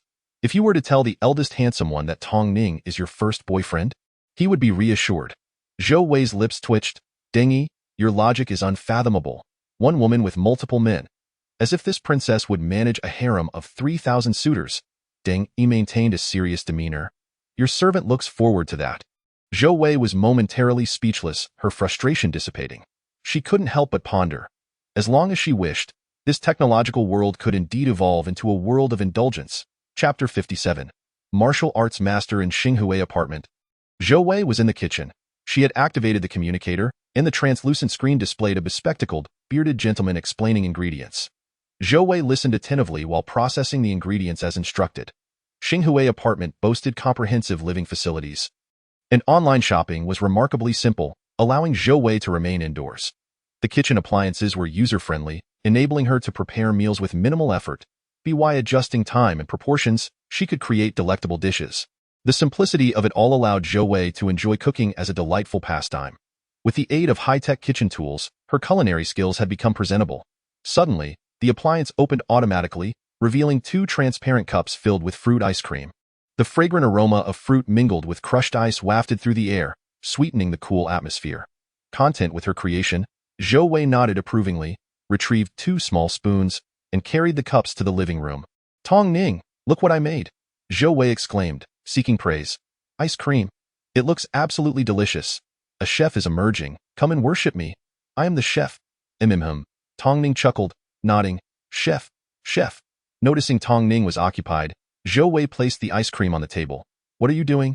Upon closer inspection, she saw Tong Ning applying ointment on her right hand with her left. You're injured? Zhou Wei grasped Tong Ning's right hand and discovered several bruises, dark and unbroken. Tong Ning set the ointment aside, embraced Zhou Wei, and scooped a small spoonful of ice cream to feed her. It's nothing. I've been filming a martial arts drama recently, and there are some fight scenes. I am not well versed in this, so injuries are inevitable. They're all minor.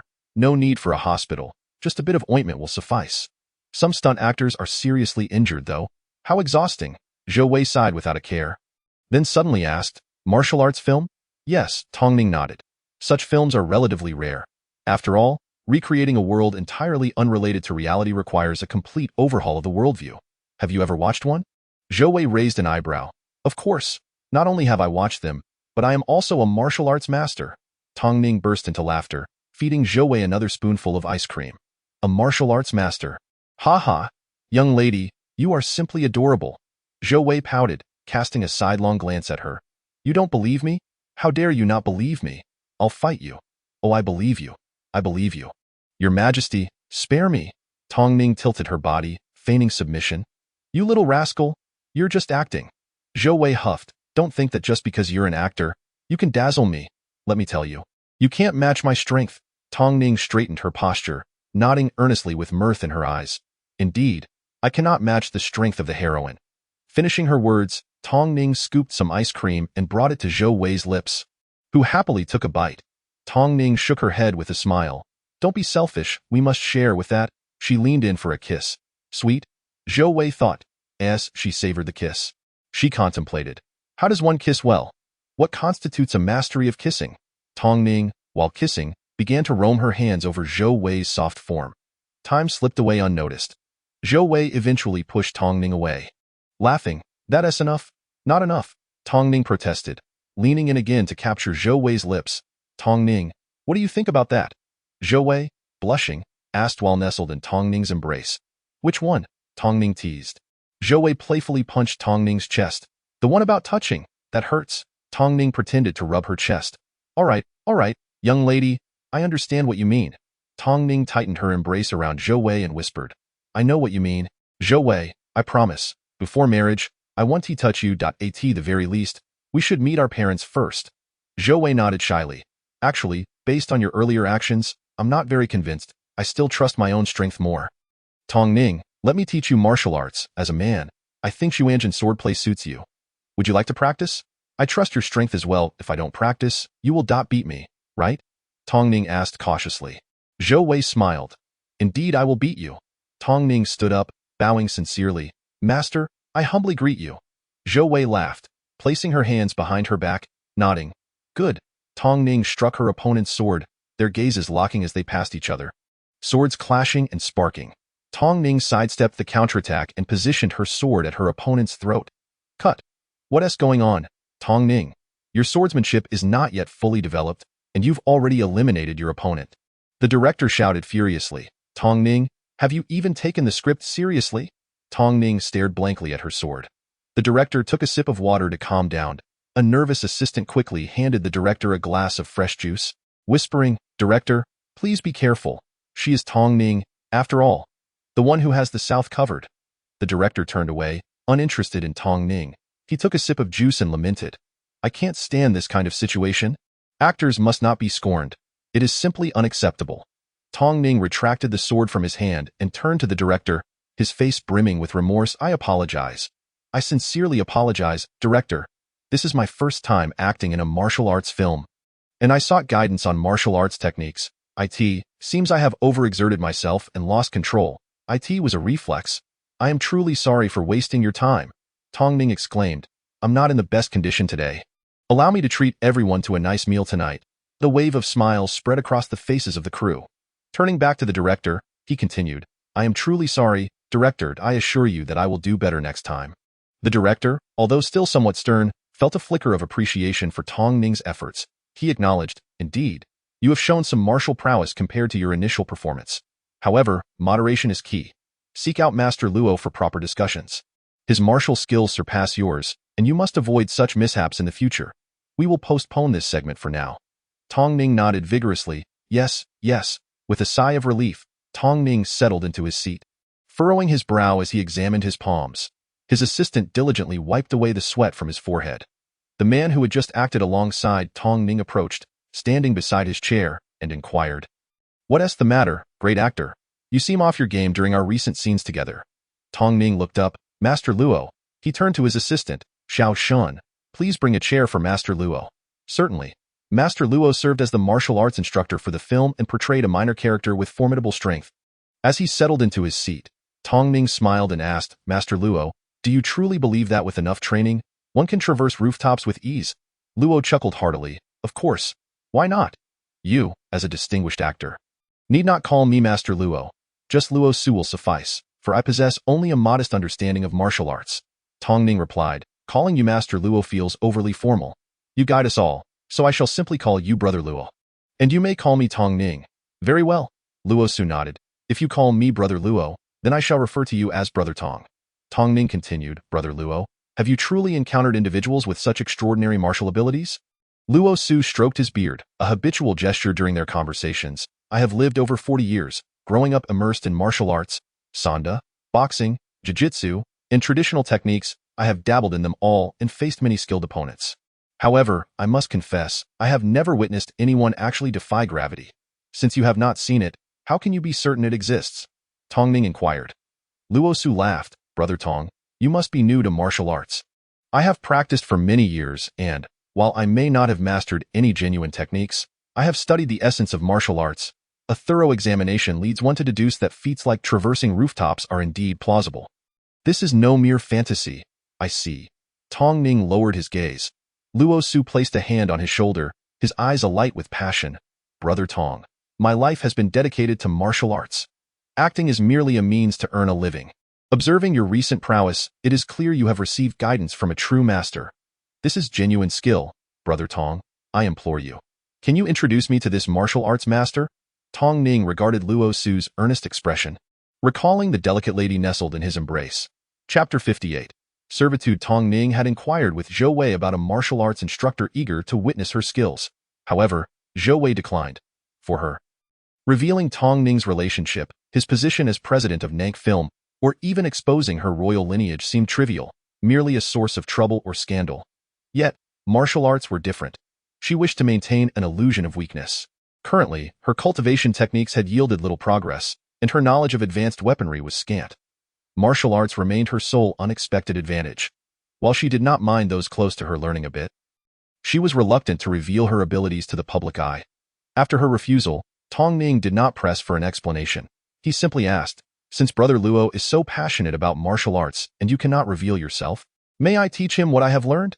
Zhou Wei pondered, recognizing that it would not impact her negatively, and nodded in agreement. Henceforth, Tong Ning approached the study of the Chuanjian sword technique with newfound diligence. He imparted to Luo Su everything he learned. With no prior martial arts foundation, his progress was slow, but he taught Luo Su incrementally. In contrast, Luo Su was invigorated. With his extensive experience, he sensed he had encountered a martial art of true lineage. The techniques he had previously learned were mere tricks of leverage and finesse, while the Chuanjian sword technique was a legitimate discipline capable of establishing a martial legacy. Luo Su could not help but wonder, did a hidden martial family truly exist in this world? Was this Chuanjian sword technique the heirloom of such a family? Luo Su was a martial arts enthusiast. While learning the swordplay, he yearned to serve the technique's possessor, to witness firsthand what true martial arts entailed. One day, after executing a move, he suddenly knelt before Tong Ning, his eyes ablaze with fervor. "Brother Tong, to witness this martial art is enough for me to die without regrets. I beseech you, introduce me to this martial arts master. I understand that the master wishes to remain concealed among the populace, avoiding identity disclosure. I am willing to serve. I will never reveal the secrets of the martial arts master. I only wish to experience true martial arts." Tong Ning sighed inwardly, extending his hand to assist Luo Su, yet he could not lift him. Kneeling beside him, he urged, "Brother Luo, please rise." Luo Su stubbornly replied, "If you do not assist me, I shall remain kneeling." This feels reminiscent of a certain line. Tong Ning mused, "Brother Luo, this is not my affair. Were it solely my decision, I would certainly help, but you are asking for another's consent. I cannot speak on her behalf. Your kneeling is of no use. Please stand up." Realizing Tong Ning's compassionate nature, Luo Su defiantly proclaimed, "If you do not help me, I shall not rise." Tong Ning lamented, "Brother Luo, your temper is quite unyielding. Is this not a challenge for me?" Luo Su bowed his head, "Brother Tong, I am aware I am burdening you. Yet, this is my lifelong aspiration. I am willing to serve and take an oath of silence. I only seek the chance to engage with true martial arts." With that, Luo Su bowed repeatedly, causing his forehead to bleed. Tong Ning stood, stepping aside, shaking his head with a wry smile. "Brother Luo, you truly possess an obstinate disposition. I cannot refuse you." Luo Su looked up, elated. Tong Ning shook his head. "I cannot agree on her behalf. I will inquire further, as you have vowed servitude and secrecy. I cannot argue with you." Luo Su rose. Expressing gratitude, Tong Ning, thank you. You are truly a good person." Tong Ning chuckled, shaking his head, "I cannot guarantee the outcome." Luo Su clenched his fists. Let us try again. That day, after work, Tong Ning hurried to the Xinghui apartment. Unbeknownst to him, a sleek vehicle trailed closely behind, arriving at the apartment's entrance. Meanwhile, Zhou Wei, during her meditation, experimented with her spatial storage. She attempted to place numerous items within it and found no limitations thus far. She was uncertain how much it could hold. She also tried storing food, only to discover that it would spoil over time. Clearly, her spatial storage was unsuitable for perishable items. She attempted to place living organisms inside, both plants and animals, but failed. Her spatial storage could not accommodate living beings. Reflecting on this, Zhou Wei realized that apart from her cherished martial arts manuals, she had little of significance to conceal. Thus, she stored 100 sets of clothing within. For emergencies. In this technological world, tangible currency did not exist. All monetary value resided on communicators, which could be replaced at any time. After pondering, Zhou Wei purchased 100 kilograms of gold and 100 kilograms of silver from a heavy metal company online, requesting they be fashioned into 50-gram ingots.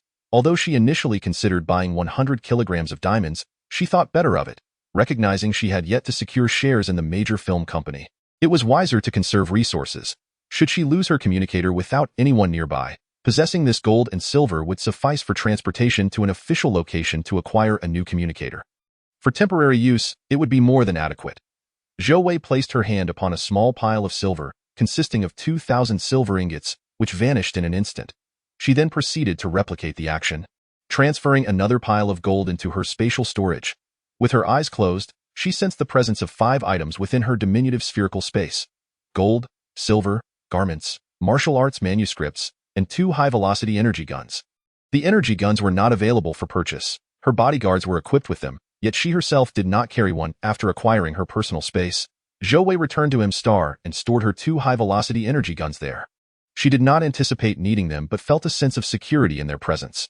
While contemplating what items were essential, she was interrupted by a knock at the door. It was Tong Ning. Zhou Wei opened the door, and Tong Ning entered with a smile. Once inside, he hurriedly recounted the situation involving Luo Su.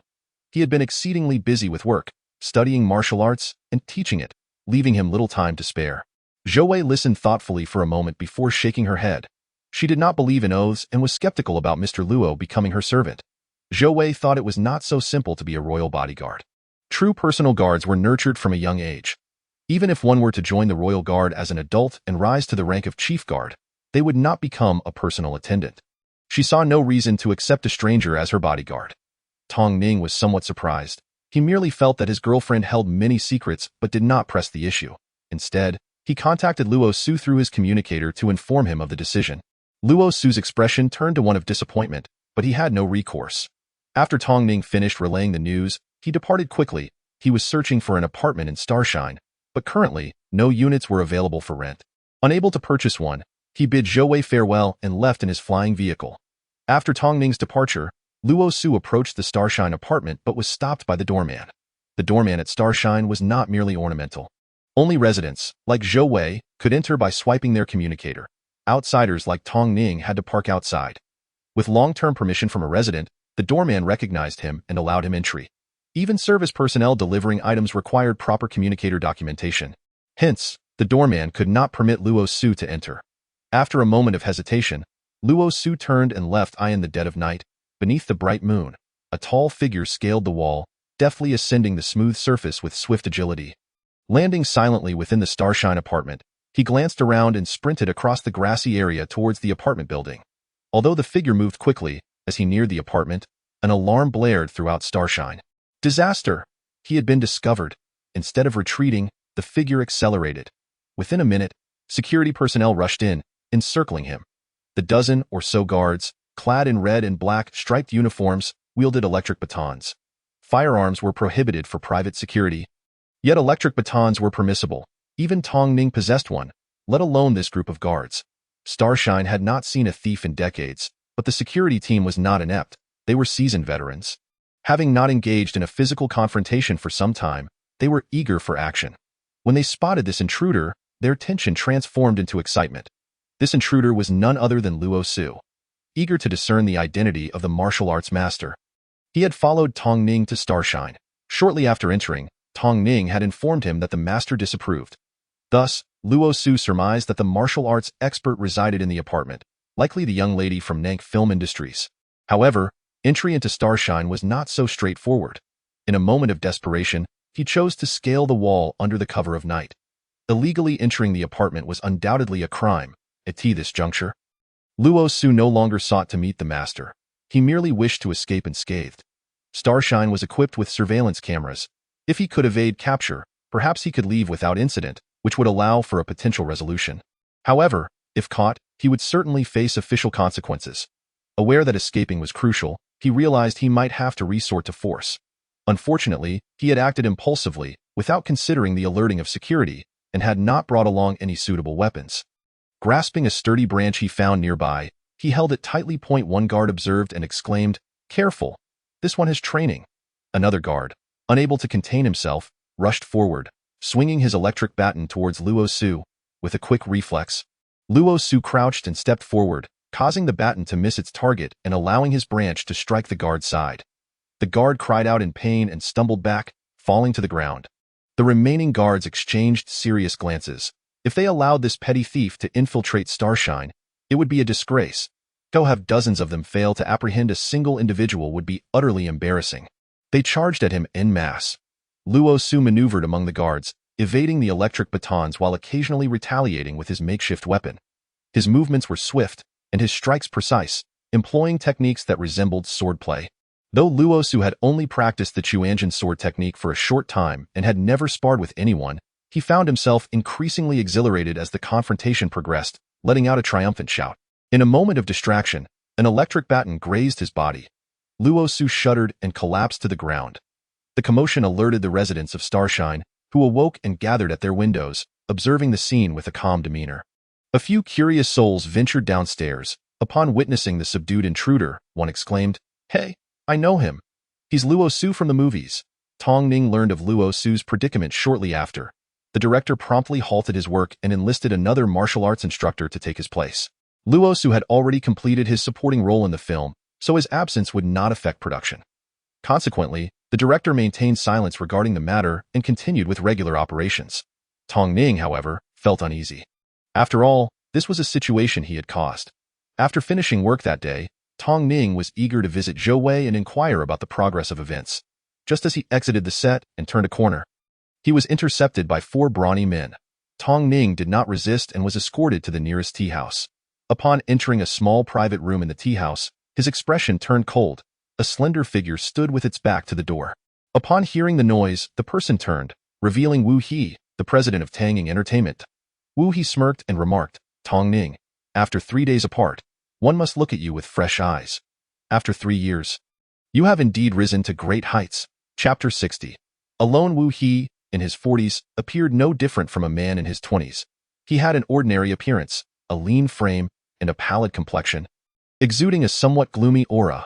Tong Ning regarded him coldly and said, "What do you wish to convey? Speak plainly. There is no need for circumlocution." Wu He maintained his smile, but his demeanor darkened as he replied, "Who am I to speak to the son-in-law of Nanku Film Industry? It is you, Tong Ning, who desires something. I do not understand what you are insinuating. Wu He scoffed. From the moment I saw the news of you and the heiress of Nanku film industry, I knew you were not to be trifled with. From having nothing to climbing the heights of Nanku in just 3 short years, are you seeking revenge while sheltered by this mountain? Tong Ning was momentarily taken aback. Although he harbored ill feelings towards Tanging Entertainment, thoughts of revenge had not crossed his mind. His focus was solely on his craft. Wu He sneered. What a performance. At this juncture, you still have the mind to act. What significance does Jiang Shaokai hold?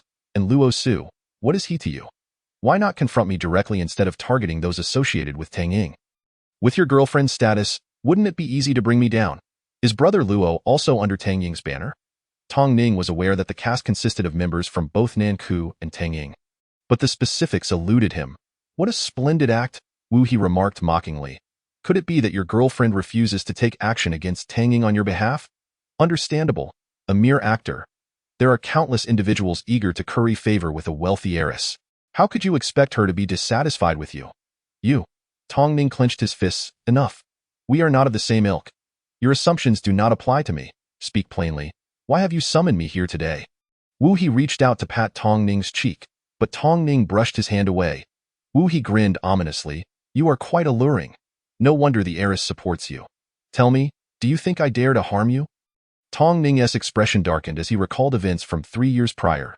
Wu He burst into laughter. Dare? How could I possibly dare to touch you, however? Tong Ning, do not assume that with Nanku. I, Wu He, will allow you to dictate terms. Wu He produced a blurry photograph from his pocket and waved it before Tong Ning's eyes. Tong Ning, tell me, if the heiress of Nanku were to discover that you once lay exposed before a group of men, how do you suppose she would react? Tong Ning's face drained of color as he snatched the photograph from Wu He's hand in disbelief. Impossible. That cannot be true. Wu He grinned wickedly. Not true? The great movie star. Surely you haven't forgotten. You were asleep for a while. A photograph to commemorate the occasion is quite fitting. Wouldn't you agree? It is indeed a fine picture. Tong Ning stood there, momentarily disoriented. Wu He, satisfied with his reaction, patted Tong Ning's shoulder.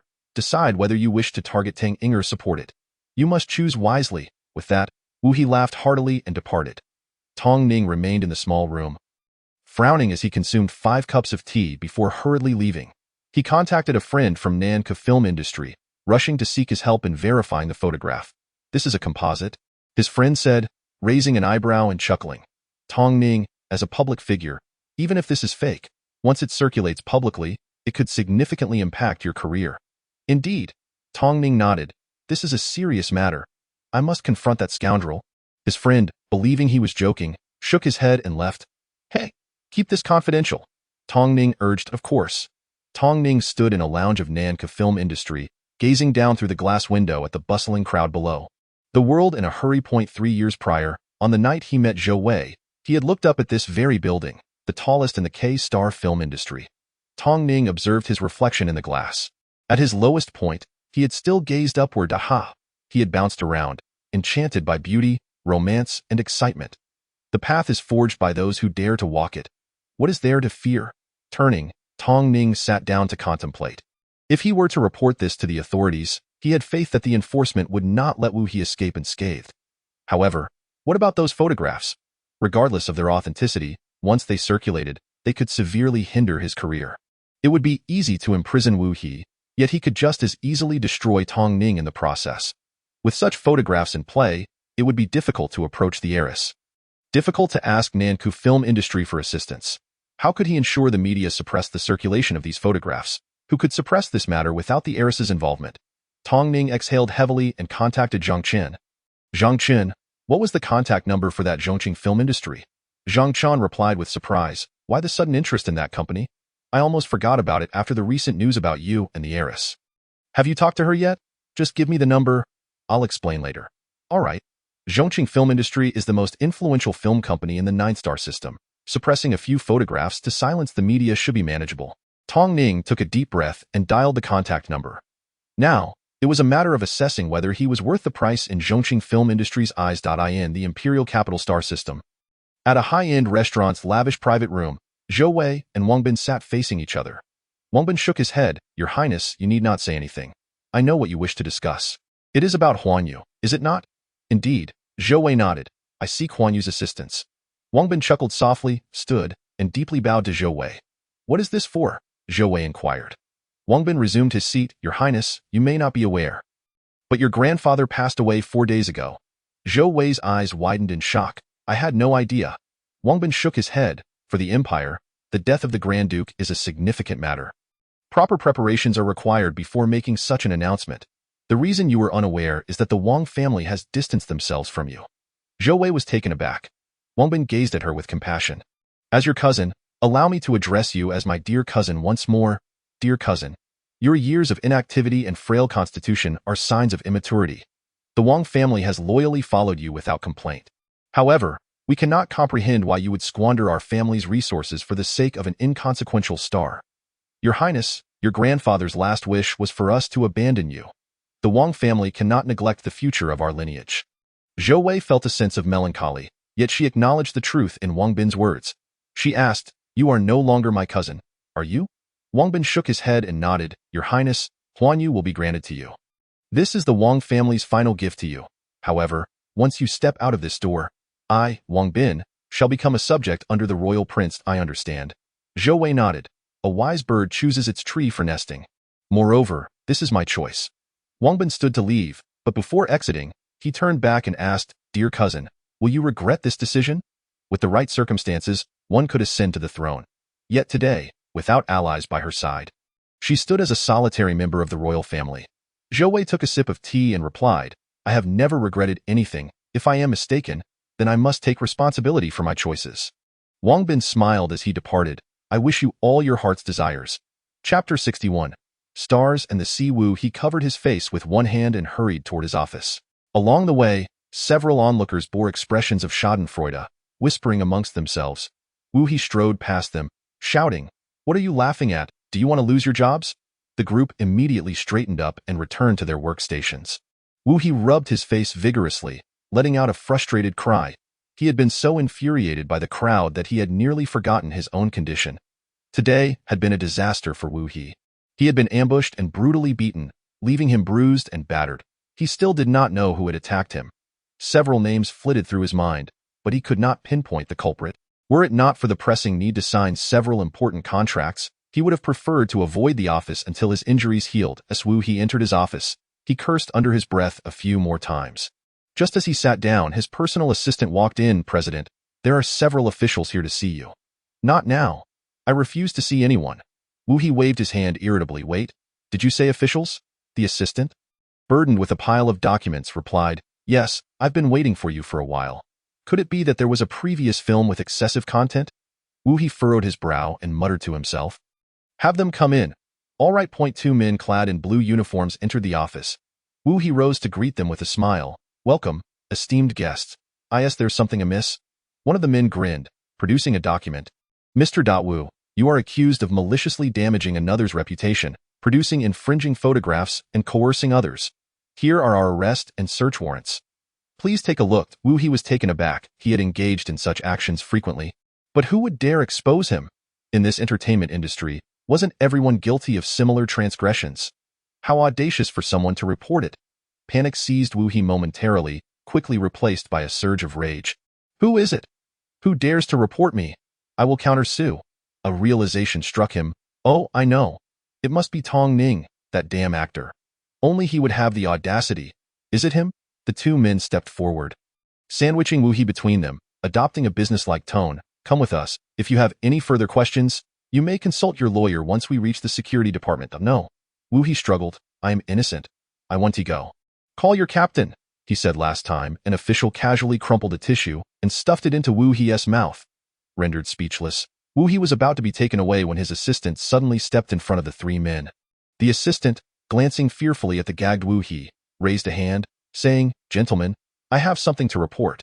The 2 men looked at the assistant with surprise. Go ahead. The assistant declared, Mr. Wu has engaged in tax evasion. And I have evidence. Wu He glared at the assistant, his eyes bulging. The 2 officials smiled. Excellent. You are a commendable citizen assisting in our investigation. Come with us and bring the evidence. The assistant approached Wu He's desk, bent down, and rummaged through the documents. Under Wu He's murderous gaze, the assistant handed several files to the officials. Here they are. The 2 men nodded. The assistant looked at Wu He, took a deep breath, and said, "Boss, I have truly had enough of you. I hope you go in and never come out. I am the tea house opposite Tanging Entertainment Company." Tong Ning watched as Wu He was taken away. He had indeed made the call to the police. Tong Ning turned to the person seated across from him, saying, "From here on, I will rely on you." The person smiled. "You are too kind, Tong Emperor. We will be colleagues from now on. Welcome to Zhongqing." Tong Ning smiled back. "Thank you." "What? You joined Zhongqing film industry?" Zhou Wei exclaimed, grabbing Tong Ning's tie in anger. "What's the matter?" Tong Ning asked, confused, speaking gently. "Zhou Wei, there's nothing wrong with joining Zhongqing." Zhou Wei released Tong Ning's tie, pacing around the room in agitation. "How could you sign with Zhongqing film industry?" Tong Ning replied softly, "Zhou Wei, I should have informed you beforehand. And as soon as I had the chance, I came to tell you. You drive me mad. You really infuriate me." Zhou Wei pointed at Tong Ning, stammering. Tong Ning sighed. "Zhou Wei, please don't be angry. I have my reasons for joining Zhongqing. I know this might not be good for your Nanku. Nevertheless, should Nanku require assistance, I'm always available to work for them. I have discussed this with Zhongqing, and they have agreed." Zhou Wei returned to her room and pulled out several forms, tossing them in front of Tong Ning, glaring at him furiously. Tong Ning picked up the papers, puzzled. Universal Entertainment Newcomer Contract? Universal Entertainment Newcomer Contract? Tong Ning gasped, his eyes widening. Which Universal? Which one else? What do you think? Zhou Wei glared at him. This was no easy feat. Do you know how hard I worked for this? It took me 3 years. I thought, the contract with Nanka hasn't expired yet, so I could give you a surprise. Surprise, surprise, surprise, my foot.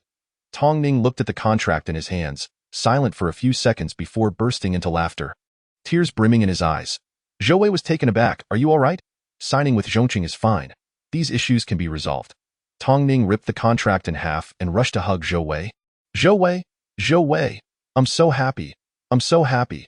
This is truly a wonderful surprise. Zhou Wei raised an eyebrow. Regret it? Tong Ning nodded, smiling. I do regret it. Such a poor act. Forget it. Zhou Wei sighed. Tong Ning cupped Zhou Wei's face in his hands, their gazes locking, and he said, Zhou Wei, I'm sorry. Let me explain. Tong Ning revealed the details of Wu Hie's situation to Zhou Wei. As he spoke, he watched her face, fearing any hint of disgust. When he finished, Zhou Wei was furious. What audacity! Damn it! Seeing Zhou Wei only cursing in anger, Tong Ning sighed in relief. He's already in prison now. Zhou Wei narrowed her eyes at Tong Ning, speaking solemnly. Tong, you didn't say a word to me about this. I was wrong. I was wrong. Tong Ning pleaded. Tell me, what's more important, your pride, or me? Zhou Wei inquired. Absolutely you, miss. Tong Ning swore. Humph. There's still one more question. Who's more important, me or your acting? Zhou Wei pressed. Well, Tong Ning hesitated for a moment. That's not a fair comparison. Damn. You're such a scoundrel. Zhou Wei huffed. Fine. I'll help you annul your contract with Zhongqing and get you a universal contract instead. Zhou Wei remarked discontentedly. Tong Ning questioned. Is that even possible? Can it be changed? I've already signed. Zhou Wei replied confidently. No problem. I have money. Plenty of it. Zhongqing will accept it. Tong Ning feigned worship. Long live the queen. Zhou Wei suddenly recalled a phrase she had read before. She grinned at Tong Ning and said, Young man, forget Zhongqing. Your journey lies among the stars and the sea. Chapter 62. System guidance in the capital star system. Planet G. The sun shone brightly, painting a picturesque scene. A long red carpet sprawled out, adorned with twinkling stars. Countless photographers lined the sides, capturing the moment, while cheers erupted from the crowd. This was the 181st Supreme Film Festival of the Galactic Union. Charismatic stars showcased their elegance on the red carpet. As photographers gathered stunning visuals of beauty, a select few journalists seized the opportunity for brief interviews. Tong Ning, dressed in a simple black suit, accompanied Zhou Wei in a vibrant red dress as they ascended the red carpet. The crowd erupted in cheers. It's Tong Ning and Zhou Wei. With smiles, Tong Ning and Zhou Wei walked along, occasionally waving, eliciting a flurry of flashes. Just then, an excited journalist rushed forward, but surprisingly, it wasn't Tong Ning he approached. He thrust the microphone towards Zhou Wei. The photographers behind him focused entirely on her face. Hello, Miss Zhou. This is your third time on the red carpet at the Supreme Film Festival. In the previous 2 occasions, you were here as Mr. Tong's girlfriend. This time, you have come as an actress. How do you feel? The journalist asked, his admiration evident. Zhou Wei chuckled at his question, raising an eyebrow. I thought the focus would be on Tong Ning. Wouldn't you? He is the nominee for Best Actor. I'm merely here as a spectator.as for feelings. The difference is that in the past, you called me Tong Ning's girlfriend, and now you call me Zhou Wei. That's quite nice. The journalist laughed heartily. You're truly humorous. What are your thoughts on your performance in this film? Will you continue acting? Honestly, you were stunning in this film. Zhou Wei shook her head. Smiling, I merely made a guest appearance in a small role. I won't be pursuing further acting projects. The journalist appeared disappointed. Oh, hearing this news breaks my heart. I believe countless fans like me will also be heartbroken. He continued, so, Miss Zhou, the same old question. What are your thoughts on Mr. Tong's nomination this time? He has been nominated before but did not win. What do you think this time? Zhou Wei laughed. When I first stepped onto this red carpet, I wished for his victory, and now? Haha, of course, I still wish for his victory. Tong Ning whispered. Zhou Wei, we should head inside. Zhou Wei waved at the journalist. The two linked arms and entered the grand hall. The journalist chased after them. You two always receive exclusive support from the Taichu aristocratic collection. What's your secret? However, Zhou Wei and Tong Ning had already entered the hall. Just as they settled into their seats, a stunning beauty on their left smiled and asked, Is that Tong Ning and Zhou Wei?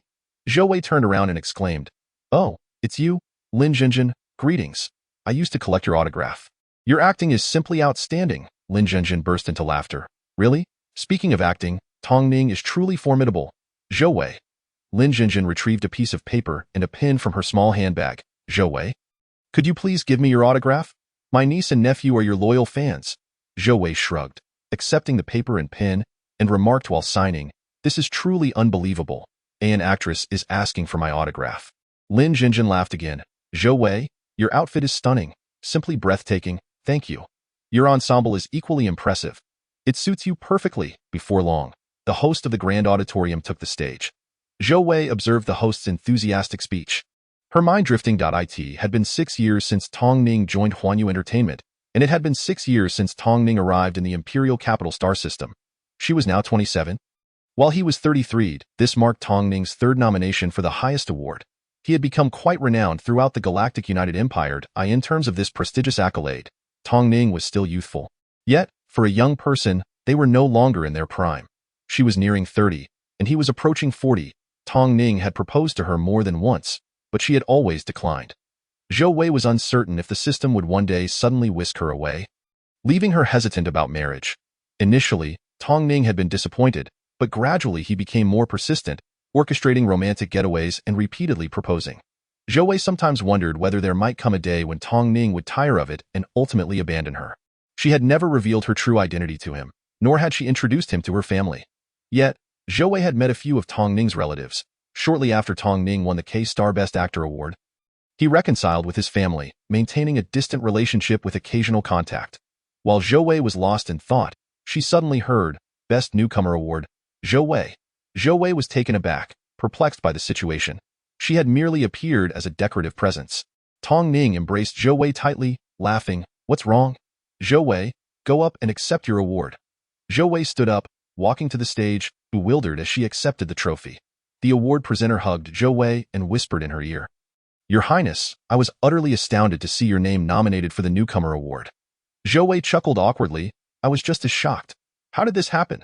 The presenter released Zhou Wei and addressed the microphone. This is well-deserved now. Let our newcomer share a few words. Holding the trophy, Zhou Wei gazed at the myriad of stars in the audience. She recognized all of them. In fact, anyone who had watched films would know them. Zhou Wei felt a slight blush. Winning this award was undoubtedly due to favoritism. The entire event was being broadcast across the empire and the universe. Zhou Wei recited the typical speech she had seen newcomers deliver before, and then stepped down. Tong Ning applauded loudly. Zhou Wei, that was incredible. Zhou Wei smiled awkwardly. I feel utterly foolish. How could that be? You are the most beautiful and the smartest. I, however, did not win the Newcomer Award. Tong Ning appeared far more delighted than Zhou Wei. Zhou Wei was at a loss for words. With that, her attention returned to the stage as the host announced the next award. Best Actor, Tong Ning. Both Zhou Wei and Tong Ning froze momentarily. Tong Ning turned to Zhou Wei and kissed her, saying, Zhou Wei, I love you. Thank you. Zhou Wei watched as Tong Ning ascended the podium. A notification chimed in her mind, snapping her back to reality. The mission to make Tong Ning the Empire's best actor was a task set by the system. She had finally completed her second mission. It was not until Tong Ning finished receiving his award and navigated through numerous interviewers that Zhou Wei returned to her apartment. finally concentrating on the information in her mind. Name: Zhou Wei status. Qi entering body, 66.73. Reward points, 0. Subworld. Technology world of the three-dimensional universe. Name: Zhou Wei status. 27 years old. Occupation: Princess of the Galactic United Empire. Attachment: Portable space mission completion reward. Claim: Yes, Zhou Wei completed the mission in the technology world of the three-dimensional universe, assisting Tong Ning in becoming the best actor of the Galactic United Empire. Mission completion reward points, 10,000. What could one do with 10,000 points? Zhou Wei was still curious when she heard the system's voice once more. The system assisted Zhou Wei in creating a portable space, and Zhou Wei now owed the system a favor. The system utilized this favor to select an exchange right point. 10,000 points exchanged. What? Zhou Wei gasped. Exchange successful. Prize: 1 top-tier A1 model intelligent robot. Would you like to claim the prize? Zhou Wei was stunned. She hadn't even made a selection. How did the system arbitrarily choose a reward for her? Just because of that ridiculous favor. How frustrating. Zhou Wei resignedly replied in her mind, yes. Before her appeared a silver metal box the size of a microwave. This silver box emitted a series of clicks as a head resembling a human face extended, followed by long black limbs. Its head bore facial features similar to those of a human, with faintly visible eyebrows and pure black pupils. Including its limbs and head, this intelligent robot stood approximately half a person's height. Its large eyes blinked as it waved its metallic arm at Zhou Wei. Hi, beautiful. I am your system guide. Chapter 63, Daily Inquiry System Guide. Zhou Wei curiously approached the diminutive robot, poking its cheek, which felt cool yet not overly hard. Hey, beautiful, stop that. You must respect me. I am a premium A1 model intelligent robot. Now selected by the great system to be your guide, the robot exclaimed. Zhou Wei squatted down and asked, so, what should I call you? The robot took a step back, its mouth moving rapidly. That's a personal question. I'm called Honeymoon. Zhou Wei laughed. Honeymoon. Ha, is that the name you chose for yourself? A hint of shyness flitted across the robot's face as it quickly retorted. What's wrong with that? Can't I be called Honeymoon? Can't I name myself? Zhou Wei, having laughed enough, nodded. Of course you can be called Honeymoon. I'm Zhou Wei. Let us shake hands. The robot extended its smooth metallic arm, lightly touching Zhou Wei's palm before retracting it exclaimed, Zhou Wei, my master. Zhou Wei glanced at her hand, calmly withdrawing it. All right, Honeymoon, since you are the system guide, tell me what functions you have. Honeymoon scurried to the center of the living room and climbed onto the sofa. Sitting there, swinging its legs as if on a swing, it turned its head toward Zhou Wei, master. Seeing that it was eager to elaborate, Zhou Wei also sat on the sofa. Go ahead. Honeymoon continued. Master, currently, the great system resides within your soul. It has not yet fully recognized you as its master. Thus, you are not its official owner, and you cannot communicate with the great systems. Oh, that's it. The system genuinely possesses consciousness. How can I ensure the system fully recognizes me as its master? Zhou Wei recalled her past grievances against the system, a cold sweat breaking out. Honeymoon shook its head. Master, please allow me to finish. Zhou Wei nodded. All right. Honeymoon continued. You cannot communicate with the system, so your knowledge is limited. Hence, I have been chosen by the great system as its representative, and I take pride in that. My purpose is to answer your inquiries and prevent you from going astray. Can you communicate with the system? Zhou Wei inquired. Please don't interrupt, Honeymoon urged. Zhou Wei covered her mouth. Go on. Honeymoon smiled contentedly, then promptly wiped the smile away, saying, because you are too weak. Not only are you unable to ensure the system fully recognizes you as its master, but you also cannot fully utilize me. Your power is insufficient, so even if you summon me, I can only answer one question per day. One question? Is that so? Am I really that pitiful? Yes, indeed. Master, aside from that personal question, I have already answered your question just now. Until tomorrow, I look forward to you becoming stronger. With that, the robot vanished with a bang. The next morning, shortly after dawn, Zhou Wei dismissed her bodyguards and called out in her heart, Honeymoon. The robot appeared before Zhou Wei. Visibly excited, it first noticed the exquisite pastries on the table, its eyes wide with delight. Wow, what beautiful pastries. Can I eat them? Zhou Wei nodded, extending her hand. Go ahead, Honeymoon. Yay? Honeymoon climbed onto the chair and reached for the pastries, devouring them with abandon, completely forgetting about Zhou Wei, its master. Zhou Wei twitched her lips and approached it. I have a personal question. Honeymoon, how can you, a robot, consume human food? The robot named Honeymoon swallowed a piece of cake and replied. Master, after I eat, my digestive system converts the food entirely into liquid energy, which I then utilize. Though it does not compare to direct sources of energy like electricity or light, I make full use of the energy contained in the food. I do not waste it. Zhou Wei expressed her confusion, for in the great universe United Empire, there had been no robots of such sophistication. This honeymoon resembled a human remarkably. Zhou Wei understood that once the little robot answered her question, it would vanish. Watching it devour the food eagerly, she refrained from interrupting. As soon as the little robot finished and let out a burp, Zhou Wei eagerly asked, "Honeymoon, is there a possibility that I could be taken away from this world by the system at any moment?" Honeymoon, satisfied and patting its belly, said, "Thank you, Master. You will not be taken away by the system unless your body fails or you become powerful enough to leave this world. Thank you for the dessert. It is my favorite. Goodbye, Master." The robot vanished. After a moment of silence, Zhou Wei smiled. Whether or not she would leave this world, she had the power to decide. Zhou Wei gathered her thoughts and activated her communicator. "Tongning, I'm in a good mood today. Let us go out for a stroll."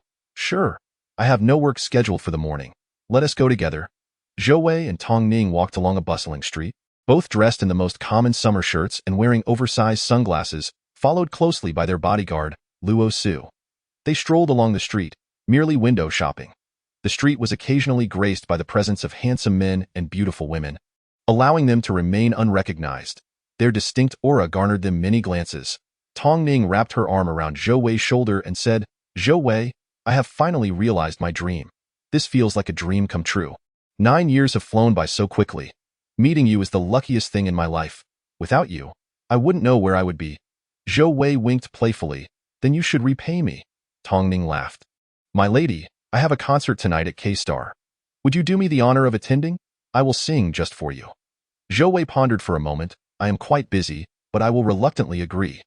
The two were in the midst of their playful banter when Luo Su suddenly pointed ahead and exclaimed, "Tong, look!" Zhou Wei and Tongning turned to see a heavily pregnant woman clutching her belly. Trembling as she sat on the ground, her face pale and filled with dread. Bystanders gathered at a distance, some contacting a hospital via their communicators, yet no one approached her. Luo Su said, "Tong, let me take her to the hospital." Tongning nodded. "Be careful, if you're too rough, it might worsen her condition." Luo Su agreed and rushed forward, calling a flying vehicle to carry the pregnant woman. Zhou Wei remarked, "We should go see her." Tongning, worried, shook his head. "If we go, we risk being recognized, which could waste time. Let Luogu handle it. We can check on him later." Zhou Wei considered this and replied, "All right," as they watched Luo Su and the pregnant woman zoom away in the flying vehicle. Tongning suddenly suggested, "Zhou Wei, we have always had bodyguards around us. The two of us have never truly strolled alone. Why don't we dismiss the bodyguards and enjoy some time together?" Zhou Wei smiled and nodded. "Sounds good." She gestured for the bodyguards to temporarily leave. She thought that in the bustling district of the imperial capital, they wouldn't encounter any trouble. However, while passing a narrow alley, they suddenly heard a terrified scream, "Help! Help me!" Upon hearing the cry for help, Zhou Wei and Tongning exchanged glances and rushed into the alley. Following the sound, they turned several corners and entered a narrow passage. At the end of the alley, a bloodied man was pinned against the wall by two others, one of whom held a dagger. Blood flowed continuously from the man's thigh, where he had been stabbed. He cried out in terror, "No! Please don't kill me!" The man opposite him pressed the dagger against his throat, smirking malevolently. "Who told you to be so ungrateful? My friends just stole a valuable item, and you ruined it with your shout of thief. If you cooperate and hand over anything valuable, I will make your death quick." The man, with a face full of despair, replied, "I promise I won't act heroically again. I am unemployed and broke. I just took an antique from home to sell for some money." "An antique? Show it to me." The smirking man signaled his two companions to release the victim. Trembling, the man retrieved a long, wrapped item from a large bag behind him. The smirking man sliced open the wrapping with his dagger and exclaimed, "What a joke! Just a heap of junk. Does anyone dare to mess with me, wild wolf, in these streets? You are asking for death." He lunged the dagger at the man. "No, please." The first cry was the man's terrified scream. The second was Zhou Wei's shout. Wild Wolf turned, sizing up Zhou Wei and Tongning, and chuckled, "Ah, another pair of do-gooders. How lovely. A couple, no less." He pointed the dagger at the man on the ground. "This will be your fate." With his two subordinates, they stood opposite Zhou Wei. Zhou Wei whispered to Tongning, "Stay back. They are not my match." Tong Ning, looking resolute, replied, Zhou Wei, that's impossible. No man hides behind a woman. Besides, you've taught me martial arts for some time. Zhou Wei nodded. All right, you take one. I'll handle the other two. Tong Ning agreed. The smirking wild wolf scoffed, are you saying your goodbyes? It's the same in hell with that. He raised his hands and pointed forward, barking, get them. His two subordinates charged at Zhou Wei and Tong Ning. Wielding large wooden sticks, Zhou Wei clenched her fists, eager to test her martial skills. Wait! Wild Wolf suddenly shouted. His two subordinates skidded to a halt. One exclaimed, Boss, what's going on? Wild Wolf scrutinized Tong Ning. Hesitating, you are Tong Ning. Zhou Wei was speechless. Being recognized at such a moment was quite the predicament. Tong Ning raised an eyebrow, removed her sunglasses, and tossed them aside. It's me. Wild Wolf's face contorted. You certainly have style. I'm your loyal fan. If I were to ask for an autograph now, would you oblige? Zhou Wei nearly burst into laughter. Even gangsters watched films, listened to music, and idolized stars like anyone else. Tong Ning was both amused and bewildered. Are you joking? Wild Wolf glanced between Tong Ning and Zhou Wei. You are my idol. You two may leave. One of his subordinates, unable to contain himself, shouted, Boss, are you crazy? If they call the authorities, we'll be wanted. Wild Wolf waved dismissively. Who cares? Let them go. You spare us, but we cannot spare you. Zhou Wei shouted, charging forward and striking the subordinate on the right with a palm. Utilizing the snowfall cloud palm technique, Zhou Wei, cautious of her strength, only employed 30% of her internal energy. The subordinate barely had time to react before being hit, doubling over in pain as the wooden stick fell to the ground. The second subordinate rushed towards Zhou Wei but was intercepted by Tong Ning. Though Tong Ning was much faster, he lacked a weapon, forcing him to merely evade. Zhou Wei advanced toward Wild Wolf. Wild Wolf was no ordinary opponent. He swiftly waved one dagger in front of him to keep Zhou Wei at bay while drawing another dagger, glaring at her with a provocation. Come on. If you dare. Zhou Wei, wary of being cut, was hesitant to approach. As she dodged Wild Wolf's daggers, she scanned her surroundings and spotted something. A piece of rusted metal. It appeared broken and battered. Zhou Wei lunged, seizing the broken sword. Suddenly, a peculiar sensation emanated from the sword. Zhou Wei hesitated for a moment but dismissed it. With the sword in hand, even a broken one, she felt capable of handling Wild Wolf's daggers, especially since it was a long sword. Once she had the sword, her swordsmanship flowed seamlessly. In just 2 or 3 moves, Wild Wolf's daggers were knocked away, and Zhou Wei thrust the sword forward. What the heck? It can't even pierce clothing. This sword was truly pathetic. Seizing the opportunity while Wild Wolf was momentarily stunned, Zhou Wei delivered a palm strike. Wild Wolf groaned and collapsed to the ground. Zhou Wei turned to see Tong Ning swinging a wooden stick down onto the second subordinate. That subordinate, now weaponless, could only shield his face and cry out in pain, with all 3 of them sprawled on the ground. The battle came to an end. Zhou Wei approached the man who had been stabbed, asking, Are you all right? The man forced a smile and said, Not dead yet. Thank you both for saving my life. What is your name? Yi Zhihong, he replied. While you were fighting, I secretly contacted the authorities. They will be here soon. Zhou Wei nodded, looking at Yi Zhihong. You know too much. What do you mean? Yi Zhihong exclaimed. His face filled with horror. Therefore, to ensure confidentiality, you will follow Tong Ning from now on, Zhou Wei concluded decisively. Zhou Wei, holding a piece of scrap metal, inquired, How much is this worth? The topic shifted too quickly for Yi Zhihong, who stammered, What do you think it's worth? 1 million cosmic coins, he replied. Yi Zhihong was stunned. 1 million? Observing the ecstatic expression on Yi Zhihong's face, Zhou Wei remarked, It seems you have no objections. She brought her communicator close to Yi Zhihong's and transferred 1 million coins to him. Staring at the figure on the device, Yi Zhihong widened his eyes and stuttered. Really? Really? Zhou Wei grasped her sword, savoring the moment. This is mine now. Zhou Wei, be careful, Tong Ning shouted in alarm. Zhou Wei turned to see a figure. Wild Wolf, brandishing a high-speed energy gun aimed directly at her. Zhou Wei swiftly dodged, appearing beside Wild Wolf in the blink of an eye, and struck his head with a fierce blow. He slammed against the wall. Blood gushing forth and coughed up a mouthful of blood, his eyes filled with fear. How is this possible? He then closed his eyes. Zhou Wei. Tong Ning rushed to her side, panic-stricken. Zhou Wei, you're injured. Although Zhou Wei had reacted quickly, it was no match for the speed of the energy gun. Fortunately, she had avoided any vital areas. The gun grazed her left upper arm, leaving a gash and a pool of blood in that perilous moment. Zhou Wei felt a chill in her arm but had not paid attention now. She cried out in pain. Ah, Tong Ning. It hurts so much. Tong Ning, drenched in sweat, said urgently. Zhou Wei, it's all right, it's all right. I'll find a hospital. She quickly contacted the hospital. Zhou Wei grimaced, tapping her communicator. Deng Yi, hurry over. Yes, came the reply. Zhou Wei, it's all my fault. The bodyguard should have stayed by your side. It's all my fault, Tong Ning lamented. Filled with remorse. Seeing his distress, Zhou Wei reassured him. Tong Ning, it's fine, it just hurts a little. It's not like I've lost an arm or a leg. This minor injury will heal in the hospital. Who could have anticipated that this person had a weapon? The first to arrive was Deng Yi Lord. Upon seeing Zhou Wei in this state, Deng Yi quickly produced a vial of liquid medicine and sprayed it on her arm. A wave of coolness washed over her, and Zhou Wei sighed in relief. The pain subsided, and the bleeding diminished. Deng Yi surveyed the surroundings, glancing at Tong Ning, who appeared dazed. Deng Yi noticed the hostility in his eyes. There were still 2 individuals conscious on the ground, and Deng Yi swiftly dispatched them with a kick, knocking them out cold. That moment, an official vehicle arrived. Zhou Wei instructed, Deng Yi, take these 3 to prison for several years. Tong Ning, the one lying down, and I will head to the hospital first. I'm Wei Lord. I'll accompany you to the hospital. Zhou Wei shook her head. It's unnecessary. Ultimately, Zhou Wei, Tong Ning, and Yi Zhihong boarded the hospital's vehicle. Deng Yi discreetly dispatched several individuals to protect them from the shadows. An official examined the bloodied individual and called out, Commander, this person is dead. The commander furrowed his brow and addressed Deng Yi. I don't care who you are.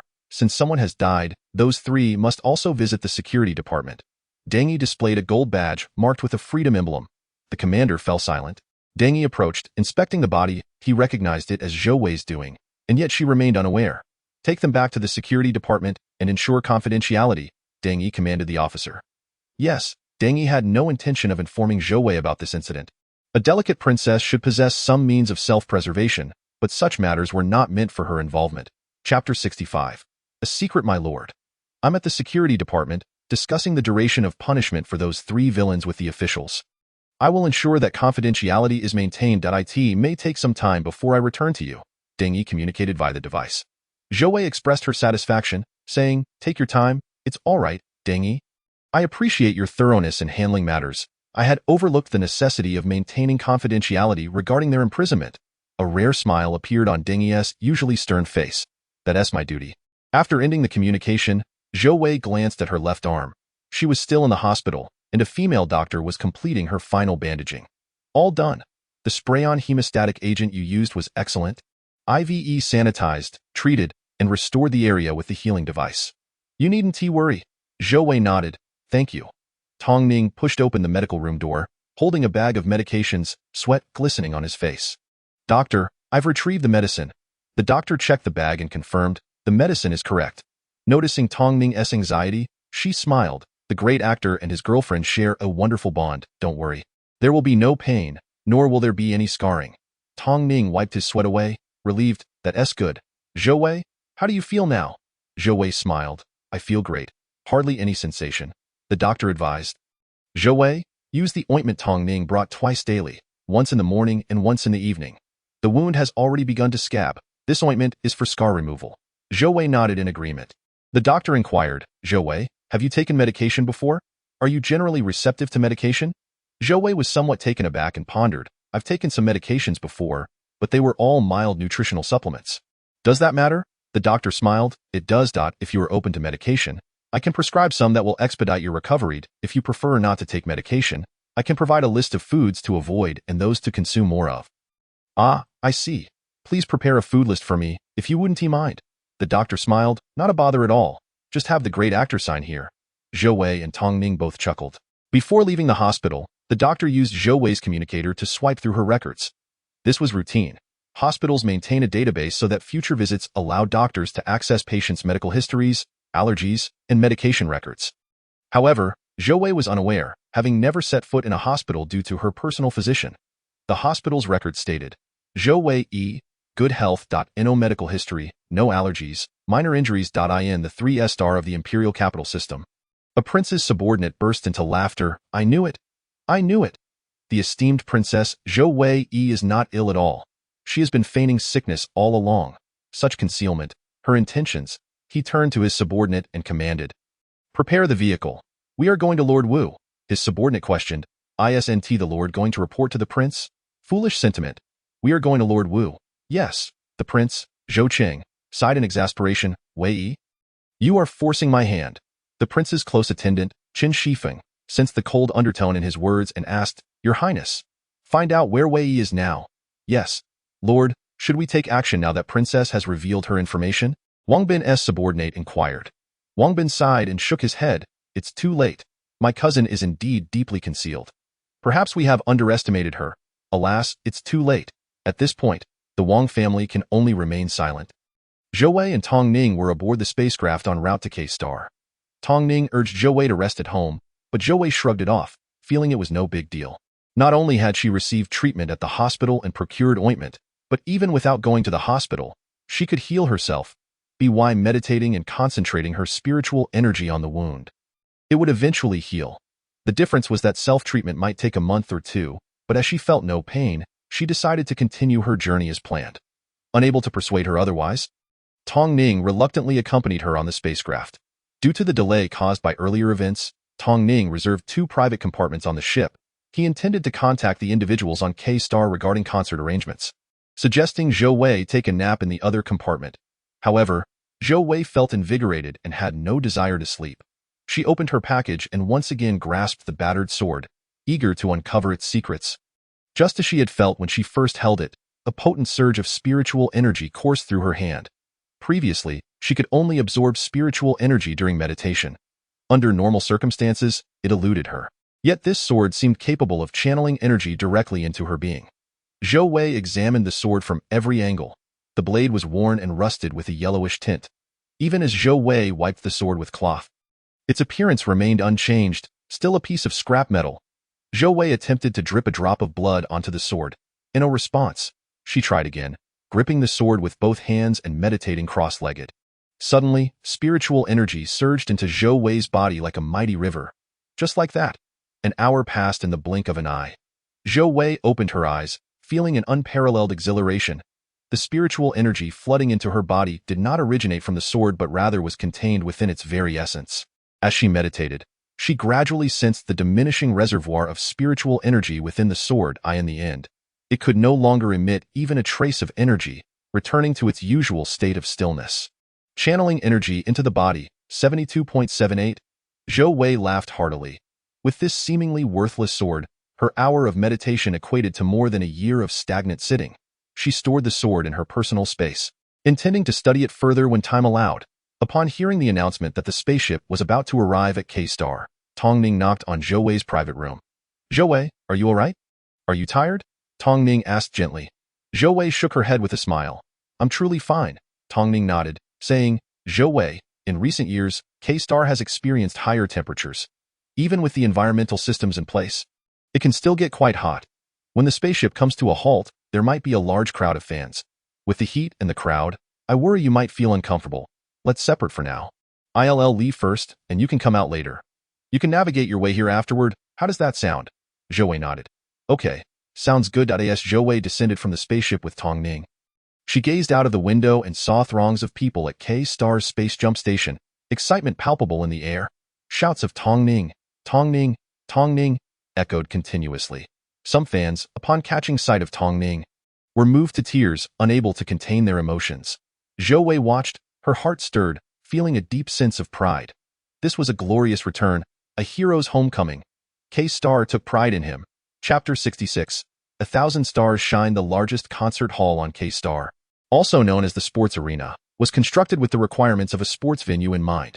When utilized for concerts, the central grass could be easily replaced with a raised stage. It was an open-air arena. And tonight, it was filled to capacity. A gentle breeze wafted through as the lights focused on the elevated stage. Zhou Wei had arrived early and sat in the VIP section closest to the stage. Originally without seating, a few rows of chairs had been temporarily added for those receiving VIP tickets from Tong Ning. As the enthusiastic cheers rose, Tong Ning slowly ascended the stage. Countless lights illuminated him, making him appear as if standing amidst a sea of luminescent blossoms. He merely had to stand there, radiating an ethereal glow. He was the king of the stage, a colossal superstar. "Hello, everyone," Tong Ning waved. This was an amplified stage, and anyone standing upon it could be heard by the entire audience with a normal voice. "Hello. We're doing great, good." The hall erupted with jubilant exclamations. Tong Ning smiled. "It's been a while. Did you miss me?" "We did." The crowd responded in unison, some whistling enthusiastically. Tong Ning continued, "Have you noticed I've become even more handsome?" Below, the audience erupted in excited cries. "Ah." Zhou Wei laughed heartily from her seat, murmuring to herself, "What a narcissist." Tong Ning went on, "Someone once asked me why I didn't change my contact information to the Imperial Capital System but kept my address at K-Star's Starshine apartment. I responded, because K-Star is my home, that I am Tong Ning of K-Star. I love you all at K-Star with you. I can stand on this stage." These words instantly drove the fans into a frenzy. Tong Ning smiled and began to sing. Zhou Wei propped her chin on her hand, watching Tong Ning as he sang and danced with charisma. She had seen nearly every one of his films, deeming them classics. His acting, charm, and many indescribable qualities made her adore his movies. However, she hadn't attended every concert. Tong Ning's singing prowess was impressive, distinctively his own. Yet for Zhou Wei, the Tong Ning on screen outshone. She sat quietly, observing him perform, while countless fans stood up, mimicking his movements. Zhou Wei thought perhaps she too was one of his infatuated fans, just closer to him than the others. When one is near another, the villain appears less villainous, and the divine less divine. His boundless charisma left her with a singular impression. "He is mine." As the concert progressed, nearly everyone stood, shedding their usual serious demeanor to dance along. Tong Ning raised his hands and gently pressed down. Instantly, the entire arena fell silent. Tong Ning smiled, "Thank you, everyone. The next song is dedicated to someone special.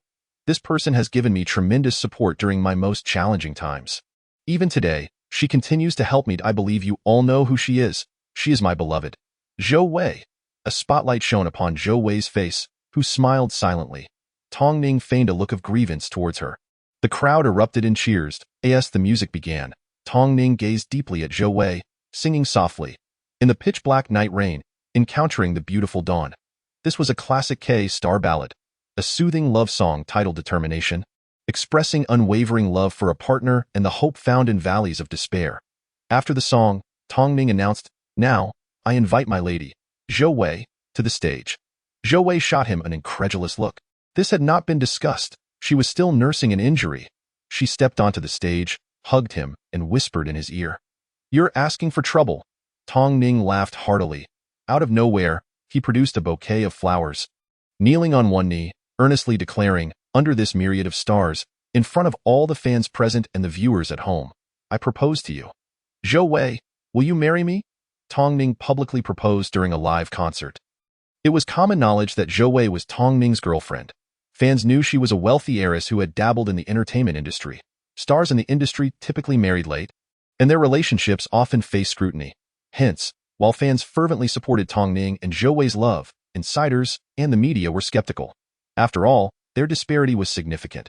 Having been together for 9 years without any marriage news, many speculated their relationship was fraught with challenges. Now, with Tong Ning recently crowned as the best actor, he was the hottest figure in the empire. His public proposal was bound to thrill the media. Making headlines, the audience fell silent for a few seconds before erupting into even louder cheers. "Marry him, marry him, marry him." Zhou Wei chuckled. "What a glitch."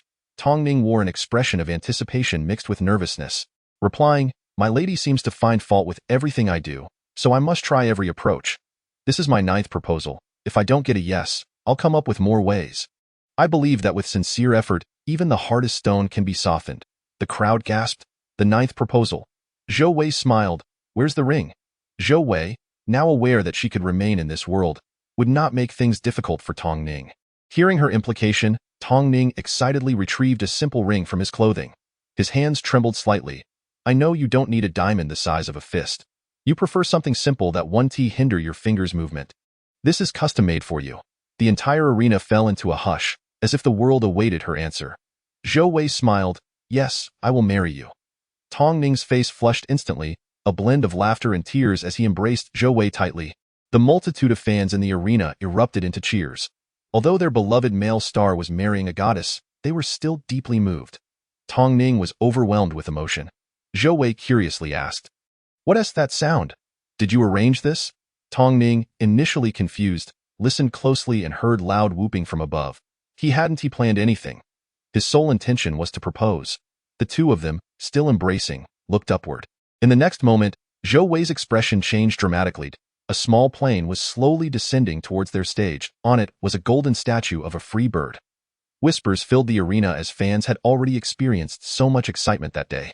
They wondered if this plane signaled another spectacular performance. The plane landed on the stage, and a tall man dressed in royal guard attire approached Zhou Wei. Zhou Wei's expression darkened. The guard bowed deeply before her. Announcing loudly, "Your Highness, the prince requests your immediate return. Your Highness, the prince requests your immediate return." The amplified voice echoed throughout the arena. Zhou Wei gasped, turning to look at Tong Ning. He had released her. Stepping back, his face paling as he stared at her in shock. Zhou Wei's mind momentarily went blank as she surveyed her surroundings. The vast gymnasium was eerily silent in this grand universe of the United Empire. Where the supreme leader held absolute power, no one would dare invoke the royal name recklessly. The answer was self-evident. This Zhou Wei was none other than the imperial princess.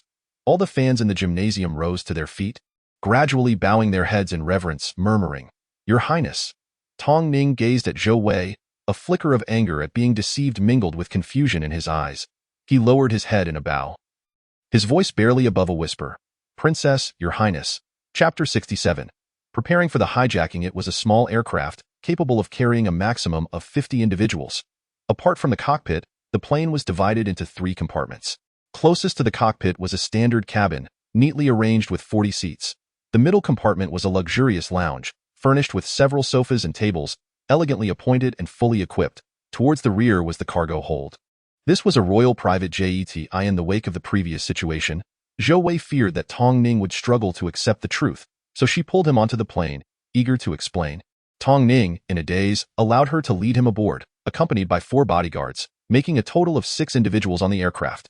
Zhou Wei and Tong Ning settled in the luxurious lounge, flanked by 4 bodyguards and 4 armed royal guards. Zhou Wei waved her hand. "You all go to the front cabin." The 4 bodyguards bowed quietly and exited the cabin. Seeing the 4 guards still standing there, Zhou Wei's temper flared. She stood up. "Did you not hear me? I told you to go to the front cabin." The guards hesitated, reluctant to leave, yet wary of Zhou Wei's wrath, murmuring, "Your Highness." Zhou Wei interrupted loudly, her voice sharp. "What authority do you have to question my orders? Tell me, is it wartime? If not, get out immediately." The 4 guards, intimidated by her fury, hastily exited the cabin. Tong Ning sat silently on the sofa, his head bowed, speaking in a flat tone. "Your Highness wields a formidable presence." Zhou Wei, feeling frustrated, sat beside him. "I'm just angry. How could they act this way? Because they spoke the truth. Exposing your identity before everyone," Tong Ning replied, irritation creeping into his voice. Zhou Wei, agitated, raked her fingers through her hair. "Tong Ning, I didn't mean to." "Yes, you didn't mean to, and yet you concealed it from me for 9 years. If it weren't for today, would you have planned to keep it hidden until marriage or until we parted ways?" "Ha! An imperial princess. How foolish I've been. No wonder you never mentioned family. To you, so many things are effortless." Tong Ning lifted his head, his eyes red. "Princess, Your Highness, what am I Tong Ning in all these years? What do I amount to?" "No, that's not true." Zhou Wei embraced Tong Ning. "You are my fiancé. I will introduce you to your brother. I will introduce you to my father. We can be together." Tong Ning's voice faltered. "Miss, do you know? You are but a dream to me. For this dream, I would walk endlessly, believing that one day I would be worthy to stand before you, to hold your hand and offer you my lifelong love. Yet you feel so distant, so far away. I've searched for so long. Even if the seas dry and the rocks decay, I still cannot find your presence." Tears streamed down Zhou Wei's face as she smiled through her sorrow. "Tong Ning, please don't think that way. If I must reach a height equal to yours to express love, then I am destined to be alone. This is fine. We are fine just as we are." Tong Ning held Zhou Wei tightly, whispering, "You deceived me. Yes, I deceived you. I was wrong and I apologize." Zhou Wei quickly replied, "I accept your apology." Tong Ning's voice remained low. "Zhou Wei, no matter what you do, I cannot bear to be angry with you." Zhou Wei sobbed softly. Miss, we are truly well suited. Let us not part, shall we?" "All right." Zhou Wei smiled. "Tong Ning, thank you, thank you." Suddenly, Zhou Wei's communicator flashed, prompting her to frown before opening it. The face of Deng Yi appeared, urgency evident in his expression. Your Highness, those guards who came to escort you are problematic. They have incapacitated the dark guards, Zhou Wei gasped, recalling that she had equipped the dark guards with sensors. If their bodies fell into an abnormal state, she would receive a notification. In fact, Deng Yi had also equipped Zhou Wei with a sensor. It was only because she was unharmed that he dared to contact her. They are my brother's guards. That cannot be, Zhou Wei insisted. For the first time, Deng Yi's usually expressionless face displayed urgency. Your Highness, regardless of whether the prince can be trusted, these individuals are undoubtedly suspicious. They might be working for someone else. You must find a way to escape. If they sever your communication device, we will be unable to locate you. Zhou Wei gritted her teeth. Fine, I will find a way to escape. Where shall we meet? Is your Highness still on K-Star? Yes. Then proceed to the basement of the Starshine apartment. I will rush there with my men. Understood. After ending the call, Zhou Wei turned to Tong Ning. I heard everything, Zhou Wei continued. Since the situation is urgent, I shall forego further discussion. In brief, we must escape. They fear you, Zhou Wei. They dare not harm you. Tong Ning recalled the earlier scene. Yes. Whether they are indeed my brother's men remains uncertain. However, they could very well be royal guards or the like, hence their apprehension in taking action against me. Alternatively, they may need me alive to reach their master and fulfill their objectives. Tong Ning inquired. Are you planning to wait until the plane lands to escape? Or shall we hijack it now? Hijack it. No need to worry. This aircraft can also navigate automatically, Zhou Wei affirmed. Very well, Tong Ning replied with a hint of humor. This is quite the dramatic script. First, we need to ascertain how many of them there are. This plane isn't large. Counting the pilot, how many can it accommodate? Zhou Wei smirked. I'll take a look. Be careful. I know. With that, Zhou Wei pressed the service button inside the cabin. Two guards opened the cabin door and entered the luxurious lounge, bowing. Your Highness, do you have any instructions? Zhou Wei stood up. Take me to the cockpit. How far along are we? The guards bowed. Yes, Your Highness, please follow us. They led Zhou Wei toward the standard cabin. One guard spoke. We are currently en route to the temporary location of the prince. He has also arrived on K-Star.as for the precise coordinates. It's likely hovering over Baocheng, but it's impossible to determine accurately. Oh, my brother has arrived, Zhou Wei thought, her suspicions deepening. It was improbable that he could leave the imperial capital so easily without contacting her. Upon entering the standard cabin, the guard stood and bowed. Your Highness. Zhou Wei glanced around. There were a total of 8 individuals, she nodded. No need for formalities, please sit. Yes, with 8 individuals here, adding the 2 beside her and the 2 in the cockpit. They totaled 12, Zhou Wei casually asked. Where are my dark guards? The guard paused before responding. Your Highness, they are in sleep capsules on the aircraft. Their protection is unnecessary. I am responsible for your safety. Zhou Wei ignored the guard's shifting expressions and nodded, opening the cockpit door. The 2 pilots turned around and immediately activated the autopilot system, standing to bow. Your Highness. Zhou Wei inquired. How long until we arrive? The chief pilot replied, 20 minutes, Your Highness. Zhou Wei nodded. Understood. Chapter 68. Walking into a trap, returning to the luxurious lounge, Zhou Wei seized the opportunity while the 2 guards were distracted. Delivering a swift blow to their necks, they opened their mouths in surprise, unable to utter a sound before collapsing to the ground. Tong Ning hurriedly asked, What's the situation? How many are there? There are 8 in the standard cabin and 2 in the cockpit, Zhou Wei said, dragging the 2 guards behind the sofa. For safety's sake, let us lure a few in. We can handle them separately as much as possible. Tong Ning nodded. Zhou Wei pressed the service button again, and as she and Tong Ning hid behind the cabin door, she delivered another strike to 2 guards as the door closed. Zhou Wei pressed the service button for a 3rd time. This time, the remaining 6 guards from the standard cabin appeared at the doorway. Zhou Wei and Tong Ning swiftly incapacitated 2 of them, but the remaining 4 drew their weapons, glaring fiercely. Your Highness. What are you doing? Zhou Wei replied coldly. You have incapacitated my dark guards. I cannot trust you. Enough of the pleasantries. Tong Ning, take action. Zhou Wei leaped forward, delivering a kick that knocked 1 guard out. The remaining 3 guards, all elite warriors with specialized training, were evidently hesitant to harm Zhou Wei. However, they showed no such restraint toward Tong Ning. Although he had trained in martial arts, he was no match for these guards, who possessed greater strength, speed, and agility. Tong Ning had barely exchanged a few blows when a guard struck her heavily with the butt of his gun, rendering her unconscious. The 3 guards, not daring to use their firearms, resorted to grappling with Zhou Wei. Their imposing physiques and the confined space hindered Zhou Wei from fully utilizing her skills as she found herself encircled. In response, Zhou Wei employed the agile and exquisite orchid touch technique. The guards, clearly taken aback by the difficulty of subduing a seemingly delicate young lady, were momentarily stunned. Seizing the opportunity, Zhou Wei executed a graceful snowfall palm strike, incapacitating one of the assailants, with calm precision. She swiftly subdued the remaining two. Zhou Wei glanced at the unconscious Tong Ning with a sense of helplessness before hastily making her way to the cockpit, where she effortlessly dispatched the two pilots. Setting the aircraft's destination to Starlight Apartment, she activated the autopilot. With the navigation engaged, she had 10 minutes until arrival. After a brief electronic announcement, Zhou Wei rushed to the economy cabin, searching for her secret guards. Scouring the area, she found no sign of the sleeping pods. Suddenly struck by inspiration, she climbed onto a seat and peered into the overhead luggage compartment. To her delight, she discovered numerous sleeping pods. Having trained for years in martial arts, Zhou Wei possessed commendable internal strength, yet her physical strength was not substantial. It took considerable effort to lower the sleeping pods, leaving her breathless and drenched in sweat. She opened all 12 pods, and indeed, 4 of them contained her secret bodyguards, still in a state of slumber. However, the pods were configured to only be opened from the outside.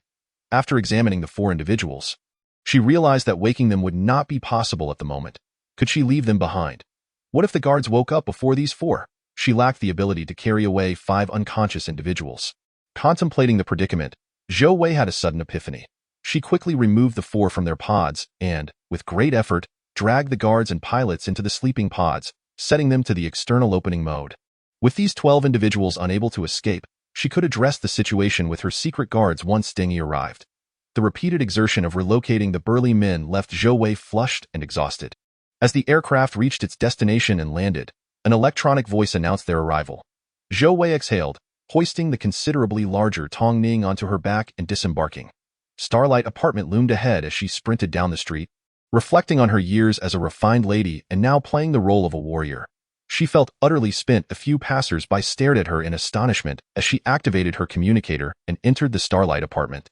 The security guard at the entrance was engrossed in a replay of Tong Ning's concert when he saw Zhou Wei rushing in with Tong Ning on her back, leaving him speechless. Zhou Wei hurried towards the basement of her building, and from a distance, she spotted a familiar figure standing below her apartment. The dim light of dusk obscured her view until she passed by and heard the unmistakable voice. Wei Yi. There were only 2 men in the world who would call her that. Zhou Wei stopped, turning back. Brother? Prince Zhoucheng smiled. I knew you would come here. Brother? How did you arrive at K-Star? Zhou Wei gasped in disbelief. Tio find you. Understanding dawned on Zhou Wei, and her expression darkened. Did you send that plane? Is it really you, brother? Zhoucheng approached, gently stroking her long black hair. Wei Yi, my little Wei Yi has grown up. I am proud of you for being able to fend off so many guards. But Zhou Wei could not share in his pride. She solemnly asked, Brother, what do you intend to do? Suddenly, Zhou Wei felt a sharp pain at her neck. Zhoucheng had pressed a thin needle against her skin. Unable to believe he would do such a thing, she released Tong Ning, feeling her strength rapidly deplete as she collapsed to the ground.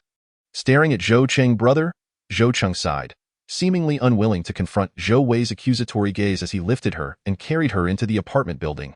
Wei Yi, being born into royalty always comes at a price. I do not wish for you to die, but you must pay a price to survive. Tong Ning. Zhou Wei weakly called out. Zhoucheng glanced at the unconscious beauty on the ground and coldly commanded. Take her as well. The shadowy figure appeared abruptly, hoisting Tong Ning over his shoulder as if she were a burden. Zhou Wei glared at Zhoucheng. What are you planning? Father will not allow this. Ignoring her words, Zhoucheng took her left hand and swiped her communicator to unlock the door, discarding it to the ground. Secure the bed. Yes. The guard slammed Tong Ning onto the floor, causing her to groan in pain. He then turned and retrieved a medical restraint bed from Zhou Wei's room. This specialized bed, used in hospitals to secure patients during surgery, had never been purchased by Zhou Wei, indicating that Zhoucheng had been here before. Zhoucheng placed Zhou Wei on the restraint bed. She struggled to escape, but he held down one of her hands, activating a rubber ring that secured it. He proceeded to immobilize her in a spread eagle position. Zhou Wei looked at him, feeling a chilling distance. He had always been gentle, yet without his smile, he appeared so cold. This was her brother, the one who had doted on her for years, now poised to harm her without hesitation. Were their past affections genuine? Was the human heart truly so fickle, or had she been deceived all along? Brother. Zhou Wei wept, tears streaming down her cheeks. Why? Zhoucheng held a syringe, examining the transparent liquid within. He leaned down to caress Zhou Wei's face, speaking tenderly, Wei Yi, do not fear. It won't hurt. You plan to kill me? Zhou Wei choked out, I am your sister. Your real sister. Zhou Cheng tenderly brushed her hair aside. Wei Yi, how could I bear to kill you? But there are those who will come to harm you, and I must act before they do, to eliminate their motives. What do you mean? Zhou Wei asked. Bewildered. Standing up, Zhou Cheng calmly explained, the weak and sickly Princess Wei Yi of the Galactic United Empire is unfit to inherit the position of supreme leader. However, today, no, yesterday, records from the hospital's archives revealed that the princess is, in fact, healthy. Zhou Wei paused for a moment before retorting, so what? I have never sought the inheritance. I have no interest in politics, and even my grandfather has abandoned me. What more do you want from me? Is death my only option? Yes, Zhou Cheng replied with a smile. You have done well, little Wei Yi, but you are too naive. Do you see anyone in history who has not faced peril to survive? Never. Whether born legitimate or illegitimate, if one is not the same mother-as child of the supreme leader, they will resort to self-debasement to survive. In the end, they either live in disgrace or die on the battlefield. Self-debasement? If I were reckless, taking 3,000 suitors, would that be acceptable? Zhou Wei suddenly recalled Deng Yi's suggestion. Zhou Cheng shook his head with a smile. Wei Yi, it is too late, far too late. Everyone in the Galactic United Empire knows about the renowned Tong Ning and his girlfriend Zhou Wei. A golden couple with promising futures.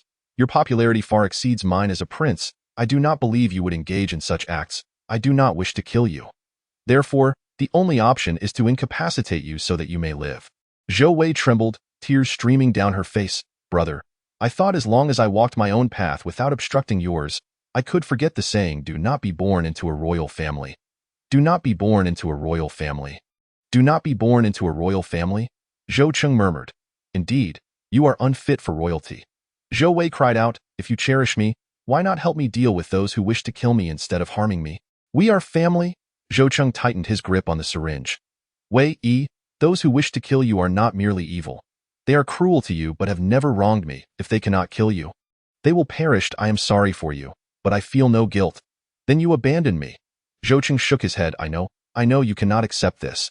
For me, I merely wish to achieve balance with the least sacrifice. Wei Yi, I only require one of your hands. Then you might as well kill me. If he killed her, she could live in another world. Zhou Cheng shook his head, aiming the syringe at her left wrist. It will only incapacitate your left hand. It will not hurt, and there will be no need for amputation. You will still be lovely. No. Zhou Wei struggled with all her might. Wei Yi, do not move. If I miss, something terrible could happen. I refuse, Zhou Wei cried out. Zhou Cheng has positioned the syringe against Zhou Wei's left wrist meridian. At that moment, Tong Ning swiftly stood up and forcefully shoved Zhou Cheng aside. Tong Ning seized Zhou Cheng and pushed him against the wall. The two engaged in a fierce struggle.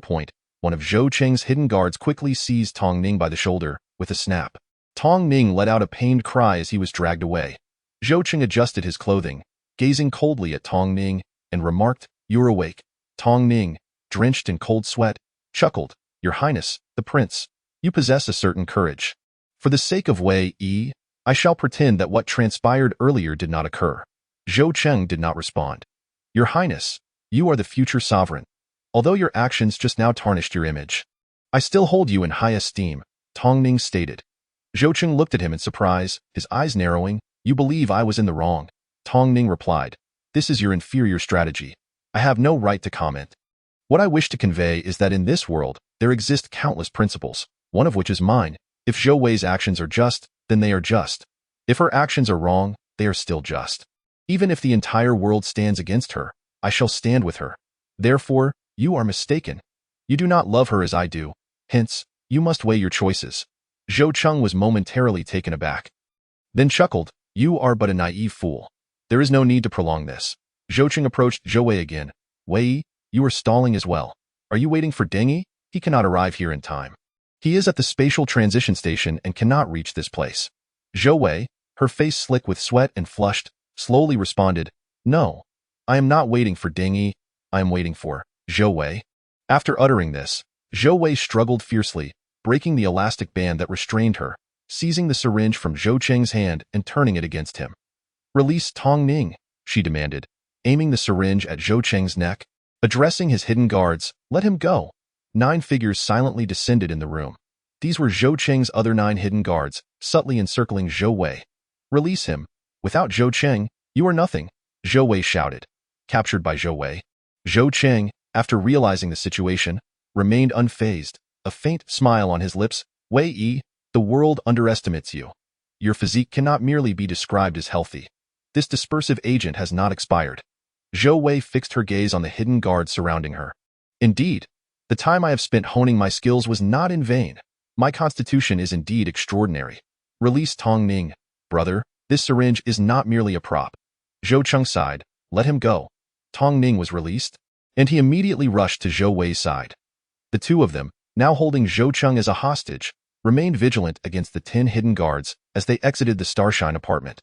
Once outside, they quickly boarded a flying vehicle. This was Zhou Wei's residence, where she had parked several of her own flying vehicles. Before boarding, Zhou Cheng shouted, "Do your jobs? No one can know about what happened here." The 3 of them entered the flying vehicle. Zhou Wei activated the highest speed, and the auto-navigation directed them to the K-Star Spatial Transition Station. Tong Ning found some materials and bound Zhou Cheng. Saying, "Apologies, I have committed a great transgression," Zhou Cheng scoffed. Zhou Wei peered out the vehicle window and indeed saw several flying vehicles pursuing them. She glanced at Zhou Cheng, tightly bound, and whispered, "If only I knew acupressure. My combat capabilities would be significantly enhanced." The other 2 did not comprehend. Had I known this earlier, Zhou Wei pondered, if from the very beginning I had sought to contest this inheritance with you, would I not have ended up in such a predicament? Zhou Cheng burst into laughter. Wei, have you changed your mind? Ha ha ha. Pausing his laughter, he spoke seriously. If it had been this way from the start, I would have killed you. Moreover, you would certainly die. Chapter 70. The Yearning Heart. Deng Yi, Tong Ning and I are bringing our brother towards the K-Star Spatial Transition Station.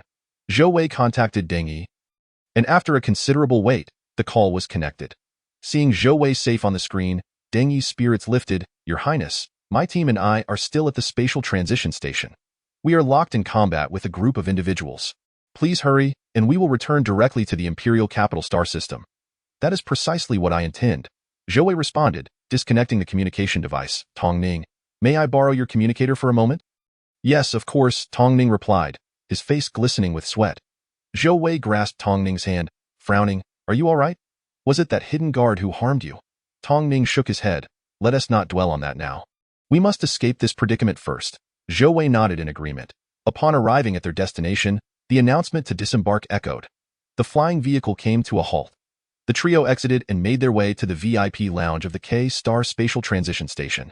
Upon entering the lounge, Zhou Wei located her own spaceship. At the entrance of the spaceship, Deng Yi and 15 other hidden guards formed a circular line, crouching slightly with guns in hand, their expressions tense. Opposite them, over 30 individuals surrounded them, brandishing firearms in a standoff. The atmosphere was charged, ready to erupt. The ground was littered with fallen bodies. Everyone cease your actions, Zhou Wei, gripping Zhou Cheng's neck, shouted. All eyes turned towards her. Deng Yi and his team breathed a sigh of relief, while the other 30 individuals grew tense. One stepped forward and bowed slightly. Your Highness, are you attempting a rebellion? Zhou Wei smiled. There is no need to label me. I am fully aware of my actions. I am merely defending myself, excessively. The individual was taken aback. According to imperial law, self-defense is justified, but excessive self-defense is a crime. He could not comprehend why, at this critical juncture, the princess would voluntarily admit guilt. Your Highness, as hidden guards, it would be a dereliction of duty to allow you to leave. If you intend to abduct the prince, we will have no choice but to fight to the death here. What do you mean? Zhou Wei inquired. Release the prince, and we will allow you to pass. We will confess to the prince. If you refuse, blood will continue to flow here until we all fall. I do not believe you, Zhou Wei stated directly. The individual was momentarily at a loss for words.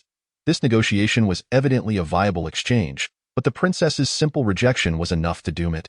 Zhou Wei turned to Zhou Cheng. I am an honest girl. If you allow us to pass, I will release you shortly. Zhou Cheng couldn't help but chuckle. Very well, I believe you. Zhou Cheng turned to the hidden guards. Follow the princess's instructions. Understood. The 30 individuals responded in unison, slowly parting to the sides. Let us go. Zhou Wei called to Tong Ning, pulling Zhou Cheng towards the spaceship's entrance. With a loud bang, Tong Ning collapsed to the ground. Convulsing, Deng Yi, take him inside to check on him. Also, you all retreat inside. Zhou Wei signaled for Deng Yi to carry Tong Ning. Yes. Once everyone had entered the spaceship, only Zhou Wei and Zhou Cheng remained at the entrance. Zhou Wei asked Zhou Cheng, "Do you think we can still be siblings?" Zhou Cheng smiled calmly. "Of course, Wei, you will always be my little sister. The rights and wrongs are clear to us both. Our paths diverge. I have never harmed you, yet you so easily forsake me." Zhou Wei pressed her finger against her left chest, speaking solemnly, "I will be heartbroken. I will feel pain. Our relationship is irreparably damaged." No longer as it once was. Zhou Cheng's expression stiffened. "Wei do not worry. I will let you go. I thank you for sparing my life." Zhou Wei's expression darkened. "Wei, I consider you my sister," Zhou Cheng earnestly stated. His expression was sincere, and his feelings were genuine, causing Zhou Wei to display a smile more sorrowful than tears. "And when this sister conflicts with your world, you will still draw your knife and slay her?" "Wei, it is not like that. Enough." Zhou Wei shook her head, releasing him. "We are not performing a tragic play for others. That is Tong Ning's role." Having said that, Zhou Wei dashed into the spaceship. The door promptly sealed shut. Outside the door, Zhou Cheng rubbed his neck and slowly approached his hidden guards. The guard who had negotiated with Zhou Wei stepped forward. "Your Highness, are you well?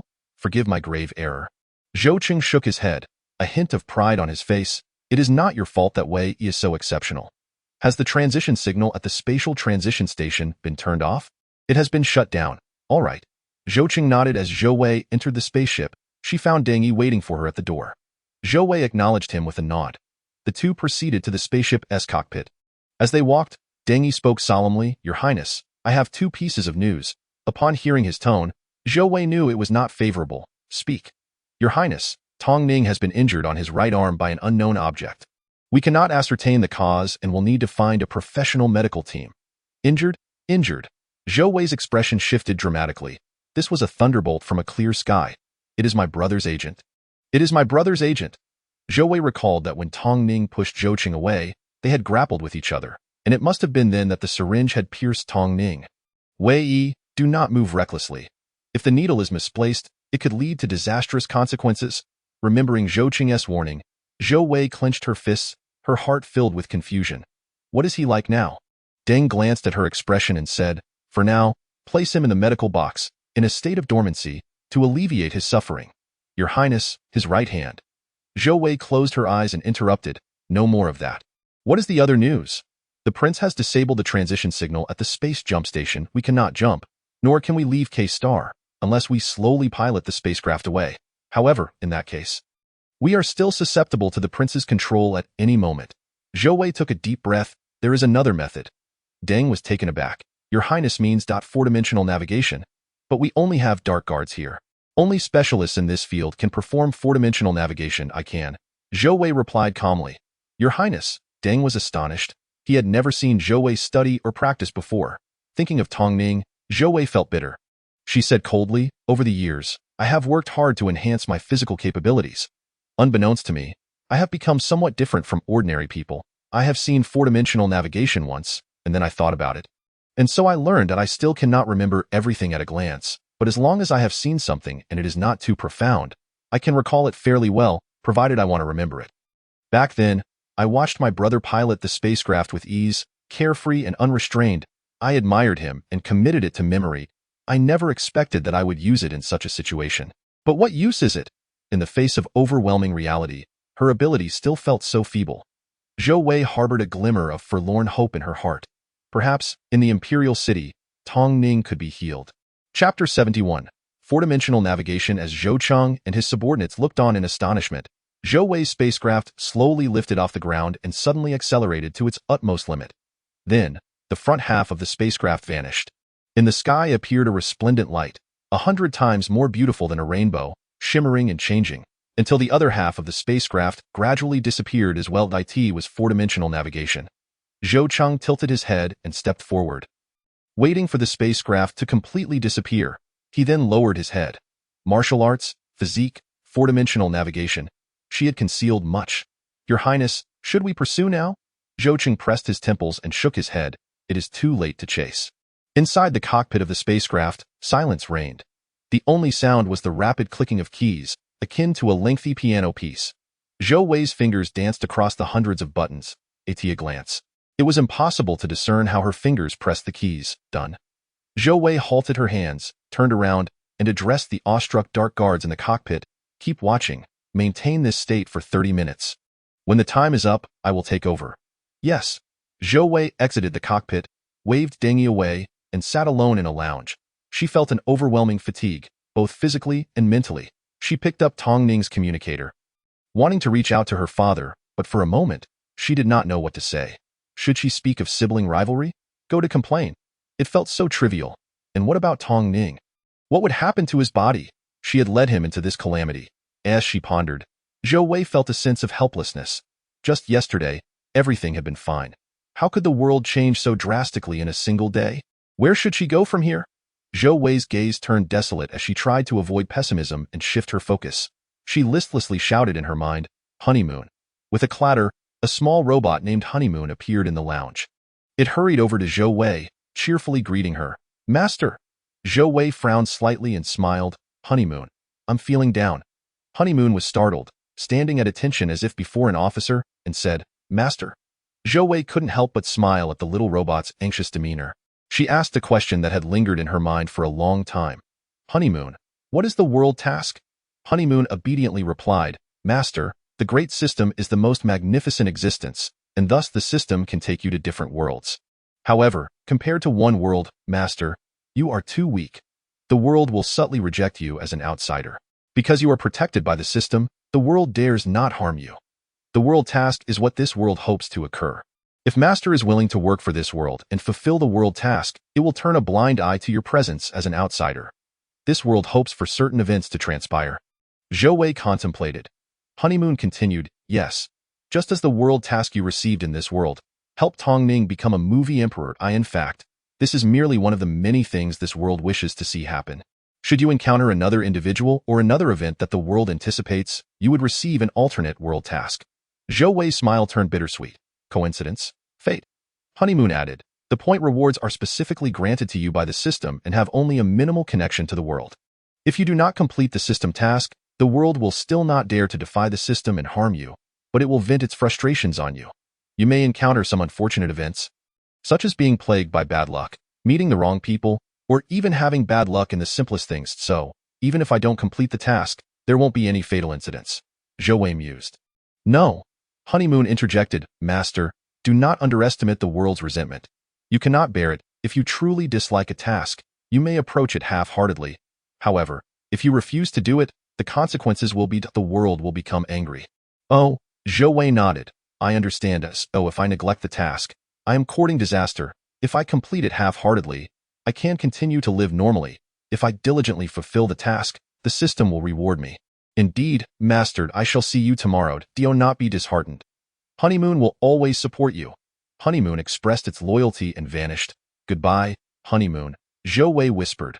The room fell silent, the empty lounge filled with furniture that seemed to echo her loneliness. The world is vast. She once believed herself to be a beloved princess, the entire world her support. Yet, it turned out she was merely an individual, wandering in the dark night, lost. No one accompanied her to witness the past and future. When the sounds ceased, when solitude enveloped her, the journey still had to be traversed by her alone. Zhou Wei walked into another room, approaching the medical box beside Tong Ning. Through the glass window, she could see Tong Ning's peaceful sleeping face. He still looked handsome, a gentleman like jade. His appearance was exquisite. She did not know if he would survive. If he did, what would it mean for an actor to lose a hand? Just thinking about it caused her heart to ache. It was not merely the loss of a hand. It was the ruin of a lifetime. What would tomorrow bring, and how could one smile again? Zhou Wei slowly walked toward the cockpit. In the Imperial City Star System, on Star 3S, the morning sun was rising, and the sky was clear. The azure expanse held not a single cloud. Suddenly, several colorful ribbons appeared in the sky, formed from clouds, dreamlike and ethereal, gently dancing in the air. Countless people looked up in awe. The beautiful cloud formations multiplied, filling half the sky with bizarre clouds, transforming into magnificent paintings. It is four-dimensional navigation. Someone excitedly pointed at the sky. Indeed, shortly after, a large, beautiful spacecraft burst through the atmosphere, heading straight for the center of Star 3S. It is the royal spacecraft. Others pulled out cameras to capture the moment. Before long, Zhou Wei's spacecraft descended in front of Mingda Palace. The palace had received no prior notice. The guards were fully armed and quickly surrounded the spacecraft. Zhou Wei stepped down from the spacecraft. Just as she had 1,000 times before, dressed in a magnificent purple gown, she moved gracefully, her posture upright. Yet, her expression was no longer relaxed and content. Upon seeing Zhou Wei, the commander of the guards breathed a sigh of relief but did not issue the order to withdraw. He approached Zhou Wei and bowed, "Your Highness."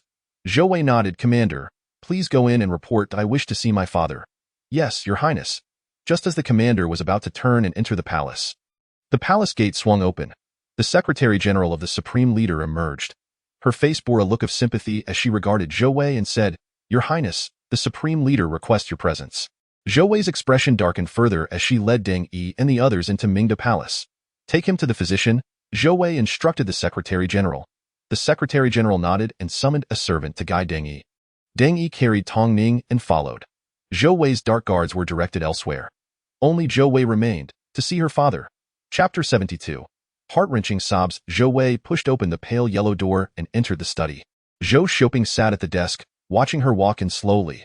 The pale yellow room was tidy and comfortable, with a golden bird statue adorning one corner of the desk, in another corner. A family photo of four, depicting happiness, was slightly askew. The father and daughter sat in silence for a moment, lost for words. After a while, Zhou Wei spoke, her voice trembling slightly. "Father, you already know." From the moment she had seen her brother appear, Zhou Wei had thought about this. Since her brother could receive news, their father must also be aware. If there were those indifferent to their father who dared to harm her, Zhou Wei might have attributed it to her father's neglect. However, her brother had left the imperial capital to seek her out on Planet K. How could their father possibly be unaware? Yet, she had yet to see anyone sent by her father. Ultimately, it was the chief secretary who came to open the palace gates for her, signaling that their father was fully informed. Zhou Xiaoping twirled the pen in his hand and calmly stated, "Yes, I believe Cheng'er will exercise discretion." A profound sense of grievance brewed within Zhou Wei. She felt a lump in her throat, as if any further expression would lead her to tears. Clenching her fists, she forced herself to remain composed. "So you did not send anyone?" "Indeed." Zhou Wei opened her mouth, taking a long moment before asking, "If that father knew what he did to me, would you have sent someone? Would you?" Zhou Xiaoping regarded her agitated expression and replied, "That is not important. What matters is that you are safe now." "Ha ha!" Zhou Wei laughed bitterly, tears streaming down her face. Just yesterday, I thought I was the happiest person in the world. I had a loving father and brother, and a fiancé who genuinely wished to love me for a lifetime. The stars shone brightly, and the world would bless me, and now, today." Zhou Wei pointed at the door, her voice raised. "My fiancé's fate is uncertain. My brother has forsaken me for someone I do not know. Now, father, are you trying to tell me that you too have abandoned me?" Zhou Xiaoping leaned forward, his brows furrowed. "Wei Yi, calm down. These matters are not as significant as you perceive. You are still young and do not yet comprehend what is truly worthy of cherishing." Zhou Wei pressed her lips together, unable to stem her tears, and bitterly nodded. I understand. I am unimportant. But what of my brother?" Zhou Xiaoping replied. "Wei Yi, your mindset is flawed. I hope you can find some tranquility. As for Cheng'er, I will ensure he distances himself for a while." Zhou Wei recalled Tong Ning's radiant presence on stage. A wave of unwillingness surged within her, uncontrollable. She wiped her tears. "Brother, he has done nothing wrong?" Zhou Xiaoping responded indifferently. "Wei Yi, I once asked you to avoid regret over your choices. My answer remains the same. I have only 2 children. There is no third. If you are indifferent to the empire, Cheng'er is my heir. Like me, an heir may err but cannot commit crimes. As long as he is the heir, he bears no guilt." Zhou Xiaoping gazed intently at Zhou Wei. "For Lan Jun's sake, I will ask you once more, do you regret it?" Zhou Wei gritted her teeth, trembling as she looked at Zhou Xiaoping. I never considered. I just want to reclaim this sense of fairness." Zhou Xiaoping shook his head. "Fairness is relative. While your old father still lives, he can offer you a choice. In a few years, we shall see what kind of life Cheng'er can provide for you. Wei Yi, I have been quite indulgent with you. Were it not for your lineage as Lan Jun's child, I would only teach you how to flatter your brother. It is precisely because you are Lan Jun's child that I do not mind guiding you through the court. You must know your limits. You chose to forego fairness." Hearing the bloodshed in his words, Zhou Wei froze. "Father, I know what you are thinking. Wei Yi, if you desire this fairness without bloodshed, consider your brother's current state. Do you not find it a jest?" Zhou Wei felt a sudden awakening. The royal family, the royal family. Zhou Xiaoping nodded. "Wei Yi, I will give you some time. remain in Mingda Palace for now. Your people may stay as well. This place will always be secure. Zhou Wei nodded absently, drying her tears, her face wooden as she exited the study. She sought out the chief secretary, instructing her to lead the way to Tongning. Within the study, Zhou Xiaoping rested his forehead in his hand, sighing, Wei Yi, I will. After a moment, a servant knocked at the door. Supreme Leader, His Highness the Prince has come to plead for forgiveness. Zhou Xiaoping barked. Let him in. As Zhou Qing entered the study, he knelt with a thud. Father, I was wrong. Zhou Xiaoping rose, a cold smile escaping his lips. Do you still wish to pretend you have a father? Zhou Qing abruptly bowed his head. I was wrong. I beg for your forgiveness. Zhou Xiaoping seized the free bird statue from the desk and hurled it at Zhou Qing. Do you honor your mother? Struck in the chest by the sharp statue, Zhou Qing remained silent, continuing to bow. It is my fault. Please punish me, father. Zhou Xiaoping stated. I am very disappointed, Zhou Qing. Zhou Qing's face paled, a cold sweat trickling down his back, his body momentarily halting. He had no words, bowing rapidly. Please punish me, father. You shall go to Planet C. Until Wei Yi forgives you, do not return, Zhou Xiaoping declared. Father. Zhou Qing had contemplated the consequences before undertaking this action. In his view, regardless of the outcome, his father would punish him for a time but ultimately suppress the matter. First, he was the heir to the empire. Second, he did not intend to bring harm to Wei Yi. Third, his actions aligned entirely with the empire's interests. Yet, he had miscalculated. Planet C, also known as Cold Star, was a place of exile, designated for convicts to mine minerals. Cold Star was perpetually frigid, and life there was exceedingly harsh. The existence on Cold Star was far more arduous than that in a typical prison. For Zhou Qing, none of this mattered. As a prince of the empire, even on that desolate planet, no one would dare mistreat him. However, he had not anticipated that the duration of punishment would be indefinite. With an uncertain timeline, how could he appease his subordinates? If the period were short, his loyal subjects would remain faithful, sustaining his standing in the imperial capital. Moreover, he had borne this grave error to prevent his subordinates from erring. Yet with an indefinite return date, some among his followers might inevitably seek their own paths. Zhou Qing's eyes turned red. Realizing the peril of accompanying a ruler, Wei Yi was ill-suited for such responsibilities. What could his father be thinking by exiling him? Father. Zhou Xiaoping's expression remained icy. Zhou Qing, are you questioning me? I dare not. Zhou Qing slowly rose. Father, I understand now. Zhou Xiaoping continued. You have many matters to attend to. Coordinate with the chief secretary. I will grant you 1 week's time. Depart after a week. Zhou Qing bowed deeply. Keeping his head lowered, understood. Wei Yi is at Mingda Palace. Zhou Xiaoping added as a final remark. Zhou Wei beheld Tongning lying on the pristine hospital bed, his face radiating health. She trembled as she touched his chest. Struggling for breath, the physician stood nearby, tightly clutching a notebook. Your Highness, his condition is stable. To preserve his life, we were compelled to amputate his right arm. We ask for your understanding. Zhou Wei remained silent. Rest assured, Your Highness, we will provide him with the finest prosthetic arm, ensuring it does not hinder his daily life. Zhou Wei collapsed onto Tongning, weeping uncontrollably.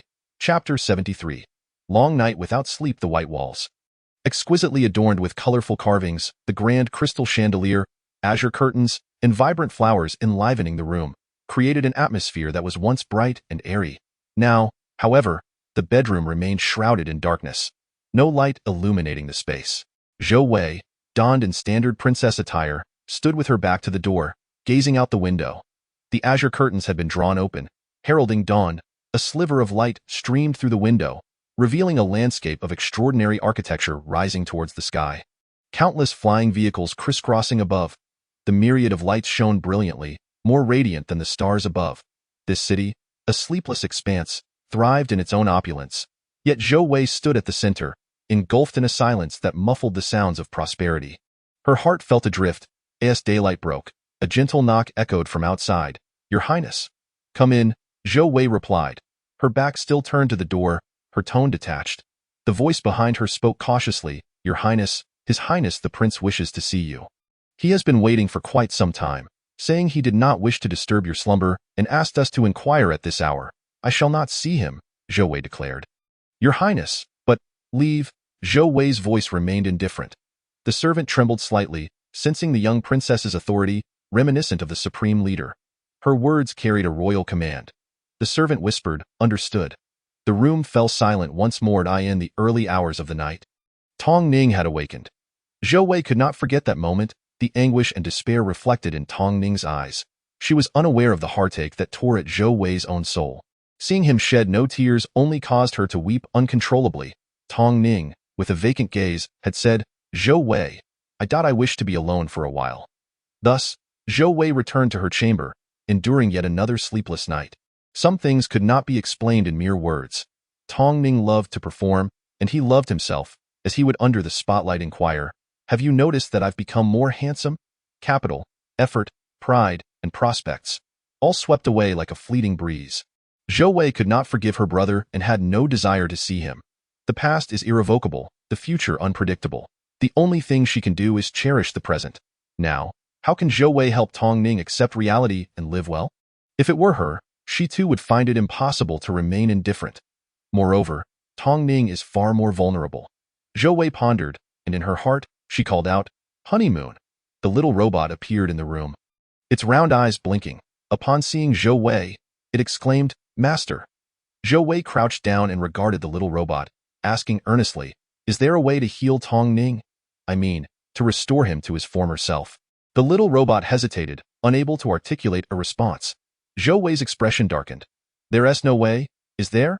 The honeymoon tugged at Zhou Wei's clothing, saying, "Master, master, once you grow stronger, you can accomplish anything." Zhou Wei sighed in despair. But Tong Ning won't wait. She slumped to the ground, feeling utterly defeated. No words left to say. The little robot honeymoon, displaying a human-like frown, said thoughtfully, "Master, this is beyond your capability. The system can do it, but you cannot afford the price." Zhou Wei, shaking off her earlier despondency, grasped the little robot and asked quickly, "What price? Is it the cost of cultivation?" Honeymoon shook its head. "The system values your cultivation too much. So that cannot be the price." "Then what is it?" "Master, you cannot afford it. Just tell me." Honeymoon explained, "The system can achieve many things. However, you lack energy. You can only prepay your future as the cost. The exact amount of energy required is uncertain, as it must be determined during the actual operation. It's possible that your current body may collapse, or your next body could be that of a fool, resulting in a life lived in ignorance. Alternatively, you could lose limbs, memories, emotions. The most terrifying possibility is that you might lose the system altogether." Zhou Wei opened her mouth. "Body collapse? A fool? Emotions? The system?" She spoke weakly. "That is indeed a tremendous cost, such an exorbitant price. The system truly is darker than a black market." Honeymoon gasped, eyes wide with disbelief. "Master, how can you speak ill of the system? You. Zhou Wei gently caressed Honeymoon's face, saying, Honeymoon, I have no mind to dwell on this. Tell me, should I play the martyr? Sacrifice myself to save Tong Ning?" Honeymoon, following Zhou Wei's train of thought, quickly forgot the previous topic, its eyes wide and innocent. "Of course. Master is the most important. It's not worth it. Not worth it." Zhou Wei smiled. "Honeymoon is very obedient. Return for now. I will go see Tong Ning. I would rather not heroically sacrifice myself unless absolutely necessary." Honeymoon chirped happily, "Goodbye, Master." When Zhou Wei had gathered her thoughts and went to see Tong Ning, she found him lying on the hospital bed, staring blankly at the news. Zhou Wei approached and sat beside him. Tong Ning turned his head, a forced smile appearing on his pale face. Zhou Wei. Seeing him like this made Zhou Wei's eyes instantly well up with tears. She smiled gently. "Tong Ning, what are you watching?" Tong Ning blinked. "News about K-starred. Dio, you wish to return, Tong Ning?" He smiled bitterly. "There's no going back. K-star is doomed." "What?" Zhou Wei was confused. "What do you mean K-star is doomed?" Tong Ning pointed to the screen on the wall and said, "The news reports a serious change within K-star's sun.in recent years. That star has been expanding. At the rate it's changing, in a few years, everything on K-star will cease to exist. This is the latest news, and it has been officially confirmed. The people of K-star are worried about immigration. Zhou Wei, I have no home left." Even Tong Ning, who did not shed tears upon waking up after losing an arm, seemed emotionally shattered at this moment. After uttering those words, tears slowly streamed down his face. Zhou Wei embraced him, feeling his body tremble. It's all right. You will have a home again. I will be with you." Together, Tong Ning merely repeated, "I have no home left, Zhou Wei, I have no home left." With a deceased mother and a father who was merely a blood relation, for Tong Ning, K-star was his home. and Baocheng was his sanctuary, just as he dreamed of returning to share his joy upon achieving his aspirations. Zhou Wei rested her chin on Tong Ning's shoulder, deep in thought. So this is the second material for the portable space, K-Star's stellar energy. Why must K-Star's stellar energy be used to create the portable space? It turns out to be for this reason. This is what makes it unique. Chapter 74, Good Intentions. Zhou Wei knocked on the door. Wei Yi, come in. Upon entering, she saw her father resting by the window. Father. Zhou Wei offered a small bow. Seeing Zhou Wei's calm demeanor, Zhou Xiaoping felt a sense of relief. He smiled and gestured to the yellow wooden chair beside him. Wei Yi, come sit here. Zhou Wei nodded and took a seat. Zhou Xiaoping set aside the book he had been reading and asked, How is your boyfriend doing? Zhou Wei shook her head, looking at her father. Father, when did you learn about K-Star? Long ago. Zhou Wei frowned. Then why not announce it sooner? Zhou Xiaoping replied nonchalantly, There is no difference between announcing it early or late. Wei Yi, do you know why? Because announcing it at any time cannot resolve the issue? Ultimately, the only option is for all the people of K-Star to immigrate. Zhou Wei guessed. Zhou Xiaoping said, In fact, while this stellar change is significant, at its current rate, it will take years before K-Star is rendered barren. There is still time for immigration and resource relocation before that happens. Zhou Wei nodded. Secondly, Zhou Xiaoping looked into Zhou Wei's eyes. Wei, your scandal with Tong Ning has garnered too much attention. The film emperor's public proposal and the revelation of your identity have transcended ordinary rumors. The royal spokesperson has yet to determine the most favorable narrative for you. Thus it is best to divert attention for now. Zhou Wei pursed her lips, because I thought this was inevitable. If it can help alleviate your predicament, it serves an unexpected purpose. Zhou Wei nodded and asked, Father, is there truly no way to help K-Star? Zhou Xiaoping shook his head with a smile. Wei Yi, there are many things in this world that you can only accept and cannot change. I hope K-Star can thrive. Such an event is a severe blow to the empire. But humans are not gods. Humans are not gods. Zhou Wei murmured. What about the system? Can it help? The next morning, Zhou Wei called out early, Honeymoon. Can the system resolve the K-Star issue? The little robot's eyes nearly bulged. Master, this is far more difficult than resolving Tong Ning's problem. Why do you ask this? Zhou Wei replied, I was just curious. The little robot Honeymoon said, There are 3 possible solutions to this matter. The first is to directly alter the interior of the star to extend its lifespan. The second is to relocate K-Star as a whole to another suitable star nearby. The third is immigration. Master, I must emphasize, for the first method, even if you prepaid everything, you still cannot afford that price. And what about the second? Zhou Wei continued to inquire. Honeymoon was startled. Master, you can't be serious. That involves moving an entire planet from one star to another, not simply transferring an egg from one plate to another. Just then, there was a rapid knock at the door. Your Highness. Your Highness, Honeymoon, please return for now, Zhou Wei instructed. Yes, goodbye, Master. Once Honeymoon vanished, Zhou Wei said, Come in. As the attendant entered, he quickly blurted out, Your Highness, Mr. Tong Ning insists on leaving Mingda Palace.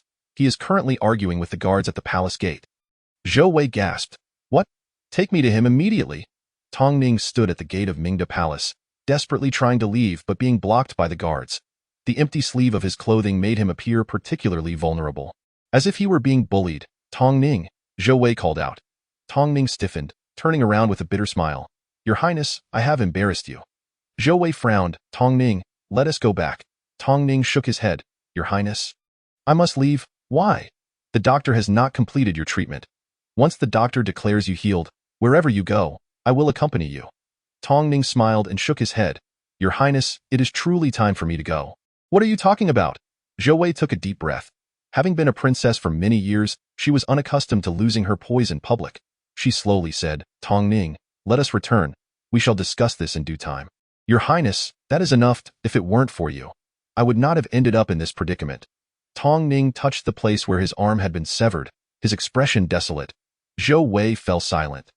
After a moment, she realized that this was not something Tong Ning would typically say. He intended to leave her. Because he had lost his right arm, he wished to part ways. Zhou Wei replied, Yes, it is because of me. She grasped Tong Ning's left hand, pulling him towards the medical room. We shall discuss everything once the physician declares you fit to leave. Upon returning to the medical room, Zhou Wei crouched at the foot of the bed, gazing at Tong Ning, who sat stubbornly on the hospital bed, refusing to look at her. Zhou Wei rested her head on Tong Ning's lap, tears streaming down her face. Tong Ning, I cannot believe this. We have been together for so many years. You are not the kind of person to abandon me for this. You once bravely pushed my brother aside to save me, disregarding your own life. How can you now resent me? Tong Ning replied softly, Your Highness, yes, I love you. You are my everything. But love is not the entirety of life. Zhou Wei froze, lifting her head to gaze at him in disbelief. You wish to forsake love? Forsake me? Tong Ning continued, Your Highness, to me, love is indeed more precious than life. However, acting is my life. Zhou Wei's mouth fell open in shock. You resent me because you can no longer perform? Tong Ning responded calmly, I only wish to leave. You, too, wish to abandon me? Zhou Wei clenched her fists. Your Highness, there is no need to overthink this. Life is long. You have many more choices ahead. Zhou Wei rose, attempting to wipe away her tears, but no matter how hard she tried, they persisted. I have cried enough recently. Turning to leave, she walked slowly, speaking as she went, Tong Ning, I understand you are saying and doing this for my sake. Yet, I am truly exhausted. Why can you not consider facing this together? Why make a decision without consulting me? You believe this is for my good, but do you not realize it is another form of harm? I am utterly worn out. For a future that may not even be beautiful, you wish to stab my heart now. Is this your line of thought? Is this what you all believe? Why not ask me? Am I not allowed to negotiate? Am I not able to assist you? You simply make your decision, and I must bear the consequences of your envisioned future, whether with good intentions or malice. It cannot alter the choices you have made. I am deeply disappointed in you, in them, and in this place. I will repay what I owe you, and then I shall abandon you. Chapter 75. The Ascension of the Holy Mother. Do as I say. Zhou Wei instructed Deng Yi. Yes, Your Highness. Deng Yi turned and left. Wei, I thought I would not see you for a long time. Zhou Qing expressed with joy in his eyes. Zhou Wei replied, I thought the same. Where did father send you? To Cold Star, and I brought this upon myself. Wei, I am sorry. Zhou Qing apologized. For how long? Zhou Qing looked at Zhou Wei earnestly. Father said I cannot return until you forgive me. Zhou Wei smiled. I have sentenced you to life imprisonment. This is a death sentence for me. Wei, I thought my sins were not deserving of death. Zhou Wei replied, Brother, you have ruined my fiancé. Zhou Qing's expression darkened. Shaking his head, Wei, this was truly an accident. I never intended to harm him. Zhou Wei nodded affirmatively. I know. You never care to see him. Zhou Qing fell silent. Zhou Wei closed her eyes and asked, Do you truly see me as your sister? Always. Wei, you will forever be my most beloved little sister. Then remember this. Ultimately, Zhou Wei decided to leave this world.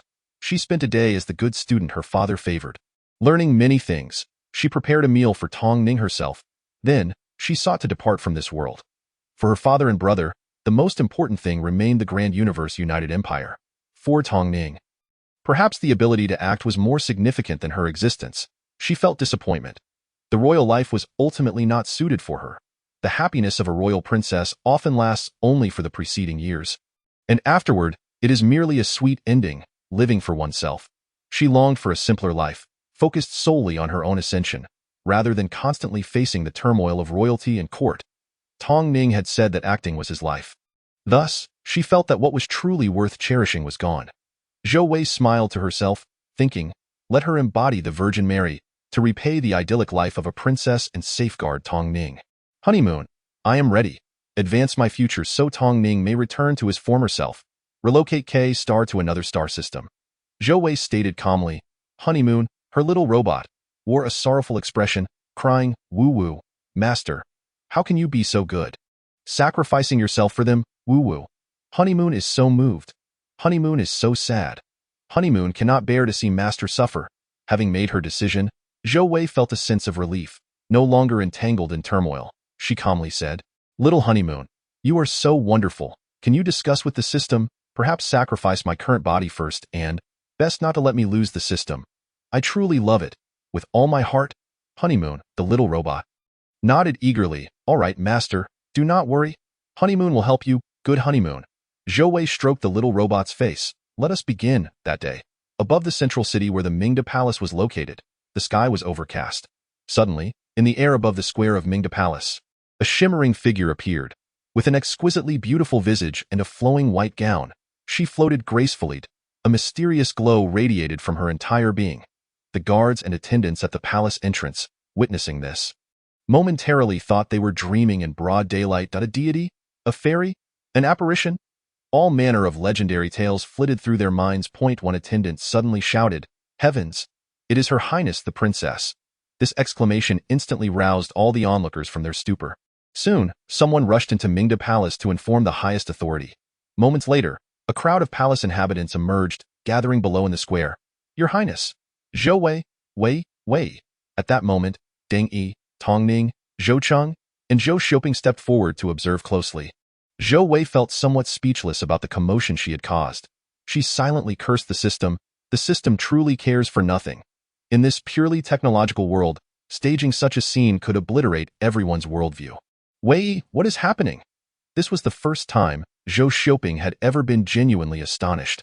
Had he not witnessed it with his own eyes, he would never have believed it. Floating in midair, emanating light. This phenomenon was beyond scientific explanation, and now, this enigmatic being was none other than his daughter, Zhou Wei. At this point, Zhou Wei wished to leave a positive impression on everyone. She smiled and said, "Father, I must take my leave." Deng Yi merely gazed at Zhou Wei. Zhou Cheng mumbled to himself, "My angelic little sister? Is she returning?" "Zhou Wei." Tong Ning extended his left arm, waving it desperately, his voice tinged with panic. "Zhou Wei! Zhou Wei!" Zhou Wei glanced at him with regret. She smiled gently, illuminated by the mysterious glow, resembling a celestial being, and said, "Tong Ning, forget me. What you desire is your vast ocean of stars. I shall return it to you." Upon finishing her words, the light emanating from Zhou Wei intensified. In the square, the radiance grew blinding. Yet, the thousands of people whose worldviews had been shattered gazed at Zhou Wei, forgetting to shield their eyes. They beheld the princess, resembling a celestial being, gradually becoming transparent before vanishing. Instantly, gasps of astonishment filled the air. All could not help but silently wonder, is Princess Wei truly human? Or is she from an unknown realm of immortals? The light in the air, however, did not fade with Zhou Wei's departure. It split in two, one half directed towards Tong Ning, the other towards the heavens. Tong Ning's severed arm suddenly throbbed with excruciating pain. He could not remain standing and fell to his knees, trembling. Then, before the gaze of thousands, his severed arm was reborn. Tong Ning gritted his teeth, kneeling in anguish. "Zhou Wei, I regret it. I regret it." The little robot watched Zhou Wei vanish from a distance, tears streaming down its face as it softly murmured, "Master, you are so kind, so noble. I must ensure they all know, Master. You are the first true pure human who has respected me. One dies for a true friend. Honeymoon knows that once you become powerful, you will no longer need to make such sacrifices. Honeymoon will help you. In the next world, regardless of whether the master has become a fool, the honeymoon will enable your soul to cultivate automatically. Let the honeymoon assist you. Zhou Wei prepays the cost in exchange for needs. Exchange successful. Body collapses. Permanent loss of the point system. System is in a shielding state. Soul cultivation is in a suspended state. Soul combat power is in a shielding state. Memory is in a shielding state. The top-tier A1 intelligent robot of the world pays for itself to fulfill needs. Exchange successful. The top-tier A1 intelligent robot collapses. Detection indicates Zhou Wei is in a state of bodily collapse. The system forcibly transfers to the optimal environment. 100. Chapter 76. An interlude in time. Thus, the angel vanished from the mortal realm. Lu Yu closed the book after reading the final line. Having finished the angel's departure, Lu Yu couldn't help but feel melancholic. 18. She was at an age brimming with dreams. Lu Yu was born in the Grand Universe United Empire. Ninth star system, K-star. Renowned K-star owes its fame to an artist inscribed in the annals of history named Tong Ning. Over 300 years ago, Tong Ning was born on K-star, leaving a vibrant mark in history. Even today, 3 centuries later, his classic works frequently grace the screen. People may forget the names of emperors from centuries past, yet they cannot forget the existence of an extraordinarily talented artist. Like Lu Yu, she is his fan. Though she has never seen him, she dreams of him and loves him. Each time she revisits his works, tears flow uncontrollably. Born in the wrong era, she has missed the chance to cheer for her idol. He is so perfect.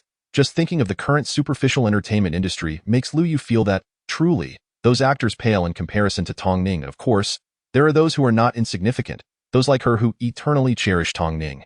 This book, The Angel's Departure, is the only work authored by Tong Ning. Although it is filled with fantastical elements, a princess, an angel descending to earth, there has never been a princess named Zhou Wei in the royal genealogy. Many die-hard fans of Tong Ning speculate that the princess mentioned in this book symbolizes the girlfriend who initially supported his rise. Perhaps she passed away later. Tong Ning wrote this somewhat fantastical tale to commemorate his own romance. He was devoted, never marrying. Others suggest that Tong Ning's true love was actually his bodyguard, Deng Yi, who accompanied him in his later years. For some reason, they never made their relationship public, and this book serves merely as a fade. Yet, Lu Yu stubbornly believes that there truly existed a princess named Zhou Wei in this world. She has faith in her idol, adores him, and thus extends her affection to Princess Zhou Wei. At times, Lu Yu feels deep sorrow. The river of history is so long. Why couldn't she meet Tong Ning just a few years earlier?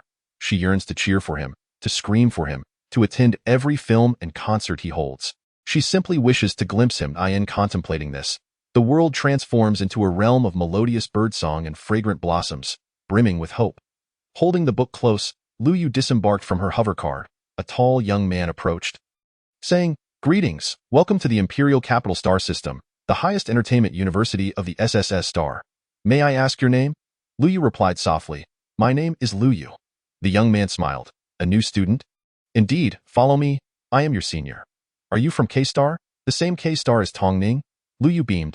"Hello, senior, yes, I am from K-Star, the very K-Star of Tong Ning." Chapter 77. Parallel Worlds. On January 28, 1994, it was an auspicious day for weddings and moving into new homes, while felling trees and opening businesses were ill-advised. A little girl clad in a red coat and black trousers squatted on a small path not far from home. The sky drizzled gently. Her hair was styled in two soft horn braids, adorned with tiny droplets of water, glistening like jewels. Ignoring the rain, the girl gazed down at a small patch of color on the ground, a colorful butterfly. For some unknown reason, the butterfly lay helplessly on the muddy earth, struggling to rise. The girl mused. Perhaps the butterfly's wings are injured, preventing it from flying. She gently scooped the butterfly up with her delicate hands, saying, "Little butterfly, do not fear. I shall help you." She walked to a nearby large tree and placed the butterfly on its trunk. The butterfly flapped its wings, clinging to the tree. The girl joyfully withdrew her hand. At that moment, a silent lightning struck the ground near the tree, causing the butterfly to fall once more. The girl paused, then rushed to retrieve the butterfly again. The child wearing a red scarf passed by and, seeing the girl gazing at the butterfly, laughed. "How silly! Playing with a butterfly with that." The child dashed away. The girl halted, pondering if she truly was foolish. She opened her hands, revealing colorful powder. But where did the butterfly go? "Zhou Wei, come back. We are moving." A woman in her mid-20s rushed over, scooping up the little girl and heading home. "Mother, where are we going?" Zhou Wei inquired. The woman laughed cheerfully. "We are going to the city." "Zhou Wei, your father worked hard to buy a small room in the city center, and it's very close to your new elementary school. We are going to attend school in the city." "Oh," Zhou Wei pouted, her fair face reflecting confusion, yet she nodded. The woman, observing her daughter's innocent demeanor, chuckled. "Little Zhou Wei, grow up quickly, study hard, and strive for excellence, understand?" Zhou Wei nodded vigorously. The woman laughed heartily. "Zhou Wei, do you know what going to school means?" Zhou Wei furrowed her brow, contemplating for a long moment before replying. "It means .it means," pointing toward the village's elementary school, she said. "It means playing over there." Main character name, Zhou Wei. Status, Chi Cultivation Period, 0.00, Secondary World, Parallel World of Reality. Name, Zhou Wei. Status, 4 years old. Occupation, none. Notes, System and Shielding State, Soul Cultivation and Automatic Cultivation, Shielding State, Soul Combat Power in Shielding State, Memory in Shielding State, Recovery Countdown 85.4, Cultivation Progress Reward. Would you like to claim? Exceeding the claim deadline, Zhou Wei cannot receive the reward. The system auto-claims. Claim successful. System automatically stored in personal space. Time flowed like a stream, and unbeknownst to Zhou Wei, the system added 2 books and to her personal space. Before long, it was 2007. Zhou Wei, now 17, was in her first semester of senior year. Since childhood, she possessed an exceptional memory and a bright intellect, taking her studies seriously. She successfully enrolled in the best high school in her city, Xinyuan High School, and effortlessly entered the experimental class. Each exam saw her effortlessly atop the rankings. Her grades were consistently outstanding, and even in physical education, she was the top student outside of the athletic students. Had it not been for her homeroom teacher's concern for her grades, She would have long joined the school's sports team. A polymath, a school luminary. It is noteworthy that Xinyuan High School is one of the key national high schools. Typically, citywide exams are administered, featuring the same test paper. The average score citywide hovers around 60 to 70, while Xinyuan High School boasts an average of 90, with the experimental class averaging a remarkable 97. Moreover, when Xinyuan High School administers its own tests, the difficulty differs from others, maintaining its students' average scores around 60 to 70, while the experimental class achieves around 90. In Xinyuan High School, there are 30 classes per grade, 4 of which are experimental classes. Historically, the school's graduation rate reaches 94, with 48 entering prestigious universities. As for the experimental class, half of its students secure spots in renowned domestic universities. It would indeed be somewhat shameful for a student from an experimental class not to gain admission to a key university. This is a school for the gifted. Any student donning the Xinyuan uniform walking down the street draws admiring glances from passers-by. However, beyond academic achievements, another narrative surrounds Xinyuan High School. Those who study there are either scholarly prodigies or heirs to immense fortunes. Besides genuinely talented students, many have simply purchased their way in.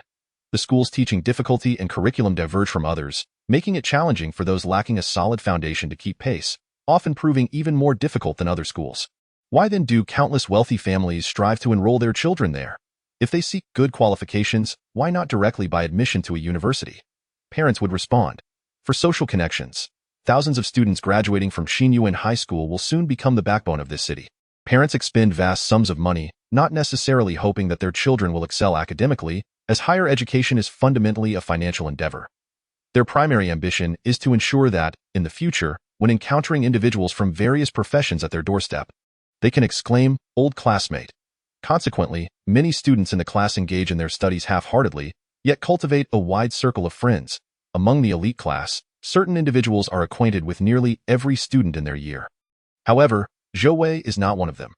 Zhou Wei is a remarkably straightforward girl, dedicated to her studies and striving for self-improvement. In addition to her diligence, she often finds herself lost in thought. She cannot recall what crosses her mind during these moments of reverie. She merely senses an oddity about her schooling, as if something is amiss. But what could possibly be wrong? Certainly, nothing is amiss. Thus Zhou Wei dismisses this recurring notion. Today, a new English teacher is conducting the class. This female educator, a master's graduate from a prestigious national university, has been assigned to their class after several years of teaching experience. During the lesson, the teacher poses a question and calls upon Zhao Yin to respond. Zhao Yin is a strikingly beautiful girl and Zhou Wei's deskmate. Regarded as her closest friend, Zhao Yin stands, hesitates momentarily, and then slowly replies in English, requesting the teacher to repeat the question. The teacher regards Zhao Yin with a peculiar expression before restating the question. Zhao Yin answers promptly, and Zhou Wei casts a comforting glance in her direction, to which Zhao Yin responds with a smile. After class, Zhou Wei hastily approaches the English teacher in the corridor. "Excuse me, teacher," she calls out. The teacher, recognizing her from class, smiles and inquires, "What is it, dear student?" Zhou Wei softly replies, "Teacher, my deskmate is Zhao Yin." The teacher appears to recall, "Oh, Zhao Yin. What can I assist you with?" Zhou Wei explains, "Teacher, Zhao Yin has a hearing impairment. She learns by observing your lip movements and the words on the blackboard. Thank you for your understanding, and please help her by not turning your back when discussing the topics." The teacher, taken aback, expresses her gratitude. "Thank you. I understand now." Upon returning to her office, the teacher consults her colleagues and confirms Zhao Yin's situation. She is astounded by Zhao Yin's learning capabilities and deeply moved by her perseverance.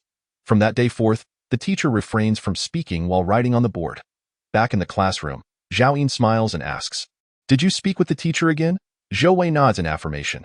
Zhao Yin embraces her shoulder and says, "There's no need to trouble yourself. My family has found me a good doctor recently, and I have hopes for recovery." "Really?" Zhou Wei exclaims, delighted for her friend. Zhao Yin smiles and nods. "You're just overly sensitive, worrying that I might dwell on it. In truth, I'm far stronger than you. I don't indulge in such melancholy." All right, strong Zhao Yin, I concede." Zhou Wei laughs. That day, as usual, Zhou Wei walks home after class. If she were to take public transportation, she could reach home in just 20 minutes. However, she finds the monotonous route between school and home uninspiring, so she often opts to walk.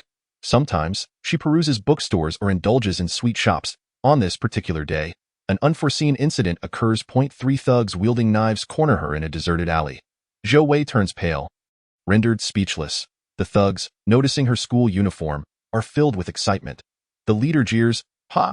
A privileged girl. She won't dare to speak, fearing for her future.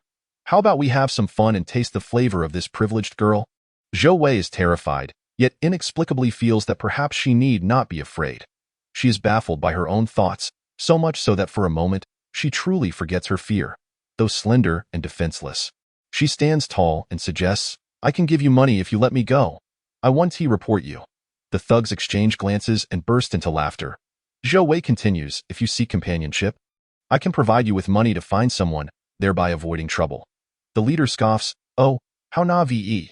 Do you think we would believe that? You would turn around and call the police." Zhou Wei shakes her head. "I fear you that I wouldn't dare to report you. If the police fail to catch you, you would seek revenge. If they do apprehend you, you would eventually escape prison and come after me. I have a bright future ahead. I cannot afford to provoke you. But I do have money, and I can provide you with regular payments, as long as you spare me." One of the thugs shows signs of interest and turns to the leader. "Boss, this might not be a bad idea." Zhou Wei persists, "If you agree, we could become friends. I'll pay you, and you can protect me in this area. It would benefit us both. More friends mean more convenience." The leader begins to waver at this suggestion. After all, having friends on the street is advantageous, and a friend who can serve as a source of income would be even better. Suddenly, the leader is struck by a realization. This is not a mere encounter. This is a 17-year-old girl trying to escape disaster. The girl speaks fluently, and in a moment, who knows what she truly thinks? The leader sneers, "That's a splendid proposal. But that won't prevent us from tasting the delicacy first. Since you are too afraid to speak, that makes you an even better target. Besides, a female student must surely taste different." The other two thugs' eyes glimmer with excitement. Zhou Wei's heart sinks. She knows she cannot match the strength of 3 men. Is there no escape? The thugs close in on her, and at that moment, fear grips her. She prays for a chance to flee, testing whether her prowess as a long-distance runner can save her from this plight. Just then, a carefree voice calls out, "Jun Xiao, over here. It's time for your heroic rescue." Zhou Wei and the thugs turn to see a dapperly dressed man, wearing black gloves, standing nonchalantly at the alley entrance. Before the thugs can react, another figure appears. A youth clad in ancient attire, with neatly tied long hair and a face imbued with pride, resembling a character just emerged from a historical drama. The youth glances over and scoffs, "Heroic rescue? This is just a girl. I prefer mature women, you know? Mature women. So, will you rescue her?" The suited man asks calmly that of course. Jun Xiao asserts with righteous fervor. The thugs, taken aback by the sight of the youth in ancient garb, are momentarily stunned. Is this guy crazy? Did he just escape from a mental facility? Furious, Jun Xiao swiftly darts past the 3 thugs and stands before Zhou Wei, asking, "Are you all right, young lady?" Zhou Wei, momentarily dazed, witnesses the thugs collapse silently to the ground. Realizing the danger has subsided in such an astonishing manner, she slowly inquires, "Martial arts?" Jun Xiao sighs, "I saved you, and you offer no thanks. You re only curious about this? Indeed, it's martial arts. I merely struck their sleep point." Zhou Wei feels no surprise. Instead, excitement bubbles within her. "Wow, you really did strike their pressure points." Jun Xiao raises 2 fingers and shakes them. "Young lady, excitement won't help you. You must not know this." He then turns to the suited man. "Go." Zhou Wei is perplexed, watching as the suited man's hands appear before her. Staring at those gloved hands, she suddenly feels an excruciating headache, clutching her head in pain before collapsing. Jun Xiao exclaims, "Qing, every time I see you use your powers to erase someone's memory, it looks fine, but why does this girl have a headache?" The suited man, as if discovering a new phenomenon, steps forward and grasps Zhou Wei's hand, saying, "Jun Xiao, don't call me Brother Qing. It makes it sound like we're siblings, and it gives me goosebumps. From now on, just call me Qing. This girl is different from ordinary people." "Oh? How is she different?" Jun Xiao queries, intrigued, as he gazes at the girl on the ground. "Generally, people cannot withstand my powers. Even you must use your internal energy to resist. This girl is naturally capable. Moreover, Qing's eyes sparkle. This girl possesses a congenital body. If she learns martial arts, she will surpass you, the so-called martial arts prodigy, in no time." Jun Xiao is incredulous. "No way. You mean this girl? A martial arts genius?" Qing nods affirmatively, "A once-in-a-millennium talent." Jun Xiao contemplates, "So, should we take her back? Recruit her into our sect?" Qing shakes his head. "We cannot let ordinary society know about our martial arts and special abilities. We mustn't rashly take her away." Otherwise, it might escalate. Though we do not know her name, we are aware that she is in that school. Let us report back to the sect and see what the master says. Jun Xiao shrugs indifferently. You decide. I cannot believe there exists a genius who can rival me. After saying this, Jun Xiao took out his phone and skillfully dialed a number. Hi, this is Jun Xiao from the martial arts group. Yes, I am in Xinyuan City, next to Xinyuan High School. Right, that's the place. The memory has been erased here. Remember to handle the aftermath. I'm off, Jun Xiao called out. Meanwhile, Zhou Wei opened her eyes. Her mother, Gao Fei, inquired, Zhou Wei, have you been feeling overwhelmed with your studies lately? A classmate saw you sleeping at a desk on the school path. Zhou Wei shook her head. Not really. I only recall leaving the classroom after class. And then somehow, I fell asleep. She rubbed her head. I have a slight headache. Gao Fei nodded. It's the third year of high school. Naturally, there's a lot to learn, and your brain might not be able to keep up. Hence the headache. Don't worry, dear. I'll buy you some nourishing foods. Zhou Wei nodded. Perhaps. Put in the effort. Your college prospects depend on you. But do not feel too much pressure. Your mother supports you. Zhou Wei smiled. I understand. In the parallel world, Zhou Wei received a mission to maintain world peace. Reward for task completion? Unknown. Punishment for task failure? Unknown. Do you accept the mission? The next day, Zhou Wei, usually disciplined in her routine, overslept and almost arrived late. By noon, she sensed something amiss with her body. She suspected she had caught a cold, likely due to dozing off outdoors the previous day in her final year, although she did not study excessively hard. Her mother's insistence kept her vigilant. Zhou Wei visited the school infirmary, where her temperature was slightly elevated, leading her to purchase cold medicine and return to class. It seemed as though the heavens were conspiring against her. As it rained incessantly for 7 days, the damp weather exacerbating her cold. After more than 10 days, with no sign of recovery, Zhou Wei felt anxious. This critical juncture was not the time to fall ill. On a weekend, accompanied by her mother, she went to the hospital. The doctor, after listening to her symptoms, remarked, Your cold has resolved. Now you are experiencing symptoms of rhinitis. The doctor prescribed a bag of medication, advising her to take it diligently to prevent acute rhinitis from developing into a chronic condition. Zhou Wei followed the instructions, yet after finishing the medication, her symptoms persisted, prompting another visit to the hospital. This time, she encountered a different doctor who diagnosed her with chronic rhinitis, explaining that many individuals suffer from this ailment. It cannot be rushed. You must take your medicine and keep warm to avoid further colds. Zhou Wei returned home with a large bag of Western medicine. Her mother grew increasingly anxious. Any parent would be alarmed to see their child ill at such a crucial time. Consequently, Gao Fei began to inquire about effective treatments.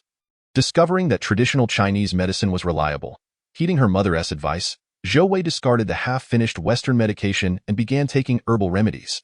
However, after more than half a month of traditional treatment, her condition showed no improvement and she began to experience stomach pain. Unable to afford time for sick leave during school, Zhou Wei and her mother revisited the hospital over the weekend. The same hospital.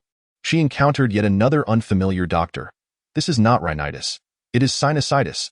Zhou Wei and her mother were left speechless, momentarily indifferent to whether it was a misdiagnosis or a change in her condition. Her mother interjected, My daughter, Zhou Wei, is experiencing stomach discomfort. Upon hearing this, the doctor replied, Wait a moment. I will adjust the prescription. The doctor provided a new prescription, cautioning, Do not take too much medication. Some medicines affect one organ, while others affect another. Over-medicating or mixing incompatible medicines can be harmful. The doctor suggested. Zhou Wei's health eventually improved, but her overall vitality began to decline. She frequently fell ill, becoming a regular visitor at the hospital, where she became well acquainted with the school nurse, who, seeing her, would issue her a sick leave note without her needing to speak. Under such circumstances, her academic performance naturally plummeted. Zhou Wei had attempted to exert herself in her studies. But what was the use? She would learn today only to request leave for a hospital visit the next day. She began to experience headaches, memory lapses, insomnia, hair loss, and weight gain. Yet at this pivotal moment in her life, even her closest friends had little time to show concern for her. One day, while washing her hair and absent-mindedly walking around the house, Zhou Wei suddenly realized that she had forgotten where she placed her comb. In the past, she could effortlessly recall any problem she had solved, even years later. This realization struck her with profound panic. She understood the significant changes this gradual illness would bring to her life. Following that day, Zhou Wei ceased her studies altogether. After receiving a sick leave note from the school nurse, she chose not to visit the hospital. On a bright sunny day, Zhou Wei stepped out of school, seeking to momentarily escape her pain. She wandered aimlessly, her body unwell and her head spinning, unaware of the path she was on, only wishing to distance herself from school and the pressures of her senior year. Eventually, she fainted in front of an ancient door. Inside, a person was on the phone, saying, "Jun Xiao, stop complaining. A year of confinement will pass quickly, and you can focus on honing your swordsmanship." Hearing a commotion outside, the person remarked, "All right, Jun Xiao, I have something to attend to. Let us talk later." He hung up and opened the door, immediately spotting the fainted girl. With a compassionate heart, this man lifted Zhou Wei and carried her to the living room couch. Checking her pulse, he quickly discerned a congenital physique. Is this the girl Jun Xiao mentioned, a prodigy of innate talent? How could such a rare martial arts genius end up in such a state of deterioration? Zhou Wei visited the columbarium, offering a few white chrysanthemums to her parents. She had no words to share with them, simply stating, "I will take care of myself." Upon leaving, she called Qing, who provided her with the address of her senior brother. Zhou Wei was astonished. This was the very address of Xiaorong. She hailed a taxi to Xiaorong's home, reminiscing about the moments they had spent together. Everything about Xiaorong aligned perfectly with Qing's description of her senior brother. It turned out that Xiaorong was also from the martial world. It became clear that Xiaorong was the direct disciple of the Zhihua sect. Therefore, when Xiaorong once aimed to teach her methods to strengthen her body, it must have been martial arts. The meditative techniques he later imparted to her were certainly derived from the Zhihua sect. The world is vast yet small. Zhou Wei alighted from the taxi. Greeted by the sounds of chirping insects and birds, surrounded by serene mountains and clear waters, a solitary wooden courtyard stood along the path. Zhou Wei had never seen anyone here apart from Xiaorong. In hindsight, she realized how lonely Xiaorong truly was. His demeanor, seemingly tranquil, masked a profound desolation. At that moment, Zhou Wei suddenly recognized that the appearance of Xiaorong's home bore a resemblance to the gateway of the Zhihua sect. Zhou Wei knocked on the door of Xiaorong's home. It was Xiaorong who opened the door, with Qing standing beside him. One resembled a reclusive nobleman, while the other embodied a clever societal elite. Zhou Wei naturally ushered both into the house, closing the door behind them with the ease of being in his own abode. Removing his glasses and mask, he winked at Xiaorong and said, "Long time no see." A warm expression graced Xiaorong's face as he replied, "Indeed, it has been a while. You have changed so much, yet you remain the same." Zhou Wei chuckled. "So, have I changed for the better or worse?" Xiaorong smiled. "You have become even more beautiful." Observing this reunion, Qing interjected, "Shall we move inside? You are already aware of everything? Your partner?" Zhou Wei glanced at Qing, who seemed entirely unfazed by the acquaintance between Zhou Wei and Xiaorong. As they walked, Qing remarked, "I mentioned you to my senior brother. The two of you naturally understand each other. What a small world." After a brief exchange, it was primarily Zhou Wei recounting her experiences from the past few years. Moments later, Qing excused himself to allow Zhou Wei and Xiaorong to catch up. "Xiaorong, how have you fared these past few years? Has it been the same as before?" Zhou Wei inquired. However, Xiaorong did not respond. His gaze lingered on the direction Qing had departed. Zhou Wei turned to look as well. The doorway stood empty, devoid of any sound or presence. "Xiaorong?" Zhou Wei raised her voice. Finally, Xiaorong turned back, appearing as if he had just emerged from deep contemplation. "Zhou Wei, how long have you been collaborating with Qing?" "Less than 2 months." Xiaorong turned to pick up a cup of tea and took a sip. Contemplating it as he said, "Qing is a very intelligent person. Do you two work well together?" "Quite well," Zhou Wei replied. Xiaorong set the cup down and smiled softly. "That is good. Years ago, I discussed with the sect leader about keeping you away from the martial world. The sect leader agreed, yet you still became a part of it. The petal heroine. Well done. Life is unpredictable." Zhou Wei responded, "Indeed, now that I am part of the martial world, does the sect leader wish for you to join the Zhihua sect?" Zhou Wei nodded, a hint of amusement in her expression. "Yes, Qing mentioned it." Xiaorong smiled. "Did Qing say anything else?" Zhou Wei grinned widely. "He is quite clever, speaking in a manner that amuses." Shaking her head, Zhou Wei continued, "He also claimed to like me. I suppose that is a form of joining the Zhihua sect." Xiaorong silently acknowledged this in his heart, softly stating, "The sect leader may indeed think so. Qing is exceptional, a rare talent in the martial world. In this regard, you two are well suited." Zhou Wei laughed heartily. Qing merely jested. He remarked that he likes me because I am beautiful. It is evident he was just saying it lightly. Xiaorong smiled. "Beauty captivates. There is truth in that. Most people in this world are like that." Zhou Wei shook her head. "Just because a flower is beautiful, does it mean one will fall in love with it?" "Not necessarily, but enough about me, Xiaorong. How have you been these past years?" Xiaorong gently swirled his teacup, accompanied by clear winds and bright moons. Zhou Wei furrowed her brow. Xiaorong, Qing mentioned that you can move within 100 miles. Why do you never leave this place? You could venture out, make more friends. Living alone in this room, is that not a form of self-imprisonment? Xiaorong looked at Zhou Wei, smiling as he asked. Zhou Wei, since you became part of the martial world, have you ever wished to return to an ordinary life? Zhou Wei chuckled. I am no longer an ordinary person and would not return to an ordinary life. Zhou Wei silently added in her heart, unless it is for a world mission. Xiaorong replied lightly, I feel the same. The vastness of the world does not differ much from this small courtyard. Since we are already caged birds, changing to a larger cage makes no difference. Zhou Wei appeared puzzled. Interacting with others is certainly better than being alone. Xiaorong smiled gently. I do interact with others. Zhou Wei questioned, but years ago, I had no idea you interacted with anyone. You, Zhou Wei. You are the only person I have interacted with, Xiaorong confessed, warmth glimmering in his eyes as he lowered his gaze. It is my choice to remain here. Why? Zhou Wei pressed. What truly happened back then? Perhaps sharing could resolve some matters. Xiaorong's expression was serene, as if recounting a tale. I did not betray anyone. All evidence is fabricated. Yet the authorities suspect me genuinely, and their reasons are quite compelling. I even doubt myself. Zhou Wei hesitated. I do not fully understand what you are saying. Xiaorong's smile was faint. A person cannot choose their birth. Are you suggesting that the authorities suspect you not because of that incident, but because of your origins? Regardless of your previous family, you are a part of Zhihua sect? Zhou Wei defended him. Xiaorong merely shook his head. It is not that simple. Let us not dwell on past matters. Zhou Wei wished to say more, but Xiaorong silenced her. I have heard your task with Qing is quite intriguing. Indeed, a peculiar task, with a most unusual approach, Zhou Wei affirmed. Xiaorong raised his teacup. Let us toast with tea instead of wine. Wishing you both great success, and may your time together be pleasant. Zhou Wei also lifted her teacup, mimicking a clink in the air before taking a hearty sip. If you need assistance, do not hesitate to reach out, Xiaorong added gently. Chapter 104. Those capable bear more responsibilities. Zhou Wei and Qing enjoyed a meal at Xiaorong's place before departing. Just before leaving, Zhou Wei, filled with curiosity, asked Xiaorong, where is the secret base? Xiaorong smiled and glanced at the towering mountain. Zhou Wei nodded in understanding. Despite the mountain's ordinariness, it was a national secret base, which Zhou Wei found hard to comprehend. Nonetheless, she did not dwell on it. It was not her concern. Zhou Wei and Qing drove to the nearest police station. In the office, they printed all the information regarding the peculiar pregnancy mission and began reviewing it slowly. After quite some time, they found nothing particularly remarkable.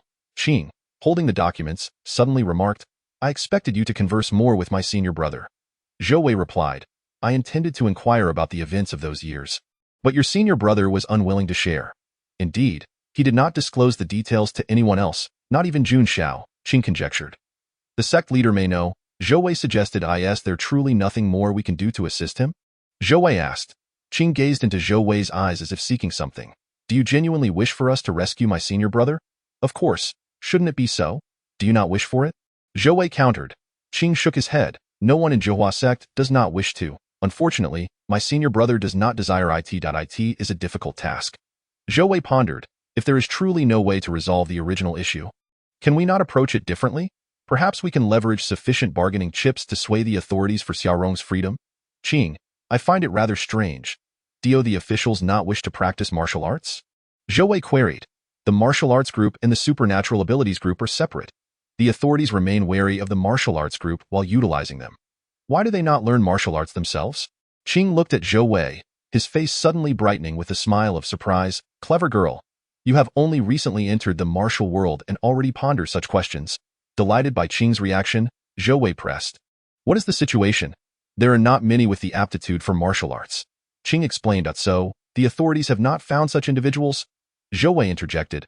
Our country has a vast population. That seems unlikely. Qing laughed heartily. Of course not. So why is that? Qing elucidated. Because the authorities do not need to cultivate their own. The authorities do not need to cultivate their own. Zhou Wei murmured, astonished. The authorities require the martial sects to cultivate? The authorities have personnel embedded within the martial sects. Qing raised an eyebrow. Do you understand now? I understand. Zhou Wei realized, thus, the authorities grow increasingly unguarded against the martial sections because there are already officials among them. Hence, the people within the sects harbor no animosity towards the authorities. You all have always known. You knew that there were officials among you all along, and you treated them as family. Initially, you told me that with technological advancement and the development of high-tech weaponry, the authorities gradually became less wary of martial practitioners. That was merely an explanation for ordinary people in the martial world. Qing smiled wryly, a hint of allure on his fair, elite visage. You are quick-witted. Many have been blinded by the existence of the supernatural abilities group, a leaf obstructing their view. Within the martial world, many believe that the supernatural abilities group is the authority's strategy against the martial arts group. In reality, it is not. Qing continued, take Zhou Wei sect, for instance. The sect leader is fully aware of everything. He does not mind it. Nor does he care who ultimately controls the sect. Who can predict what will happen in 100 years? Without the support of the authorities, any sect would easily collapse. What the sect leader desires is merely for the legacy of the sect to endure. The foremost sect in the martial world. How magnificent! How carefree! Yet, it also stands as the largest target. With every gust of wind that blows, it bears the brunt.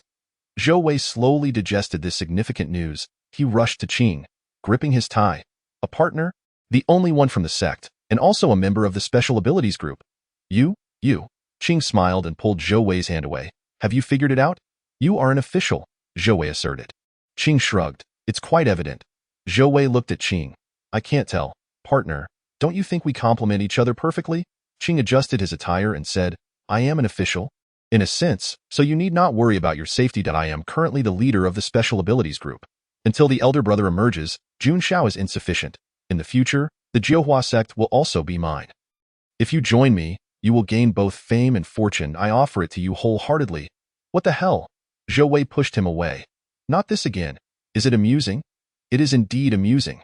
Qing licked his lips. The reason I mentioned we were suitable last time is this. Your beauty is unparalleled. Your physique is extraordinary, combined with your martial prowess. Who in the martial world is worthy of you? Thank you for the compliment. I accept it graciously. However, I am a staunch individualist. Zhou Wei replied calmly. Qing squinted, kicking a table. I despise the person who coined that term. Zhou Wei chuckled. All right, enough of the jesting. We haven't uncovered anything in the data. Let us go take a look. Qing nodded. Shall we go now? Let us go now. The two exited the police station.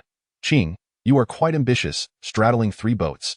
That's not called straddling 3 boats, it's called the capable do more. They arrived at the first case site, using lightness skills to ascend and conceal themselves. Zhou Wei pressed on his phone. No inquiries? Shouldn't we ask the person involved? He handed the phone to Qing. Qing replied on the phone, too many people have asked. The protagonist of this matter has been questioned countless times. We cannot ask again, it jeopardizes confidentiality. Zhou Wei rubbed his forehead and responded. Then what can you discern? Are you a deity? Qing replied. Let us first review all the protagonists. Gather their photographs of their close relatives, and family photos. Let us see if there are any similarities. Zhou Wei nodded. Watching Qing take out specialized photographic equipment and snap pictures everywhere. Zhou Wei found himself bored. Since Qing was willing to take these photos, it allowed her some leisure. Zhou Wei began to cautiously wander around, taking in the scenery and looking for clues. They were in a small rural village. The landscape was ordinary and unremarkable. Let us go. Before Zhou Wei could observe for long, Qing called for her to leave. Thus, utilizing the car and lightness skills, they visited over 20 households in a single day. Zhou Wei felt dizzy. Are we truly investigating a case? Or am I simply on the run or sightseeing? Qing raised the camera in his hand. We are here for a tour. All right, let us return and compare the photos. Qing activated his lightness skills and headed back to the police station. Zhou Wei shook her head helplessly and followed. Is this truly effective? Can we really uncover anything? Chapter 105. A minor scuffle. Did you find anything? Zhou Wei slumped in a chair. For the first time, she felt dizzy from looking at the photos. Zhou Wei was a practitioner in the Qi training phase, with vision and stamina surpassing ordinary individuals. Yet, after spending 4 or 5 hours comparing various angles of the photos and related images, she could accurately redraw dozens of the photos she had seen. However, clues? Zhou Wei could only shake her head. Qing sat at the table, his gaze slightly dazed. Appearance is not the cause. Zhou Wei tapped her head, her mind filled with a jumble of photos. Propping her chin with one hand, she said, So, we've wasted our effort. We've ruled out one possibility. Of course, it's not a waste of effort. Well then, Zhou Wei sighed. Things were at a standstill. In that case, I'll return to my training. Don't rush. Let me organize my thoughts. You can see if there's anything to add. Qing called out to Zhou Wei. Sure, go ahead. Zhou Wei glanced at him. You have the rhythm of a great detective. As a martial artist, you juggle quite a few roles. Qing shot her a glance. Let us not digress. Zhou Wei closed her mouth, signaling him to continue. I compared the appearances and physiques of all the protagonists. There are no common points or patterns. The close relatives, friends, and partners of the protagonists also share no similarities.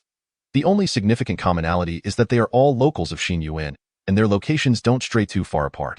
Qing spoke slowly. I saw in the data that one protagonist is from another province. However, she has also recently visited Xinyuan City, Zhou Wei remarked. Qing nodded.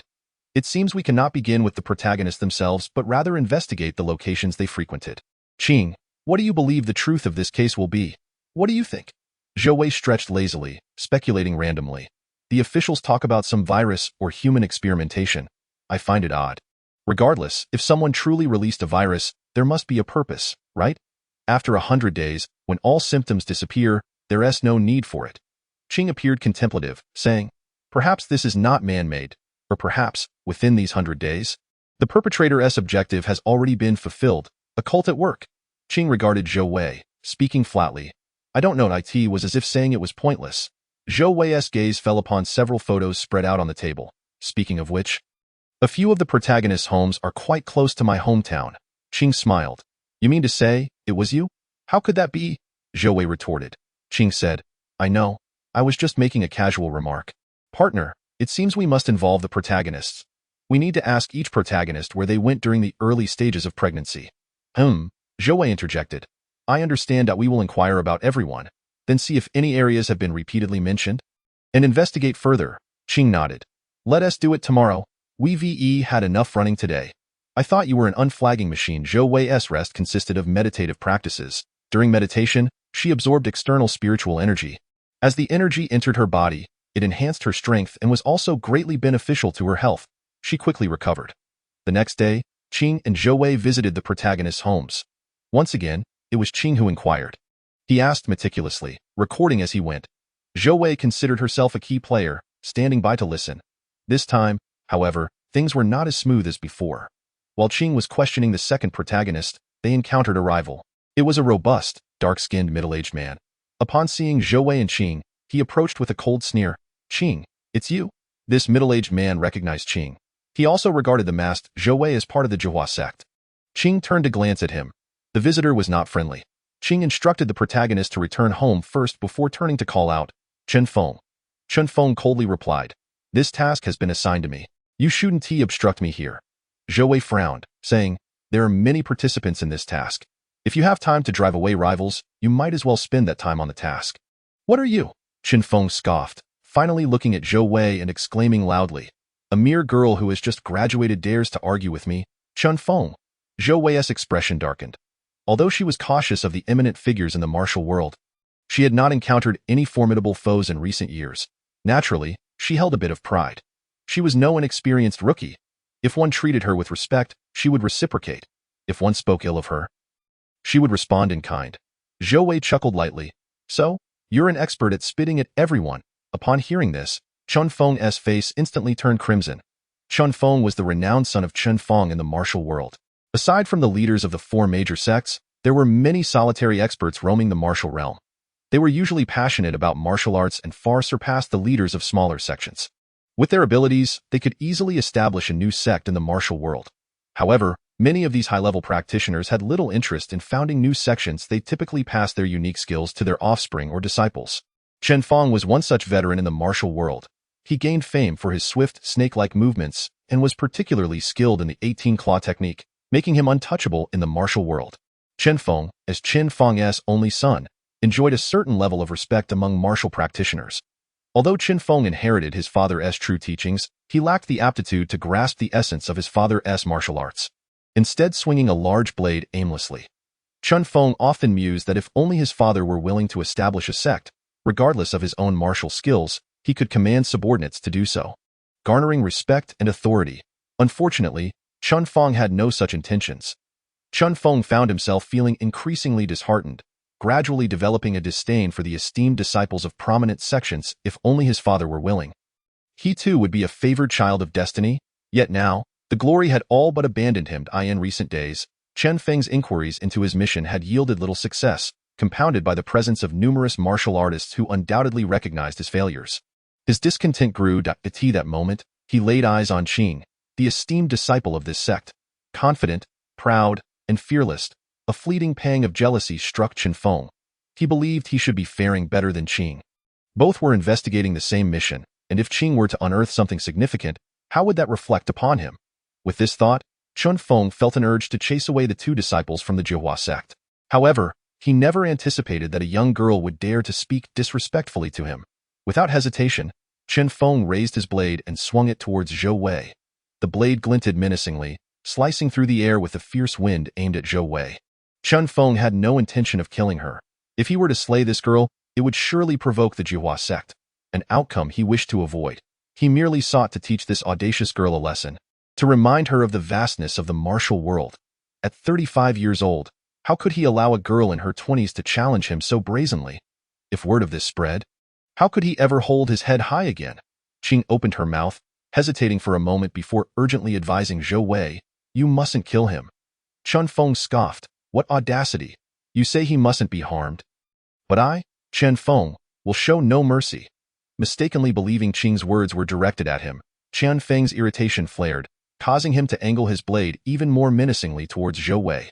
Zhou Wei responded with a swift movement, launching into the Tianluo Diwang stance, a series of intricate strikes that flowed seamlessly. Chen Feng found himself engulfed in a flurry of fists, real and illusory, as if a wall of palms had risen to ensnare him. Leaving him no avenue for escape, he barely managed to evade a few strikes, uncertain whether they were tangible or mere shadows. In a desperate attempt, he swung his blade downwards, only to slice through empty air. His subsequent attempts met the same fate, and panic gripped him. He quickly altered his technique, attempting a horizontal slash, but it was already too late. Before his blade could traverse any distance, he was struck repeatedly, the final blow landing squarely on his abdomen. Chen Feng was sent sprawling to the ground, a sharp crack resonating within him. He groaned in pain, uncertain of where he had sustained an injury. As he clutched his abdomen, he realized not only had he likely fractured a bone, but he had also incurred significant internal injuries. Zhou Wei had ceased her movements, standing beside Qing.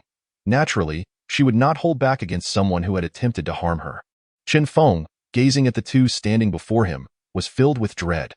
His thoughts raced, not contemplating how this young woman could possess such formidable skills, but rather how he had drawn first blood. If these two were ruthless, they could easily take his life. Cold sweat beaded on his forehead as he stammered, "Heroine, please cease. I concede, I concede. I was blind to your worth. I beg you to spare me." Zhou Wei surveyed the unfolding scene, a sense of déjà vu washing over her. Was this not the typical outcome for villains in dramas, defeated and begging for mercy? Qing stepped forward. "This is all a misunderstanding." Chen Feng exhaled a sigh of relief internally, forcing a smile, though pain twisted his features. "Indeed, it is all a misunderstanding. As long as we clear this up, then we shall take our leave," Qing declared. Chen Feng, suppressing his ire, replied, "Yes, yes, please take care." Just then, a voice rang out from afar, "Fenger." The voice drew closer with astonishing speed. Chen Feng's face lit up with joy. "I am here." Qing's expression shifted, and she discreetly pressed her phone. Zhou Wei, unaware of Chen Feng's father's identity, sensed the change in Qing's demeanor and grew cautious. She thought to herself, "Isn't this a classic trope? Having dealt with the young, now the elder arrives?" Chapter 106. Summoning the divine sword. Chen Feng landed beside Chen Feng.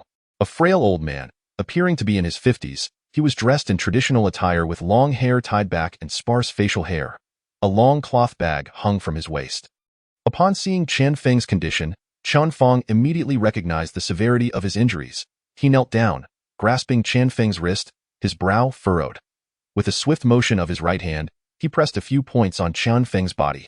Instantly, Chen Feng felt the pain diminish significantly, leaving only a few lingering aches. A smile broke across Chen Feng's face. "Father, thank goodness you've arrived, or I might have lost my life." Chen Feng rose and turned to face Qing and Zhou Wei, his expression darkening. "Zhou sect? Indeed." Qing began to speak, but was interrupted by Chen Feng. "I, Chen Feng, have some acquaintance with Elder Qin Jiao. Yet you, two young ones, show no mercy. Chen Feng is my only son. Are you attempting to eradicate my lineage?" Chen Feng's anger intensified as he continued, unwilling to hear Qing's explanations. "It was he who struck first." Zhou Wei interjected. Though uncertain of Chen Feng's character, she felt compelled to voice her thoughts. Chen Feng glanced at Zhou Wei. a mix of disappointment and anger toward his son for being bested by a mere girl. With a cold snort, he engaged Qing in battle. Zhou Wei stood by observing. Chunfang moved with lightning speed. Akin to a serpent darting through the grass, Qing, no slouch herself, met his pace. Chunfang favored claw techniques, his fingers sharp as knives, striking with such swiftness that it seemed he could pierce the air itself. In contrast, Qing excelled in palm techniques, her style grand and expansive. Gradually, Zhou Wei discerned that Qing was no match for Chunfang. The latter's form flitted around Qing, his fingers tearing through her garments and leaving trails of blood across her skin. Young one, your skills may allow you to stand proudly among your peers, but against me, you still fall short. Zhou Wei's heart sank. Indeed, moments later, Chunfang had Qing ensnared, his fingers gripping her throat. Qing, Zhou Wei cried out in alarm. Addressing Chunfang, she demanded, "What do you intend to do?" Before Chunfang could respond, his eyes widened. Qing's eyes turned crimson, fixated on Chunfang's gaze. Though her martial prowess was impressive, her true strength lay in her unique abilities. Zhou Wei, come quickly. Target his acupoints. Zhou Wei observed that Qing's hands remained captured, rendering her immobile. Without hesitation, she dashed forward. Just then, Chunfang trembled violently, pushing Qing away. With a swift motion, he kicked her aside. Zhou Wei swiftly twisted her body. Leaping to catch Qing as she fell, Zhou Wei cradled Qing as they landed. Qing's eyes fluttered, her consciousness fading, murmuring, wait, hold on, before losing her grip on consciousness. Qing. Zhou Wei panicked, checking Qing's condition. Thankfully, she had merely fainted. Chunfang burst into laughter. Ha ha ha, what a disciple of the Jiuhua sect. Knowing she cannot win, she resorts to such tactics. Little does she know, I, Chunfang, have traversed the martial world for decades. What have I not witnessed? Even those with extraordinary abilities can be subdued by inner strength. By the time I gained renown, you were not yet born. Zhou Wei laid Qing down gently and stood up, addressing Chunfang. You mean to say that you've eaten more salt than we've consumed rice? Before Chunfang could reply, Zhou Wei retorted, then let me be the one to season your demise. With that, she sprang into action. Fully aware of Chunfang's formidable skills, but she too was no novice. In past confrontations, she had often held back, but this time she unleashed her full might from the outset. Zhou Wei surged forward. Her movements precise and calculated, forcing Chunfang into a defensive position as he retreated step by step. After exchanging several blows, Chunfang regained his composure. The two were evenly matched. Chunfang exclaimed, You are not from the Jiuhua sect. Having navigated the martial world for years and dealt with countless individuals, he was well acquainted with the unique martial arts of various sections. Zhou Wei's techniques were unmistakably not those of the Jiuhua sect. Moreover, she alternated between palm techniques and swordplay, seamlessly integrating 4 or 5 advanced styles within a brief encounter. Chunfang was taken aback, astonished that someone could train such a formidable opponent. Who claims I am from the Jiuhua sect? Zhou Wei replied. This was her first experience of such exhilarating combat. She had employed every martial skill she had learned against Chunfang, yet still found herself at a disadvantage. Chunfang's expression darkened as he remarked, Young one, your skills are impressive, no wonder you are so arrogant. However, youth is on your side. This is not a matter to be settled in just a few exchanges. Do you wish to compare internal energy? Zhou Wei chuckled lightly, continuing her relentless assault. Chunfang, have you not realized? I am utilizing both internal energy and physical strength in our duel. I exerted 7 parts strength and 3 parts internal energy. Let us see who tires first. At these words, Chunfang was taken aback, unable to respond as he internally cursed. Is this truly the strength of a woman? It feels as though several men are behind it. After over 100 exchanges, Chunfang took a deep breath and said grimly, Aside from the 4 great leaders, I, Chunfang, pride myself on unmatched martial prowess. Who would have thought there exists someone like you in this world? Zhou Wei laughed. Hearing you say that, I realize I am quite exceptional. Stepping back, Chunfang retrieved a cloth bag from his waist, revealing 2 black metal staffs. Gripping them firmly, he proclaimed, The martial world believes me to be proficient in claw techniques. Yet few know that my true expertise lies with the nunchaku. Zhou Wei froze momentarily, having not wielded a weapon in quite some time. Without giving her a moment to react, Chunfang unleashed a flurry of strikes with his staffs, forcing Zhou Wei to retreat. Chunfang, you are using a weapon. She called out, It is indeed a shameful act for a seasoned martial artist to use a weapon against an unarmed opponent. Yet, Chunfang bore no shame. Fully aware that there was nothing nearby to serve as a weapon, he retorted, Young one, If you possess a weapon, feel free to draw it. My specialty is the art of the staff. Zhou Wei cursed under her breath as she was struck on the left arm, causing her to stagger back in pain. Oh, you truly believe I lack a weapon, she declared, retrieving her unnamed sword from her spatial pouch. Exclaiming grandly, summon the divine sword. In her heart, she thought, let this frighten you. Yet to Chen Fong, it appeared as if Zhou Wei had conjured a sword from thin air. Chen Fong was stunned, as was Chen Fong, who had been watching in awe. Before they could comprehend the situation, Zhou Wei charged forward, executing the Chuanjin sword technique. Chen Fong, dazed, managed to parry a few strikes but watched helplessly as his treasured staffs were shattered into pieces. In a moment of bewilderment, he blurted out, "Are you even human?" Zhou Wei, disinterested in further conversation, swiftly positioned her sword at his neck. With remarkable speed, she sealed his acupoints, ensuring he was incapacitated before doing the same to Chen Fong. Leaving them both sprawled on the ground, Zhou Wei returned her sword to her spatial pouch and approached Qing, who showed no signs of regaining consciousness. Though Zhou Wei bore a few bruises from the staff strikes, she had not prepared any healing ointment, as she had not yet developed that habit. Being in a remote mountain village, it was unlikely anyone would arrive soon. Zhou Wei sat cross-legged, channeling her spiritual energy to mend her injuries. She had realized that, with her current cultivation level, using spiritual energy to heal was far more effective than before.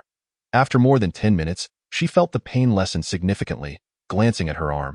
She noted the wound was still red and swollen, indicating that while her healing method was effective, it had yet to produce visible results. Suddenly, an idea struck her. She could try it on Qing. Rising, she took one of Qing's hands and infused her spiritual energy into his body. His previously pale complexion began to return to normal, though he still remained unconscious. "Zhou Wei?" A clear voice called from behind. Turning around, she saw it was Xiao Rong, dressed simply in a white t-shirt and gray pants, yet now holding a long sword. His gaze was perpetually gentle. Even with a weapon in hand, he exuded no hint of menace. As if merely wielding a prop for a performance. "Xiao Rong," Zhou Wei exclaimed, astonished. "Didn't you always stay within the courtyard?" "It was Qing who called for me," Xiao Rong replied. Understanding dawned on Zhou Wei. Qing had mentioned waiting for Xiao Rong, intending to delay until he arrived at that moment. She had been too focused on confronting Chen Fong to think that through. Xiao Rong approached and noticed Zhou Wei still holding Qing's hand. Reflecting on the pair's compatibility, if fate favored Xiao Rong, he would remain the Jiuhua sect's esteemed disciple, traversing the martial world with ease, perhaps encountering a budding heroine to compose a tale of romance. Alas, he had lost far too much already. Perhaps he truly needed to step beyond the courtyard to seize the remnants of what was worth cherishing in life. In a fleeting moment, a multitude of thoughts crossed his mind. "What has happened to Qing?" Xiao Rong inquired. Releasing Qing's hand, Zhou Wei stepped aside and said, "Oh, I just remembered. Xiao Rong, you are skilled in medicine. Please check on Qing's condition." Upon hearing this, Xiao Rong set aside all other thoughts. Rushing to Qing's side, feeling his pulse. "How is he?" A smile broke on Xiao Rong's face. "He is fine. Just minor injuries. I can prescribe him some medicine. His unconsciousness is due to overexertion of his abilities, resulting in severe fatigue. Is that so? Then that is a relief." Zhou Wei felt a weight lifted. Xiao Rong's gaze then fell upon the two incapacitated figures on the ground. Senior Chen Fong. Hearing his name, Chen Fong's eyes flickered, but he struggled to utter a word. Zhou Wei smirked, reassuringly stating, "We have a grudge with them, and after our battle, I emerged victorious." Xiao Rong, aware of Chen Fong's prowess, looked at Zhou Wei with astonishment. "Zhou Wei, did you single-handedly defeat Senior Chen Fong?" Zhou Wei nodded, a hint of pride on her face. "Ha ha," Xiao Rong laughed, giving Zhou Wei a thumbs up. "Impressive, thank you for the compliment." Zhou Wei smiled. Xiao Rong gestured towards the two men. "What do you plan to do with them?" After a moment's contemplation, Zhou Wei replied, "They know my secret and harbor a vendetta against me. If I spare them, it could lead to future troubles. They must be eliminated." At her words, Chen Fong and Chen Feng's eyes widened in alarm. Xiao Rong was taken aback by Zhou Wei's declaration. She met his gaze and asserted, "I am no longer the Zhou Wei of the past. The former Zhou Wei was a compliant child. The current Zhou Wei navigates the martial world with safety as her priority. With determination," she declared, "a dead ally is better than a living enemy." Sighing, Xiao Rong conceded, "You are right. In the martial world, such choices are essential for longevity. Back then, I did not wish for you to enter this realm to face such choices." Gazing at Zhou Wei tenderly, he added, "It is a blessing for a girl to be sheltered by her father and brothers. later protected by her husband, living a life of peace and joy. However, since you have chosen this path, you must forget you are a girl, forget your gentle nature. Rising, Xiaorong drew his sword, stating, as a man, it is only natural to step forward in such matters, rather than let a girl take action. Before he could finish, he faltered, releasing the sword. With a swift motion, he struck the hilt, sending the sword flying like an arrow, piercing through Qian Feng's heart before returning to his hand. Xiaorong struck the sword once more, and by the time it returned, both men lay lifeless on the ground. Yet Xiaorong's expression remained calm and untroubled. Zhou Wei observed Xiaorong's demeanor. Feeling a sense of unfamiliarity, the Xiaorong she knew was the one from the courtyard. She was unaware of his true nature in the martial world. Now, he appeared to be a figure of quiet strength beneath a serene exterior. I have taken lives before and do not mind adding 2 more to that count. Since you have killed them, I can only thank you. Zhou Wei said, you're welcome. We are friends. Let us deal with their bodies. Xiaorong suggested. This task is mine, Zhou Wei replied. Realizing the necessity of swift departure after silencing them, she set to work. If people were to discover that they had taken the lives of these 2 individuals, it would certainly lead to another troublesome situation. The swiftest solution, of course, was through the use of magic. Zhou Wei deftly formed a hand gesture, channeling the energy within him. A flicker of orange flame materialized before him. With a gentle wave of his hand, the flame floated over and made contact with a corpse. The area where the flame touched rapidly melted away, vanishing without a trace. In this manner, the flame danced over both bodies, erasing their existence, the bloodstains, and even laying a thin layer over the ground. Xiaorong stared in a daze, bewildered, and asked, Zhou Wei? Zhou Wei replied, I will explain later. For now, we must take Qing back and tend to his injuries. Xiaorong's eyes cleared, and he said, you're right. He hoisted Qing onto his back and declared, let us go. Zhou Wei nodded, and the 2 swiftly returned to Xiaorong's small courtyard using their agility. Xiaorong prepared medicine for Qing and administered it to him. Qing remained in Xiaorong's room, and Xiaorong said to Zhou Wei, you were injured as well. Let me take a look at you. Zhou Wei shook his head gently and replied, it's fine. I do not require any medicine. Recalling Zhou Wei's miraculous flame, Xiaorong ceased to insist. He said, Zhou Wei, let us step outside to converse. Very well. In the center of Xiaorong's courtyard, the 2 stood beneath a grand willow tree. Xiaorong began, I have practiced martial arts since childhood. As I grew older, my understanding deepened. It is said that when martial skills are perfected, one can connect all the meridians in the body, achieving a congenital state. At that point, one transcends the realm of an ordinary martial artist, even surpassing that of a mortal. The ancients referred to those who attain this level of martial prowess and continue to cultivate as cultivators. Xiaorong gazed at Zhou Wei, his eyes ablaze with excitement. Zhou Wei, could it be that you have already transcended mortality? Zhou Wei was taken aback. So, in this world, there existed the concept of cultivation? The cultivators Xiaorong spoke of were akin to those who practice true cultivation. Zhou Wei shook his head. I possess a congenital body, which allows me to progress swiftly in martial arts. However, I am still far from the pinnacle of martial prowess. How can that be? That flame is something no mortal could achieve, Zhou Wei explained. Xiaorong inhaled deeply. If he were a decade younger, he would undoubtedly plead with Zhou Wei to teach him, allowing him to embark on a mysterious and profound path, the path of the cultivator. Yet now, he merely suppressed his desires. Zhou Wei was his friend, a profoundly significant friend, which holds more importance, friendship, or the pursuit of an extraordinary life. He cherished Zhou Wei in this bond. Zhou Wei's ability to wield such divine magic so freely in his presence assured him of his trustworthiness. How could he, out of greed, dare to impose upon him to share such secrets? Perhaps many years hence, he would regret his choice, but at the very least, his conscience would be clear. Xiaorong refrained from voicing his inner thoughts and said, Zhou Wei, it would be wise not to disclose this matter to others. While I may not know your full strength, it is best to avoid any unnecessary trouble. Zhou Wei smiled and nodded. I seldom use this power. I have only employed it a few times before. Hearing you say this, I shall be more cautious in the future. That is good. After a moment, Xiaorong could not restrain his curiosity any longer. Zhou Wei, can you move mountains and seas, or fly through the skies? Zhou Wei responded with a hint of regret. No, that is far beyond my capabilities. Xiaorong further inquired, what of immortality, prolonging life, or retaining eternal youth? Zhou Wei sighed. I am unable to achieve that either. Alas! The greatest difference between me and an ordinary person is perhaps that I no longer experience monthly cycles. Is that necessary to mention? Certainly not. Zhou Wei discovered for the first time that Xiaorong possessed an intense and persistent curiosity about certain matters. He did not hide the truth, stating, I possess considerable strength.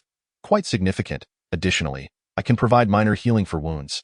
Xiaorong pondered briefly. Indeed. You have already treated Qing's injuries. Otherwise, he would not have sustained such light wounds in a conflict. Exactly. Zhou Wei interjected. You see, my abilities are not as remarkable as you think. Even in treating minor injuries, I can only offer slight relief. Xiaorong chuckled. That flicker of flame makes you nearly divine in the eyes of an ordinary person. Zhou Wei shrugged dismissively, unconcerned. Although she differed from the average individual, she believed there were many things she could not accomplish. As they conversed, it was predominantly Xiaorong asking questions, with Zhou Wei providing selective answers. Neither noticed that Qing had already awakened. Qing stood at the door, observing the animated exchange between the two, his lips tightly pressed together. Senior brother, Qing called out. Xiaorong paused and turned to see that Qing had indeed awakened. He said to Zhou Wei, Qing is awake. You should check on him first. He then addressed Qing. Qing, I will fetch you some medicine shortly. Qing nodded. Zhou Wei stepped forward and asked, Qing, how do you feel? Is your body all right? Qing grimaced, his tone unfriendly. I am fine. I didn't die.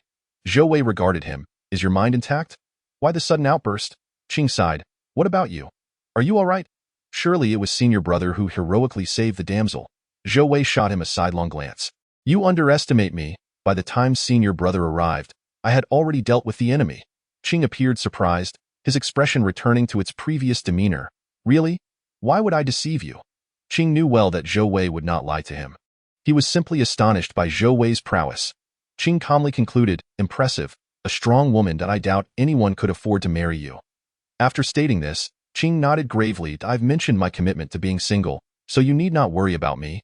Zhou Wei smiled, but if this task is proving difficult, do you intend to continue? Qing raised an eyebrow and replied coolly, do you think I am someone who would abandon a matter over such trivialities? Who is underestimating whom here? Understood. Chapter 108. Nighttime frights. Once Qing's body had healed, Zhou Wei and Qing resumed their task. This time, they efficiently gathered information from most of the involved parties. A few, however, had forgotten the locations they had visited during that time. After synthesizing the information from these individuals, Qing pinpointed a specific area. Zhou Wei and Qing arrived in this designated area, which comprised several streets of a small town. This town, located on the western side of Xinyuan City, was known as Lu Town.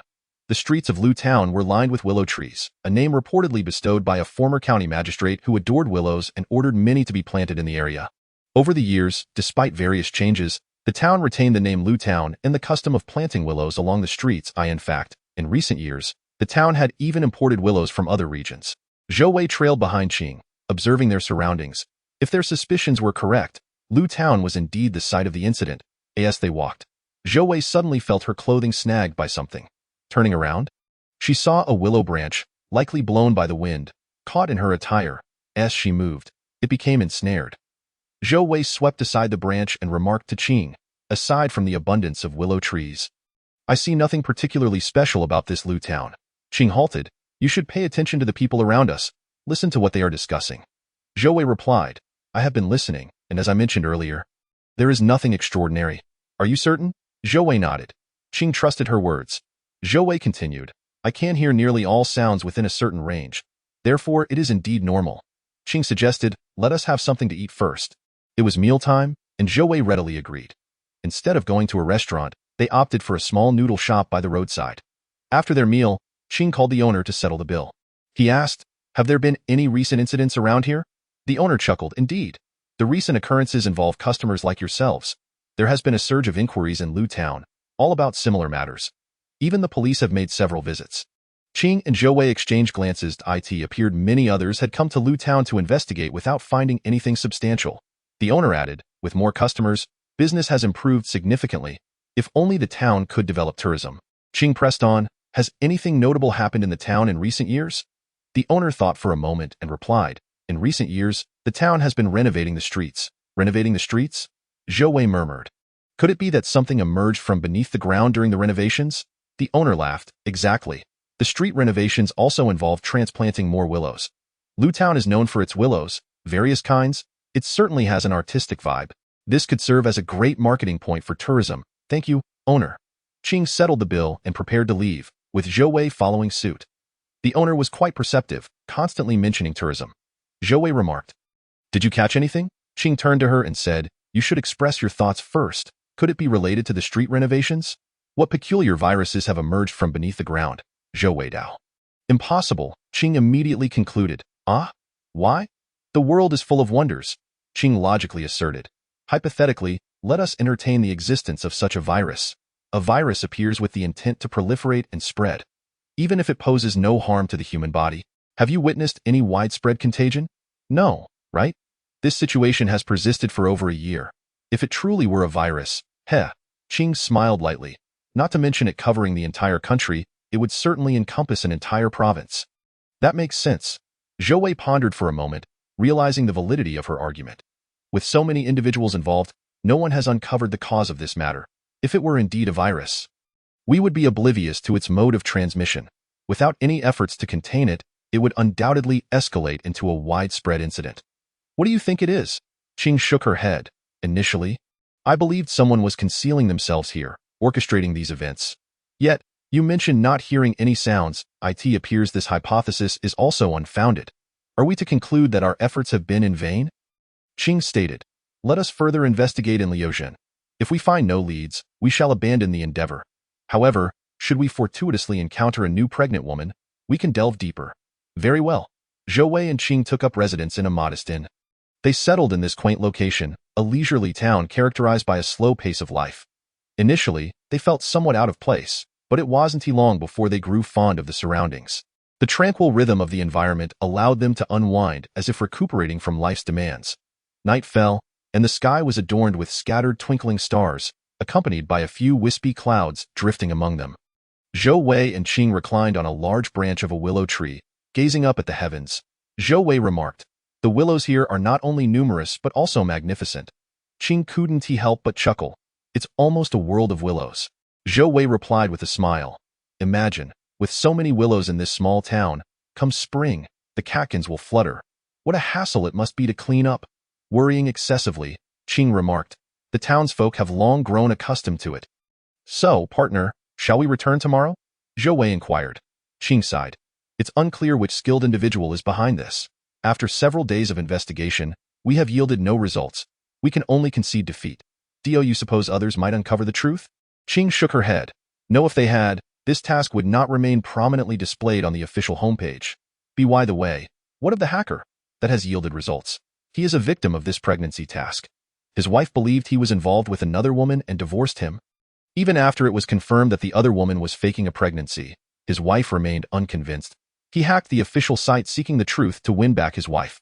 Qing sighed. "It is said that when the authorities took him away, his young son was only 3 years old, left with no kin. And what transpired afterward?" Qing teased. "Guess? Never mind."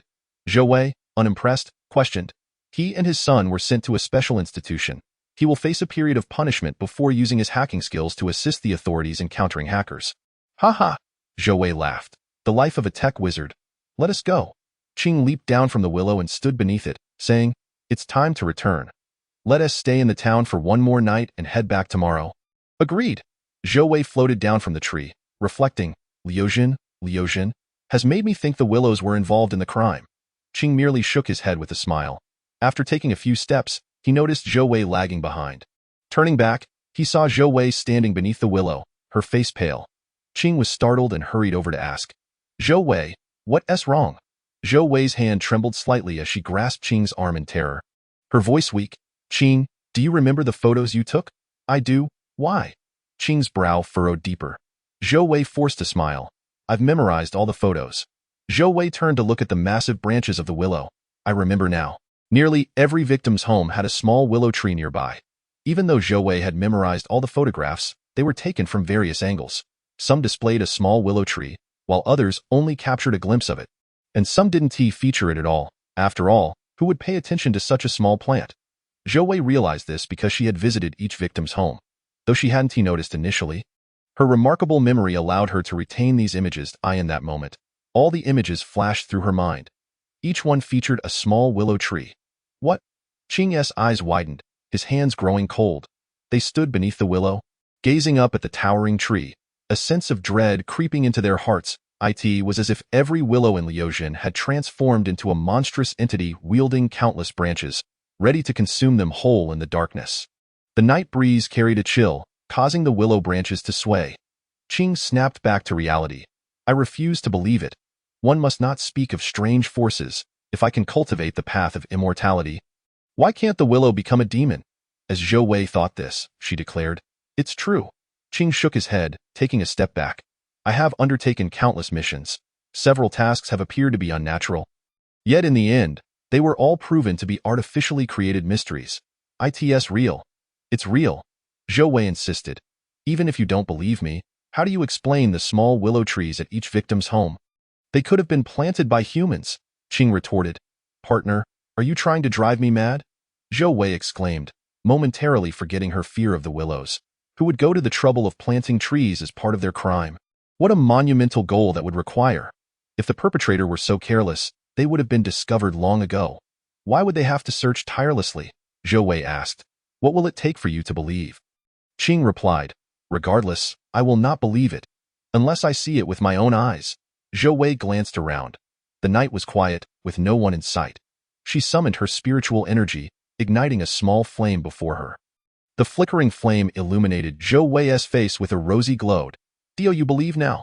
Qing's lips twitched as he took a step back. "You?" Zhou Wei approached him. "See, I can perform magic. The willow might be capable too." Qing's palms were clammy. He pointed at the flame.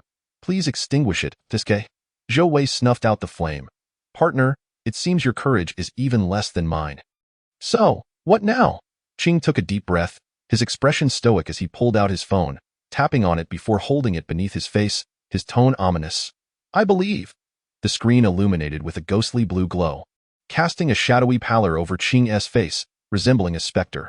Zhou Wei chuckled nervously, realizing that Qing's earlier fright wasn't due to her flame, but rather the eerie reflection it cast upon her face, making her appear inhuman, just like Qing at this moment.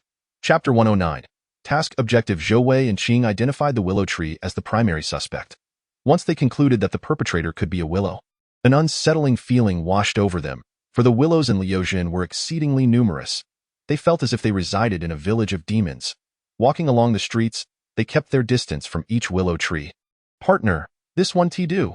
Qing cautiously surveyed the surrounding willows. "We cannot confirm whether it is indeed the willows committing these acts," Zhou Wei whispered. "What a terrifying thought. I truly wish to burn every willow in Liujian." Qing replied, "In truth, the situation may not be so dire. Perhaps it is not the entire grove but merely one singular willow responsible for the deeds." Zhou Wei nodded. "I believe. Let us consider it as one. If they are truly all demons, that would indeed be alarming. Plants becoming demons is already sufficiently terrifying. What difference does it make between one and many?" Zhou Wei remarked. "One could be treated as a boss to defeat. Countless willows, however, would likely lead us to our demise. A peculiar notion." Qing contemplated for a moment, grit his teeth, and said, "I have a daring idea." "Speak on," Qing proposed. "If your assertions are true, that the willows have transformed, utilizing human bodies to procreate, let us seek one of their offspring and see if it provokes them." "This feels like a death wish," Zhou Wei casually inquired. "Partner, have you purchased insurance?" Qing nodded earnestly. "I have. I must inform the sect leader first. This matter could escalate significantly." Zhou Wei and Qing first traveled to a victim's residence, where they excavated a small willow tree. The small willow tree stood at half a person's height, slender and delicate, with only a few small branches and a handful of green leaves. Qing had planted the willow in a petite white plastic pot and carried it with her. She called the head of the Jiuhua sect, detailing her observations and Zhou Wei's conjectures as expected. Elder Qingjiu also found the situation hard to believe. He advised Qing to act prudently, prioritizing safety, and assured her that he would visit personally once he had arranged matters within the sect. After the call, Zhou Wei inquired, "Shall we set off tonight?" "No," Qing replied, shaking her head. "I have already posted a request for assistance on the official task forum. We will act tomorrow night instead." "Why then?" "Some brave souls from the martial world will join us." Zhou Wei laughed heartily. "What a splendid idea. Though we are unaware of the enemy's strength, having numbers will bolster our courage." Qing gazed at Zhou Wei in astonishment. "I have always been curious, partner. Where does your fearlessness stem from? Aren't you at all afraid of death?" Qing replied solemnly, "Even with other abilities, one must never underestimate the enemy." Zhou Wei affirmed, "I would never take the enemy lightly." Her indifference to death was simply due to the possibility that if she perished, she might very well be reborn elsewhere. The following day, night had fallen. Zhou Wei and Qing stood at the entrance of a street in Lu Town. Qing held a sword in one hand and the pot containing the small willow tree in the other. Zhou Wei wielded a magnificent sword, known as the Nameless Sword. After a brief wait, the sound of rustling garments, propelled by a strong wind, echoed in the air. A dozen martial artists descended around Qing. These warriors hailed from various sects, some being esteemed disciples of major sects, others from smaller factions, and a few lone wanderers. All of them recognized Qing, and they approached with curiosity, eager to learn the nature of the predicament that compelled someone of Qing's stature to seek help. Qing cryptically replied, "You wouldn't believe it if I told you. Seeing is believing." Another voice piped up, pointing at Zhou Wei. "Is this masked heroine a distinguished disciple of the Jiuhua sect?" Among the group, everyone was familiar with one another, save for Zhou Wei, whose identity remained a mystery. Drawn by Qing's plea for assistance, their curiosity was piqued. Qing smiled. "This is the renowned petal heroine, who, due to a lack of understanding of the martial world, has been unable to handle the aftermath of her previous endeavors. We, the Jiuhua sect, admire her chivalrous spirit and have taken it upon ourselves to guide her." Upon hearing this, the crowd collectively exclaimed, "Ah, so that is it." They had all heard of the petal heroine and many admired her actions. Deeds they aspired to but dared not undertake themselves. With Qing's introduction, several stepped forward, clasping their fists in greeting. Introducing themselves in turn, and one questioned Zhou Wei's constant veiling. Among martial artists, many had the habit of wearing masks, particularly women. After a moment, Qing interjected, "This is not the time for camaraderie. We are here on a mission." A man wielding a green sword queried, "Qing, is this the pregnancy task?" This man was a true disciple of the Ame sect, known as Letian. With exceptional talent, he had been taken in by Ame, which had a surplus of female disciples and a scarcity of males. He often ventured out on tasks to avoid developing a demeanor akin to a girl. Qing nodded, responding earnestly, "Indeed. The petal heroine and I have uncovered some clues, but they are not entirely certain. As I mentioned in my post, this matter is exceedingly perilous. If you truly wish to join us, please proceed with caution and prepare yourselves mentally." Letian chuckled. "What is there to fear among martial artists? If we dared to come, we are naturally prepared. If one shrinks back, how can one expect to progress? We must embrace our duty and rise to the occasion, for it is only through adversity that our skills can flourish." Letian spoke with righteous fervor, and the crowd echoed their agreement. Qing smiled. "Well said, brave Letian." Brave man was Li Shen's nickname, as he despised anything resembling cowardice and aimed to embody a more masculine ideal. Hearing Qing's praise, Letian beamed. Qing continued, "If that is the case, follow me. To avoid alarming the townsfolk and causing them harm, let us keep our voices low." The group nodded in agreement. With Qing and Zhou Wei leading, they formed a contingent of 19. As they entered the street, Qing was certain that if the issue lay with the willow tree, it would be confined to this particular area, spanning 3 streets horizontally and 4 vertically. As they walked, Qing snapped off a branch from the willow tree, striking the main branch of the small willow with it. She controlled her strength, ensuring the small willow would not be damaged while appearing as if it were on the verge of collapse. Behind her, the group looked on in confusion. Someone whispered, "Qing, what are you doing? This is utterly perplexing." Qing replied, "You will soon find out." Thus, they traversed the 3 horizontal streets and began on the vertical ones. Fortunately, these martial artists, seasoned in various bizarre tasks, had cultivated considerable patience. Even amidst such absurd behavior, no one questioned Qing's actions. After all, her reputation preceded her. Upon reaching the center of the 2nd vertical street, Zhou Wei spotted a noodle shop along the way. Having stayed in the area for some time, she had grown fond of its flavors and had dined there frequently, thus becoming quite familiar with it. Just then, a multitude of willow branches from a nearby large willow tree suddenly elongated, shooting like arrows among the group and ensnaring them all. A monster, a demon. Even those with years of experience in the martial world were taken aback, screaming in terror as they watched the willow branches ensnare them, dragging them toward the tree. Qing found herself wrapped tightly in several branches, struggling to draw her sword to cut herself free. But to no avail. The small willow tree she held fell, caught by one of the larger tree's branches, and was carefully set down beside the larger willow. As the others were captured and hoisted into the tree. Zhou Wei stood frozen in shock. Why was she not being caught? On the dark street, she was the only one left standing. Confused, she murmured, raising her sword to rescue Qing and the others. Suddenly, a brilliant green light burst forth from the trunk of the large willow tree, blinding Zhou Wei and forcing her to shield her eyes. When she lowered her hand, she was astonished by the sight before her. A girl, seemingly around 13 or 14, stood before the tree. She wore a dress made of green willow branches, her form semi-transparent and emanating a soft green glow. Strikingly, the girl's face bore an uncanny resemblance to Zhou Wei's. With innocent eyes, the girl gazed at Zhou Wei. The willow tree ceased its frenzied movements but remained tightly bound around the others. Those ensnared cried out, "Petal heroine, kill her, quickly, she is a monster." Unaware of Zhou Wei's shocked expression, they were oblivious to the turmoil within her. Qing, too, wore an astonished expression, rendered speechless. Zhou Wei regarded the girl warily. "Willow tree demon?" The girl's gaze was innocent. Upon hearing Zhou Wei's words, she nodded with delight. Zhou Wei brandished her sword, pointing it at the girl. "Release them at once." Upon seeing the sword aimed at her, the willow tree demon's expression shifted to one of deep sorrow, shaking her head in response. The girl extended her right hand, and Zhou Wei was suddenly pulled towards her by a powerful force. Before she could resist, she found herself face to face with the girl, who embraced her. Rooted in place, Zhou Wei felt a flicker of fear at the unknown. The girl joyfully embraced Zhou Wei, pressing her forehead against hers, and a sequence of memories flooded Zhou Wei's mind, accompanied by the long-lost sound of the system. Ding! Congratulations, Zhou Wei, you have found the task target. Chapter 110. Unwelcome in the world. Ding! Congratulations, Zhou Wei, you have found the task target. Upon hearing the system notification, Zhou Wei's heart soared with joy. It had been ages since she had last heard the sound.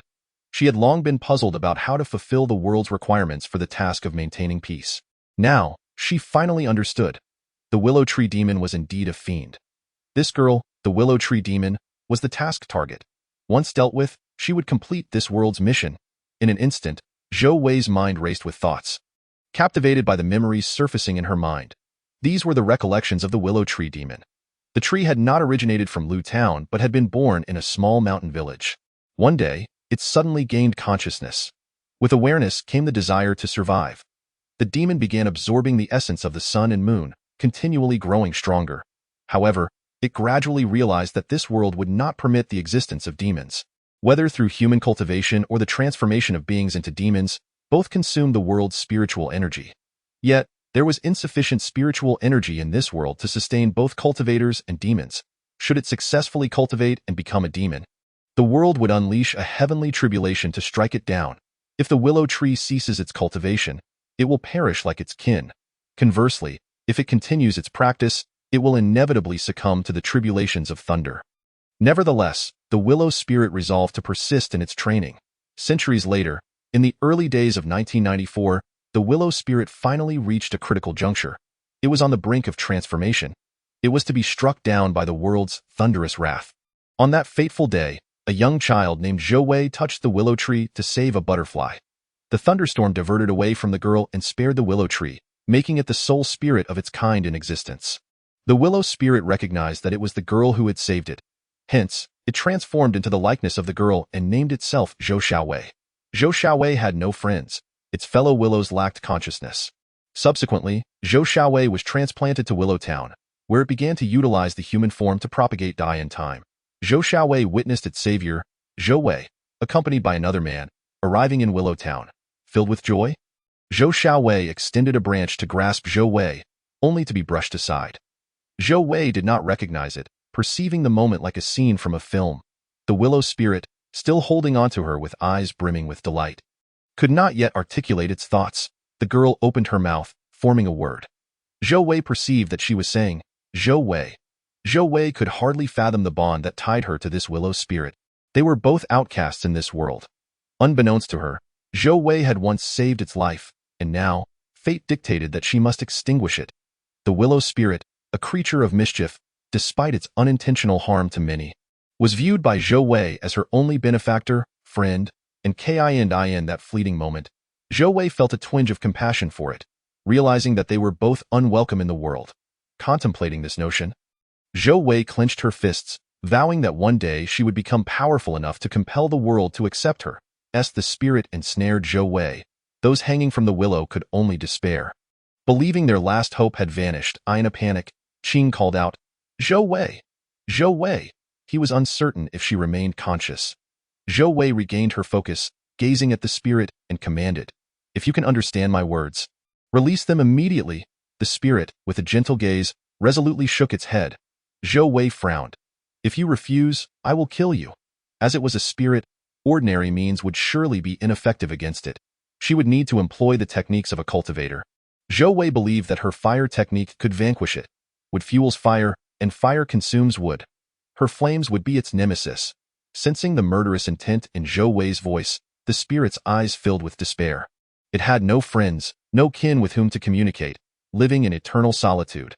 Without Zhou Wei, no other kindred spirit would escape the thunder's wrath. Having fought so hard to survive, the willow spirit was unwilling to perish. Even in the face of its benefactor's desire, it resisted the thought of death. The willow spirit could not suppress its ire. If it weren't for these insignificant humans, its benefactor would not treat it with such disdain. The spirit retreated a few steps, drifting into the great willow tree. The branches of the tree began to thrash violently. Those branches ensnared a martial artist's neck, tightening as if to strangle him. Within moments, the man lost all breath. Zhou Wei was enraged. She had assumed the willow spirit possessed intellect and could be reasoned with. To her dismay, the spirit was devoid of understanding, utterly incapable of communication. As she watched the spirit extend another branch to ensnare another's neck, Zhou Wei swiftly formed a seal and waved her hand. A small flame shot towards the trunk of the willow. The great willow suddenly uprooted, tilting to one side to evade the flame. With a deft flick of her fingers, Zhou Wei redirected the flame, causing it to return. This time, the great willow could not evade. It clearly had not anticipated the flame's ability to change course. The flame struck the trunk of the great willow. A piercing scream erupted as the entire tree trembled violently, unlike any previous instance. This time, the flame ignited the trunk in an instant, as if the tree had been doused in oil, engulfing it in flames. The branches lost their strength, and those suspended from the willow fell to the ground. 18 individuals landed, 2 of whom had already ceased to breathe, while the remaining 16 writhed in agony, clutching their abdomens. From the heart of the burning willow emerged the girl, resembling Zhou Wei that moment. The girl's form grew increasingly translucent, as if a mere gust of wind could disperse her. The spirit gazed mournfully at Zhou Wei, who remained composed. The spirit extended her hand, revealing a sphere the size of a ping-pong ball. Glowing a vivid green, Zhou Wei watched in confusion, pondering whether it still had the capacity to fight. What was this manifestation? The green sphere levitated and shot towards Zhou Wei's forehead, penetrating her mind before she could react. Zhou Wei felt a chill at her brow, and then saw the girl vanish, along with the great willow, leaving not even a trace of dust. Zhou Wei promptly sat down, crossing her legs to meditate. Closing her eyes for but a moment, she opened them again with a soft sigh. Zhou Wei had merely brushed against the green sphere with her consciousness, and in an instant, she comprehended its essence. This green sphere was a gift from the willow spirit in its final moments. Aware of its impending demise, the spirit bestowed its treasure upon its benefactor. This sphere contained the essence of spiritual energy accumulated over centuries by the willow spirit. It was the source of its power. The spirit could have detonated itself, unleashing the energy within the sphere. Such an explosion would have leveled Willowtown, not just Zhou Wei. Yet, the willow spirit remembered how Zhou Wei had once granted it life. Even now, as Zhou Wei sought to take that life back, it wished to spare her from harm. Zhou Wei felt a pang of sorrow. Though the willow spirit had harmed others, it had treated her kindly. As the green sphere entered Zhou Wei's mind, it settled within her dantian, quietly hovering at the center of her spiritual energy. If she devoted time to refining this sphere, she would gain the essence of the willow spirit's decades of cultivation. At that moment, however, Zhou Wei was not inclined to attend to this treasure. She hurried to Qing's side. Understanding Qing's condition due to the presence of the green sphere, Zhou Wei recognized his symptoms. Though she knew not how to save them, she could alleviate their suffering. With this in mind, she grasped Qing's hand, channeling her spiritual energy into his body. Indeed, Qing's trembling ceased, and he opened his eyes. Regaining consciousness, Zhou Wei reassured him, "Do not worry, I have slain the willow spirit. Please wait a moment. I will help relieve their pain." Qing nodded. Zhou Wei then infused spiritual energy into the remaining 15 individuals.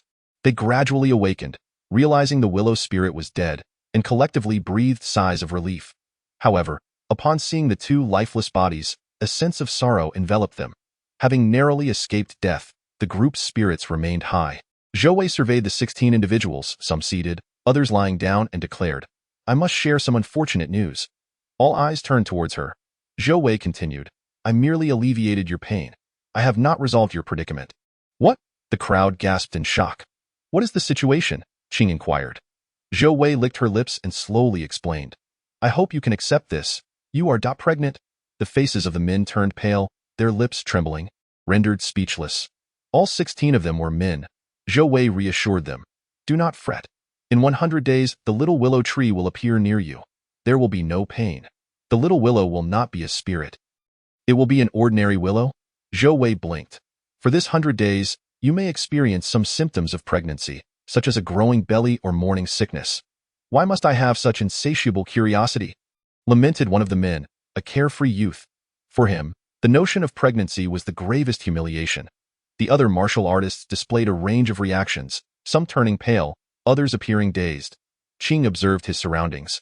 Since their encounter with the willow spirit, their voices had attracted the attention of bystanders. Now, the ordinary citizens hid in corners, eavesdropping on the unfolding events. Qing grimaced, retrieving a functioning phone, and coldly spoke into it. "Anomaly response team. Willowtown, Street. Please come for cleanup." Chapter 111. Preparing to depart with the matter of the willow spirit concluded, Zhou Wei resolved to enter seclusion for cultivation. The green sphere, resting in her dantian, required prompt refinement. The essence contained within the sphere, a culmination of the willow spirit's energy over centuries, could not be mastered in a mere instant.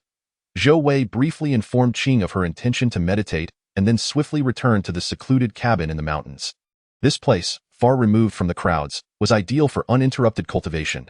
To ensure her solitude, Zhou Wei entrusted her phone to Qing. She set a few small traps outside the cabin before entering. After casting a cleansing spell, she settled down to begin her refinement. As her consciousness delved into her dantian, she gradually enveloped the green sphere with her spiritual energy. As time passed, wisps of black smoke began to emanate from Zhou Wei. In Zhou Wei's dantian, the cerulean orb diminished in size, while the spiritual energy within continued to amass. Eventually, the dantian could no longer contain the influx of this energy. The orb continued to shrink, and the spiritual energy swelled further, pressing against the confines of the dantian as if ready to burst forth. At last, a droplet of azure water emerged within the dantian, coinciding with a flicker of consciousness in Zhou Wei's mind. As the droplet appeared, a tempest surrounded her, with torrents of spiritual energy rushing toward her form. The wooden cabin collapsed around her, yet Zhou Wei remained seated amidst the debris, eyes closed in meditative focus. The azure droplet swiftly absorbed the spiritual energy, leaving only itself and the orb behind. The orb continued to shrink until it vanished, while the azure droplet gradually expanded. After a considerable time, Zhou Wei finally opened her eyes and assessed her physical state. Name: Zhou Wei. Status: Foundation Establishment Stage, 42.43, Secondary World, Parallel World of the Real Realm. Name: Zhou Wei. Status: Mid-Foundation Establishment Stage. Occupation: Petal Heroine. Attachment: Personal space. Upon reviewing the system's displayed status, Zhou Wei was taken aback. She had not anticipated reaching the mid-foundation establishment stage so swiftly. Initially, she believed it would take her much longer to attain this level. As she sensed the reincarnation longevity scroll within her mind, she discovered it had turned a page, now detailing the techniques of the foundation establishment stage, along with 10 spells. One particular spell caught her eye: the cloud riding technique, which meant that should she master this spell, she would be able to fly. Zhou Wei indulged in a fleeting glance at the spell, aware that mastering spells also required time, and thus resolved to prioritize her training. She glanced at her personal space, noticing it remained unchanged aside from the addition of several martial arts manuals. Zhou Wei had expected to find 3 new manuals, as before, but was astonished to find 6 this time. These included the Amei 9 Yang technique, Whirlwind Leaf Kicking, Dog Repelling Staff technique, Empty Clarity Fist, Jade Maiden Pure Heart Sword technique, and Falling Blossoms Divine Sword Palm. Any one of these manuals could incite chaos in this world's martial realm. However, for Zhou Wei, they had become inconsequential. She had resolved that upon mastering spells suitable for the foundation establishment stage, she would abandon martial combat entirely. Zhou Wei closed her eyes and practiced the techniques of the foundation establishment stage to solidify her cultivation. Now that she had reached this stage, she had also entered a state of fasting, sustaining herself solely on spiritual energy, free from hunger. Consequently, she lost track of how much time had passed during her training. Upon entering the foundation establishment stage, Zhou Wei learned that her body now possessed a lifespan of 300 years. Previously, Xiaorong had spoken of moving mountains, flying through the skies, achieving immortality, and prolonging youth. Now, Zhou Wei had already begun to extend her lifespan and would soon master flight as well. All of this was a gift from the willow tree spirit. Zhou Wei understood why, during her childhood, she had saved the willow tree spirit's life. Long ago, Miyu had informed her that as long as the system protected her, the world dared not harm her. Thus, the thunder tribulation refrained from striking her, consequently sparing the willow tree spirit as well. Exhaling a breath of stale air, Zhou Wei rose and performed a cleansing spell upon herself. Having entered the foundation establishment stage, her perspective on many matters had shifted. According to the willow tree spirit's memories, this world could not accommodate cultivators and mystical beings due to a lack of sufficient spiritual energy.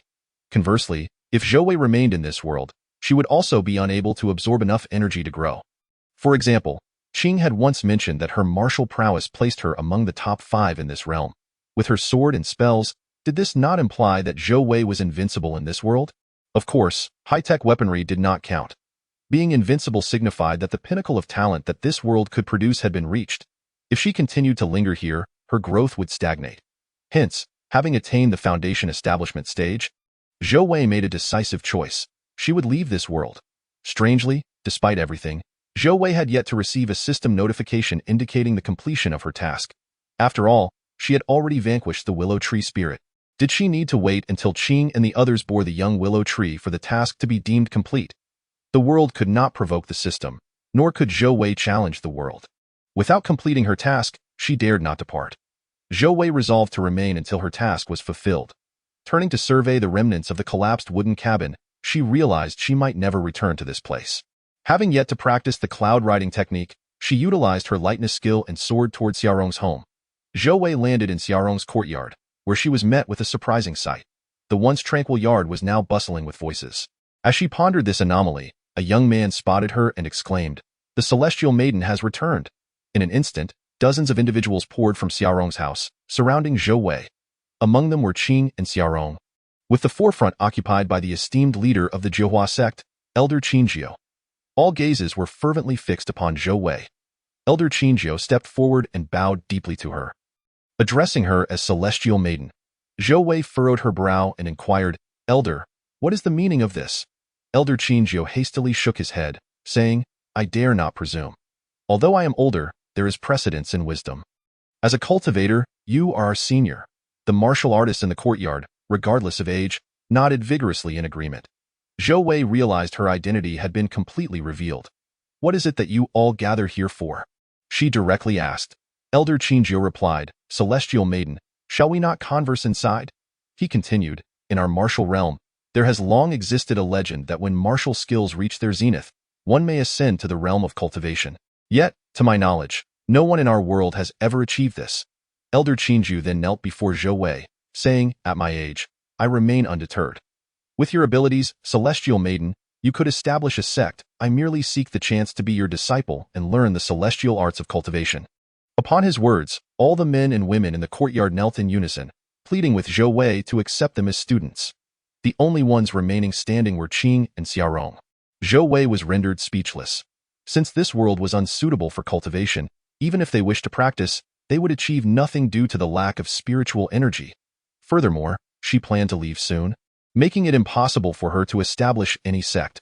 Shaking her head, she stated firmly, "I shall not take on any disciples at this moment." The crowd felt disheartened, yet they understood that Zhou Wei was not to be trifled with.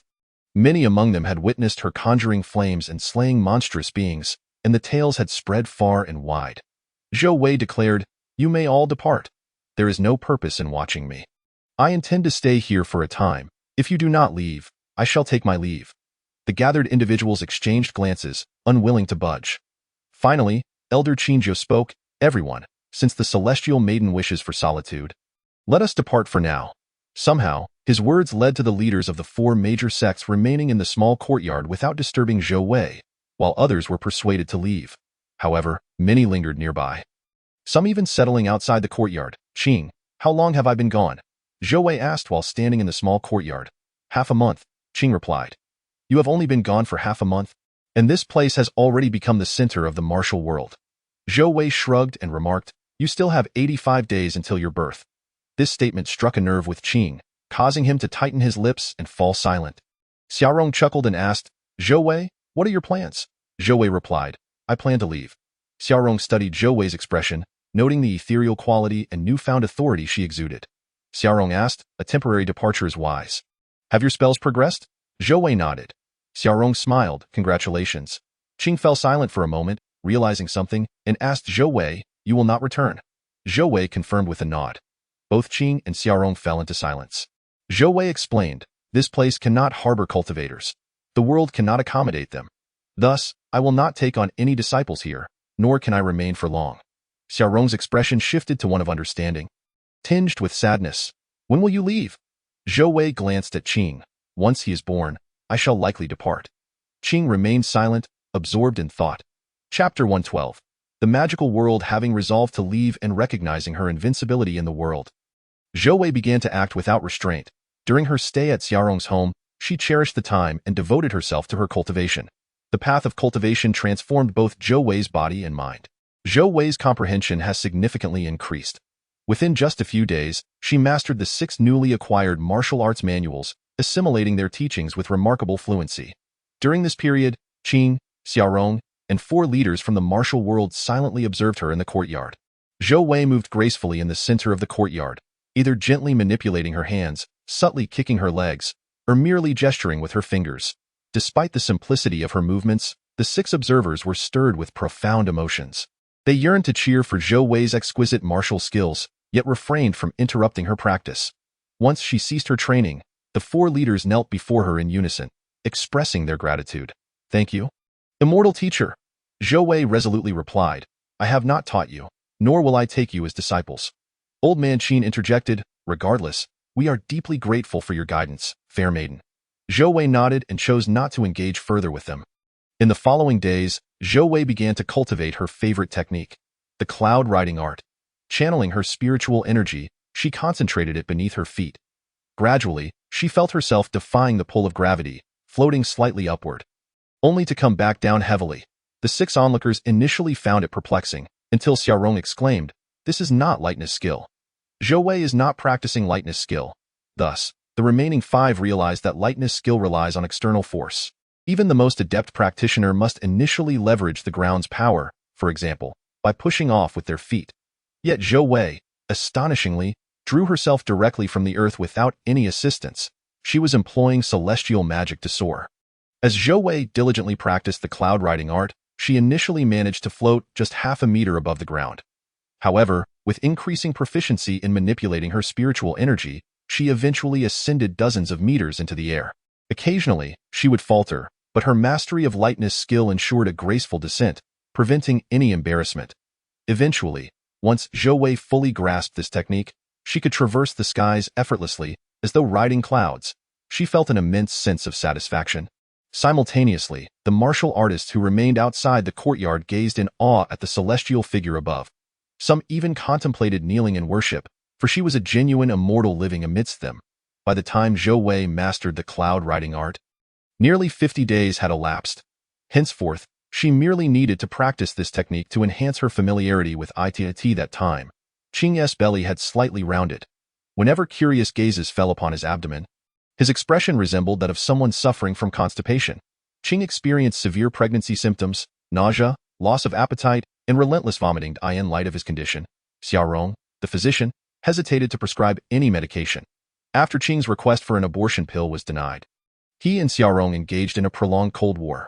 Fortunately, Zhou Wei was present, able to channel spiritual energy into Qing's body, alleviating his suffering. After a while, Qing's symptoms finally subsided, and the time until his delivery was now less than a month. Although Zhou Wei still had numerous spells to practice, she resolved to pause her training. During this time, Zhou Wei decided to arrange her affairs. She retrieved a manual titled Snowfall Through Clouds, a gift for Xiaorong, expressing her gratitude for his past assistance. Next, she produced Chuanjin swordplay, intended for Qing, thanking him for aiding her in completing her task. By gifting them these martial arts manuals, she not only expressed her appreciation but also bestowed parting gifts, hoping to bring them joy. Whether they would share these manuals with the Jiuhua sect was of no concern to Zhou Wei. She bid farewell to both in unison. Qing and Xiaorong implored, Zhou Wei, must you not stay? Zhou Wei simply smiled and shook her head, replying, "All gatherings must eventually part." Qing, gazing at her with stubborn eyes, pleaded, "I beg you, stay." Zhou Wei shook her head again, stating, "I am a solitary person. I must leave." With that, Zhou Wei silently departed from Xiaorong's courtyard. The cloud riding art was a technique of the cultivation realm. If she desired, no one would notice her departure. After leaving, Zhou Wei sought out her dear friend Zhao Yin to say goodbye. In the remaining moments, she utilized the cloud riding art to soar through various locales, cherishing the memories. Eventually, the day arrived when she heard the desired system notification. Zhou Wei had completed the parallel world task of maintaining world peace. Task completed. Reward. A spell of concealment. Would you like to claim your reward? Yes, Zhou Wei responded. A simple diagram materialized in her mind, detailing the spell of concealment, which appeared significantly more complex than the cloud riding art. This spell would allow Zhou Wei to obscure her strength, revealing it only to those a full realm above her.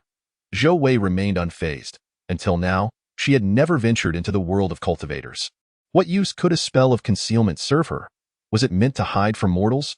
With a sigh, she lamented the loss of the points system. She had once speculated that she could earn reward points.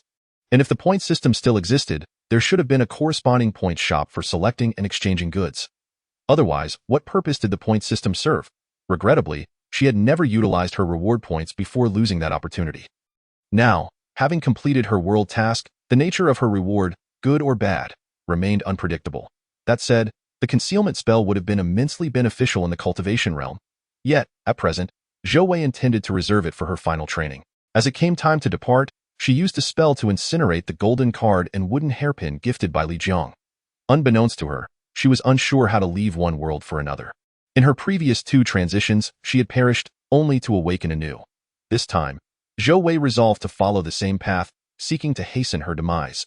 She chose a picturesque, secluded spot in the mountains, adorned with lush greenery and a serene blue sky dotted with clouds. Satisfied with her surroundings, Zhou Wei cast a sinking spell, creating a pit in the soft grass. From her spatial pouch, she produced a coffin, placing it within the cavity before lying down inside and shutting the lid. She then retrieved a bottle of sleeping pills she had prepared in advance, consuming the entire contents. Having completed her preparations, Zhou Wei lay back and closed her eyes. After a lengthy pause, Zhou Wei irritably pushed the coffin lid open. Ah, she couldn't die. Zhou Wei, resembling a lunatic, shouted in frustration. It dawned on her that she was now a Foundation establishment cultivator. How could mere mortal medication possibly end her life? The lid sealed tightly.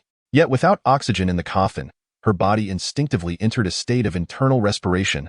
Goodness, was it really this difficult to die? Zhou Wei cursed in dismay. All she desired was a peaceful, simple passing. As the reality of her inability to die set in, Zhou Wei reluctantly resorted to her final desperate measure, self-detonation. Truly, seeking death was no easy feat. With a thunderous boom, a blinding light flashed through the forest. Zhou Wei's form was instantly reduced to ashes, transforming everything within a vast radius into fine dust. The system detected Zhou Wei in a state of bodily collapse and forcibly transferred her to the optimal environment. 100.I In a dark, filthy, dilapidated room lay a very young girl.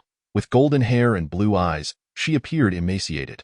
Her originally delicate and beautiful features seemed incongruous on her tiny face.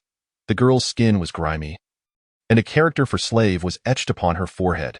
She was scantily clad, her body marked with a myriad of new and old scars, a sight that was truly distressing.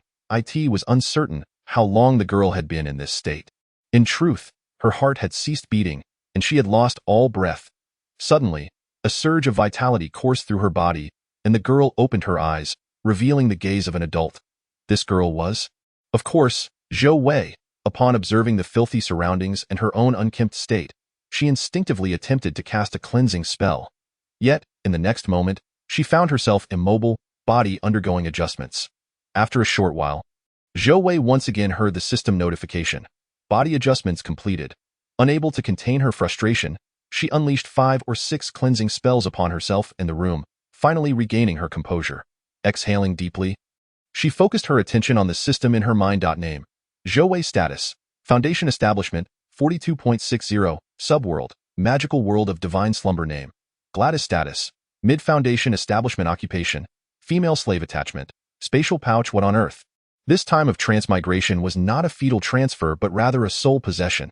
If I must transmigrate, why must I inhabit the body of a slave? This little slave girl appears to be only around 13 years old. Zhou Wei examined her own body. She was already 15 years old. Her first reaction was that she was merely a mid-stage practitioner, capable of healing certain injuries. However, she had no means to make her body grow taller. Moreover, this body had been calibrated for a lifespan of 300 years. To prolong life indefinitely. Was she destined to remain in this youthful form forever? Chapter 113. The wood hairpin in this world. Those who stand at great heights rely either on intellect, luck, perseverance, or a combination of all three. Of course, there exists another type of individual who merely needs to depend on their extraordinary advantages. Qian Yihui had always believed he navigated life through sheer cleverness. He had encountered many types of people. Those who appeared ostentatious yet were deeply corrupt. Those who seemed rough yet possessed sincere hearts. And those who appeared just yet hid dark secrets within. In his perspective, none of these truly mattered. He believed that those who relied solely on their character would not necessarily thrive. Talent, intelligence, emotional quotient, personality, and morality were 5 disparate elements that had no correlation at times. Qian Yihui found himself curious about how he was perceived by others. Those who had lingered in this world for long often retained a semblance of conscience. Thus, he mused that he too possessed a conscience. Had Qian Yihui continued along the path life had laid before him, he would scarcely have thought of Zhou Wei, viewing her merely as a minor figure incapable of stirring significant upheaval. Occasionally, a flicker of guilt would cross his mind, hoping she lived well. More often, he simply relished the memory of an exceptional woman who had once been utterly captivated by him, a mere indulgence of vanity. Yet, life is rife with unforeseen twists. He found himself inexplicably confined to a sickbed, incapacitated by an illness. He was astonished to discover that he had inexplicably transformed into a mere wooden hairpin. Discarded in a bleak world, unable to move in this realm, he could only observe Zhou Wei. Words fail to encapsulate the myriad experiences he witnessed. All he could articulate was that this woman, endowed with extraordinary abilities, surpassed his expectations in every regard. Her world was infinitely more vibrant than that of any other. The sensations he felt were beyond description when Zhou Wei prepared to depart. She incinerated the hairpin. For Qian Yihui, it felt akin to the burning of a soul.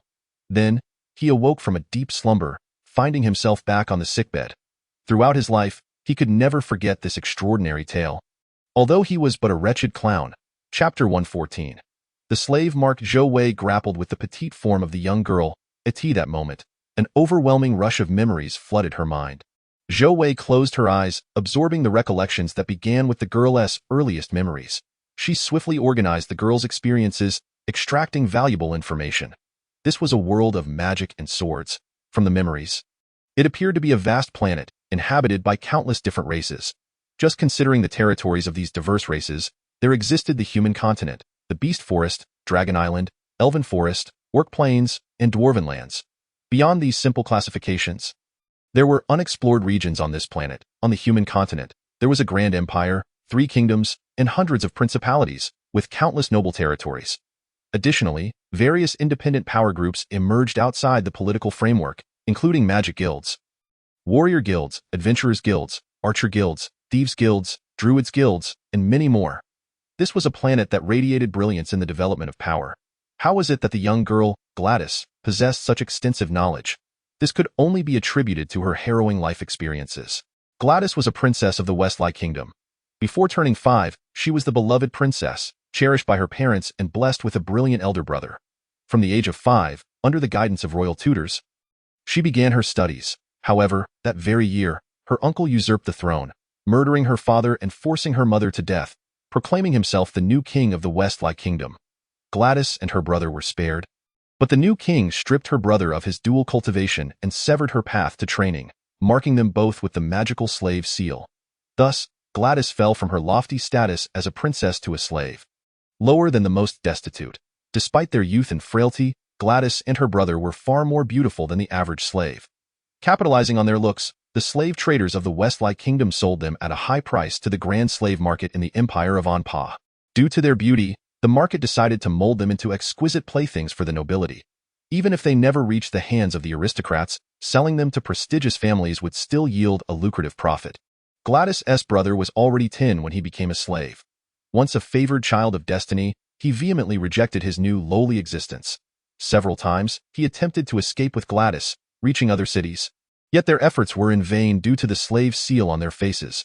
With a mere thought from their master, those marked with a slave seal could be subjected to unbearable pain.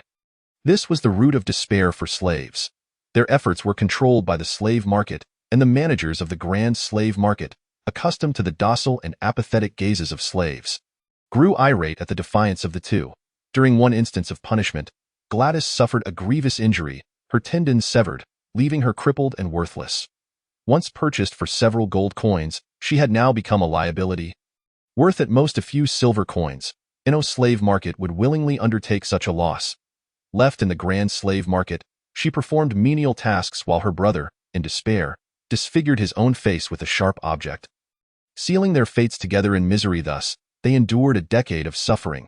Endless toil, hunger, and intermittent punishments marked those 10 years. Ultimately, Gladys succumbed. Before her demise, she made a wish.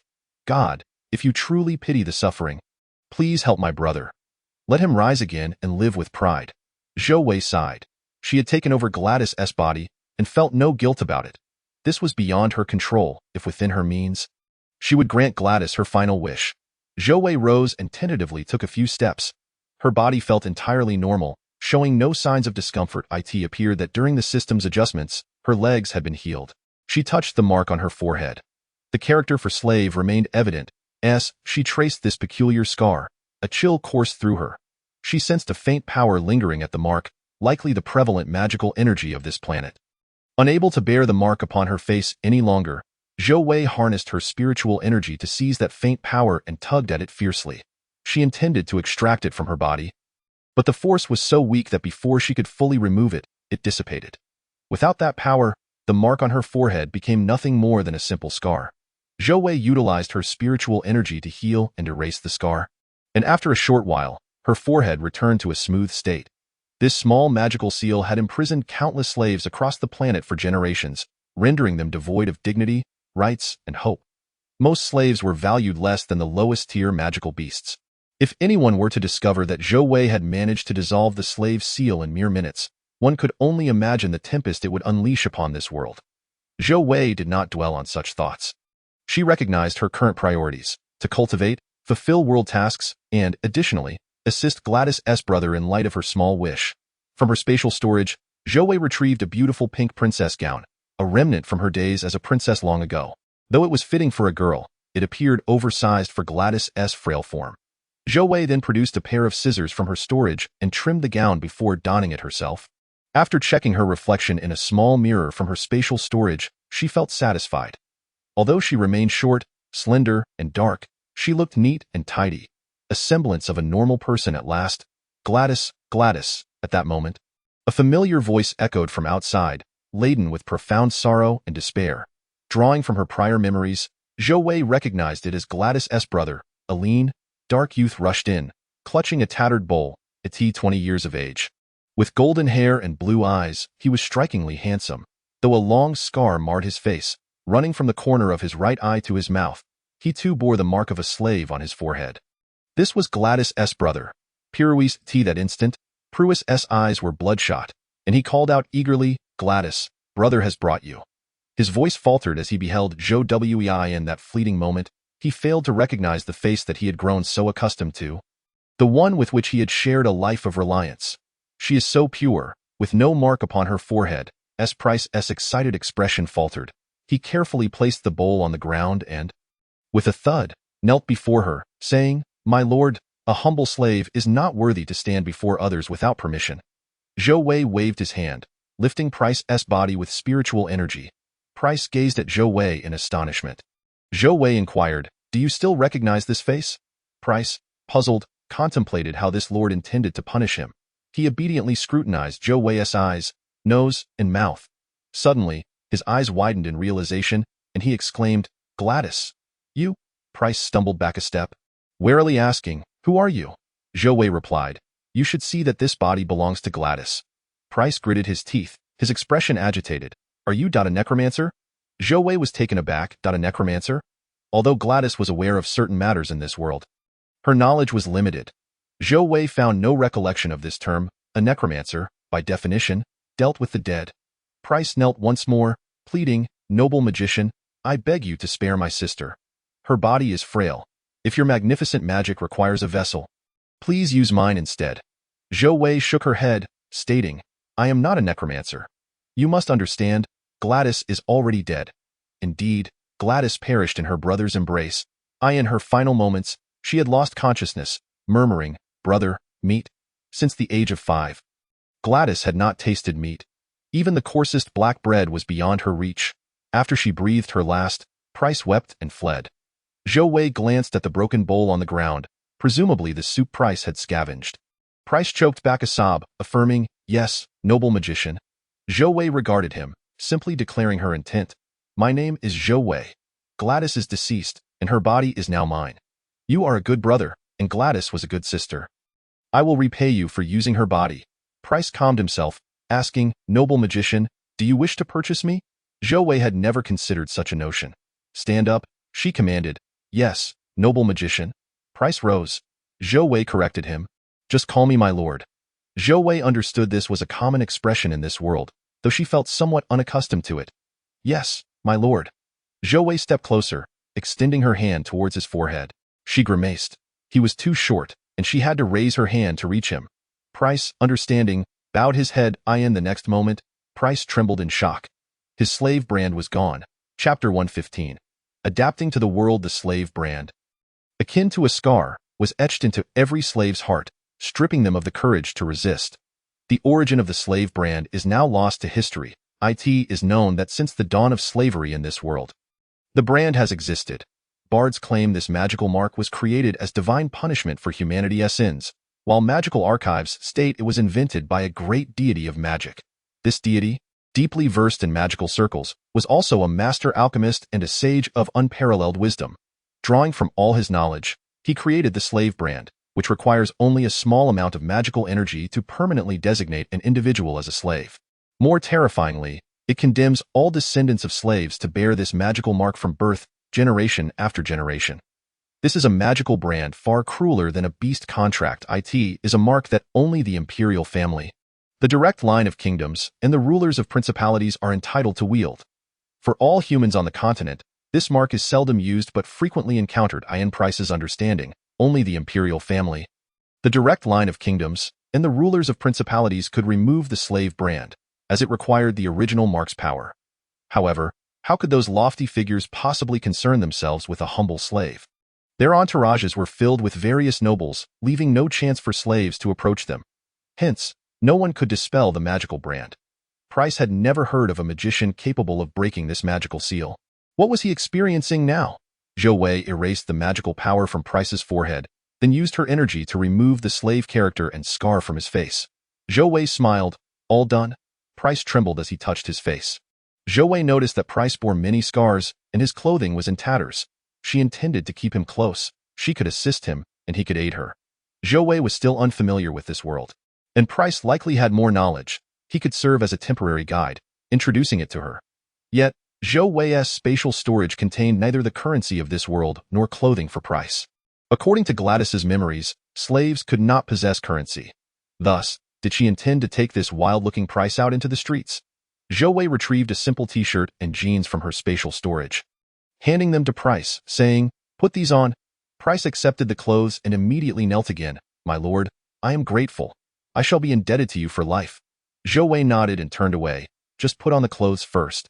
After saying this, Zhou Wei casually waved a cleansing spell behind her. The reason Zhou Wei remained so composed while revealing her spatial items before Price was that on this planet, there existed an object known as a spatial ring. Young Gladys had once possessed such an item.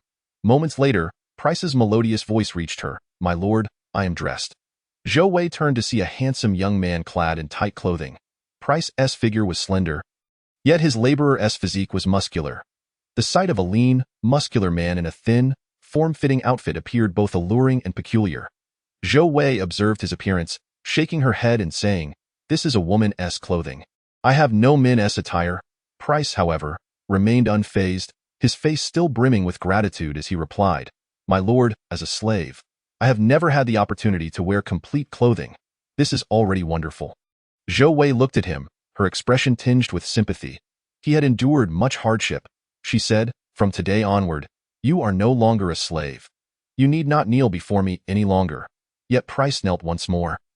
Bowing deeply to Zhou Wei, my lord, I owe you my life. I am forever grateful. After speaking, Price stood up. Zhou Wei nodded, instructing, now, let us go outside. I have never been here. Tell me what you know. Yes, my lord. Zhou Wei led Price out of the small dwelling. Following Price's directions, they arrived at the entrance of the slave market.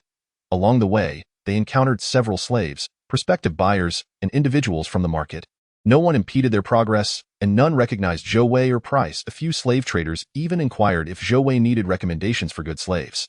Zhou Wei simply replied that she had already seen enough and would discuss it later. As they walked, Zhou Wei observed the myriad of buildings and people in this world. Price, barefoot and head bowed, followed closely behind her.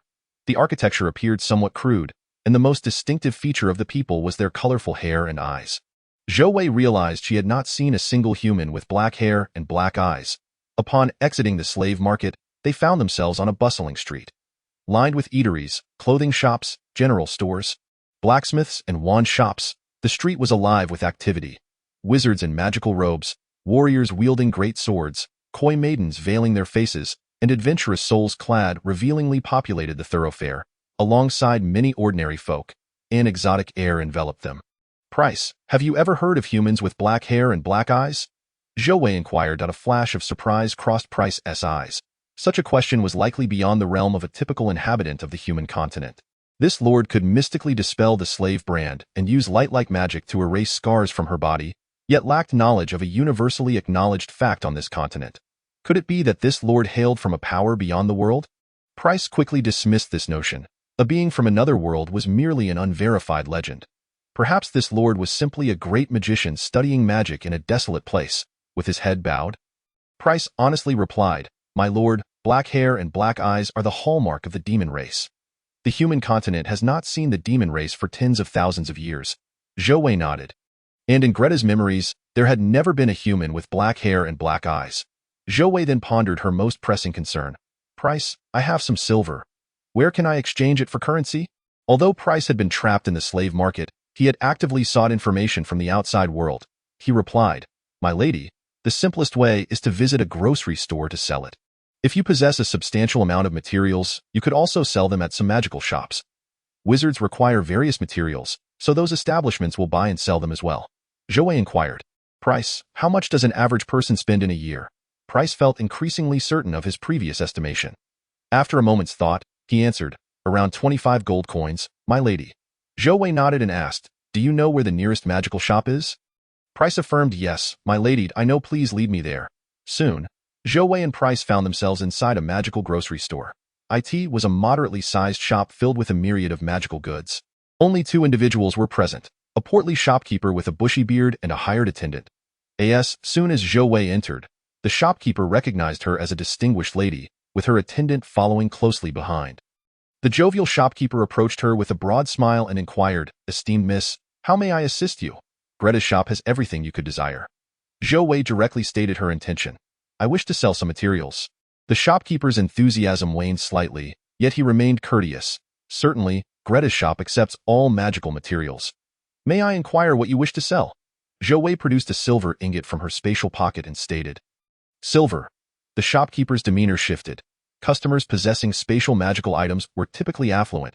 He cautiously smiled and asked, might Greta's examine the purity of your silver, esteemed miss? Zhou Wei nodded, and the shopkeeper took the ingot to the counter. Retrieving a small black plate, he placed the silver ingot upon it. Silver was a common magical material. Usually, the shopkeeper would appraise it with a mere glance. For rarer materials like mithril, he would utilize the black magical assessment plate. By bringing out the plate now, he aimed to demonstrate his expertise before this lady of rare means. A green light flickered across the plate. The shopkeeper exclaimed in astonishment, ah, this is a fine material with a purity exceeding 99%. Such quality is rare. Zhou Wei inquired, how much would you offer for an ingot of this size? The shopkeeper quickly weighed the ingot and replied with a smile, esteemed miss, Greta's will offer you a price of 1 silver coin. Zhou Wei understood the currency of this world. 1 gold coin equals 10 silver coins, and 1 silver coin equals 100 copper coins. Thus, 1 silver ingot could be exchanged for 1 silver coin. This meant that she would need to exchange 500 silver ingots to cover the annual expenses for 2 individuals. At that moment, Price interjected, "Shopkeeper, you are surely deceiving us. This sizable piece of silver is worth at least 2 silver coins in the market." The shopkeeper scratched the back of his head, noticing Zhou Wei's silence, and remarked, "What does this little attendant know? Silver, at its peak, rarely fetches 2 silver coins. The market simply does not support such a price. Furthermore, silver is a common material and not easily sold. This is the price we offer when acquiring it, I assure you." Greta's has not misled this esteemed lady. Zhou Wei remained silent. She was unfamiliar with the local pricing and did not particularly care. Allowing Price to negotiate. After some back and forth between Price and the shopkeeper, Zhou Wei's silver ingot was ultimately valued at 1 silver coin and 30 copper coins. Zhou Wei exchanged 500 silver ingots for 65 gold coins. Exiting the magical grocery store, she immediately visited a large clothing shop, purchasing 10 sets of clothing for herself and Price. After her shopping spree, her 65 gold coins quickly dwindled to 25. Finally, she and Price appeared similar to the locals. "Price, can 25 gold coins sustain us for a year? What standard are you using to calculate that?" Price surveyed his exquisite attire and comfortable shoes, realizing that such an outfit could purchase several slaves. He self-deprecatingly thought, "Just yesterday, I was worth less than this outfit." He pointed to a corner of the clothing shop, saying, "According to that standard." Zhou Wei glanced over to see a pile of coarse burlap garments. Zhou Wei felt bewildered by the prices in this magical world. She mused, "Estimating expenses is indeed a challenging endeavor. At any moment, I could find myself unable to pay for a meal." She realized that her stay in this magical realm would not be brief, so she needed to exchange more currency. Zhou Wei returned to the magical grocery store, exchanging all her remaining silver ingots for the local currency. The portly shopkeeper, seeing the substantial exchange, cheerfully offered her some discounts. Ultimately, Zhou Wei acquired 185 gold coins, adding to her previous 25, totaling 210 gold coins. With this newfound wealth, she and Price enjoyed a delightful meal at a restaurant. Though Price ate quickly and heartily, his demeanor reflected his refined upbringing. 10 years as a slave had profoundly influenced him, but now, liberated from his shackles, he quickly regained the poise of his youth. Zhou Wei had yet to encounter any world tasks and remained uncertain of her future endeavors. She decided to establish her identity in this realm. After their meal, Zhou Wei asked, "Price, do you think I am a wizard?" Price held deep affection for his sister Greta's, and Zhou Wei perceived his gratitude towards her. Thus, she felt a strong sense of trust in him. If not a wizard, what could she be? Price thought, nodding, "Yes, my lady, a wizard it shall be." Zhou Wei resolved to acquire a wizard's identity and inquired, "I understand that all wizards must undergo certification by the Wizards Guild to obtain a magical emblem. Where is the nearest guild in this city?" Price instantly grasped her intention to secure a legitimate wizard's identity. He replied, "The Wizards Guild is located in the city center. I will escort you there." The Wizards Guild stood as a tall, dark red edifice, impressively constructed. Upon arriving at the entrance, a servant carefully guided Zhou Wei inside. Learning that Zhou Wei sought wizard certification, the servant led her into a room. The process of wizard certification did not permit companions, leaving Price in the guild's hall. Once a talented individual skilled in both magic and martial arts, Price now found himself excluded from the proceedings, devoid of power. He stood calmly in the hall, repeatedly telling himself, "You have been rendered powerless, Price. You can no longer be a warrior. You can no longer be a wizard. Without power, is there even a chance for revenge?" In the first testing room for magical assessment, an elderly wizard regarded Zhou Wei with a look of satisfaction. "Miss, judging by your age, is this your first attempt at wizard certification?" Zhou Wei grimaced. She wished to disregard her age. Though her current appearance resembled that of a mere 13-year-old, she was reluctant to feign youthfulness. Ignoring the wizard's initial comment, she replied, "Yes." The old wizard nodded and smiled. "The wizard certification consists of 3 tests. I shall begin with the first. The initial assessment evaluates magical attributes and strength. As long as one's magical power meets the required standards, this test will be passed." Zhou Wei nodded and asked, "How is the evaluation of magical attributes and strength conducted?" The old wizard pointed to a large stone tablet in the room, saying, "It is quite simple. You just need to place your hand on that stone tablet and channel your magical power into it." Zhou Wei complied, placing her hand upon the stone tablet. Although she possessed no magical power, she did have spiritual energy. Since Price had declared her a wizard, and considering that both magical and spiritual energies are forms of energy, It seemed plausible that her spiritual energy could suffice as magical power. Zhou Wei slowly channeled her spiritual energy into the tablet. The stone began to emit a spectrum of colors, the brilliance intensifying. As the light grew increasingly blinding, Zhou Wei calmly withdrew her hand. Realizing the tablet's vigorous response signaled her to stop. She merely sought an identity, not to appear overwhelmingly powerful. The old wizard gazed in astonishment at the results displayed on the tablet. Magical power. Level 9 Archmage. Magical attributes. Gold magic power, wood magic power, water magic power, fire magic power, earth magic power, wind magic power, light magic power, dark magic power. The old wizard's mouth fell agape, rendered speechless. A girl of such diminutive stature. A 9th level Grand Wizard? She can't possibly be older than 15. Throughout the annals of human history, the most distinguished prodigies only reached the first level of advanced magic at the age of 15. Upon observing the array of magical attributes, the old wizard was convinced he was dreaming. Not everyone on the human continent is destined to become a wizard.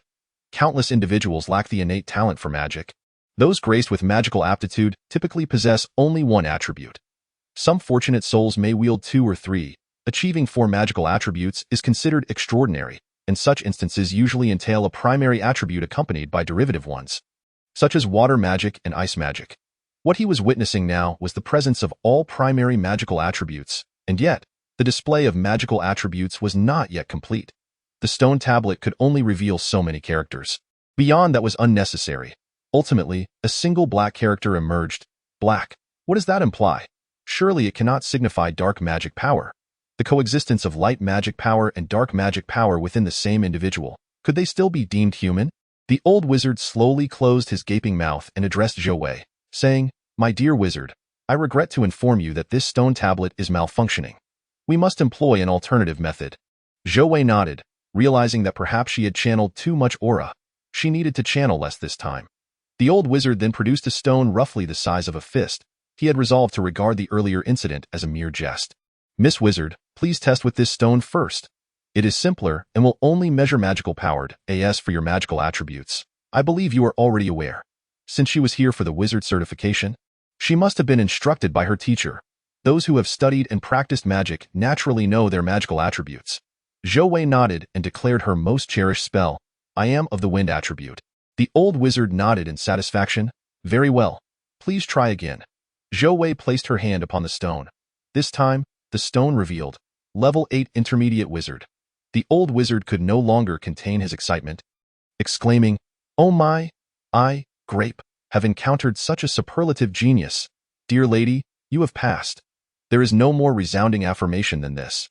Although he felt a bit impolite saying so, Grape firmly believed that when her name echoed through the world, he would proudly serve as a humble witness to her magical journey. At the venerable age of 75, Grape himself was merely a level 5 advanced wizard. It was only at 45 that he attained the level 8 intermediate wizard status.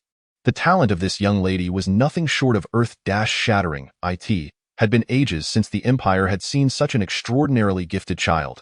Zhou Wei could hardly fathom that by merely regulating the output of her aura, she had inadvertently become a top-tier genius wizard. It was not that she had channeled too much aura. Rather, she was simply mismatched with this youthful body. Zhou Wei inquired, "What is the next test?" The old wizard beamed, radiating an invigorating vitality. "Miss Wizard, the next test is a straightforward examination of magical theory." Zhou Wei grimaced. Gladys had not studied magical theory, and consequently, neither did Zhou Wei. Without hesitation, she declared, "I shall not take the exam." With that, she turned to leave. She had no desire to fill out a paper destined for a score of 0. If she could not become a wizard, she could pursue other identities. The old wizard hurried after her. "Wait, Miss Stone Wizard, why are you not taking the exam? I understand that a genius such as yourself may not care for these trivial qualifications. However, becoming a formal wizard brings numerous benefits." Zhou Wei strode toward the hall, calling out to Pris. "Pris, let us go." "Yes, my lady." The old wizard pursued them, exclaiming, "Miss Wizard, should you require anything, do not hesitate to seek me out." "Grape is your friend." Pris observed Zhou Wei's expression and inquired, "My lady, have you obtained your certification medal?" "No, I shall not take the exam," Zhou Wei replied, disinterested. She could not pass the magical theory test. "Pris, which identity certification is the easiest to obtain?" Pris lowered his head and answered, "Adventurer, my lady." The certification for adventurers is the simplest to acquire. Then take me there. Pris indeed became Zhou Wei's guide, leading her to the Adventurer Guild. The Adventurer Guild was a colossal wooden structure. Upon entering, they found themselves in an expansive hall filled with countless tables and chairs. The atmosphere was lively, with adventurers boisterously exchanging tales over drinks, resembling a grand tavern, and the service counter resembling a massive bar. Zhou Wei approached the largest service counter, where a voluptuous and attractive waitress stood. "We wish to become adventurers," Zhou Wei announced, gesturing to Pris behind her.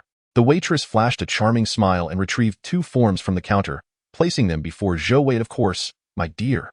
Please fill out these forms." Zhou Wei's heart sank. Though Gladys had learned the written language of this world, she had not penned a word in 10 years. The last time she wrote was at the age of 5. While Zhou Wei could comprehend the characters, her handwriting would undoubtedly resemble a child's scrawl. An idea struck her, and she said, "Pris, fill out the forms for us." "Yes, my lady." Pris took one of the adventurer registration forms and began to fill in the name. "Zhou Wei," he glanced at her and asked, "My lady?"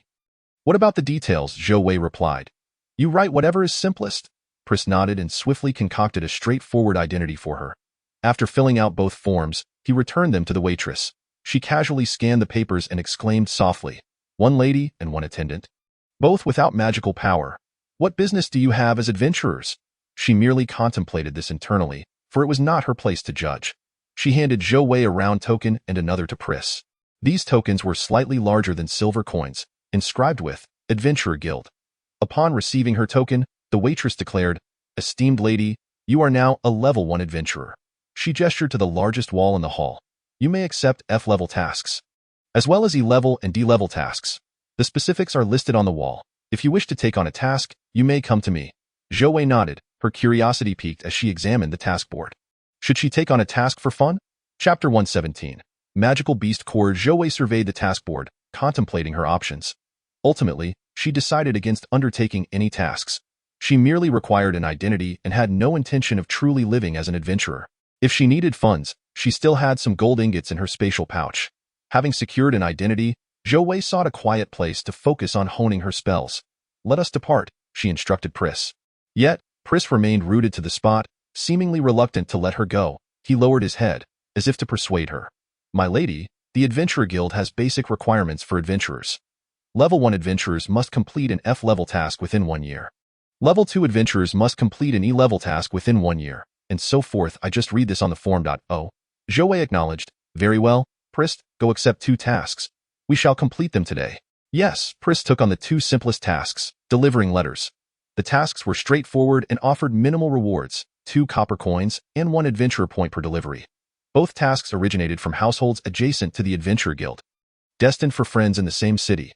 The distance was short, and the tasks proceeded smoothly. After delivering the letters, they were on their way back to the Adventurer Guild when they encountered an ambush. The assailant was a rabbit. A small rabbit adorned with short white fur leapt out from the bushes as they strolled along a narrow path at the city's edge. Zhou Wei was still pondering where to practice her spells, feeling that the city might not be the most suitable environment. Just then, she spotted the adorable rabbit with its naturally charming face, and a smile crept onto her lips. Suddenly, the rabbit opened its mouth and shot a water arrow at Pris.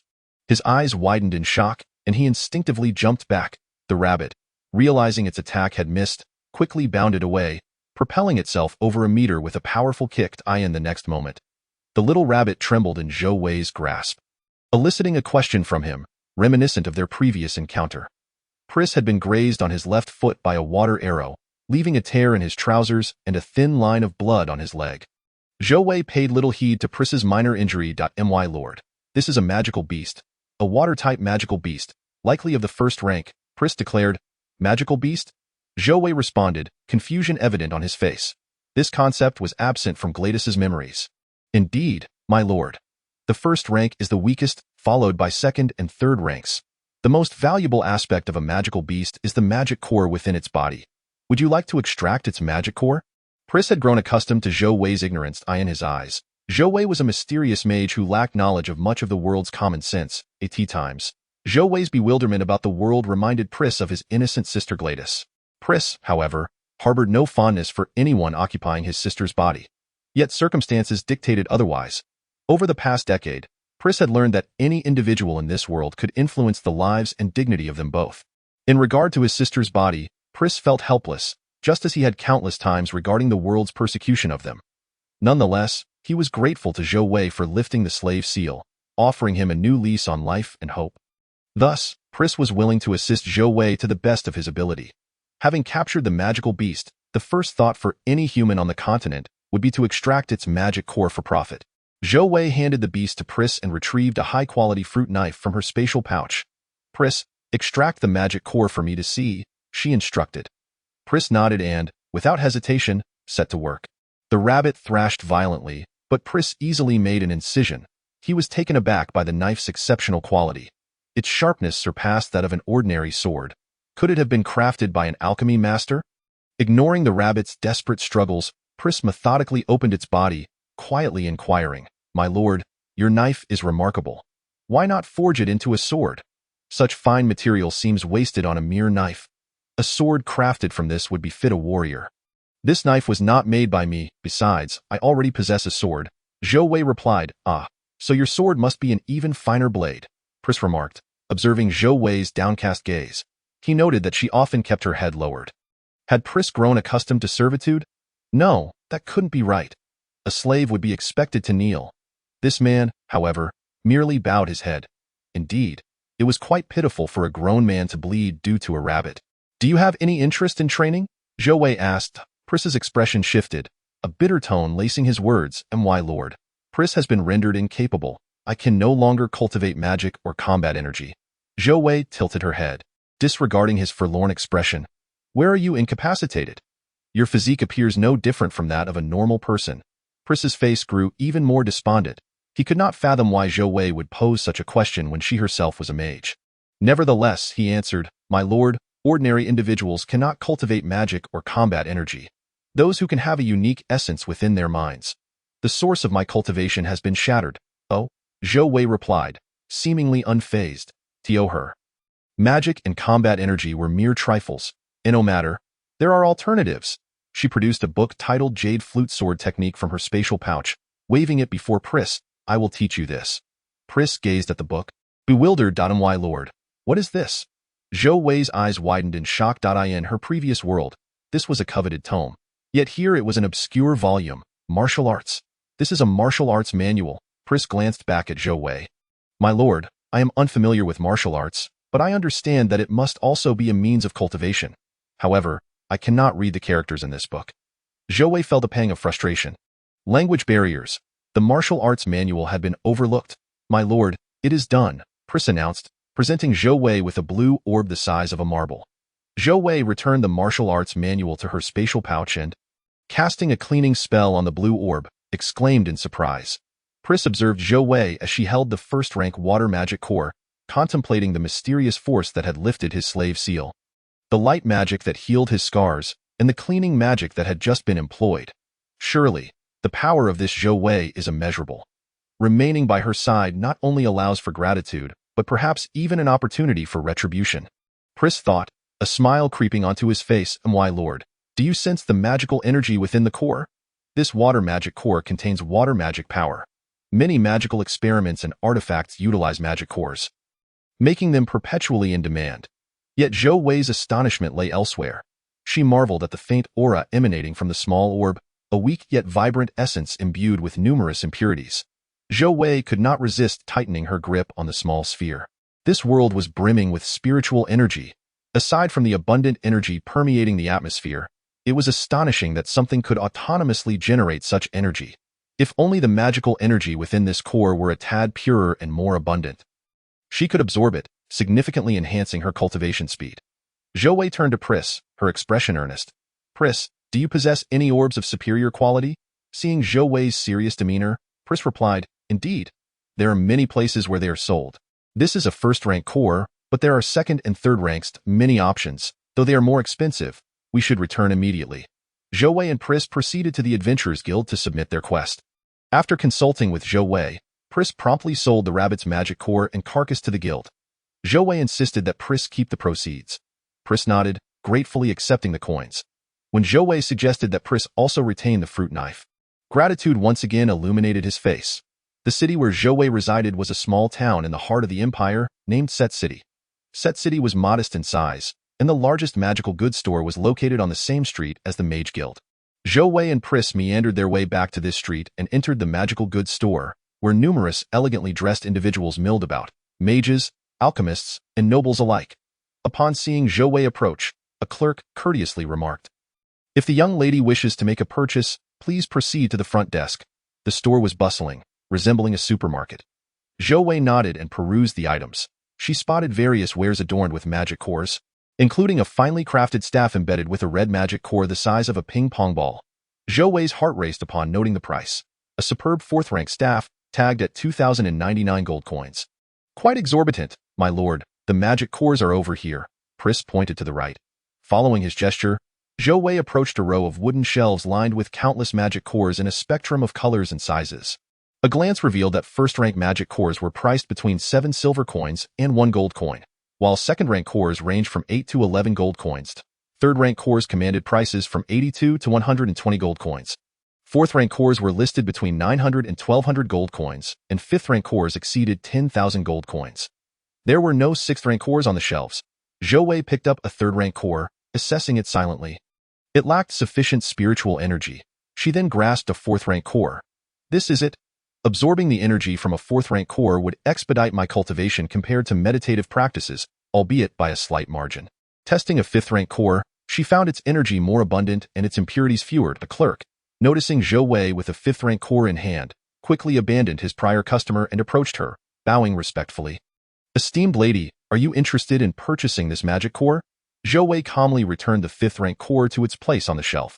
She had only a little over 200 gold coins in her spatial pouch. Unable to afford a 4th-rank core and finding a 3rd-rank core useless, she shook her head. "I am currently short on funds and cannot afford it." The clerk seemed taken aback by such candidness. Typically, mages and nobles would feign disinterest even when lacking funds. After a brief pause, he politely responded, "Please take your time." Chapter 118. The Dawn of Creation. Impoverished, Zhou Wei exited the magical goods store. Glancing back at the establishment one last time, Price leaned closer to Zhou Wei and whispered, "My lord, the sorcerers stationed at the magical goods shop are 3 formidable high-level mages." Upon hearing this, Zhou Wei chuckled heartily. "Price, do you truly believe I would resort to thievery or robbery?" Price shook his head. "I merely wish to offer a caution, my lord. What you choose to do is entirely at your discretion." Zhou Wei nodded. "Very well then, Price. All magical beast cores originate from magical beasts, correct?" "Indeed, my lord." "Do you intend to hunt magical beasts?" Price inquired. "What do you think? Is it feasible to hunt magical beasts?" Price replied, "My lord, there are not many areas near Sate City where magical beasts roam. If you seek quality cores, you must venture into the beast forest." He felt compelled to remind her that the beast forest was not only quite distant from Sate City, but also far more perilous. "I see." Zhou Wei was not fond of engaging in overly risky endeavors. However, since she needed the cores, a journey to the beast forest was inevitable. Before that, she needed to enhance her magical abilities to ensure a greater chance of success. This led Zhou Wei to reflect on her earlier thoughts. Practicing within the city was rather impractical. "Price, do you know of any uninhabited areas near Sate City?" Zhou Wei asked. "Yes, indeed, to the east of Sate City. There lies a large clearing. Due to its distance from the main urban area and the unsuitability of the land for cultivation, it has remained unoccupied," Price explained. "How far is it from Sate City?" Zhou Wei inquired. Price replied, "It is roughly a half-day's walk." "Very well." Zhou Wei and Price procured a week's worth of provisions before heading directly to the clearing. The area was overgrown with weeds, with a few dead trees scattered about, devoid of any signs of wildlife. It appeared desolate. Zhou Wei retrieved the food from her spatial storage and said to Price, "This is your food for the week." Price, puzzled, asked, "My lord, what about your own provisions?" "I do not require any," Zhou Wei replied, having already entered a state of fasting where her need for sustenance depended solely on her mood. Time and again, Zhou Wei astonished Price, and this instance was no different. In this world, aside from gods and madmen, no one claimed to need no food. Price accepted the bag from Zhou Wei, silently contemplating how accustomed he had become to her peculiarities. Everyday necessities were already stored in her spatial realm. Zhou Wei ceased her musings and began to practice her spells, instructing Price not to disturb her. Price, understanding, moved to the opposite side of the clearing and began to clear the ground of weeds. He realized they would need to stay there for at least a week, and thus, he wished to improve their surroundings. As he worked, Zhou Wei contemplated the necessity of constructing a shelter in this place. She resolved to first practice her telekinesis spell, which would allow her to manipulate objects from a distance. Zhou Wei focused her spiritual energy on a small object, attempting to move it. Price observed her training with keen interest. Initially, he thought she was practicing wind magic, but soon recognized that her skills surpassed typical wind magic in both fluidity and power. Occasionally, when Zhou Wei's spiritual energy waned, she would take out the manual jade flute sword technique and recite it for Price to memorize. He had a good memory and quickly absorbed the text. Zhou Wei gradually taught him about meridians and true energy, casually breaking a branch for Price to wield as a temporary sword. As Zhou Wei continued her practice of telekinesis, Price began his martial training. He was quick-witted, and upon first feeling the flow of energy within him, he understood it to be the sole force that could empower him anew, a new strength. Price trained fervently and tirelessly, often practicing late into the night. Zhou Wei, sensing his dedication, provided guidance on martial knowledge. Having practiced the manual herself, her instructions were precise and insightful. At times, Price would pose seemingly foolish questions, leaving Zhou Wei momentarily speechless. It was not that he was dim-witted, but rather that his previous education in this magical world differed vastly from the martial arts he was now learning. Before the age of 10, he had only been exposed to the cultural education of the magical realm, and his understanding of the world was now at odds with the martial principles he encountered. The stark cultural and power system disparities often left him feeling inadequate, as though his youthful talents had been mere illusions. What Zhou Wei found simple often took him considerable time to comprehend. Unbeknownst to Price, he was pioneering a new path, being the first to practice martial arts within the magical realm. As the week drew to a close and their provisions were exhausted, Zhou Wei prepared to return to Sate City with Price. The decision to embark on this week-long journey stemmed from the knowledge that their supplies could not withstand the passage of time without spoiling. Zhou Wei could have allowed Price to go alone while she continued her training, but she opted to accompany him. Her understanding of this world remained limited to the Mage Guild, the Adventurers Guild, the Magical Goods Shop, and the scant memories of Gladys. Once she felt adequately acquainted with this world, she would no longer need to accompany Price for purchasing supplies. Just before their departure, Zhou Wei casually remarked, "Let us go and procure some food." To her surprise, Price suddenly knelt on one knee, bowed his head and pledged, "My Lord Zhou Wei, I, Price, vow eternal loyalty and fealty to you. May the great gods bear witness. If I betray you, let me fall into darkness and be consumed by unquenchable flames." After he finished, Price lifted his head and extended his right hand, palm upturned. Zhou Wei thought to herself, "I haven't even brushed my teeth yet. Why the solemnity?" Raising an eyebrow, she replied, "Price, you do realize that I am unfamiliar with the customs here. What does this mean?" A hint of amusement crossed Price's face. "My lord, this is the knightly oath of loyalty in this land. If you accept my loyalty, you should place your hand upon mine. Price, I have inherited Gladys' body. I owe my gratitude to you and Gladys. I do not require your fealty." Price smiled. "My lord Zhou Wei is truly a good person. If a knight's oath of loyalty is not accepted, the knight is left with no choice but to take their own life or kneel until death. I too would follow this path." "Price, you are too adamant," Zhou Wei sighed, then reached out to pat his hand. Price stood. "My lord, I am grateful to you. You have said that many times already, and my lord, I understand that the martial arts have imparted to me are truly magnificent. They enable those without magical or combat talents to possess strength." Price was visibly moved. Such knowledge, if bestowed upon any ordinary person, would surely drive them to madness. If this were to be proclaimed across the magical continent, it could very well upend the world. "The trust and kindness you have shown me in sharing this knowledge is beyond repayment." "Beyond repayment? So you intend to offer yourself in servitude to me?" Zhou Wei shuddered at the thought. This was the brother of her current body. How peculiar! Shaking off those thoughts, she furrowed her brow. The martial arts manual could indeed alter the lives of those without talent, overturning the world. That sounded rather grandiose, akin to a mere butterfly inciting a global tempest. Thus, it seemed that the martial arts manual could not be something accessible to all. Otherwise, it would truly disrupt the very fabric of the world's power structure. And Zhou Wei wished to avoid such repercussions. Bearing such immense responsibility was not something she desired. "Price, this martial arts manual is undoubtedly significant. It must not be disseminated." "Understood." Price had already deemed it too valuable to share. Such knowledge should not be shared lightly. Otherwise, chaos would ensue. He felt that Zhou Wei imparting the martial arts manual to him was, in essence, a call to loyalty. Price speculated that possessing such a manual without pledging loyalty or secrecy might lead to Zhou Wei summarily ending his life.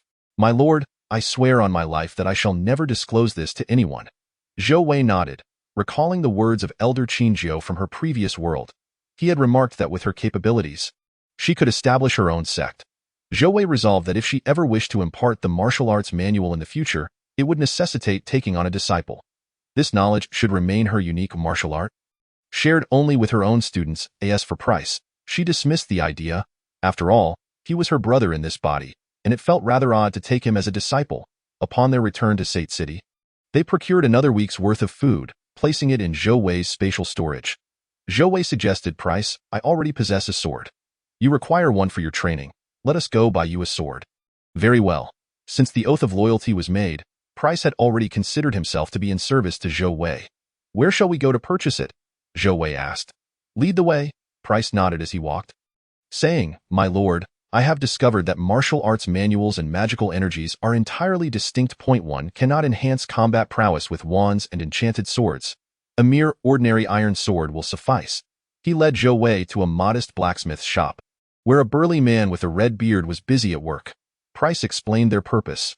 The red-bearded man wiped the sweat from his brow with a towel draped around his neck, gesturing towards a long sword displayed on a nearby wooden table. "Behold, my lords, this is a sword that has already been forged. It is no boast when I say that in this city of Set, everyone knows of the fine swords crafted by me. Master, I am a certified intermediate blacksmith.